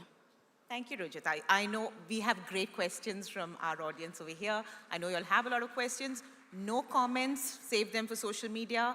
Only questions, short questions, and let's go. Okay, all right. And I also think for questions, how many can we take? 3, maybe? Max of We'll have 10 minutes, okay, fine. So we'll take between 3 to 5 questions. What we'll do is we keep the mic here. So don't take the mic to people, hold the mic. The volunteers can hold the mic, and you know, you could each just ask your question. Just ask your question and ask only one question. All right, I'm going there first. You can come out, you come here. Yeah, we'll get there. There's somebody in the middle. Yeah, would you want to start? Hi, ma'am, it's an Hi. honor and pleasure to finally see you. Like, it's amazing. I'm a fan, I confess. So, after marriage, I inculcated salads into my husband's diet, and he confesses he never used to eat it before, with the dal and the chawal. Because sprout salads and these green salads, the normal Indian with cucumber, boiled beetroot and all. So this morning, he read some Twitter thread, I'm sorry to say, of some doctor who said raw veggies you should just avoid because they, especially the cabbages, the different kinds of cabbages, they get those worms into your brains and stuff like that. Nice. So what is your take on salads? Having salads How long have you been married? It's been 10 months, sorry. 10 months, yeah. I thought as much, you know, that this is going to be a new marriage. Yeah.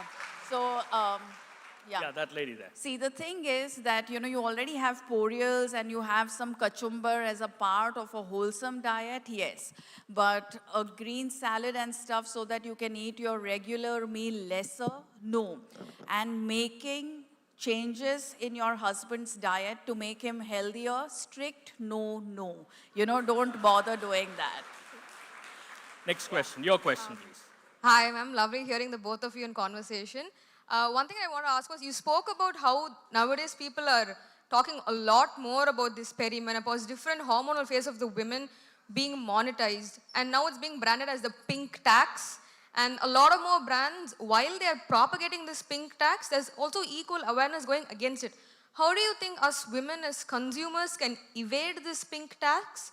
And will there be a point where it does affect brands pushing this even more into our faces? I don't know what we can do to avoid the pink tax. You know, like I said, I think it is going to need some equity and understanding, awareness and education. But I'll tell you one thing, and it's a bad trend that I've seen. You know, when I started working, I only found that women were insecure about their bodies. But now I also see boys being insecure about their bodies and even men feeling insecure about their bodies. So I think they are also paying a little bit of blue tax, but no one is monetizing them as much. Maybe you should start a company selling them things. But I mean, just look at it. There is a beard oil, there is beard coloring, there is beard everything. So I'm like, seriously, just read the status of my driver that if you have a kind heart, you're a beautiful person. It doesn't matter what products you applied and how you're looking. But I'm sorry, I don't have the right answer for your question. Yeah. Okay, next question here, please. Hi, ma'am. This is Setu Lakshmi. So it was nice watching you, and it was an eye-opening session for me. So I work as a HR. So I wanted to ask you a question about the menstrual leave policy that the Karnataka government has initiated very recently. So I think I'm asking you, I mean, I'm posing the right question to you as a woman. So what's the take on you, I mean, this policy which it has initiated right now? See, in a way, I feel it is a little lazy, you know. Exactly. I feel that we need to do a lot more for women. We need to ensure that they get time off on a day-to-day basis to exercise, but then you would need to give that to men too. You know, you would need to make sure that snacks in your offices are healthy and not versions of chips and colas and easy burgers and stuff. No, thank you. And I think that men and women both need to get their downtime, because any which ways HR does have all leaves for all kinds of sickness, including a sickness that you may get on the first or second day of your period. I think if you do have women who are feeling extremely uncomfortable on those first and second day, they need to get proper intervention, you know, proper lifestyle strategies and changes. And if that doesn't bring out a change in the next 3 months, if there's no downward trend, maybe even medical interventions. But without that, just letting them suffer one day every single month, I think is probably not okay. But yeah, that's what we have for now. And I also know that there are a few companies who really now have menopause policies for, for all women, and they are even sensitizing men in managerial roles to support women in perimenopause, menopause better, because if a woman has lasted in your company all the way up to menopause, I think she deserves love, care, and, all the freedom that your company can give you. Yeah, thank you. Just very quickly, there's one person over there. I'm amazed at how long you've held your hand up without putting it down. Oh, shabash. Lovely. Thank you. Yeah. I'll come to you next. Firstly, thank you so much for all the videos. I know you asked us to save the comments for social media, but your videos have really helped me deal with my eating disorders. So thank you so much for that. I'm sure that a lot of people can resonate. My question is, Monday to Friday, I can follow all of your tips. Saturday, Sunday, everything goes for a toss, and I start my week with a huge amount of guilt with 25 grams protein on the side. How do I rewire my brain to stop feeling guilty? Before Rujuta answers that question, I can almost hear a lot of people saying, welcome to my gang. Yeah, please. See, here's the thing, that you indulge to a point where you enjoy. If you read my latest book, The Common Sense Diet, I even talk about the 80-20% formula. 80% of the times you need to be eating right. 20% over the weekend, you're having a little bit of a downtime.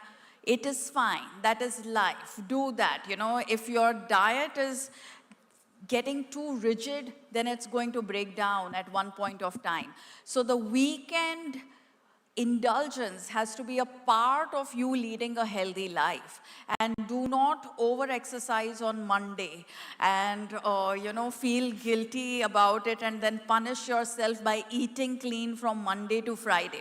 Eat normally Monday to Friday and eat normally on Saturday and Sunday, but eat a little more, eat a little extra, eat that pastry, because that's the whole point, of a weekend. But if you're feeling guilty about what you're doing, then you don't really follow everything that I'm saying. And eat to a point of joy, but if you ate to a point of numbing yourself, then you probably need to relook at what is it that you're trying to forget from Monday to Friday. So just eat to a point of joy and lead a good life. Honestly, this is getting a bit scary because she's reading our minds here. Yeah, please. Jutika Sampath here, a big fan of yours, read all your books. Yeah, I come as the same age bracket as you, maybe I'm 1 year older. So I do everything. I gym thrice a week, walk, swim, done. But the only weakness is my sweet tooth, and yeah, it does go a bit overboard. So any solution on that? I think eating sweets in the season is the solution to that, So eating your til chikki and gajar halwa, or in Pongal, the rice kheer that you make, if you ate that, then there is no problem. So make sure that your sweets are homemade and that they are a part of your diet. Don't eat them every day, eat them once or twice a week and you'd be happy. But there is really no problem having a sweet tooth. It's a good thing to have.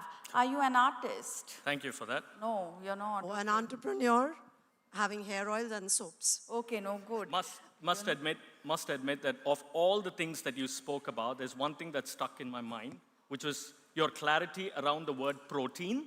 The reason why I say that is because very recently, I came across this Instagram post/reel/story, which actually said, I know we are all in Chennai, but I'm still saying this, if only rice had protein, half the world's issues would have been solved.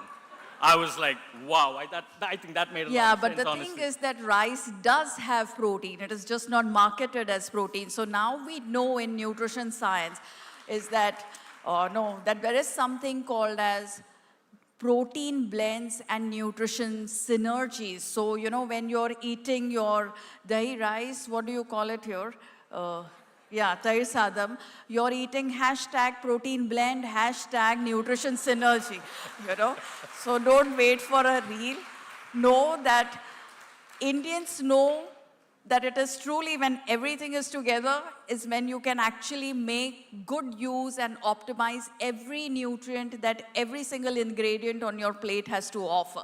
Just one thing will give us nothing. We need everything and everyone getting equal representation on our food plate. This is not just politics, it is also nutrition science. Honestly, ladies and gentlemen, more than anything else that she has spoken about, I think the last 1 hour, I'm sure every one of you would agree that it has been a bit of a healing touch, quite literally. Thank you so much. Thank you very much. Thank you so much for that wonderful questions from Shonali Muthalali. Really appreciate it. Really. And obviously the author will be available to sign the books just outside. Thank you. Thank you very much. Thank you. Thank you so much.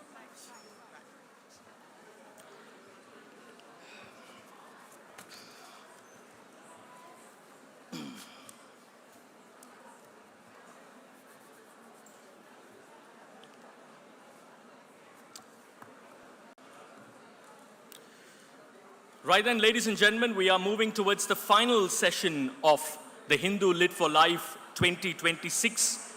We call this as the grand finale because we've got one of the very finest amongst us. Would request you to take your seats before we start the proceedings.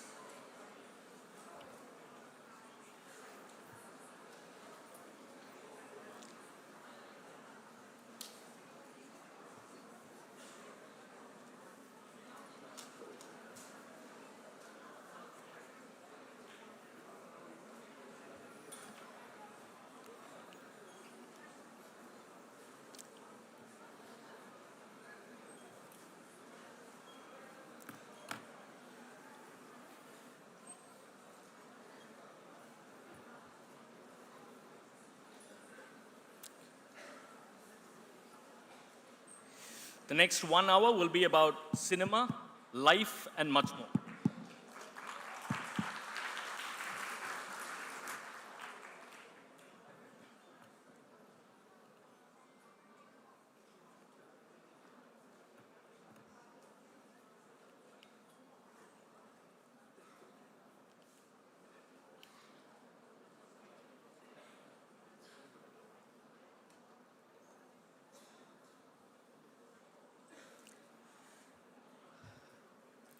Honestly, crafting stories from life experiences, that is the subject of discussion. And I think inga Mr. Mari Selvarajukku introduction thevaiye kadayadu. Please put your hands together for one of the finest directors of our times.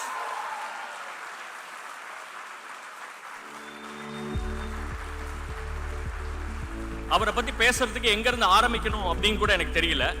Because பரியேறும் பெருமாள்ல கதிர் வழியா சொன்ன கதையா இல்ல அதற்கப்புறம் மாமன்னன்ல அவர் cost பண்ண பீப்புளா வித்தியாசமான ரோல்ஸ்ல இல்ல கர்ணன்ல அந்த powerful characters அவர் project பண்ண விதமா இல்ல வாழையை எடுத்த விதமா இல்ல லேட்டஸ்டா வந்து பைசன்ல வந்து சும்மா கலக்கி இருக்காரு அத பத்தி பேசுறதா அப்படிங்கிறது சத்தியமா எனக்கு புரியல. Because such is the versatility that this man has. and இவரை பத்தி சொல்லணும் அப்படின்னா சிம்பிளா 2 phrases தான் அங்க யூஸ் பண்ணுவேன் நான். Strong subjects and powerful storytelling. As simple as that. என்னை பொறுத்த வரைக்கும் மிஸ்டர் மாரி செல்வராஜா இந்த 2 டெர்மினாலஜிஸ்ல தான் அட்ரஸ் பண்ணுவேன். Thank you so much, sir, for being a part of the Hindu Lit for Life 2026.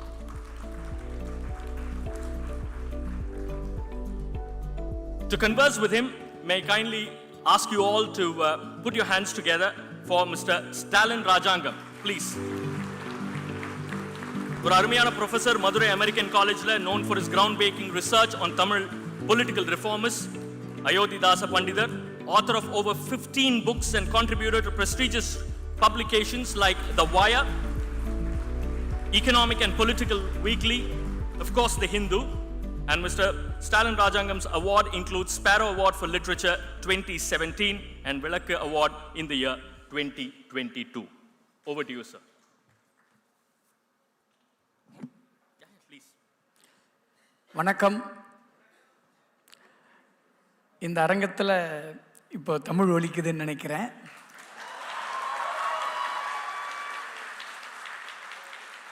உங்கள் எல்லாரையும் சந்திப்பதில் எங்களுக்கு மிகுந்த மகிழ்ச்சி. இப்போ நாம் எழுத்தாளர், இயக்குனர் மாரி செல்வராஜ் அவர்களோட உரையாட இருக்கோம். அவரை பற்றி சொல்கிற போது எழுத்தாளர், திரைப்பட இயக்குனர் அப்படின்னு சொல்கிறத பல பேருக்கு அது புரியும். ஏனென்றால் அவர் அடிப்படையில் ஒரு எழுத்தாளராகவும் முதல்ல எழுத்தாளராக வெளிப்பட்டார். பிறகு தொடர்ந்து அவர் திரையில் ஒர்க் பண்ணால் கூட எழுத்து சார்ந்த தன்னோட பங்களிப்புகளையும் தொடர்ந்து கொண்டிருக்கிறார். தாமிரபரணியில் கொல்லப்படாதவர்கள் என்கிற சிறுகதை தொகுப்பு, பிறகு மறக்கவே நினைக்கிறேன், சம்படி ஆட்டம், உச்சினி என்பது, இப்போது ஒரு சிறுகதை தொகுப்பு சால்ட்டில், ஆமாம், காட்டு பேச்சிகளின் காதலித்தவன் அப்படிங்கிற சிறுகதை தொகுப்பு. இது இல்லாமல் ஒரு தமிழில் கடந்த 3-4 ஆண்டுகளில் நடந்திருக்கக்கூடிய மிக முக்கியமான மாற்றங்களில் ஒன்று, குறிப்பாக தமிழ் சினிமாவில் நடந்திருக்கக்கூடிய மாற்றம், மாரி செல்வராஜ் அவர்களுடைய வருகை. அவருடைய பரியேறும் பெருமாள், கர்ணன், மாமன்னன், வாழை, காலமாடன் என்ற பைசன், இப்போ வரைக்கும் இது அவருடைய மிக முக்கியமான பங்களிப்பு. இவற்றை அடிப்படையாக வச்சு தான் நாம் அவரோட உரையாட இருக்கோம். எங்களுடைய உரையாடல் முடிந்து ஒரு கடைசி 10 நிமிடம் பார்வையாளர்களுடைய கேள்விகளுக்கு இடமளிக்கப்படும். பொதுவாக இது 2026, கிட்டத்தட்ட ஒரு 95 வருஷம் ஆச்சு தமிழில் முதல் பேசும் படம் இன்னும் சில வருடங்களில் நாம் நூற்றாண்டை எட்ட போகிறோம். இந்த நூற்றாண்டை தமிழ் சினிமா வரலாற்றில் நிறைய மாற்றங்கள் நடந்திருக்கிறது. சினிமா சார்ந்த மாற்றம் மட்டுமல்ல, உங்கள் எல்லாருக்குமே தெரியும் தமிழ் சமூகத்தில் சினிமா ஏற்படுத்திய தாக்கம் என்ன அப்படிங்கிறத பற்றியும் நாம் தொடர்ந்து பேசிட்டு வந்திருக்கிறோம், யோசிச்சுட்டு வர்றோம். சினிமா சமூகத்தை என்ன தாக்கம் செலுத்தியது என்பதை பற்றி நாம் பேசுகிறோம். ஆனால் அதற்கு இணையாக இன்னொன்று இருக்குது. சினிமா மேலேயும் சமூகம் தாக்கம் செலுத்தி வந்திருக்கிறது. அதை நம்ம ரொம்ப ஃபோக்கஸ்டாக பேசுகிறதில்ல. இந்த 2வது அம்சத்தில் தான் மாரி அவர்கள் ரொம்ப முக்கியமான பங்களிப்பு செலுத்தியவராக நான் நினைக்கிறேன். குறிப்பாக தமிழ் சினிமாவினுடைய மொத்த இந்த 95 ஆண்டு கால அல்லது 100 ஆண்டு கால வரலாற்றை எடுத்துக்கொள்ளுகிற போது நாம் ஒரு இதுவரைக்கும் பேசப்பட்டிருக்கக்கூடிய இந்த சமூகத்தினுடைய யதார்த்தங்கள் அல்லது இந்த சமூகத்தில் நிலவக்கூடிய முரண்பாடுகள், இப்படி பார்த்தா நாம் சினிமாவுக்குள்ளே இந்த யதார்த்தங்களையோ அல்லது இந்த சமூக முரண்பாடுகளையோ எந்த அளவுக்கு பிரதிபலிச்சிருக்கிறோம் என்று கேட்டு பார்த்து கொள்ளுகிற போது 2 விஷயங்களை சொல்லலாம்னு நான் நினைக்கிறேன். சமூகத்தின் பெருவாரியான தரப்புக்கு இங்கே இந்த சினிமாவில் இடம் இருந்ததில்லை. இது ஒரு பாயிண்ட்டு. அப்படியே இடம் இருந்தால் கூட அது எங்கோ ஓரத்தில் இருக்கும், அல்லது அது ஏதோ ஒரு வகையில் ஒரு மோசமாகவோ அல்லது ஒரு சின்ன ஒரு துண்டு பாத்திரங்களாக அவை இடம்பெற்றிருக்கும். இப்படி ஒன்று இருக்குது. இது ஒரு பக்கம். அப்புறம் இன்னொரு பக்கம் என்ன அப்படின்னு சொன்னால், சினிமாவில் சொல்லப்பட்டவர்கள் சரி இவங்கள பேசலை, பெருவாரியான மக்கள் தரப்பை பேசலை அப்படின்னு சொன்னால், யாரை பற்றி பேசிச்சோ அவங்கள பற்றி அது எப்படி காட்டியிருக்கு அப்படின்னு சொன்னால், அதுவும் என்னவா இருக்குன்னா அதுவும் மிகைப்படுத்தப்பட்டதாக காட்டியிருக்கு. அப்போது இது மாதிரியான ஒரு பின்புலத்தில் நாம் மாரி செல்வராஜ் அவர்களிடம் இந்த பின்புலத்தில் அவருடைய வருகையை ஒட்டி நடந்திருக்கக்கூடிய மாற்றங்களையும் கணக்கில் எடுத்துக்கொண்டு சில கேள்விகளை நான் அவரோட கேட்க இருக்கிறேன். இப்போது அவரோட எழுத்து, அவரோட பேச்சு, அவருடைய சினிமாவில் அவர் காட்டிக்கிட்டு பேசிக்கிட்டு வர்றதை பார்க்கும்போது அதில் தொடர்ந்து அவர் தன்னுடைய அனுபவத்தை பற்றி பேசுகிறார். தனக்கு நேர்ந்த அனுபவத்தை பற்றி தொடர்ந்து சொல்லிக்கிட்டே இருக்கிறார். நான் எப்படி இந்த ஊர்லேருந்து வந்தேன், என்னுடைய ஊர் என்னவா இருக்குது, சொசைட்டி எப்படி இருக்குது, நான் எத்தகைய வழியை சந்தித்தேன், அதை நான் என்ன பண்ண பார்க்குறேன் அப்படிங்கிறத அவர் தன்னுடைய உரையாடல்கள்லையும் சினிமாவிலையும் எழுத்துக்கள்லையும் தொடர்ந்து சொல்லிகிட்டே வர்றார். கிட்டத்தட்ட ஒரு நான் எப்படி சொல்லணும்னா, அவருடைய சினிமாவில் காட்டக்கூடிய வரலாறு அவரிலிருந்து காட்டக்கூடியதாக இருக்கிறது. அவரிலிருந்து பிரித்து விட முடியாது அவருடைய சினிமாவை அப்படிங்கிறது தான். கிட்டத்தட்ட இது இந்திய வரலாற்றில் ரொம்ப முக்கியமானது. ஏன்னா வரலாறு என்றாலே நம்ம என்னவா நினச்சிக்கிட்டு இருக்கோம்னா, வரலாற்றுக்கு வெளியிலிருந்து ஒருத்தர் வரலாற்றை சொல்கிறத நினச்சிக்கிட்டு இருக்கிறோம். ஆனால் அவருடைய பிரதிகள் என்னவா இருக்குன்னா, வரலாற்றின் ஒரு பாத்திரமாகவே அதில் இருக்கிறது வேற யாரும் இல்லை, அது நான் தாங்கிறத அவர் சொல்லிக்கொண்டே இருக்கிறார். அப்போது இந்த பின்புலத்தில் தொடர்ந்து அவருடைய படைப்புகள்லையும் படங்களிலும் அவருடைய உரையாடல்களிலும் இந்த புலப்பட்டு வரக்கூடிய இந்த ஒரு தன் வரலாற்று தன்மை அப்படின்னு ஒன்று இருக்குன்னு நான் கருதுகிறேன். அது உண்மைதான் இல்லையா? அப்போது இந்த தன் வரலாற்று தன்மை அப்படிங்கிறது இந்திய லிட்ரேச்சரில் ஒரு பெரிய மாற்றத்துக்கு காரணமாக இருந்திருக்கு. இந்திய அளவில் உலக அளவில் இந்த தன் வரலாறு கூறுதல் அப்படிங்கிறது.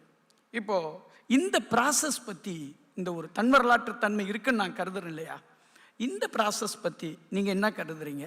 அல்லது நீங்கள் எடுக்கக்கூடிய, நீங்கள் பேசக்கூடியதை எது மாதிரியான விஷயம் பின்புலத்திலிருந்து நான் பெற்று வந்தேன் அப்படிங்கிறத பற்றி நீங்கள் பேச ஆரம்பிக்கிறதுலேருந்து நம்முடைய உரையாடலை தொடங்கலான்னு நான் நினைக்கிறேன். எல்லோருக்கும் வணக்கம்.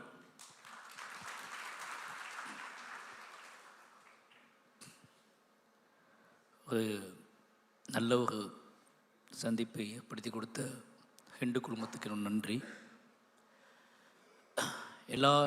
எந்த உரையாடலுக்கு நான் போனாலும் வைக்கக்கூடிய ஒரு கேள்வி இது, முதல்ல இது ஆரம்பிக்கும், உங்களோட நிஜ வாழ்க்கையிலிருந்து, உங்களோட அனுபவங்கள்லேருந்து தொடர்ந்து நீங்கள் கதையை ஆடிக்கிட்டே இருக்கீங்க அப்படின்னு சொல்லி. சமீபத்தில் பைசன் படம் ஒர்க் பண்ணிகிட்டு இருக்கும்போது, அந்த படத்தில் ப்ரமோஷன்லாம் போயிட்டுருக்கும்போது ஒரு பையன் எனக்கு கமெண்ட் பண்ணியிருந்தான். என்னோடய ஃபோட்டோ கீழே, என்னோடய ட்ரெய்லர் கீழே கமெண்ட் பண்ணி, பைசனோட ட்ரெய்லர் லான்ச் ஆகிருந்துச்சு. அந்த ட்ரெய்லர் கீழே கமெண்ட் பண்ணியிருந்தான். என்ன கமெண்ட் பண்ணியிருந்தான்னா, நீ சிறந்த இயக்குனர் கிடையாது. அவன் சொன்ன காரணம் என்ன அப்படின்னா, சிறந்த இயக்குனர் கிடையாது, நீ உன் வாழ்க்கையை மட்டுமே படமாக்குற, நீ கற்பனையாக அவனுக்கு கதை யோசிக்க தெரியல, அதனால் நீ சிறந்த இயக்குனர் கிடையாது அப்படின்னு அவன் கீழே போட்டிருந்தான். நான் அந்த கேள்வி, அதுக்கு கீழே நிறைய பேர் அவனை திட்டி கமெண்ட் பண்ணி போட்டிருந்தாங்க. நான் அதை பார்த்துக்கிட்டே இருந்தேன். என்னோட எல்லா கதைகளுக்குள்ள நிஜத்தன்மையை, இந்த சமூகத்துக்கு நெருக்கமாகக்கூடிய விஷயங்களை அவன் என்னவா புரிஞ்சிக்கிறான்னு தெரியாமல் எனக்கு அவன் விளையாட்டாக போட்டானா, இல்லை என் மேலே வன்மத்தில் போட்டானா, என் மேலே கோவத்தில் போட்டானா, என்னுடைய வெற்றி அவனை பாதிக்குதா, என்னோடய உரையாடல் பாதிக்குதா, நான் சொல்கிற கதைகள், நான் காட்டுக்க கதை மாந்தர்கள் இவங்கெல்லாம் அவனை டிஸ்டர்ப் பண்ணுறாங்களா, என்ன வகையில் அவன் எவ்வளோ தொந்தரவுக்குள்ளானா அப்படிங்கிறத புரிஞ்சிக்கிறதுக்காக நிறைய மெனக்கிட்டேன். அந்த இரவு முழுதுமே இப்படி ஒரு பையன் ஒரு ட்ரெய்லரை பார்த்துட்டு போடுறான் அப்படின்னு சொல்லி தோணுச்சு. அதுக்கப்புறம் பார்த்தா எல்லா இன்டர்வியூலையுமே என்கிட்ட என்னோடய எல்லா படங்கள்லையுமே நான் என்னோடய நிஜத்தை முன் வைக்கிறேன், என்னோடய கதையை முன் வைக்கிறேன், என்னோடய வாழ்க்கையை முன் வைக்கிறேன், நான் ஒரு விக்டிமாக இருந்து பதில் சொல்கிறேன் அப்படிங்கிற எல்லா உரையாடல்களும் நான் நிகழ்த்திக்கிட்டே இருந்திருக்கேன். உங்களுடைய என்ன சொல்கிறது, உங்களுக்குள்ள எது அதிகமான தாக்கத்தை ஏற்படுத்து, எதை நீங்கள் பிரச்சனை என்ன அப்படின்னா, நான் வைக்கிற கதைகள் எல்லாமே தயவு செஞ்சு புரிஞ்சுக்கோங்க, கேட்டுக்கோங்க, இதை நான் சொல்லாமல் விட முடியாது அப்படிங்கிற தாக்கத்திலே நான் சொல்கிறதுனால என்னையவே நான் மூலதனமாக, என்னையவே விக்டிமாக வைக்கிறதுனால இந்த கேள்வி அங்கேருந்து எழும்புது. ஆனால் நான் பார்த்த அனுபவித்த கதைகளை இங்கே நிறைய மனிதர்களுக்கு நிகழ்ந்துக்கிட்டு இருக்குது, இந்தியா முழுக்க நிகழ்ந்துக்கிட்டு இருக்குது. இந்த கதைகளோட வேர் எங்கே இருக்குது, இந்த கதைகளோட மூலம் எங்கே இருக்குதுன்னு தெரிஞ்சுக்கிறது ஒன்றா அதுக்கு நான் தான் என்னோடய வாழ்வும் சம்மந்தப்பட்டிருக்கு இதில் அப்படிங்கிற சொல்வதன் மூலமாக அந்த கதையை இன்னும் கூட நெருக்கமாக உரையாடுவதற்கு எனக்கு ரொம்ப ஈஸியாகிடுது. அதனால் முழுக்க முழுக்க என்னோட வேரில் இருந்து நான் என்னுடைய கதைகளை எடுக்கிறேன். எனக்கு வேறு எந்த பாயிண்டில் இருந்தும் வெறுமன ஒரு சினிமாவை ஹேண்டில் ஏன்னா நான் கிட்டத்தட்ட லிட்ரேச்சர் வழி ஒரு பெரிய பெயினோடு வந்த ஒரு பையன் லிட்ரேச்சர் வாசிக்கிறான். அவன் வாசிக்கும் போது அவனுக்கு மொழி வசப்படுது. மொழி வசப்பட்ட உடனே அவன் அதை எழுத முயற்சி பண்ணுறான். எழுத முயற்சி பண்ணும்போது அவனுக்கு என்ன தோணுதுன்னா, நாம் இதுவரைக்கும் பேசக்கூடாது, இதெல்லாம் அசிங்கம், இதெல்லாம் ரகசியம், இது யார்கிட்டையும் சொல்லக்கூடாது, நமக்கு நேர்ந்த அநீதியை, நமக்கு இழைக்கப்பட்ட கொடுமைகளை, இல்லது நாம் துரத்தப்பட்ட விதத்தை, அல்லது நாம் ஏமாந்த விதத்தை, அல்லது நாம் துரோகம் செஞ்ச விதத்தை, நாம் யாரையாவது ஏமாத்தினாதான் வெளியே சொல்லக்கூடாது அப்படிங்கிறத லிட்ரேச்சர் என்னைய ஓப்பன் பண்ணுது. இதுதான் ஒரு மனித வாழ்வு அப்படிங்கிறது. தனக்கு நிகழ்ந்ததை அப்பட்டமாக சொன்னாலே போதுமானது. நாம் அதை ஒழிச்சிக்கிட்டு நாம் பெரிய மேதாவியாக அறிவாளியாக நாம் சமூகத்தை பற்றியே பேசிக்கிட்டு இருக்கோம்ல. ஒவ்வொரு இண்டிவிஜுவல் பர்சனும் தான் வாழ்க்கையில் தான் நிகழ்த்தின அல்லது தனக்கு நிகழ்ந்ததை அப்பட்டமாக சொல்லிக்கிற துணிச்சல் வந்துட்டாலே போதும். அது அந்த சொல்லும் போதே அவனுக்குள்ளே மாற்றம் நிகழ ஆரம்பிச்சிடும். நாம் இதில் என்னவா இருக்கோம் அப்படின்னு சொல்லி. என் படத்து மேலே வைக்கக்கூடிய நிறைய குற்றச்சாட்டுகள் என்ன, நிறைய பேர் என் படத்தை இது போதும்னு சொல்கிறதுக்கான காரணம் என்ன அப்படின்னா, ஒரே ரீசன் தான். நான் நேரடியாக அவங்களோட உரையாட ஆரம்பிப்பேன். நானே திரையில் தெரிகிறதுனால, நானே உரையாடுறதுனால அவங்க நேரடியாக பதில் சொல்லி ஆகணும் அப்படி கட்டாயத்துக்கு உட்படுத்தப்படுறாங்க. அப்படி உட்படுத்தப்படுறதுனாலேயே அவங்க ஒரு தர்ம சங்கடத்துக்கு உள்ளாகுறாங்க. இந்த தர்ம சங்கடம் தான் இந்த சமூகத்தோட ஒரு பிம்பம்.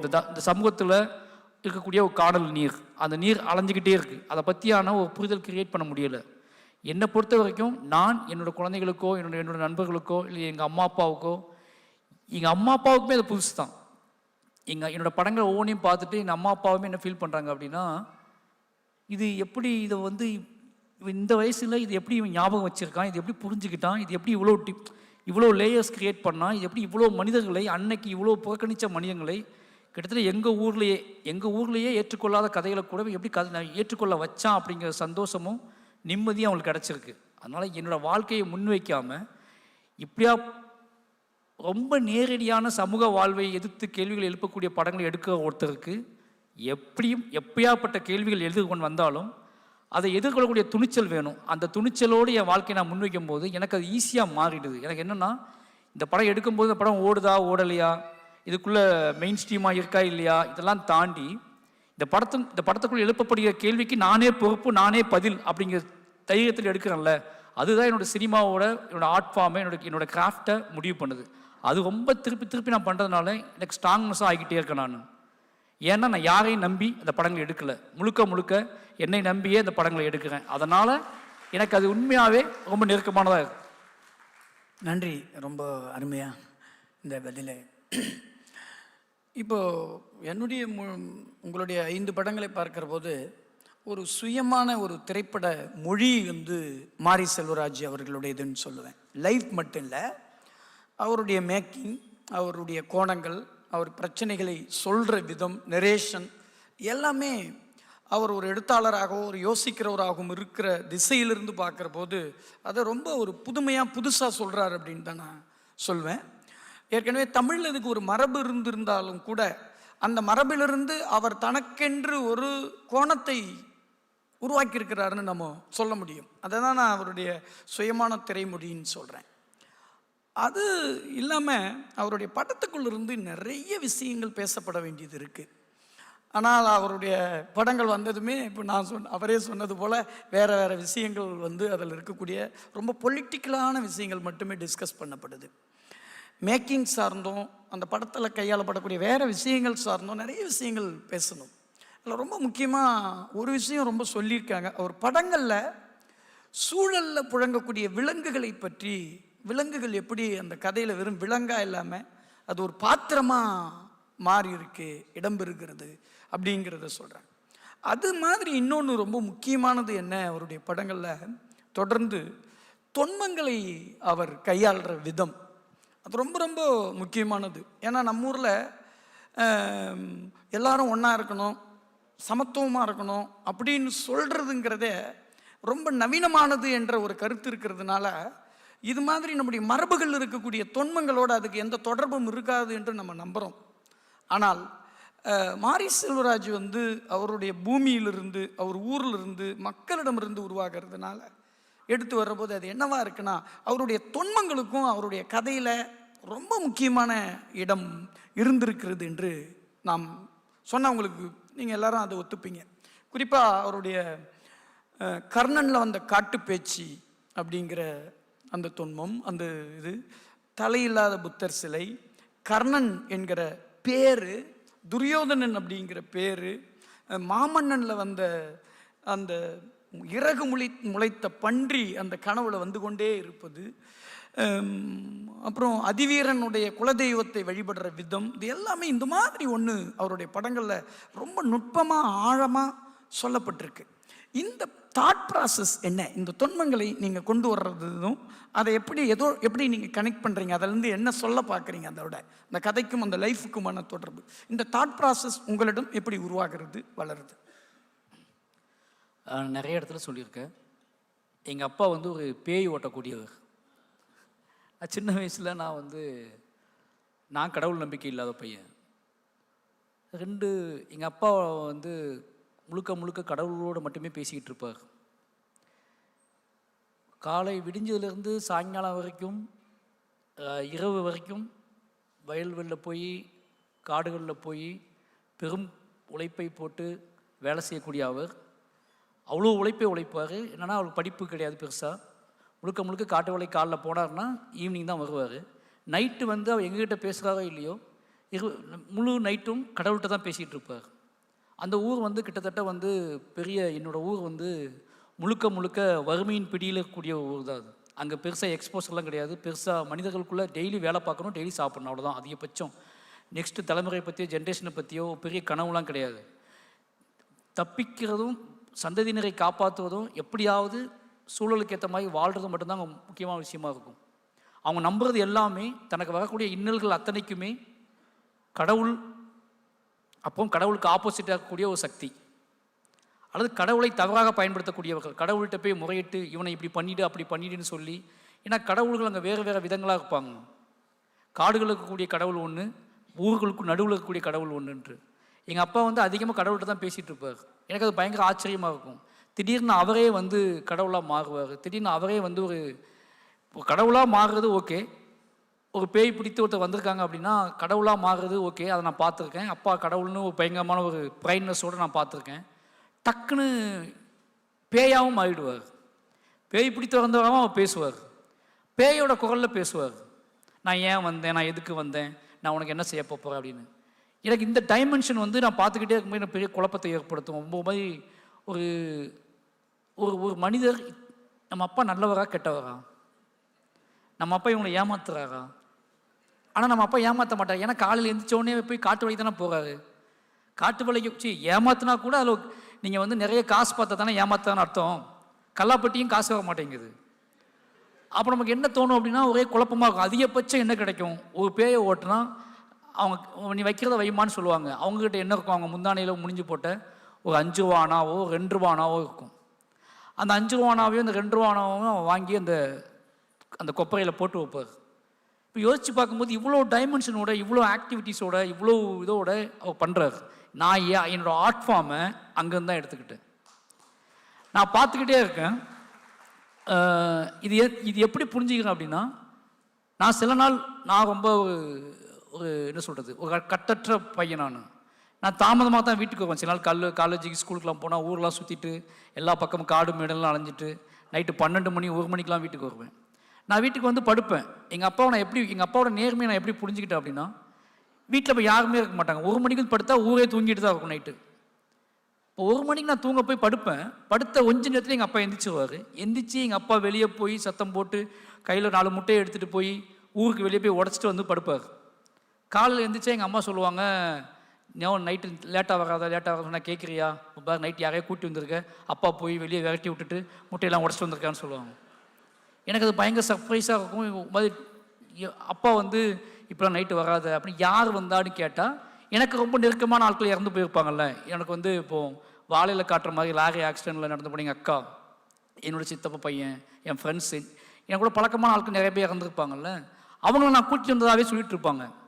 இப்போ யோசிச்சு பார்க்கும்போது எனக்கு என்ன தோணும்னா, என்னையே எங்கள் அப்பா ஏமாத்தன்னு அவசியம் கிடையாது. நான் அந்த நைட்டு தூங்கிக்கிட்டு இருக்க ஒருத்தர் எந்திரிச்சு யாருமே இல்லாத நேரத்தில் ஊருக்கு வெளியே நடந்து போய் 4 முட்டைகளை உடச்சிட்டு வந்து திருப்பி பையனை தடைய விட்டு பையன் பக்கத்தில் படுத்து அவன் கால்கையை தடைய விட்டு அவர் தூங்குற அப்பா யாரை ஏமாத்துக்காக இதை பண்ணுறாரு அப்படின்னு ஒரு கேள்வி இருக்குல்ல.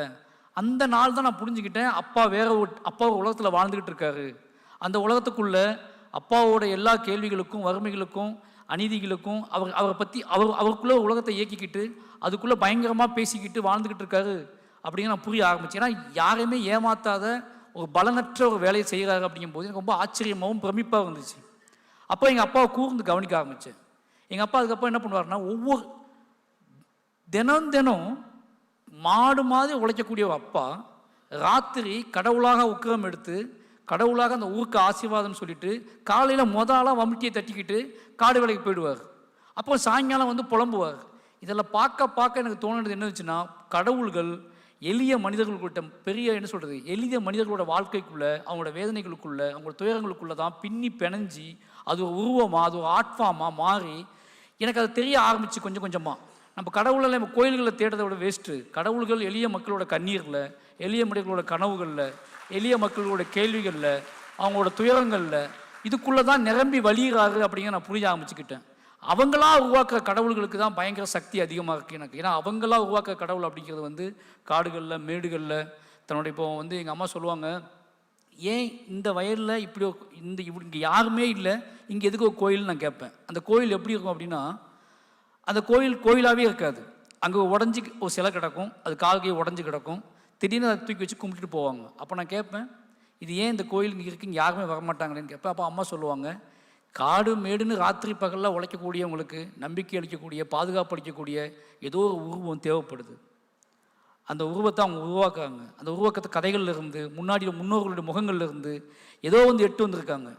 அந்த ஆச்சரியங்கள் தான் எனக்கு பயங்கர ஷாக்காக இருந்துச்சு. அப்போ ஒரு நாள் நான் எங்கள் அம்மாட்ட கேட்டேன், ஒரு சாதாரண ஒரு சிலை கிடந்துச்சு. எங்கள் அம்மா பார்த்து ஓடி போய் தொட்டு கும்பிட்டு அதை மத்தியானங்கான அதை கும்பிட்டு அதுக்கு எல்லாம் வேலை செஞ்சாங்க. அங்கே யாருமே ஈக்காக்கா கூட கிடையாதுங்க. அந்த கடவுளை கண்டுபிடிப்பதற்கு யாருமே வர மாட்டாங்க. ஆனால் அங்கே ஒரு கடவுளை கண்டுபிடித்து எங்கள் அம்மா வழிபட்டாங்க. அன்றைக்கி ஒரு விஷுவல் சொன்னாங்க எங்கள் அம்மா, நீ நல்லா இருக்கனா இந்த கடவுள் தான் காரணம், நீ குழந்தையா இருக்கனா இந்த கடவுள் தான் காரணம் அப்படின்னாங்க. இந்த கடவுள் என்ன பண்ணுச்சு அப்படின்னு நான் கேட்டேன். அப்போ அம்மா சொன்னாங்க, ஒரு நாள் நான் வந்து நீ நிறமாச கர்ப்பிணியாக இருக்கும்போது நான் இந்த பக்கமாக நடந்து வந்துட்டு இருக்கும்போது இந்த பனையிலிருந்து ஒரு பெரிய அகோரமான ஒருத்தி வந்து இறங்கி குதிச்சு வந்து என் பிள்ளையை உன்னை பிடுங்க ட்ரை பண்ணான், உன்னைய வந்து என் வயிற்றுலேருந்து பிடுங்க ட்ரை பண்ணான். நான் அங்கிட்டு ஓடுறேன் இங்கிட்டு ஓடுறேன், என்னால் ஓட முடியல, அங்கிட்டு ஓடுறேன் கதறேன் அழுறேன், ஒன்றுமே செய்ய முடியல. அவள் வந்து துடியாக நிற்கிறா, நாக்கை தொங்க போட்டிருக்கா, பெருசாக முடியெல்லாம் பெருசாக இருக்குது, நகம்லாம் பெருசாக இருக்குது, எப்படியாவது என் வயிற்றுக்குள்ள வந்து உன்னை பிச்சு பிடுங்கி எடுத்துகிட்டு துடியாக துடிக்கிறான். அந்த நேரத்தில் எனக்கு வழியே தெரியல. இந்த முட்டை காட்டில் மண்டி போட்டு என் பிள்ளையை எப்படியாவது காப்பாற்று தாயேன்னு கெஞ்சினேன், அழுதேன், கதறினேன். அப்போ திடீர்னு எங்கேருந்தோ தெரில ஒரு சக்கரை மாதிரி ஒரு என்ன சொல்கிறது ஒரு கல் சக்கரை மாதிரி மாறிச்சு. அந்த கல் ஒரு சூலாயுதம் மாதிரி மாறிச்சு. அந்த சூலாயுதம் போய் குத்திச்சு அவள் குத்தின அடுத்த செகண்ட் அவள் ஓனான், இந்த காட்டில் ஓனான்னு சொல்லுவாங்கல்ல, அந்த ஓனானா அவள் மாறினான். அந்த ஓனானா மாறி துள்ளி துள்ளி துள்ளி துள்ளி போய் அவள் என்ன பண்ணா, துள்ளி போய் அங்கே ஒரு தீ எரிஞ்சிக்கிட்டு இருந்துச்சு, அந்த தீக்கில் போய் அந்த ஓனான் விழுந்துச்சு அப்படின்னாங்க. அதனால தான் நீ பத்திரமா இருக்கேன்னு சொன்னாங்க. எழுத படிக்கவே தெரியாத ஒரு அம்மாவுக்கு இவ்வளோ விஷுவல்ஸ், இது சாத்தியம் இல்லைன்னு உங்களுக்கும் தெரியும் எனக்கும் தெரியும். ஆனால் நான் என்ன நினச்சிக்கிட்டேன்னா, பின்னாடி லிட்ரேச்சர் வாசிக்கும் போது மொழி எனக்கு பிடிப்பட்டதுக்கப்புறம் எங்கள் அம்மாவோட ஒவ்வொரு சொல்லையும் எங்கள் அப்பாவோட ஒவ்வொரு வாழ்க்கையும் நான் திருப்பி அசை போட்டு பார்க்கும்போது அவங்க இதை எப்படி உருவாக்கிக்கிட்டாங்க, அவங்களுக்கு எப்படி இவ்வளோ விஷுவல்ஸ் மெட்டபர்ஸ் கிடச்சிச்சு. அப்போ கேட்ட கதைகள் வழியாக நடந்து வரும்போது தாங்கள் தனித்து விடப்படும் போதெல்லாம் அவங்க கடவுளை உருவாக்கி கொண்டே இருந்திருக்கார்கள். பாதுகாப்புக்காக தன் மனசுக்குள்ளேயே கடவுளை உருவாக்கி தன்னை பாதுகாத்து இத்தனை தூரம் கொண்டு வந்து என்னை விட்டுருக்காங்க. அப்போ நான் எந்த கதை யோசித்தாலும் அவங்க உருவாக்கின கடவுள்கள் இருக்குல்ல, அவங்க வழிபட்ட கடவுள்கள் இருக்காங்கல்ல, அவங்க வேண்டி மண்டியிட்ட கடவுள்கள் இருக்காங்கல்ல, அந்த கடவுள்கள் இல்லாமல் அவங்க கதையை என்னால் சொல்லவே முடியல. அதனால தான் என் கதைகளில் எங்கள் அம்மா அப்பா எவ்வளோ ஆணித்தரமாக இருக்காங்களோ, என் அண்ணன் தம்பிகள், என் மாமன் மச்சான், சொந்த பந்தம், ஊர் நிலம் எல்லாம் எப்படி தவிர்க்க முடியாததாக இருக்கோ அதே மாதிரி என் ஊரில் கிடக்கிற எல்லா கடவுள்களும், என் ஊரில் அனாதையாக நிற்கிற எல்லா கடவுள்களும் தவிர்க்க முடியாததாக மாறிடுறாங்க. காட்டு பேச்சுகளை காதலித்தவன் அப்படிங்கிறது, காட்டு பேச்சுகளை காதலித்தவன்கிறது சிறுகதி தொகுப்போட பேர் இல்லை, நீங்கள் தான் போல இருக்குது. ரொம்ப நல்லா இந்த பதிலை சொன்னார். இந்த அடுத்து இதனுடைய தொடர்ச்சியாக தான் என்னென்னா, இந்த தொன்மங்களுக்கும் வரலாறுக்கும் ஒரு தொடர்பை பற்றி நம்ம யோசிக்கும்போது, மாரி செல்வராஜோட படங்களில் இந்த அதிகார படிநிலை அப்படிங்கிறது எப்படி இருக்குது அப்படின்னா, ரொம்ப ரொம்ப கிராம அளவில், உள்ளூர் அளவில், நம்ம கண்ணுக்கே தெரியாமல் அல்லது நாம் யோசிக்க முடியாத படிநிலையை அவர் படங்கள் சுட்டி காட்டியிருக்கு. நான் அதை பற்றி எழுதியிருக்கேன். மிக குறிப்பாக ஒருத்தவங்க பேர் வைக்கிறது பிரச்சனை. உன் பேர் என்னடா துரியோதனன் அப்படிங்கிற போது அந்த போலீஸ்கார் கோவப்படுறார். அவர் தலப்பா கட்டிக்கிட்டு பேசுகிறார் அப்படிங்கிறது பிரச்சனையாக இருக்குது. அப்புறம் நாற்காலியில் உட்கார்றது பிரச்சனையாக இருக்குது. அப்போது ஒரு அதிகார மோதல் முரண்பாடுங்கிறது ஒரு பெரிய பிரச்சனைகளுக்காக காரணங்களுக்காக நடக்கிறதா மட்டும் இல்லாமல், எப்படி நம்முடைய சமூகத்தில் கிரவுண்டில் மிக சாதாரண விஷயமாக நாம் நினைக்கிற விஷயத்துக்கு மிகப்பெரிய விலையை நாம் கொடுக்க வேண்டியிருக்கு. எப்படி ஒரு ஊரே அதுக்கு பலியாகுது, எப்படி அது ஓடிக்கிட்டே இருக்குது, இப்படி ஒரு பெயின்ஃபுல்லான லைஃப் நம்முடைய சமூக அமைப்பில் கிரவுண்டில் இருந்து கொண்டே இருக்குது. அந்த விஷயத்தை மேலே கொண்டு வந்ததில் அவரோட படைப்புகள் ரொம்ப முக்கியம். இப்போது அவர் தொன்மங்கள் பற்றி பேசும்போது எனக்கு தோணுது என்னென்னா, அதை வச்சுக்கிட்டு எப்படி அவர் வரலாற்றை ரீரைட் பண்ணுறாரா, பண்ணி பார்க்குறாரான்னு கூட தோணுச்சு. ஆமான்னு எனக்கு தோணுது. தலையிழந்த புத்தர் சிலை ஒரு பக்கம், அது ஏன் தலையில்லாமல் இருந்துக்கிட்டே இருக்கு அந்த ஊரில். அப்புறம் அந்த ஊரில் கூடவே இருந்த ஒரு மிகப்பெரிய ஸ்ட்ரகுளில் இறந்து போகிற ஏமராஜனுக்கு படம் வரைகிற போது அவருக்கு தலையை வரையவே முடியல, அந்த தலை அப்படியே நிற்கிது. காட்டு பேச்சு, பஸ்ஸு நிற்காததுனால இறந்து போன இப்போது ஒவ்வொரு முறையும் இந்த ஜனங்க போராடும்போது எட்டி எட்டி பார்க்குறா, இவங்களுக்கு ஹெல்ப் பண்ணக்கூடிய ஒரு துணியில் இருந்துக்கிட்டே இருக்கா. கடைசியில் அவங்க அந்த வண்டியை, கார் கண்ணாடியை உடைச்ச பின்னாடி, இது பஸ் கண்ணாடியை உடைச்சி நிறுத்தின பின்னாடி அவள் கை கொட்டி சிரிக்கிறா, அவள் எழுந்து வர்றா. இது மட்டும் இல்லாமல் இந்த ரீரைட் மட்டும் இது இது இது எதை காட்டுது அப்படின்னா, இந்த இல்லாத ஒன்று ஏதோ ஒன்று அவர்களுக்கு இருந்து இல்லாமல் போயிருக்கு, அதை திரும்ப நிர்மாணிக்கிறதுக்கான ஒரு போராட்டத்தை அவங்க நிகழ்த்திக்கிட்டே இருக்காங்க அப்படிங்கிறத சொல்கிற ஒரு ஃபார்மாக அது தோணுச்சு. அதனுடைய தொடர்ச்சியில் தான் நான் என்ன கேட்குறேன் அப்படின்னா, தமிழில் ஒரு மரபு இருக்குது, ஏற்கனவே இருக்கிற ஒரு நெரேஷனை கவுண்டர் பண்ணி காட்டுறது, இருக்கிற பிரச்சனையை காட்டுறது மட்டுமல்ல. இப்போ உதாரணமாக அந்த படத்தில் கர்ணன் அவனோட சண்டை போடுற அந்த போலீஸ்காரர் பேர் கண்ணபுரான். புராண கதையில் கண்ணபுரான் கர்ணனை வதம் பண்ணுறதுக்கு ஹெல்ப் பண்ணுவார். ஆனால் இந்த கதை என்ன பண்ணுதுன்னா, அப்படியே தலைகீழாக மாற்றி சொல்லுது. கர்ணன் தான் கண்ணபுரானை கடைசியில் கொள்வார், ஒரு வதம் புரிவது போல அது அமைகிறது. இது மாதிரியான ஒரு கிரவுண்டில் இருந்து வர்றவங்களுடைய நெரேஷனில் செய்யப்படக்கூடிய தொன்மங்களை அடிப்படையாக வச்சு நிகழ்த்தப்படக்கூடிய ஒரு ரீரைட்னு நம்ம சொல்லலாமா? நீங்கள் என்ன நினைக்கிறீங்க?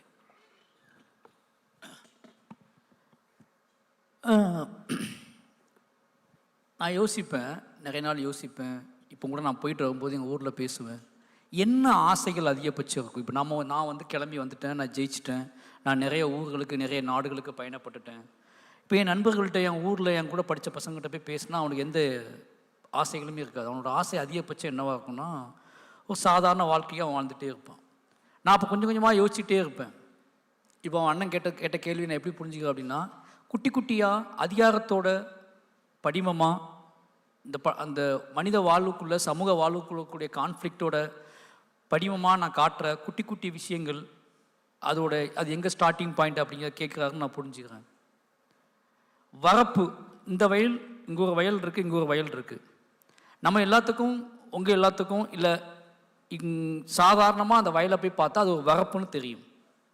ஆனால் எனக்கு அது பார்த்தா அது ஒரு அதிகார மேடையாக தெரியும்.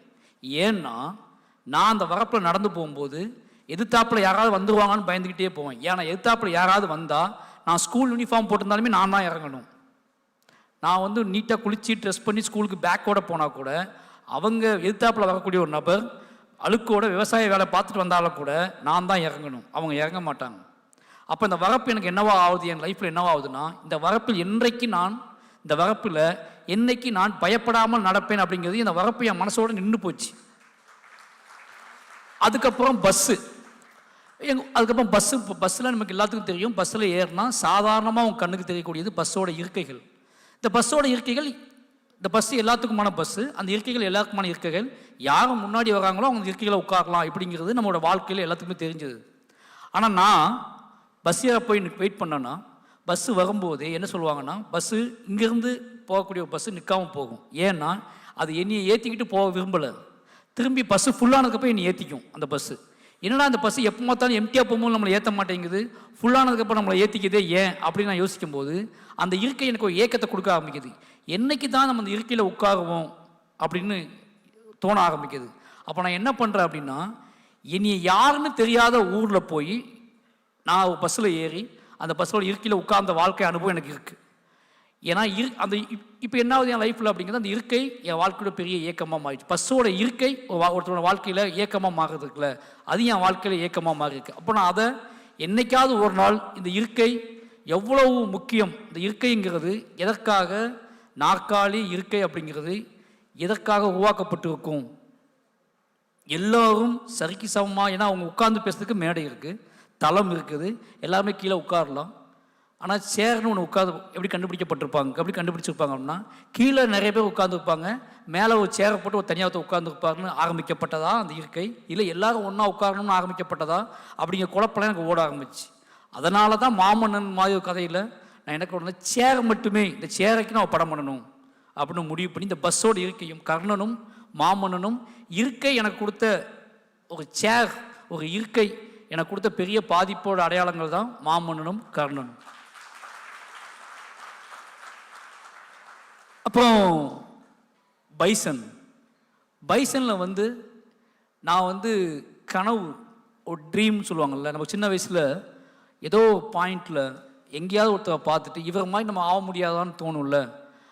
ஆனால் நம்ம நினைப்போம், நம்ம வீட்டிலேருந்து கிளம்பி ரோட்டுக்கு போய் பஸ்ஸை மடித்து பஸ் ஏறி போய் நாம் ஒரு வழித்தடம் இருக்குது, அந்த வழித்தடத்தில் நம்ம பயணப்பட்டாலே, எல்லாரும் பயணப்படக்கூடிய வழித்தடத்தில் நாம் பயணப்பட்டாலே எல்லாரும் சந்திக்கிற அந்த முயற்சியின் அடிப்படையில் ஒரு இலக்கை அடைவதற்கு யாரெல்லாம் என்னென்ன முயற்சிகள்லாம் செய்யணுமோ அதெல்லாம் முயற்சிகள்லாம் செஞ்சு அதை நோக்கி பயணப்பட்டு இருக்கும்போதே யாருக்கும் இல்லாத தடங்கல்கள் நமக்கு வரும்போது நமக்கு ஒன்று தோணும்ல, இது மட்டும் நமக்கு மட்டும் ஏன் வருது அப்படின்னு தோணும்ல. அப்படியாப்பட்ட கூறுகள் கண்ணுக்கு தெரியும் போது தான் நம்மளோட பாதை மட்டும் ஏன் இவ்வளவு, நம்மளோட ரோடு, நம்மளோட வீட்டுக்கும் நம்மளோட தெருவுக்கும் பொது தெருவுக்கும் உள்ள ரோடு ஏன் இவ்வளோ வித்தியாசமாக இருக்குது. நான் யோசிக்கும் போது எனக்கு ஏன் என்னோடய கனவுகளை குறுக்க சொல்கிறாங்க, என்னோடய கனவு பற்றியான ஒரு பிம்பம், இவ்வளோ ஆசைப்படாத அப்படிம்பாங்க என்கிட்ட. நான் சினிமாவுன்னு சின்ன வயசில் ஊரில் டான்ஸ் ஆடிட்டு இருக்கும்போது நான் சினிமாவுக்கு போகிறேன் அப்படின்னு சொல்லும்போது, சினிமா அப்படிங்கிறது சாத்தியப்படாத ஒன்று, உனக்கு அங்கே உனக்கு உதவி செய்ய யார் இருப்பா, உன்னை யார் புரிஞ்சுக்கோ, உன்னை யார் உள்ளே விடுவா, உன்னை யார்கிட்ட பேசுவேன், நீ என்ன பேசுவ அப்படின்னு அவ்வளோ பேர் பேசினாங்க. கிளம்பி 200-400 ரூபாய் பணத்தை திருடிக்கிட்டு நான் சென்னைக்கு ஓடி வரும்போது, ஏன்னா நான் முதல்ல வெறுத்தது என் நண்பர்களையும் என் அம்மா அப்பாவையும் என் சொந்த பந்தங்களையும் தான். இவங்க யாருமே இந்த சமூகத்தை பற்றியோ இந்த உலகத்தை பற்றியோ எந்த நம்பிக்கையும் அவங்கள்ட்ட கிடையாது. நீ கிளம்பி போன அப்படின்னா நீ அழிஞ்சு போயிடுவ, அப்புறம் திரும்பி வரமாட்டேன்னு தான் சொன்னாங்களோ ஒழிஞ்சு யாருமே உன்னையால் முடியும்னு சொல்லி நீ அனுப்பவே இல்லை. எல்லாருமே நீ நாசமாக போகணுன்னு தான் சொல்லி அனுப்புனாங்க. நீ நாசமாக தான் போக அப்படின்னு. ஏன்னா இந்த சமூகம் இந்த உலகம் அப்படியாப்பட்டது தான். உன்னோட திறமையோ உங்கள்கிட்ட பேசுவதற்கு கூட இங்கே யாரும் இருக்க மாட்டாங்கன்னு சொல்லி தான் அனுப்புனாங்க. அப்போ உரையாடல், பேசுவது, புரிஞ்சுக்குவது, எதிர்த்தாப்பில் தென்படக்கூடிய நம்ம போகிற வழியில் தென்படக்கூடிய நபர்கள் நாம் பேசணும், அவங்களோட உரையாடணும் அப்படிங்கிற முடிவில் தான் நான் கிளம்பினேன். ஏதோ வகையில் நாம் நிரூபித்தோம்னா நம்மளை கூப்பிட்டு பேசுவாங்க அப்படின்னு நம்பினேன். அந்த நம்மளை கூப்பிட்டு, தம்பி நீ யாருப்பா, இவ்வளோ நல்லா ஆடுறிய டான்ஸு, இவ்வளோ நல்லா பாடுறிய, இவ்வளோ நல்லா எழுதுறியன்னு மனிதர்கள் சொல்லுவாங்க தானே. நம்ம நல்லா எழுதுனா கண்டிப்பாக நீ நல்லா எழுதுன்னு சொல்லுவாங்க தானே வாசிக்கிறவங்க, நம்ம நல்லா ஆடுனா நல்லா ஆடுன்னு சொல்லுவாங்க தானே அப்படிங்கிற நம்பிக்கையோடு கிளம்பி வந்து தான் நான் ஜெயித்தேன். அந்த நம்பிக்கை தான் பைசன். பரியேறும் பெரும்பால் பரியேறுமாளுக்கு மெட்டஃபர்ஸ், அந்த டீ கிளாஸ் சொல்லுவாங்க, அந்த பரியேறுமாளக்கூடிய பரியம்பாலில் வந்து நான் ஒரு இரவு ஒரு மத்தியானம் ஒரு விசேஷ வீட்டுக்கு போகிறோம், ஒரு ஃபங்க்ஷனுக்கு போகிறோம், ஒரு தோழி அழைச்சிருக்கா, அந்த கல்யாண வீட்டுக்கு போகிறோம். அங்கே நான் யாருக்கும் தெரியாது. அங்கே இருக்கக்கூடிய எந்த நபர்களுக்குமே நான் இந்த ஊர்லேருந்து வரேன் தெரியாது. தெரிஞ்ச 3-4 பேர் தான் இருப்பாங்க. அதில் அந்த தோழியோட அப்பா அம்மா இவங்க தான் இருப்பாங்க. இப்போ அவங்களுக்கு யாருன்னே தெரியாத மனிதர்களுக்கு முன்னாடி கூட நான் இருக்கிறது என்னை ஈஸியாக கடத்திருக்க முடியும். ஆனால் அன்றைக்கு அந்த இடத்துல நான் இருந்து முடிச்சிட்டேன், அந்த மொத்த ஃபங்க்ஷன் நடத்தி முடிச்சிட்டேன், இந்த பையன் இருந்தான் அப்படிங்கிற சோடே இருக்கக்கூடாது அப்படிங்கிறதுக்காக என்கிட்ட பேசாமலே என்கிட்ட உரையாடாமலே என்னை அடைச்சி வச்சுருந்தாங்க. அதோட விளைவு தான் பெருமாள். அன்றைக்கி நான் முடிவு பண்ணேன். அந்த நாட்கள் நினைக்கும் போதெல்லாம் எனக்கு தோணும், என்கிட்ட பேசியிருக்கலாமே, நீங்கள் என்கிட்ட உரையாடி இருக்கலாமே, என்கிட்ட எதையுமே கேட்காம என்னோட என்ன சொல்கிறது, நான் எங்கேருந்து கிளம்பி வரங்கிறது மட்டுமே போதுமானதாக இருந்து என்னை அடைச்சி வச்சிட்டிங்களே அப்படிங்கிறது. இதை நான் திருப்பி அவங்ககிட்ட பேசுறதுக்கான வாய்ப்பு எனக்கு கிடைக்கல. அந்த சம்மந்தப்பட்ட எந்த மனிதர்கள்ட்டையும் எனக்கு இப்போ வரைக்குமே பேசலை. ஆனால் பரியம்மாள் படம் மூலமாக அவங்கள்ட்ட நான் பேச ட்ரை பண்ணேன். பரியம்மாள் படம் பார்த்துட்டு எனக்கு நிறைய ஃபோன் கால் வந்துச்சு. அப்போ நான் புரிஞ்சுக்கிட்டேன், காலதாமதம் ஆனால் கூட சில விஷயங்கள் நம்மளால் ஆர்ட் ஃபார்மில் நிகழ்த்திட்டு போக முடியும், நம்ம நிகழ்த்த முடியும், அவங்கள பேச வைக்க முடியும், அவங்கள உரையாட வைக்க முடியும். ஏன்னா ஒருத்தரை திருத்துறது ரொம்ப ஒருத்தருக்காக மட்டுமே நம்ம எனக்கு மட்டுமே ஒன்று நடக்குது, நான் அதுக்கு எதிர்வினை ஆற்றணும்னா எனக்கு ஆர்ட் ஃபார்ம் தேவையே கிடையாது. எனக்கு மட்டுமே ஒரு பதில் வேணும் அப்படின்னா நான் ஆர்ட் ஃபார்மை சூஸ் பண்ண வேண்டிய அவசியமே கிடையாது. இந்த ஒட்டுமொத்த என்னைய மாதிரியாகக்கூடிய இந்த உலகத்தில் என்ன மாதிரி எந்த நாட்டில் எந்த தேசத்தில் எந்த மொழியில் எவன் இருந்தாலும் அவனுக்கும் இந்த பதில் வேணும் அப்படிங்கிறதுக்காக தான் நம்ம ஆர்ட் ஃபார்மை சூஸ் பண்ணுறோம். அப்படி ஆர்ட் ஃபார்மை நான் ஆர்ட் ஃபார்மை சூஸ் பண்ணுறதுக்கான ஒரே காரணம், என்னையாலையும் திருப்பி அடிக்க முடியும், என்னையாலையும் சண்டை போட முடியும், எனக்கு அநீதி இழைத்தவர்கள் அத்தனை பேருமே இண்டிவிஜுவல் பர்சன் தான். அவங்களுக்கு பின்னாடி ஒரு சமூகம் இருந்துச்சு. ஆனால் அவங்க சமூகம் கொடுத்த வாழ்வின் அடிப்படையில் தான் எனக்கு அநீதி இழைத்தாங்க. அந்த அநீதிக்கு திருப்பி ரிவெஞ்ச் பண்ணுறதோ, அந்த அநீதியை நான் எதிர்த்து சண்டை போடுறதோ எனக்கு ரொம்ப ஈஸி. அந்த ஊர்லேருந்து பண்ணியிருக்க முடியும் என்னால். அது பண்ண வலுவற்றவும் கிடையாது நான். ஆனால் நான் ஆர்ட் ஃபார்ம் ஏன் சூஸ் பண்ணுறேன் அப்படின்னா முழுக்க அதுதான் காரணம். இது எனக்கு மட்டுமே நிகழ்ந்ததா, எனக்கு மட்டுமே இதுக்கு பின்னாடி இவங்க செய்ய மாட்டாங்களா, மாறிடுவாங்களா, இந்த டவுட்டோடு நான் சாகக்கூடாது. நான் எல்லாத்துக்கிட்டையும் பேசிட்டு தான் போகணும், எல்லாருக்கிட்டையும் உரையாடிட்டு தான் போகணும், இது அத்தனையும் நிகழ்த்தி காட்டிட்டு தான் போகணுன்னு முடிவு பண்ணி தான் நான் சினிமாவை சூஸே பண்ணேன். அதனால் இந்த சினிமாவுக்குள்ளே நான் எங்கெங்கெல்லாம் பார்த்து எதெல்லாம் பார்த்து ஏங்கினனோ, சின்ன விஷயங்களுக்கெல்லாம் ஏங்கினனோ, அதுவே பிரம்மாண்டமாக எனக்கு தெரிய ஆரம்பிச்சிருச்சு. நான் ஒரு கதை எழுதும்போதே, நான் பைசன் எழுதிக்கிட்டு இருக்கும்போதே எனக்கு கிட்டத்தட்ட 4 டிராப்ட் எழுதினேன். எனக்கு தென்படவே இல்லை இதில் எது மெட்டஃபர், இது எது என்னோடய பிரம்மாண்டம், எது இது இல்லை, எனக்கு தென்படவே இல்லை. அப்போ அதுக்கப்புறம் என்னோடய பிரம்மாண்டம் தென்பட்டது தான் காலமாடன். அப்படி ஒவ்வொரு விஷயத்துக்கும் நான் ஒரு நாய்க்குட்டி, பூனைக்குட்டி இதெல்லாம் தெரிஞ்சு இந்த வாய்ஸஸ் எனக்குள்ளே கேட்கலன்னா அந்த கதை எனக்கு முழுமையடையவே அடையாது. ஏன்னா அதுக்குள்ளே என்னோட அப்பட்டமான வாழ்க்கையை நான் ஒழிச்சு வைப்பேன். சினிமாவுக்காக, கதாநாயகனுக்காக, திரைக்கதைக்காக நான் எதையாவது வடிவமைச்சா கூட அதுக்குள்ளே ஒரு ஸ்ட்ராங் லேயராக என்னோடய வாழ்க்கை எனக்கு இருக்கணும். அது இல்லைன்னா என்னால் வேலை பார்க்க முடியாது. அதனால் என் வாழ்க்கையில் கூடிய பயங்கரமான என் வாழ்க்கையில் கூடிய குட்டி இயக்கங்களை அத்தனையுமே பிரம்மாண்டமாக மாற்றி அதை மக்கள்கிட்ட போய் கொடுக்கணும். அதன் மூலமாக அவர்கள் என்னை ஓரளவேனும் புரிந்து கொள்வார்கள் அப்படிங்கிற நம்பிக்கையில் தான் அந்த படிமங்களும் சரி, அந்த குட்டியாக நீங்கள் சொல்கிற சில விஷயங்கள் இருக்குல்ல, இது அத்தனையுமே அவங்க வீட்டில் இருக்கும். மாமன் பார்த்துட்டு என்கிட்ட ஒரு பெரிய ஹீரோட்ட நான் மாமன் கதையை சொன்னேன், ஒரு பெரிய ஹீரோக்கிட்ட.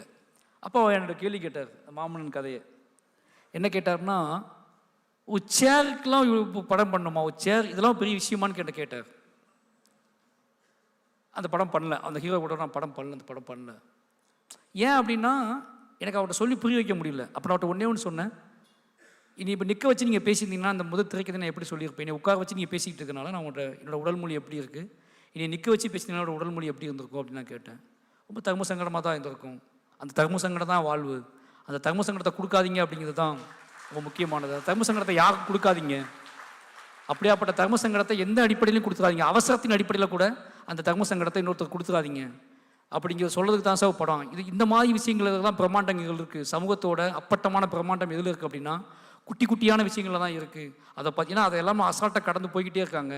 அதை கடக்க விடக்கூடாது அப்படிங்கிறதுக்காக தான் என்னோடய படிமங்கள் தொடர்ந்து நான் பிரம்மாண்டமாக அந்த படிமத்தை பிரம்மாண்டமாக்க முயற்சி பண்ணிக்கிட்டே இருக்கேன். தேங்க்யூ. அவருடைய படங்களில் இந்த ரீரைட் அப்படின்னு சொன்னோம்ல, இந்த ரீரைட் அல்லது ரீரீடிங் வந்து ஒன்று இதுவரையிலும் சொல்லப்படாத கதைகளை சொல்கிறது அப்படின்னு ஒன்று இருக்கும், அல்லது சொல்லப்படாத நிலங்கள், சொல்லப்படாத மனிதர்கள் அப்படின்னு ஒன்று இருக்கும். அதை தாண்டி இந்த படங்களில், இவருடைய படங்களில் பார்க்குற இன்னொரு முக்கியமான அம்சம் என்னென்னா, ஏற்கனவே எடுக்கப்பட்ட சினிமாக்கள் இருக்கு இல்லையா, இங்கே ஒரு சக்ஸஸ்ஃபுல் ஃபார்முலாவாக மாறி அதுதான் ஒரு சமூக அமைப்புன்னு நம்புறதுக்கு ஏற்ற மாதிரி மாறி இருக்குல்ல, அது மாதிரியான படங்கள் பற்றியான ஒரு ஒரு மறுவாசிப்பு அல்லது ஒரு அப்படி ஒன்று இருக்குன்றும் எனக்கு தோன்றியது. ஏன் அதுக்கு ரொம்ப எனக்கு முக்கியமாக தோணுச்சு அப்படின்னா, நீங்கள் மாமன்னனில் வடிவேல் வந்து, ஏன்னா வடிவேல் ஒரு நகைச்சுவை நடிகர், அவர் சிறந்த நடிகராக இருந்திருக்கலாம். ஆனால் அதுக்கு முன்னாடி நமக்கு உதாரணங்கள் இல்லை, நகைச்சுவை இல்லாமல் அவர் நடித்தது. ஆனால் அதை நீங்கள் மாற்ற விரும்பினது போது எனக்கு ரொம்ப அது, ஏற்கனவே தமிழ் சினிமாவில் இசைக்கியாக நடித்தவர் அவர் யார், வடிவேல். ஒரு இசைக்கியாக கை உடைப்பட்ட ஒரு துண்டு பாத்திரமாக ஓரமாக இருந்த ஒரு பாத்திரம் இந்த சினிமாவில் ஒரு மாமன்னன் அப்படிங்கிற ஒரு பாத்திரமாக மாற்றப்படுது. அப்போது இது மாதிரி சினிமாவை யோசிக்க வர்றவங்களுக்கு என்ன ஒரு இருக்குன்னா, அவங்க சொசைட்டியில் இருக்கிற கதையை மட்டும் சொல்கிறது மட்டும் இல்லாமல், ஏற்கனவே நம்ம சினிமா உருவாக்கி வச்சிருக்கிற விஷயத்தையும் அவங்க வந்து கவுண்டர் பண்ணி அதை மாற்றி அமைக்கிற ஒரு முயற்சியும் சேர்ந்ததாக தான் இருக்குன்னு எனக்கு தோணுச்சு. இப்போது நம்மளுடைய நேரங்கிறதி நம்ம வந்து, எனக்கு ஒரு 5-6 கொஸ்டின் இருக்குது, அதை நிறுத்திட்டு நம்ம கடைசி கொஸ்டின் கேட்டு நம்ம ஆடியன்ஸுக்கு போயிடலாம்.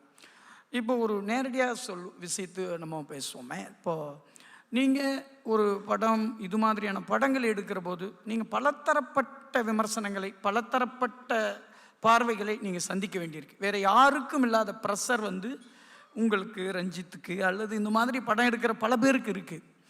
அவங்க நீங்கள் அடுத்த ஒரு ஸ்கிரீன் பிளே ரைட்டிங்கில் உட்காரும்போது உங்களுக்கு நீங்கள் ஒன்று பலதரப்பு விஷயங்களை கணக்கில் எடுத்துக்க வேண்டியிருக்கும். அது உங்களுக்கு அப்புறம் இது வந்து ஒரு பெரிய மார்க்கெட் சம்மந்தப்பட்ட சினிமா மீடியம், அது மாதிரியான உலகத்துக்குள்ளே நாம் இயங்க வேண்டியிருக்கு. இப்போ இதுக்குள்ளே நீங்கள் இயங்குகிற போது இந்த பொலிட்டிக்கலான விஷயங்கள், இதை கரெக்டாக கொடுக்கணுமா, லைஃபுக்கும் அரசியல் சரித்தன்மைக்கு இடையில முரண்பாடு இருக்கும், அதை எப்படி பண்ணணும், அதை எப்படி எழுதணும் நம்ம அப்படிங்கிற பல குழப்பங்கள் வரும். இந்த இடத்துல நீங்கள் உங்கள் மேலே இந்த அரசியல் அடையாளம் அல்லது இந்த கருத்தியல் சார்ந்த விவாதங்கள் ஒரு சுமையாக இருக்கா? நீங்கள் அப்படி யோசிக்கிறீங்களா? அதுவும் காதல் கடிதம் எழுத மாதிரி தான். ஏற்றுக்குவாங்களா, ஏற்றுக்க மாட்டாங்களா, நம்ம பேர் போடலாமா போடக்கூடாதுன்னு சின்ன வயசுல எழுதியிருப்போம்ல. அது ஏன் அப்படி சொல்கிறோம் அப்படின்னா, நம்ம அவங்கள வென்றெடுக்க தான் ட்ரை பண்ணுறோம். நம்மளை எதிர்க்கிறவங்க, விமர்சனம் பண்ணுறவங்க, நம்ம சொல்கிற கருத்தியலை, அரசியலை, வாழ்க்கையை, ஒரு மானுடனாக நான் எதிர்பார்க்குறத இது எல்லாத்தையுமே தட்டி கழிச்சுருவாங்களோ அப்படிங்கிற பயம் வந்து கிட்டத்தட்ட அதுதான். என்னென்னா, ஒரு ஆர்ட் ஃபார்ம் சூஸ் பண்ணிட்டு நீங்கள் வந்து நேரடியாக விவாதங்களை உருவாக்க முடியாது. ஆர்ட் ஃபார்ம்ங்கிறது அகத்தோடு பேசுகிறது. அது இன்றைக்கி புரிஞ்சுக்கொள்ளாமல் போடாமல் போகலாம். இன்னும் 10 வருஷம் கழித்து பெரியரும் பெருமாளையோ மாமன்னனையோ, பெரியரும் பெருமாளை இன்றைக்கி எதிர்த்தவங்க, இன்றைக்கி பிடிக்கலன்னு சொன்னவங்க, மாமன்னனை பிடிக்கலன்னு சொன்னவங்க, கர்ணனை பிடிக்கலன்னு சொன்னவங்க, அவங்களோட சந்ததியினர் வரும்போது அந்த சந்ததியினருக்கு கல்வி கிடச்சிருக்கும், அந்த சந்ததியினருக்கு விசாரமான பார்வை கிடச்சிருக்கும். இன்னும் 10 வருஷம் கழிச்சு, 15 வருஷம் கழிச்சு கர்ணனை நம்ம புரிஞ்சுக்க ட்ரை பண்ணலாம். என்ன வேணாலும் நடக்கலாம். நம்ம என்ன நினைக்கிறோம்னா, நம்ம பாக்ஸ் ஆஃபீஸில் மாதிரி இன்றைக்கி படத்தை ரிலீஸ் பண்ணிவிட்டு ஐயோ படத்தை யாரும் திட்டுறாங்களே அப்படின்னா, இன்றைக்கி உள்ளவங்களுக்கு நான் யாருன்னு தெரியும், என்னோடய அரசியல் நிலைப்பாடுகள் தெரியும், அதனால் நான் யார் சார்ந்து இயங்குறேன்னு தெரியும். அதனால் என்னை என் ஆர்ட் ஃபார்முக்கு முன்னாடி எண்ணியை வச்சுறாங்க. நான் என்னோடய படம் இருக்குது, படத்துக்கு முன்னாடி கூட எண்ணியை வச்சுருக்காங்க. அதனால் எண்ணியை பேசிட்டு தான் அவன் படத்துக்கே போகிறான். என்னை திட்டிட்டு இரு அவன் படத்தை காலி பண்ணுறான் பாரு அப்படி சொல்லிட்டு தான் படத்துக்கே போகிறான். அப்போ நீங்கள் அப்படியாப்பட்ட மனுஷனை வென்றெடுக்கணும். நம்ம பொண்ணுங்க சொல்லுவாங்கல்ல, ஃப்ரெண்ட்ஸ் வந்து சொல்லுவாங்க, நாளைக்கு அவனுக்கு லெட்டர் தரணும்னு சொல்லியிருக்காண்டி, நாளைக்கு மட்டும் அவன் லெட்டர் கொடுக்கட்டும், அப்போ இருக்கு அவனுக்கு அப்படின்னு சொல்லுவாங்க. இருந்தாலும் நம்ம லெட்டர் எழுதுவோம், உனக்கு கொடுக்க ட்ரை பண்ணுவோம். ஏன் அப்படின்னா, எப்படி நான் உன்னை வென்று எடுத்துக்குவேன், என்கிட்ட அப்படி ஒரு காதல் இருக்குது, உன் மேலே அப்படி ஒரு பிரியம் இருக்குது. அந்த மாதிரி ஒவ்வொரு திரைக்கதை எழுதும் போதும் எப்படியாவது நம்மக்கிட்ட இருக்க கான்ஃப்ளிக்டை, நம்மக்கிட்ட இருக்க கேள்விகளை, நம்மக்கிட்ட இருக்க தார்மீகமான உரிமையை, தார்மீகமான உணர்வுகளை எப்படியாவது இந்த சமூகத்தின் மீது இருக்கக்கூடிய அளப்பெரிய காதலை எப்படியாவது கடத்திடணும். இந்த சம்பவத்தை சொல்வதன் மூலமாக, இந்த மனிதர்களை காட்டுவதன் மூலமாக, அல்லது இந்த கேள்விகளை உருவாக்குவதன் மூலமாக, இந்த ரத்தத்தை காட்டுவதன் மூலமாக, இந்த அழுகையை காட்டுவதன் மூலமாக, இந்த துயரத்தை காட்டுவதன் மூலமாக ஏதோ ஒரு வகையில் உங்களை கேள்விக்கு உட்படுத்த முடியும், என்னை புரிந்து கொள்ள வைக்க முடியும் அப்படிங்கிற நம்பிக்கையில் தான் எழுத ஆரம்பிப்போம். ப்ரெஷர் அப்படிங்கிறது பார்வையாளர்களை பற்றி கிடையாது. ப்ரெஷர் அப்படிங்கிறது தணிக்கைத்துறையை பற்றி தான் ப்ரெஷர் இருக்கும் முதல்ல. இதை என்ன இது ஏன்னா அது 4 பேர், ஒரு 4 பேர்கிட்ட நீங்கள் கண்டிப்பாக அவங்கள திருப்திப்படுத்த முடியாது, அவங்கள புரிஞ்சிக்க முடியாது. ஆனால் ப்ரெஷர் அப்படிங்கிறது தணிக்கைத்துறையில் இருக்கும்.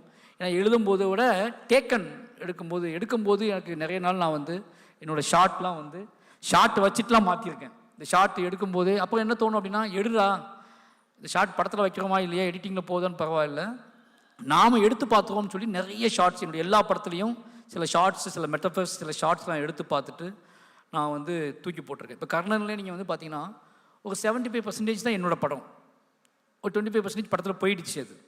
அதுக்கு ஒரே காரணம் என்கிட்ட ஒரு ஆப்ஷன் கொடுத்தாங்க. என்கிட்ட என்ன ஆப்ஷன் கொடுத்தாங்க அப்படின்னா, இதில் நிறைய சீன்ஸ் கட் பண்ண வேண்டியிருக்கு, இதெல்லாம் கட் பண்ணுறீங்களா, இல்லை வந்து அந்த கர்ணன் கர்ணபிரான் இந்த 2 கேரக்டர் இருக்குல்ல, இல்லை ஏதாவது ஒரு கேரக்டரோட நேம் மாற்றிக்கோங்கன்னு சொன்னாங்க. அப்போ எனக்கு பயங்கர ஆச்சரியமாக இருந்துச்சு.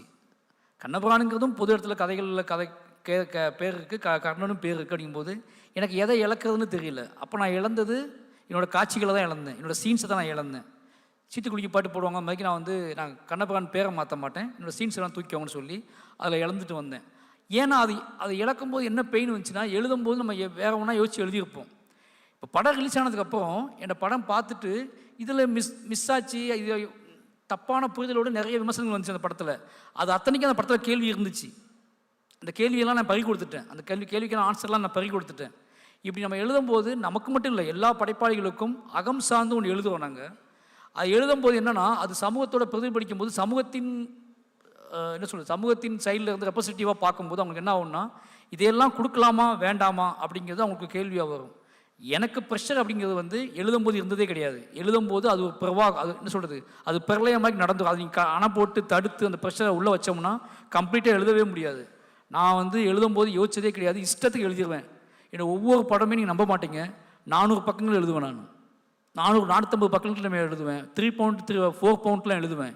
ஆனால் ஷூட்டிங் ஸ்பாட் போகும்போது எட்டு போக மாட்டேன், அந்த பவுண்ட் எதையுமே கொடுக்க மாட்டேன் ஆர்டிஸ்ட்டுக்கிட்ட. ஏன் அப்படின்னா அந்த 400 என் மனசுக்குள்ளே ஆழமாக பதிஞ்சிடுவேன். எழுதினா தான் ஆழமாக பதியும் அப்படிங்கிறக்காக நான் எழுதிடுவேன். ஆனால் எடுக்கும்போது அந்த ப்ரெஷர் ஸ்டார்ட் ஆகும். எதை காட்டுறது, எப்படி காட்டுறது, எதை எப்படி கொண்டு போய் கடத்துறது, இதை எப்படி மாற்றுறது. இப்போ பைசனில் வந்து 2 முக்கியமான ஆளுமைகள் இருக்காங்க. 2 முக்கியமான சவுத்தோட இன்னைக்கு வரைக்கும் தொடர்ந்துக்கிட்டு இருக்க நிறைய பதட்டத்துக்கு அவங்க முக்கியமான காரணமாக இருக்காங்க. இன்னைக்குள்ள பதட்டத்துக்குள்ளே ஊடுருவி ஒருத்தர் ஜெயிச்சான்னு நம்ம காட்டணும். இந்த பதட்டத்தை தணிப்பதற்கான கதையாக இது மாறணும். அப்போ இவங்களை எப்படி போர்ட்ரேட் பண்ணுறது, இந்த போர்ட்ரேட் பண்ணும்போது யார் மேலோங்கினாலும் பிரச்சனை வரும், யார் கீழோங்கினாலும் பிரச்சனை வரும். ஆனால் இதை எப்படி சரி பண்ணுது அப்படிங்கிற ப்ரெஷர் ஒவ்வொரு ஷார்ட் டிவிஷன் பண்ணும்போதும், ஒவ்வொரு ஷார்ட் எடுக்கும் போதும், மெட்டபர்ஸ் கிரியேட் பண்ணும்போதும், குறியீடுகள் வைக்கும் போதும் ஒரு ப்ரெஷர் இருந்துக்கிட்டே இருக்கும். அது எடிட்டிங் பேட்டர்ன் போது இன்னும் அதிகமாகும். எடிட்டிங் பேட்டர்ன் முடிஞ்சு சென்சாருக்கு போகும்போது இன்னும் அதிகமாகிடும். சென்சார்லாம் முடிஞ்சால் தான் ஓகே, அதுக்கப்புறம் ரிலீஸ் ஆனாலும் சரி ஆவாட்டும் சரி, அது ப்ரொடியூசர் பிரச்சனை. சென்சார் முடிச்சு சென்சார் வரைக்கும், சென்சாரில் படம் பார்த்துட்டு கூப்பிடுவாங்கல்ல, நான் ஒரு நாள் கூட நடுக்கம் இல்லாமல் இன்னும் சென்சார் ஆஃபீஸுக்கு முன்னாடி உட்காந்ததே கிடையாது. யோசிச்சு பாருங்க, நான் என்ன சொல்கிறது, எக்ஸாம் கூட அப்படி பயந்தது கிடையாது. அவ்வளோ பயத்தோட வேர்த்து தான் போவேன். இந்த பேப்பரில் எழுத சொல்லுவாங்க, பேப்பர்லாம் நனைஞ்சிடும் எனக்கு சென்சார் ஆஃபீஸில். அப்படியே பாவமாக பார்த்துக்கிட்டே இருப்பேன். கர்ணனில் ஒரு இஷ்யூ நடந்துச்சு. என்ன அப்படின்னா, ஒரு பேரை தூக்க சொன்னாங்க, அது இன்னொரு பேர், அந்த பேரை தூக்க சொன்னாங்க. அந்த பேர் நான் வந்து அந்த பேரை தூக்க சொல்லுவாங்கன்னு தெரிஞ்சே நான் வந்து என்னோடய வீட்டில் உள்ள ரேஷன் கார்டு, எங்கள் ஊரில் உள்ள ரேஷன் கார்டு, நிறைய கிட்டத்தட்ட ஓட்டர் ஐடி எல்லாம் அள்ளிக்கிட்டு பேக்கில் போட்டு கொண்டு போவேன். கொண்டு போய் இந்த பேர் வந்து என் ஊரில் என் பாட்டிக்கு இருக்கு இந்த பேர்னு வச்சேன். ஒரு 100 டாக்குமெண்ட்ஸ் கொண்டு போயிருக்கேன் நான். ஆனால் அவங்க அந்த பேரை அலோவ் பண்ணலை. அது பண்டாரத்தி, அந்த பேர் பண்டாரத்தி. அது எங்கள் பாட்டியோட பேர், என் ஊரோட பேர், ஊரில் கூடிய ஒரு அம்மனோட பேர், எல்லாத்துலேயுமே அந்த பேர் இருக்குது. அந்த பேர் என் வாழ்க்கையில் ஊடுருவி போன, தங்கி போன, ரொம்ப ஆக்ரோஷமாக பதிஞ்சு போன ஒரு பேர். அந்த பேரை நீ யூஸ் பண்ண தூக்கிடுங்க, படத்தில் இருக்கிற எல்லாத்தையுமே தூக்கிடுங்கன்னு சொல்கிறாங்க. எனக்கு இப்போ என்ன பண்ணுன்னு தெரியல. ஏன்னா நான் அதுக்கேற்ற மாதிரி வடிவமைச்சிட்டேன். கடைசி படம் ரிலீஸ் ஆக போகுது. அப்போ நான் ஏன் வைக்கக்கூடாதுன்னு நான் கேட்குறேன். இந்த டாக்குமெண்ட்ஸ்லாம் கொடுக்குறேன். அப்போ அவங்க ஒரு டாக்குமெண்ட்லாம் எடுத்துக்காங்க. கிட்டத்தட்ட ஒரு 60 கேசஸ் கேஸ் 60 பேர் தபால் போட்டிருக்காங்க, இந்த பேரை வந்து மாரிசெல்வராஜ் பயன்படுத்தக்கூடாதுன்னு சொல்லி. ஒரு ரைட்டராக ஒரு டைரக்டராக நான் கேள்வி எழுப்பும்போது என் பக்கத்தில் என் ப்ரொடியூசர் இருக்கார். அப்போது வந்து அவங்க என்ன சொன்னாங்கன்னா, நீங்கள் சொன்னால் நீங்கள் தாங்கிக்க மாட்டீங்கன்னு சொன்னாங்க என்கிட்ட. இதுக்கான நான் ஆன்சரை இது ஏன் வைக்கக்கூடாதுன்னு சொன்னேன், தாங்கிக்க மாட்டீங்க அப்படின்னு. இந்த 60 லெட்டருமே என்ன சொல்லுது அப்படின்னா, இந்த பேர் பொது பேர் தான், எல்லாரும் பயன்படுத்தலாம். ஆனால் மாரி செல்வராஜ் பயன்படுத்தக்கூடாது. மாரி செல்வராஜ் பயன்படுத்தினா இந்த பண்டாரத்திங்கிற நேம் ஒரு தலித் சமூகமாக, ஒடுக்கப்பட்ட சமூகமாக மாறிடும் அப்படிங்கிற அவங்க பதிவு பண்ணுறாங்க அப்படின்னு சொன்னாங்க என்கிட்ட. எனக்கு அது பயங்கரமான, அடுத்த செகண்ட் எனக்கு அழுக வந்துடுச்சு, கண்ணீர் வந்துடுச்சு எனக்கு. அப்போ என்னோடய ப்ரொடியூசர்ஸ் தான் என் காலை அமுக்கி தயவு செஞ்சு கூலாக ஒன்றும் பிரச்சனை இல்லை வச்சுக்கணுன்னு அவங்க அப்படியே அமைதியாக இருந்தாங்க. இந்த ப்ரெஷரை என் வாழ்க்கையில் இந்த சம்பவம் கொடுத்த ப்ரெஷர், அதை நான் வந்து சரி ஓகே உங்கள் இஷ்டத்துக்கு பண்ணிக்கணும்னு நான் வெளியே வந்துட்டேன். அதுக்கப்புறம் அந்த பேரை இழந்துட்டு வந்துட்டேன், அந்த சர்டிஃபிகேட்லாம் நட்டு வெளியே வந்துட்டேன். இதுக்கப்புறம் தான் என்னோடய ப்ரெஷர் ஸ்டார்ட் ஆக ஆரம்பிச்சிச்சு எனக்கு. நாம் எதை பயன்படுத்தலாம், எதை பயன்படுத்தக்கூடாது. அப்போ எல்லாமே என்னையே அடிப்படையாக வச்சே பார்க்கப்படுது. நான் எனக்குள்ள பேர் இருக்குல்ல, இப்போ சொன்னார்ல கர்ணனுக்கு பேர் வைக்கலாமான்னு கேள்வி இருக்குல்ல, பேர் எப்படி மெட்டஃபரா பிரம்மாண்டமாக மாறுது அப்படின்னா, நான் பயன்படுத்தினா அந்த பேருக்கு என்னோட சாயம் பூசப்படுது. அப்போ நான் யார் அப்படிங்கிற கேள்வி வருது இல்லை. எனக்கு ஏன் இந்த பேருக்கான, இந்த பேரை சுமப்பதற்கான, இந்த பேரை தாங்கிக் கொள்வதற்கான, இந்த பேரை நியாயப்படுத்துவதற்கான, அந்த பேரை நியாயப்படுத்த தான் முயற்சி பண்ணுறேன். அந்த பேருக்கு ஒரு ப்ரைட்னஸ் கிரியேட் பண்ண தான் ட்ரை பண்ணுறேன். அந்த ப்ரைட்னஸ் கூட எங்கிட்ட இருந்து அவங்க வாங்க விரும்பலை. அந்த ப்ரைட்னஸை மாறி கொடுக்கூடாதுன்னு சொன்னாங்க என்கிட்ட. எனக்கு அதை தான் தாங்க முடியாத ஒரு பெயினாக இருந்துச்சு. அந்த பெயினோட எல்லா படங்கள்லையும் கேரக்டர்ஸ் நேம் வைக்கும்போது எனக்கு வரும். ஒவ்வொரு கேரக்டர்ஸ் நேம் வைக்கும்போது யோசித்து பார்த்து ப்ரெஷர் ஆகாமல் யோசித்து வைப்பேன். அது வச்சு இப்படி கொஞ்சம் கொஞ்சமாக நமக்குள்ளே அது ஆதிக்கம் செலுத்திக்கிட்டே இருக்கும். ஆனால் இதெல்லாம் தாண்டி மனசில் ஒன்று ஆழமாக ஒன்று பதியும். எப்படி பார்த்தாலும் பார்வையாளர்கள், சமூகத்தில் கூடிய மனிதர்கள், நம்ம கூட நெருங்கி வாழக்கூடிய மனிதர்கள், இவங்க விஷுவலாக அந்த படத்தை பார்க்கும்போது, ஒரு தேட்டரில் உட்காந்து அவன் தனித்து பார்க்கும்போது, அவன் ஒரு என்ன சொல்கிறது, ஒரு ஆர்ட் ஃபார்மாக அவன் அனுபவிக்கும் போது அவன் நம்மளை புரிஞ்சுக்க கண்டிப்பாக புரிஞ்சுக்குவோம் அப்படிங்கிற நம்பிக்கையில் தான் எழுதப்படுது. ஏன்னா நீங்கள் வந்து அதிகாரத்தோட ஒரு விஷயத்தை பார்க்குறதுக்கும் நீங்கள் ஒரு ரசிகனாக உட்காந்து உன்னை பார்க்கறதுக்கும் வித்தியாசம் இருக்குது. இப்போ தணிக்கைத்துறை அப்படிங்கிறது அதிகாரத்தோடு அதை பார்க்கும், தனக்கு ஒரு பவர் இருக்குது, அந்த பவரோடு அதை பார்க்கும். ஆனால் எந்த பார்வையாளனும் தனக்கு ஒரு பவர் இருக்குது அந்த பவரோட பார்க்க மாட்டான். அப்போ அந்த பார்வையாளனை நம்பி தான் எல்லாருமே எழுதுறாங்க. கொஞ்சம் கொஞ்சமாக அவனுக்குள்ளேயே ஒரு பவர் இருக்கும். நான் யார் தெரியுமா, என்னை பற்றி நீ தப்பாக பேசியிருக்கியா, நான் வெயிட் பண்ணுறேன், முழு படத்தையும் பார்த்து உன்னை பார்த்துக்கலான்னு சொல்லுவான். ஆனால் முழு படம் பார்க்கறதுக்கு முன்னாடியே, முழு படம் முடிவதற்கு முன்னாடியே அவனை வென்றெடுத்து அவனுக்குள்ளே புகுந்து நான் அவனுக்கு நெருக்கமாக மாறினா தான் வெளியே வந்து சூப்பருங்க, நல்லங்க, மாறி அப்படி ஒன்றும் தப்பாக காமிக்கலைங்க, மாறி ஓகேங்க இப்படிலாம் சொல்லிட்டு போவாங்க. அந்த ஃபஸ்ட் நாள் ரிவ்யூ பார்க்கும்போது நான் சிரிச்சுட்டே உட்காந்துட்ருப்பேன். ஏன்னா அதுக்கு முந்தின நாள் ட்ரெயிலருக்கு ஒன்று அடின்னு அடிச்சிருப்பாங்க என்னைய, ஃபஸ்ட் நாள் ரிவ்யூவில் மாற்றி பேசுவாங்க. அதனால் ப்ரெஷருங்கிறது எனக்கு வந்து இருக்கும். அந்த ப்ரெஷரை ஒரு கேம் மாதிரி எடுத்துக்கிட்டு அதை ஒன்று சொல்கிறது, நான் முதல்ல சொன்ன மாதிரி தான், ஒரு காதலிக்கான கடிதம் மாதிரி தான் ஒவ்வொரு ஸ்கிரிப்டையுமே என்னைய மாதிரி படைப்பாளிகள் எழுதுகிறாங்கன்னு நான் நம்புவேன். தேங்க்யூ. ரொம்ப நன்றி. அவரோட படங்களில் இன்னும் நிறைய விஷயங்கள் பேசுகிறதுக்கு இருக்குது. குறிப்பாக அவர் படங்களில் பாடல்கள், அந்த பாடல்களுக்காக கையாளப்படுற சவுண்ட்ஸு, கருவிகள், குரல், அவரே எழுதுறது, எங்கும் புகழ்த்தவங்க மாதிரியான பாடல்லாம் நம்ம பேசுனதில்லை. அதெல்லாம் நம்ம நேரம் கருதி நம்ம இதெல்லாம் நிறைவு செஞ்சுக்கிட்டு நாம் வந்து ஒரு 2 கேள்விகளுக்கு இங்கே நாம் வந்து இடமளித்து நேரம் கருதி நம்ம நிறைவு செய்து கொள்ளலாம். ஆடியன்ஸ்கிட்ட இருந்து நேரடியாக அவருடைய படைப்புகள் குறித்தும் அவர் பேசுனது குறித்தும் அது மாதிரி உங்களுடைய கேள்விகள் அமைஞ்சால் ரொம்ப நல்லாயிருக்கும். சார், கஷ்டமான வேலை மட்டும் எனக்கு கொடுத்துருக்கீங்க நீங்கள். 2 கேள்வி, எவ்வளோ பேர் நிற்கிறாங்கன்னு பாருங்கள். சரி, 2 நான் ஒரு 3 எடுத்துக்கலாமா? ஒரு 3 ஓகே ஓகே ரைட். பிளைண்டாக போகிறேங்க. பிளைண்டாக என்னை வந்து ரொம்ப பேர் கை தூக்கியிருக்காங்க. அதுதான் சொல்கிறேன்.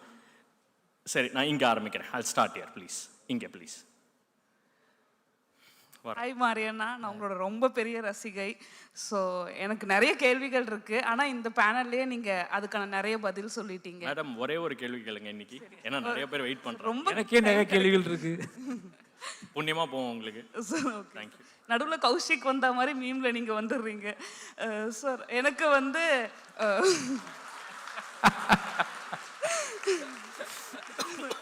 என்னோட 2 கேள்வி சார். எல்லா படங்கள்லையுமே ஒரு மென்டார் மாதிரி ஒரு கேரக்டர் இருப்பாங்க. இப்போ பரியேறும் பெருமாள்ல அந்த தாத்தா சொன்னங்காட்டி இவர் லாயர் படிக்க போவார். இப்போ கர்ணன்ல வந்து அவங்க சித்தப்பா கூடவே இருப்பார். ஸோ உங்கள் லைஃப்பில் ஏதோ ஒரு 2 மென்டார் யார் வந்து உங்களுக்கு தாக்கத்தை ஏற்படுத்தினார்?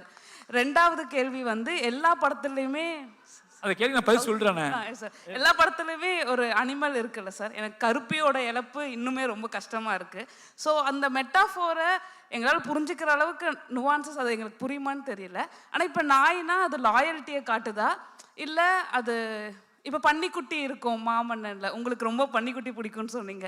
ஸோ அந்த மாதிரி அது எதை காட்டுது? லைக் இப்போ லாயல்ட்டியா, இல்லை அது எனக்கு கிடைக்கல, மாடு எனக்கு கிடைக்காது வாழை படத்தில். ஸோ அந்த மாதிரி இழப்பா, இல்லை அந்த அனிமலோட குணாதிசயமா, இல்லை அது எது சார்? Thank you sir. தேங்க்யூ. என்னோட மென்டர் கேட்டிங்கல்ல ஃபஸ்ட் கேள்வி. முதல் மென்டர் எனக்கு வந்து 2 பேர் கேட்டிங்களா நீங்கள்? என் லைஃப்பில் ரொம்ப முக்கியமானவங்க வந்து ராம் சார் தான். அது சொல்லவே முடியாது. ஏன்னா அந்த சந்திப்பு நிகழனா நான் என்ன ஆயிருப்பேன்னு எனக்கு தெரியாது. எப்பவும் சொல்கிறது தான், இந்த பெருநகரத்தில் மாரி செல்வராஜ் அப்படிங்கிற பேரை முன்வைத்து நடத்தப்படுகிற அத்தனைக்கும் அவர் ஒருத்தரே காரணமாக நான் சொல்லிகிட்டே இருப்பேன். ஏன்னா ஒரு இப்படியாப்பட்ட வாழ்க்கையிலேருந்து ஓடி வந்த ஒருத்தனுக்கு அவனை உட்கார வச்சு அவன் கதையெல்லாம் கேட்டு அவன்கிட்ட பேசுகிறதும் அவனை புரிந்து கொள்ள முயற்சி பண்ணுறதும் இதெல்லாம் நடக்குமான்னு நினச்சி பார்க்கல. என் வாழ்க்கை நான் நினச்சதே, யாராவது என்னை உட்கார வச்சு என்கிட்ட பேசிட மாட்டாங்களா, என்னை உனக்கு என்னடா பிரச்சனைன்னு கேட்டுற மாட்டாங்களான்னு தான் வாழ்க்கைப்போ நான் ஓடிக்கிட்டே இருந்தேன். டக்குன்னு ஒருத்தர் வந்து இங்கே வான்னு உட்கார வச்சு கேட்டதுக்குல அந்த ஒரு இரவும் அந்த ஒரு நபரும் என் வாழ்க்கையில் என்றைக்குமே மறக்க முடியாது. அப்புறம் இன்னொன்று அப்படின்னா, ராஜான்னு ஒருத்தர் சொல்லுவேன், ஆர்கேஆர் ராஜான்னு சொல்லி. அது ஒரிஜினல் கேரக்டர் தான், பரியர் மலரக்கூடிய கேரக்டர். அவர் வந்து நான் சின்ன வயசில் எங்கள் ஊரில் ஒரு பஞ்சாயத்து தலைவராக இருந்தார். அவர் மில்கிலேருந்து வந்திருந்தார். அவரோட பாதிப்பு எனக்கு நிறைய உண்டு. அவர் என்னென்னா, அப்போவே எனக்கு குட்டி குட்டியாக நான் விளையாண்டுட்டு இருப்பேன். நிறைய கல்கண்டு, முத்தாரம், குமுதம், ஆனந்தோட நிறைய புத்தகம்லாம் வாங்கி வச்சுருப்பார் வீட்டில். பசங்களை படிக்க கொடுப்பாரு, யாரும் படிக்க மாட்டாங்க. ஆனால் நான் போய் படிப்பேன்.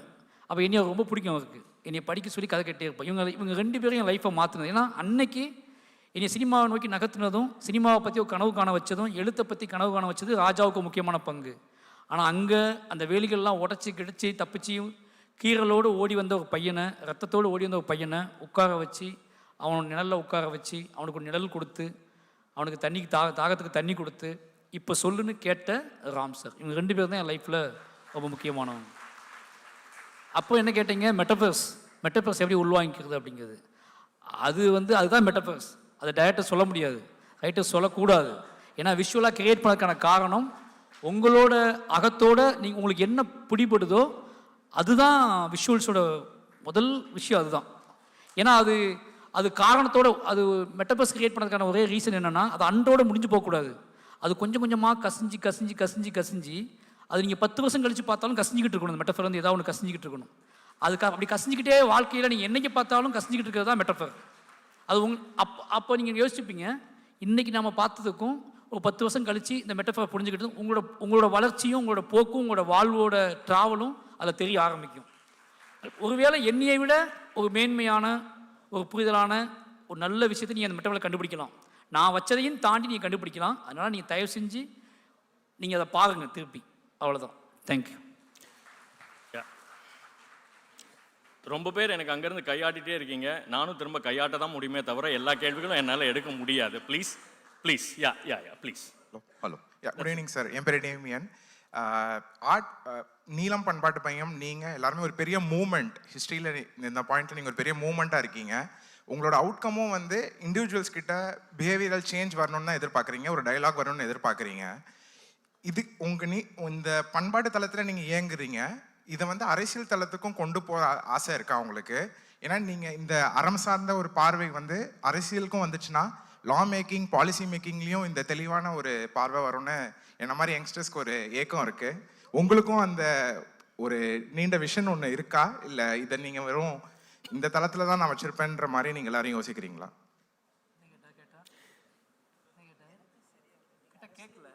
அரசியல் பற்றி கேட்டிங்கன்னு கரெக்டாக எனக்கு கேட்கல.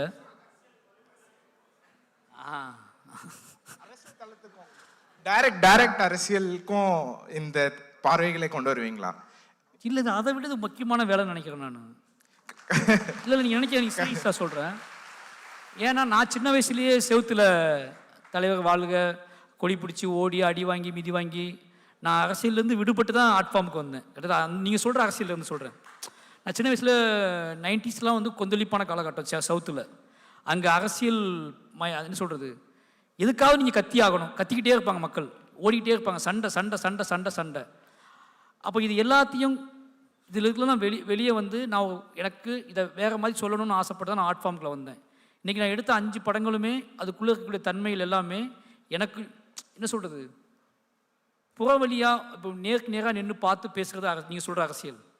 நான் உங்கள் இதயத்தோடு பேச ஆசைப்படுறேன். ஓகேங்களா? இந்த அரசியல் தான் ஆர்ட் ஃபார்ம். ஓகேங்களா? இதை சரியாக பண்ணாலே போதும். நீங்கள் வந்து என்னையை தாங்கி நிற்கலாம் அவசியம் கிடையாது. உங்களை நீங்களே செதுக்கிக்கிட்டு யார் எந்த பக்கம் போகணும், எந்த பக்கம் செய்யணும், எது நிலையானது, எது சரியானது, ஒரு என்ன சொல்கிறது, டீச்சர்ஸ் நமக்கு நிறைய பேர் அரசியல் நம்ம சரி. இப்போ என்னையை உருவாக்குனதில், என்னை இந்த அரசியல் பாதைக்கு தள்ளினதில், என்னை இந்த புரிதலுக்கு தள்ளினதில் ஏகப்பட்ட பேர் பங்காற்றியிருக்காங்க. அவங்க அத்தனை பேருமே ஒரு அரசியல் ஆசானாக தான் நான் பார்க்குறேன். அவங்க டீச்சராக இருந்திருக்காங்க, என்னோட டைரக்டராக இருந்திருக்காரு, என் நண்பனாக இருந்திருக்காங்க. நம்ம அவங்களாம் சாதாரணமாக நினச்சிக்கிறோம், ஆனால் அவங்க அவ்வளோ வேலை பார்க்குறாங்க நமக்காக. அதனால் அரசியல் நீங்கள் எத்தனையோ டக்குன்னு இதை பிரித்து பார்க்காங்க. இது மெயின் ஸ்ட்ரீம். ஓகேங்களா? இப்போ நீ சொல்கிறது எப்படி தான் இருக்கேன்ட்ட, இவ்வளோ படம் பண்ணி 500 கோடிக்கு எப்படி படம் பண்ணுவீங்க, 1000 கோடிக்கு எப்போ படம் பண்ணுவீங்கன்னு கேட்குற மாதிரி தான் ஒரு ஃபீல். அதனால் மனசுக்கு பிடிச்சதை வெளிப்படையாக நேர்மையாக நம்ம எதில் இயங்குகிறோமோ அதில் நம்ம அரசியலையும் கலந்து நம்ம நிலைப்பாடையும் கலந்து கொடுக்கறது அது போதுமானதுன்னு நினைக்கிறேன் நான். ஒருவேளை நான் வந்து அதை மாதிரி செய்யணும் நீங்கள் அப்படின்னா அது என்னோட எனக்காக தோணும் ஒன்று. இன்றைக்கி நான் சரியாக செஞ்சுட்ருக்கேன்னு எனக்கு தோணுது. தேங்க்யூ.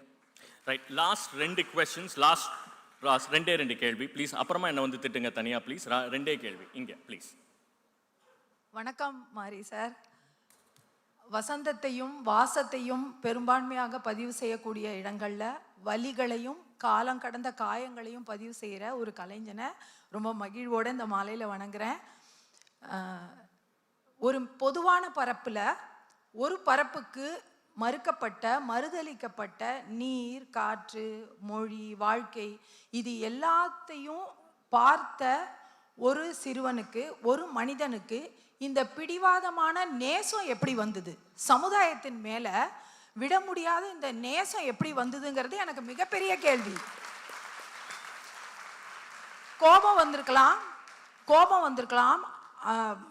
தூரம் வந்திருக்கலாம், மக்கள்கிட்டேருந்து விலகி போகணும்னு நினைக்கலாம், வெற்றி வரும்போது உயரம் வந்திருக்கலாம், கனம் வந்திருக்கலாம். ஆனால் உங்களுக்கு அந்த பரிவும் நேசமும் தனி மனிதனாகவும் ஒரு கலைஞனாகவும் எப்போவுமே தொடர்ந்துக்கிட்டே இருக்கு. இந்த பிடிவாதமான நேசக்காரன் மாரியிடம் இதுதான் என்னுடைய ஒரு கேள்வி. தங்களின் அடுத்த படத்தை பற்றி சொன்னால் இன்னும் சந்தோஷப்படுவேன். நன்றி.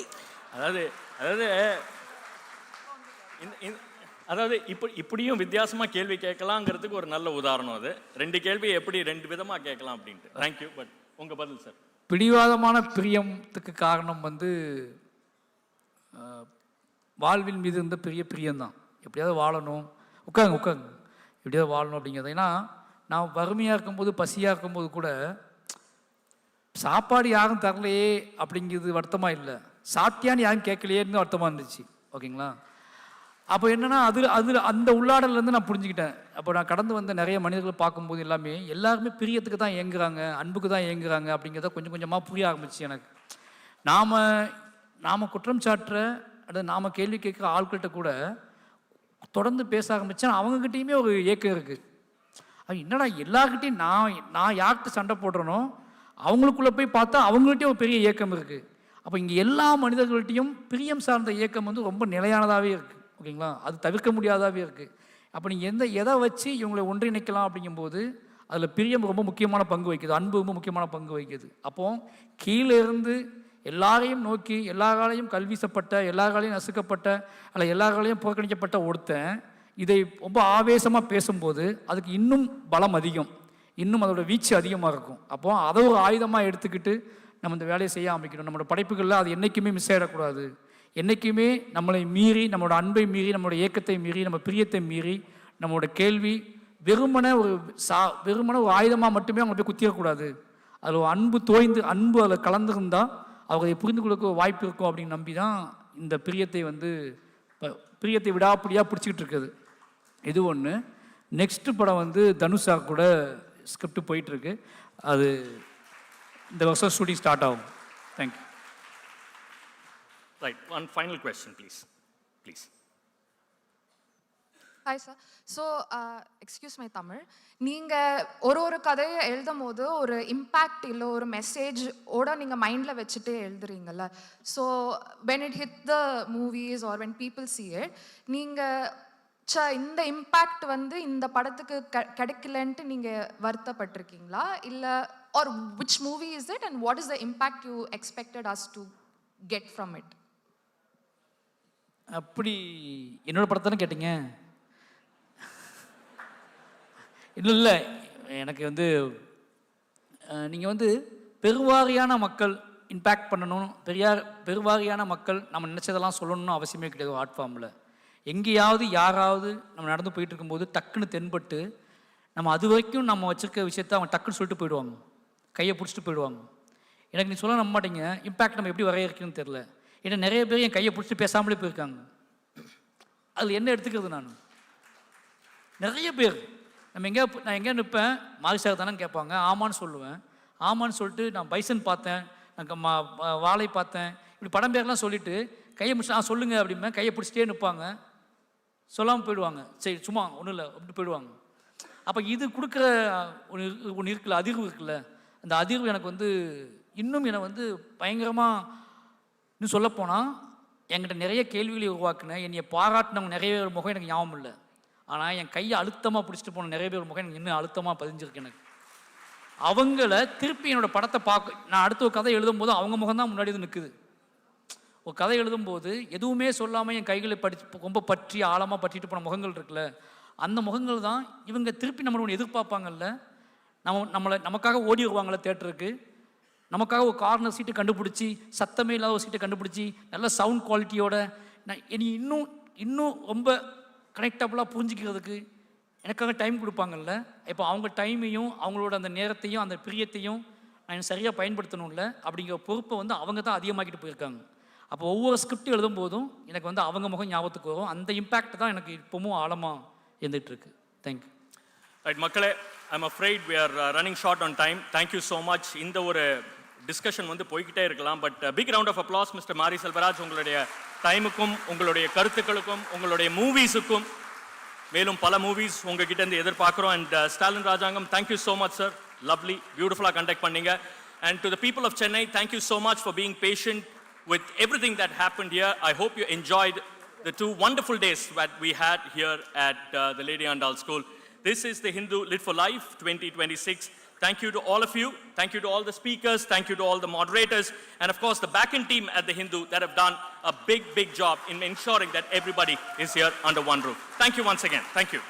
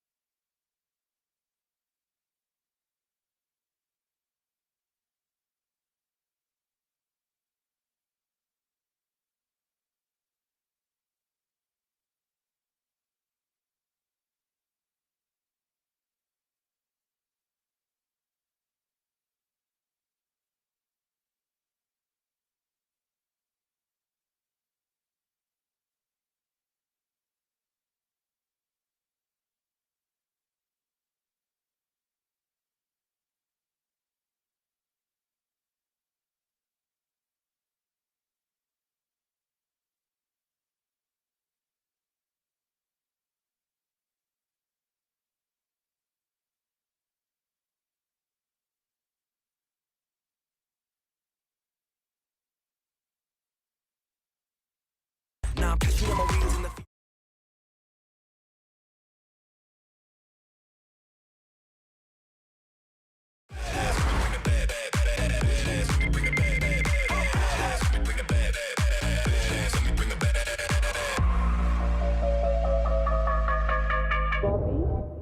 Everything is new except the attitude. The all-new Seltos. Badass forever. Kia, movement that inspires. Imagine a place where your curiosity is celebrated, your dreams are nurtured, and your potential is limitless. A place where learning is more than just a classroom experience. It's an adventure, a journey, and a transformation. With world-class facilities and a team of visionary experts, we craft thinkers, leaders, and change makers for the world.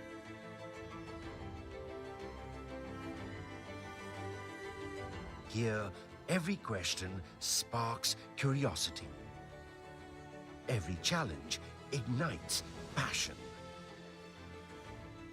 And every project takes you one step closer to greatness. At Christ, shape a world that reflects your vision.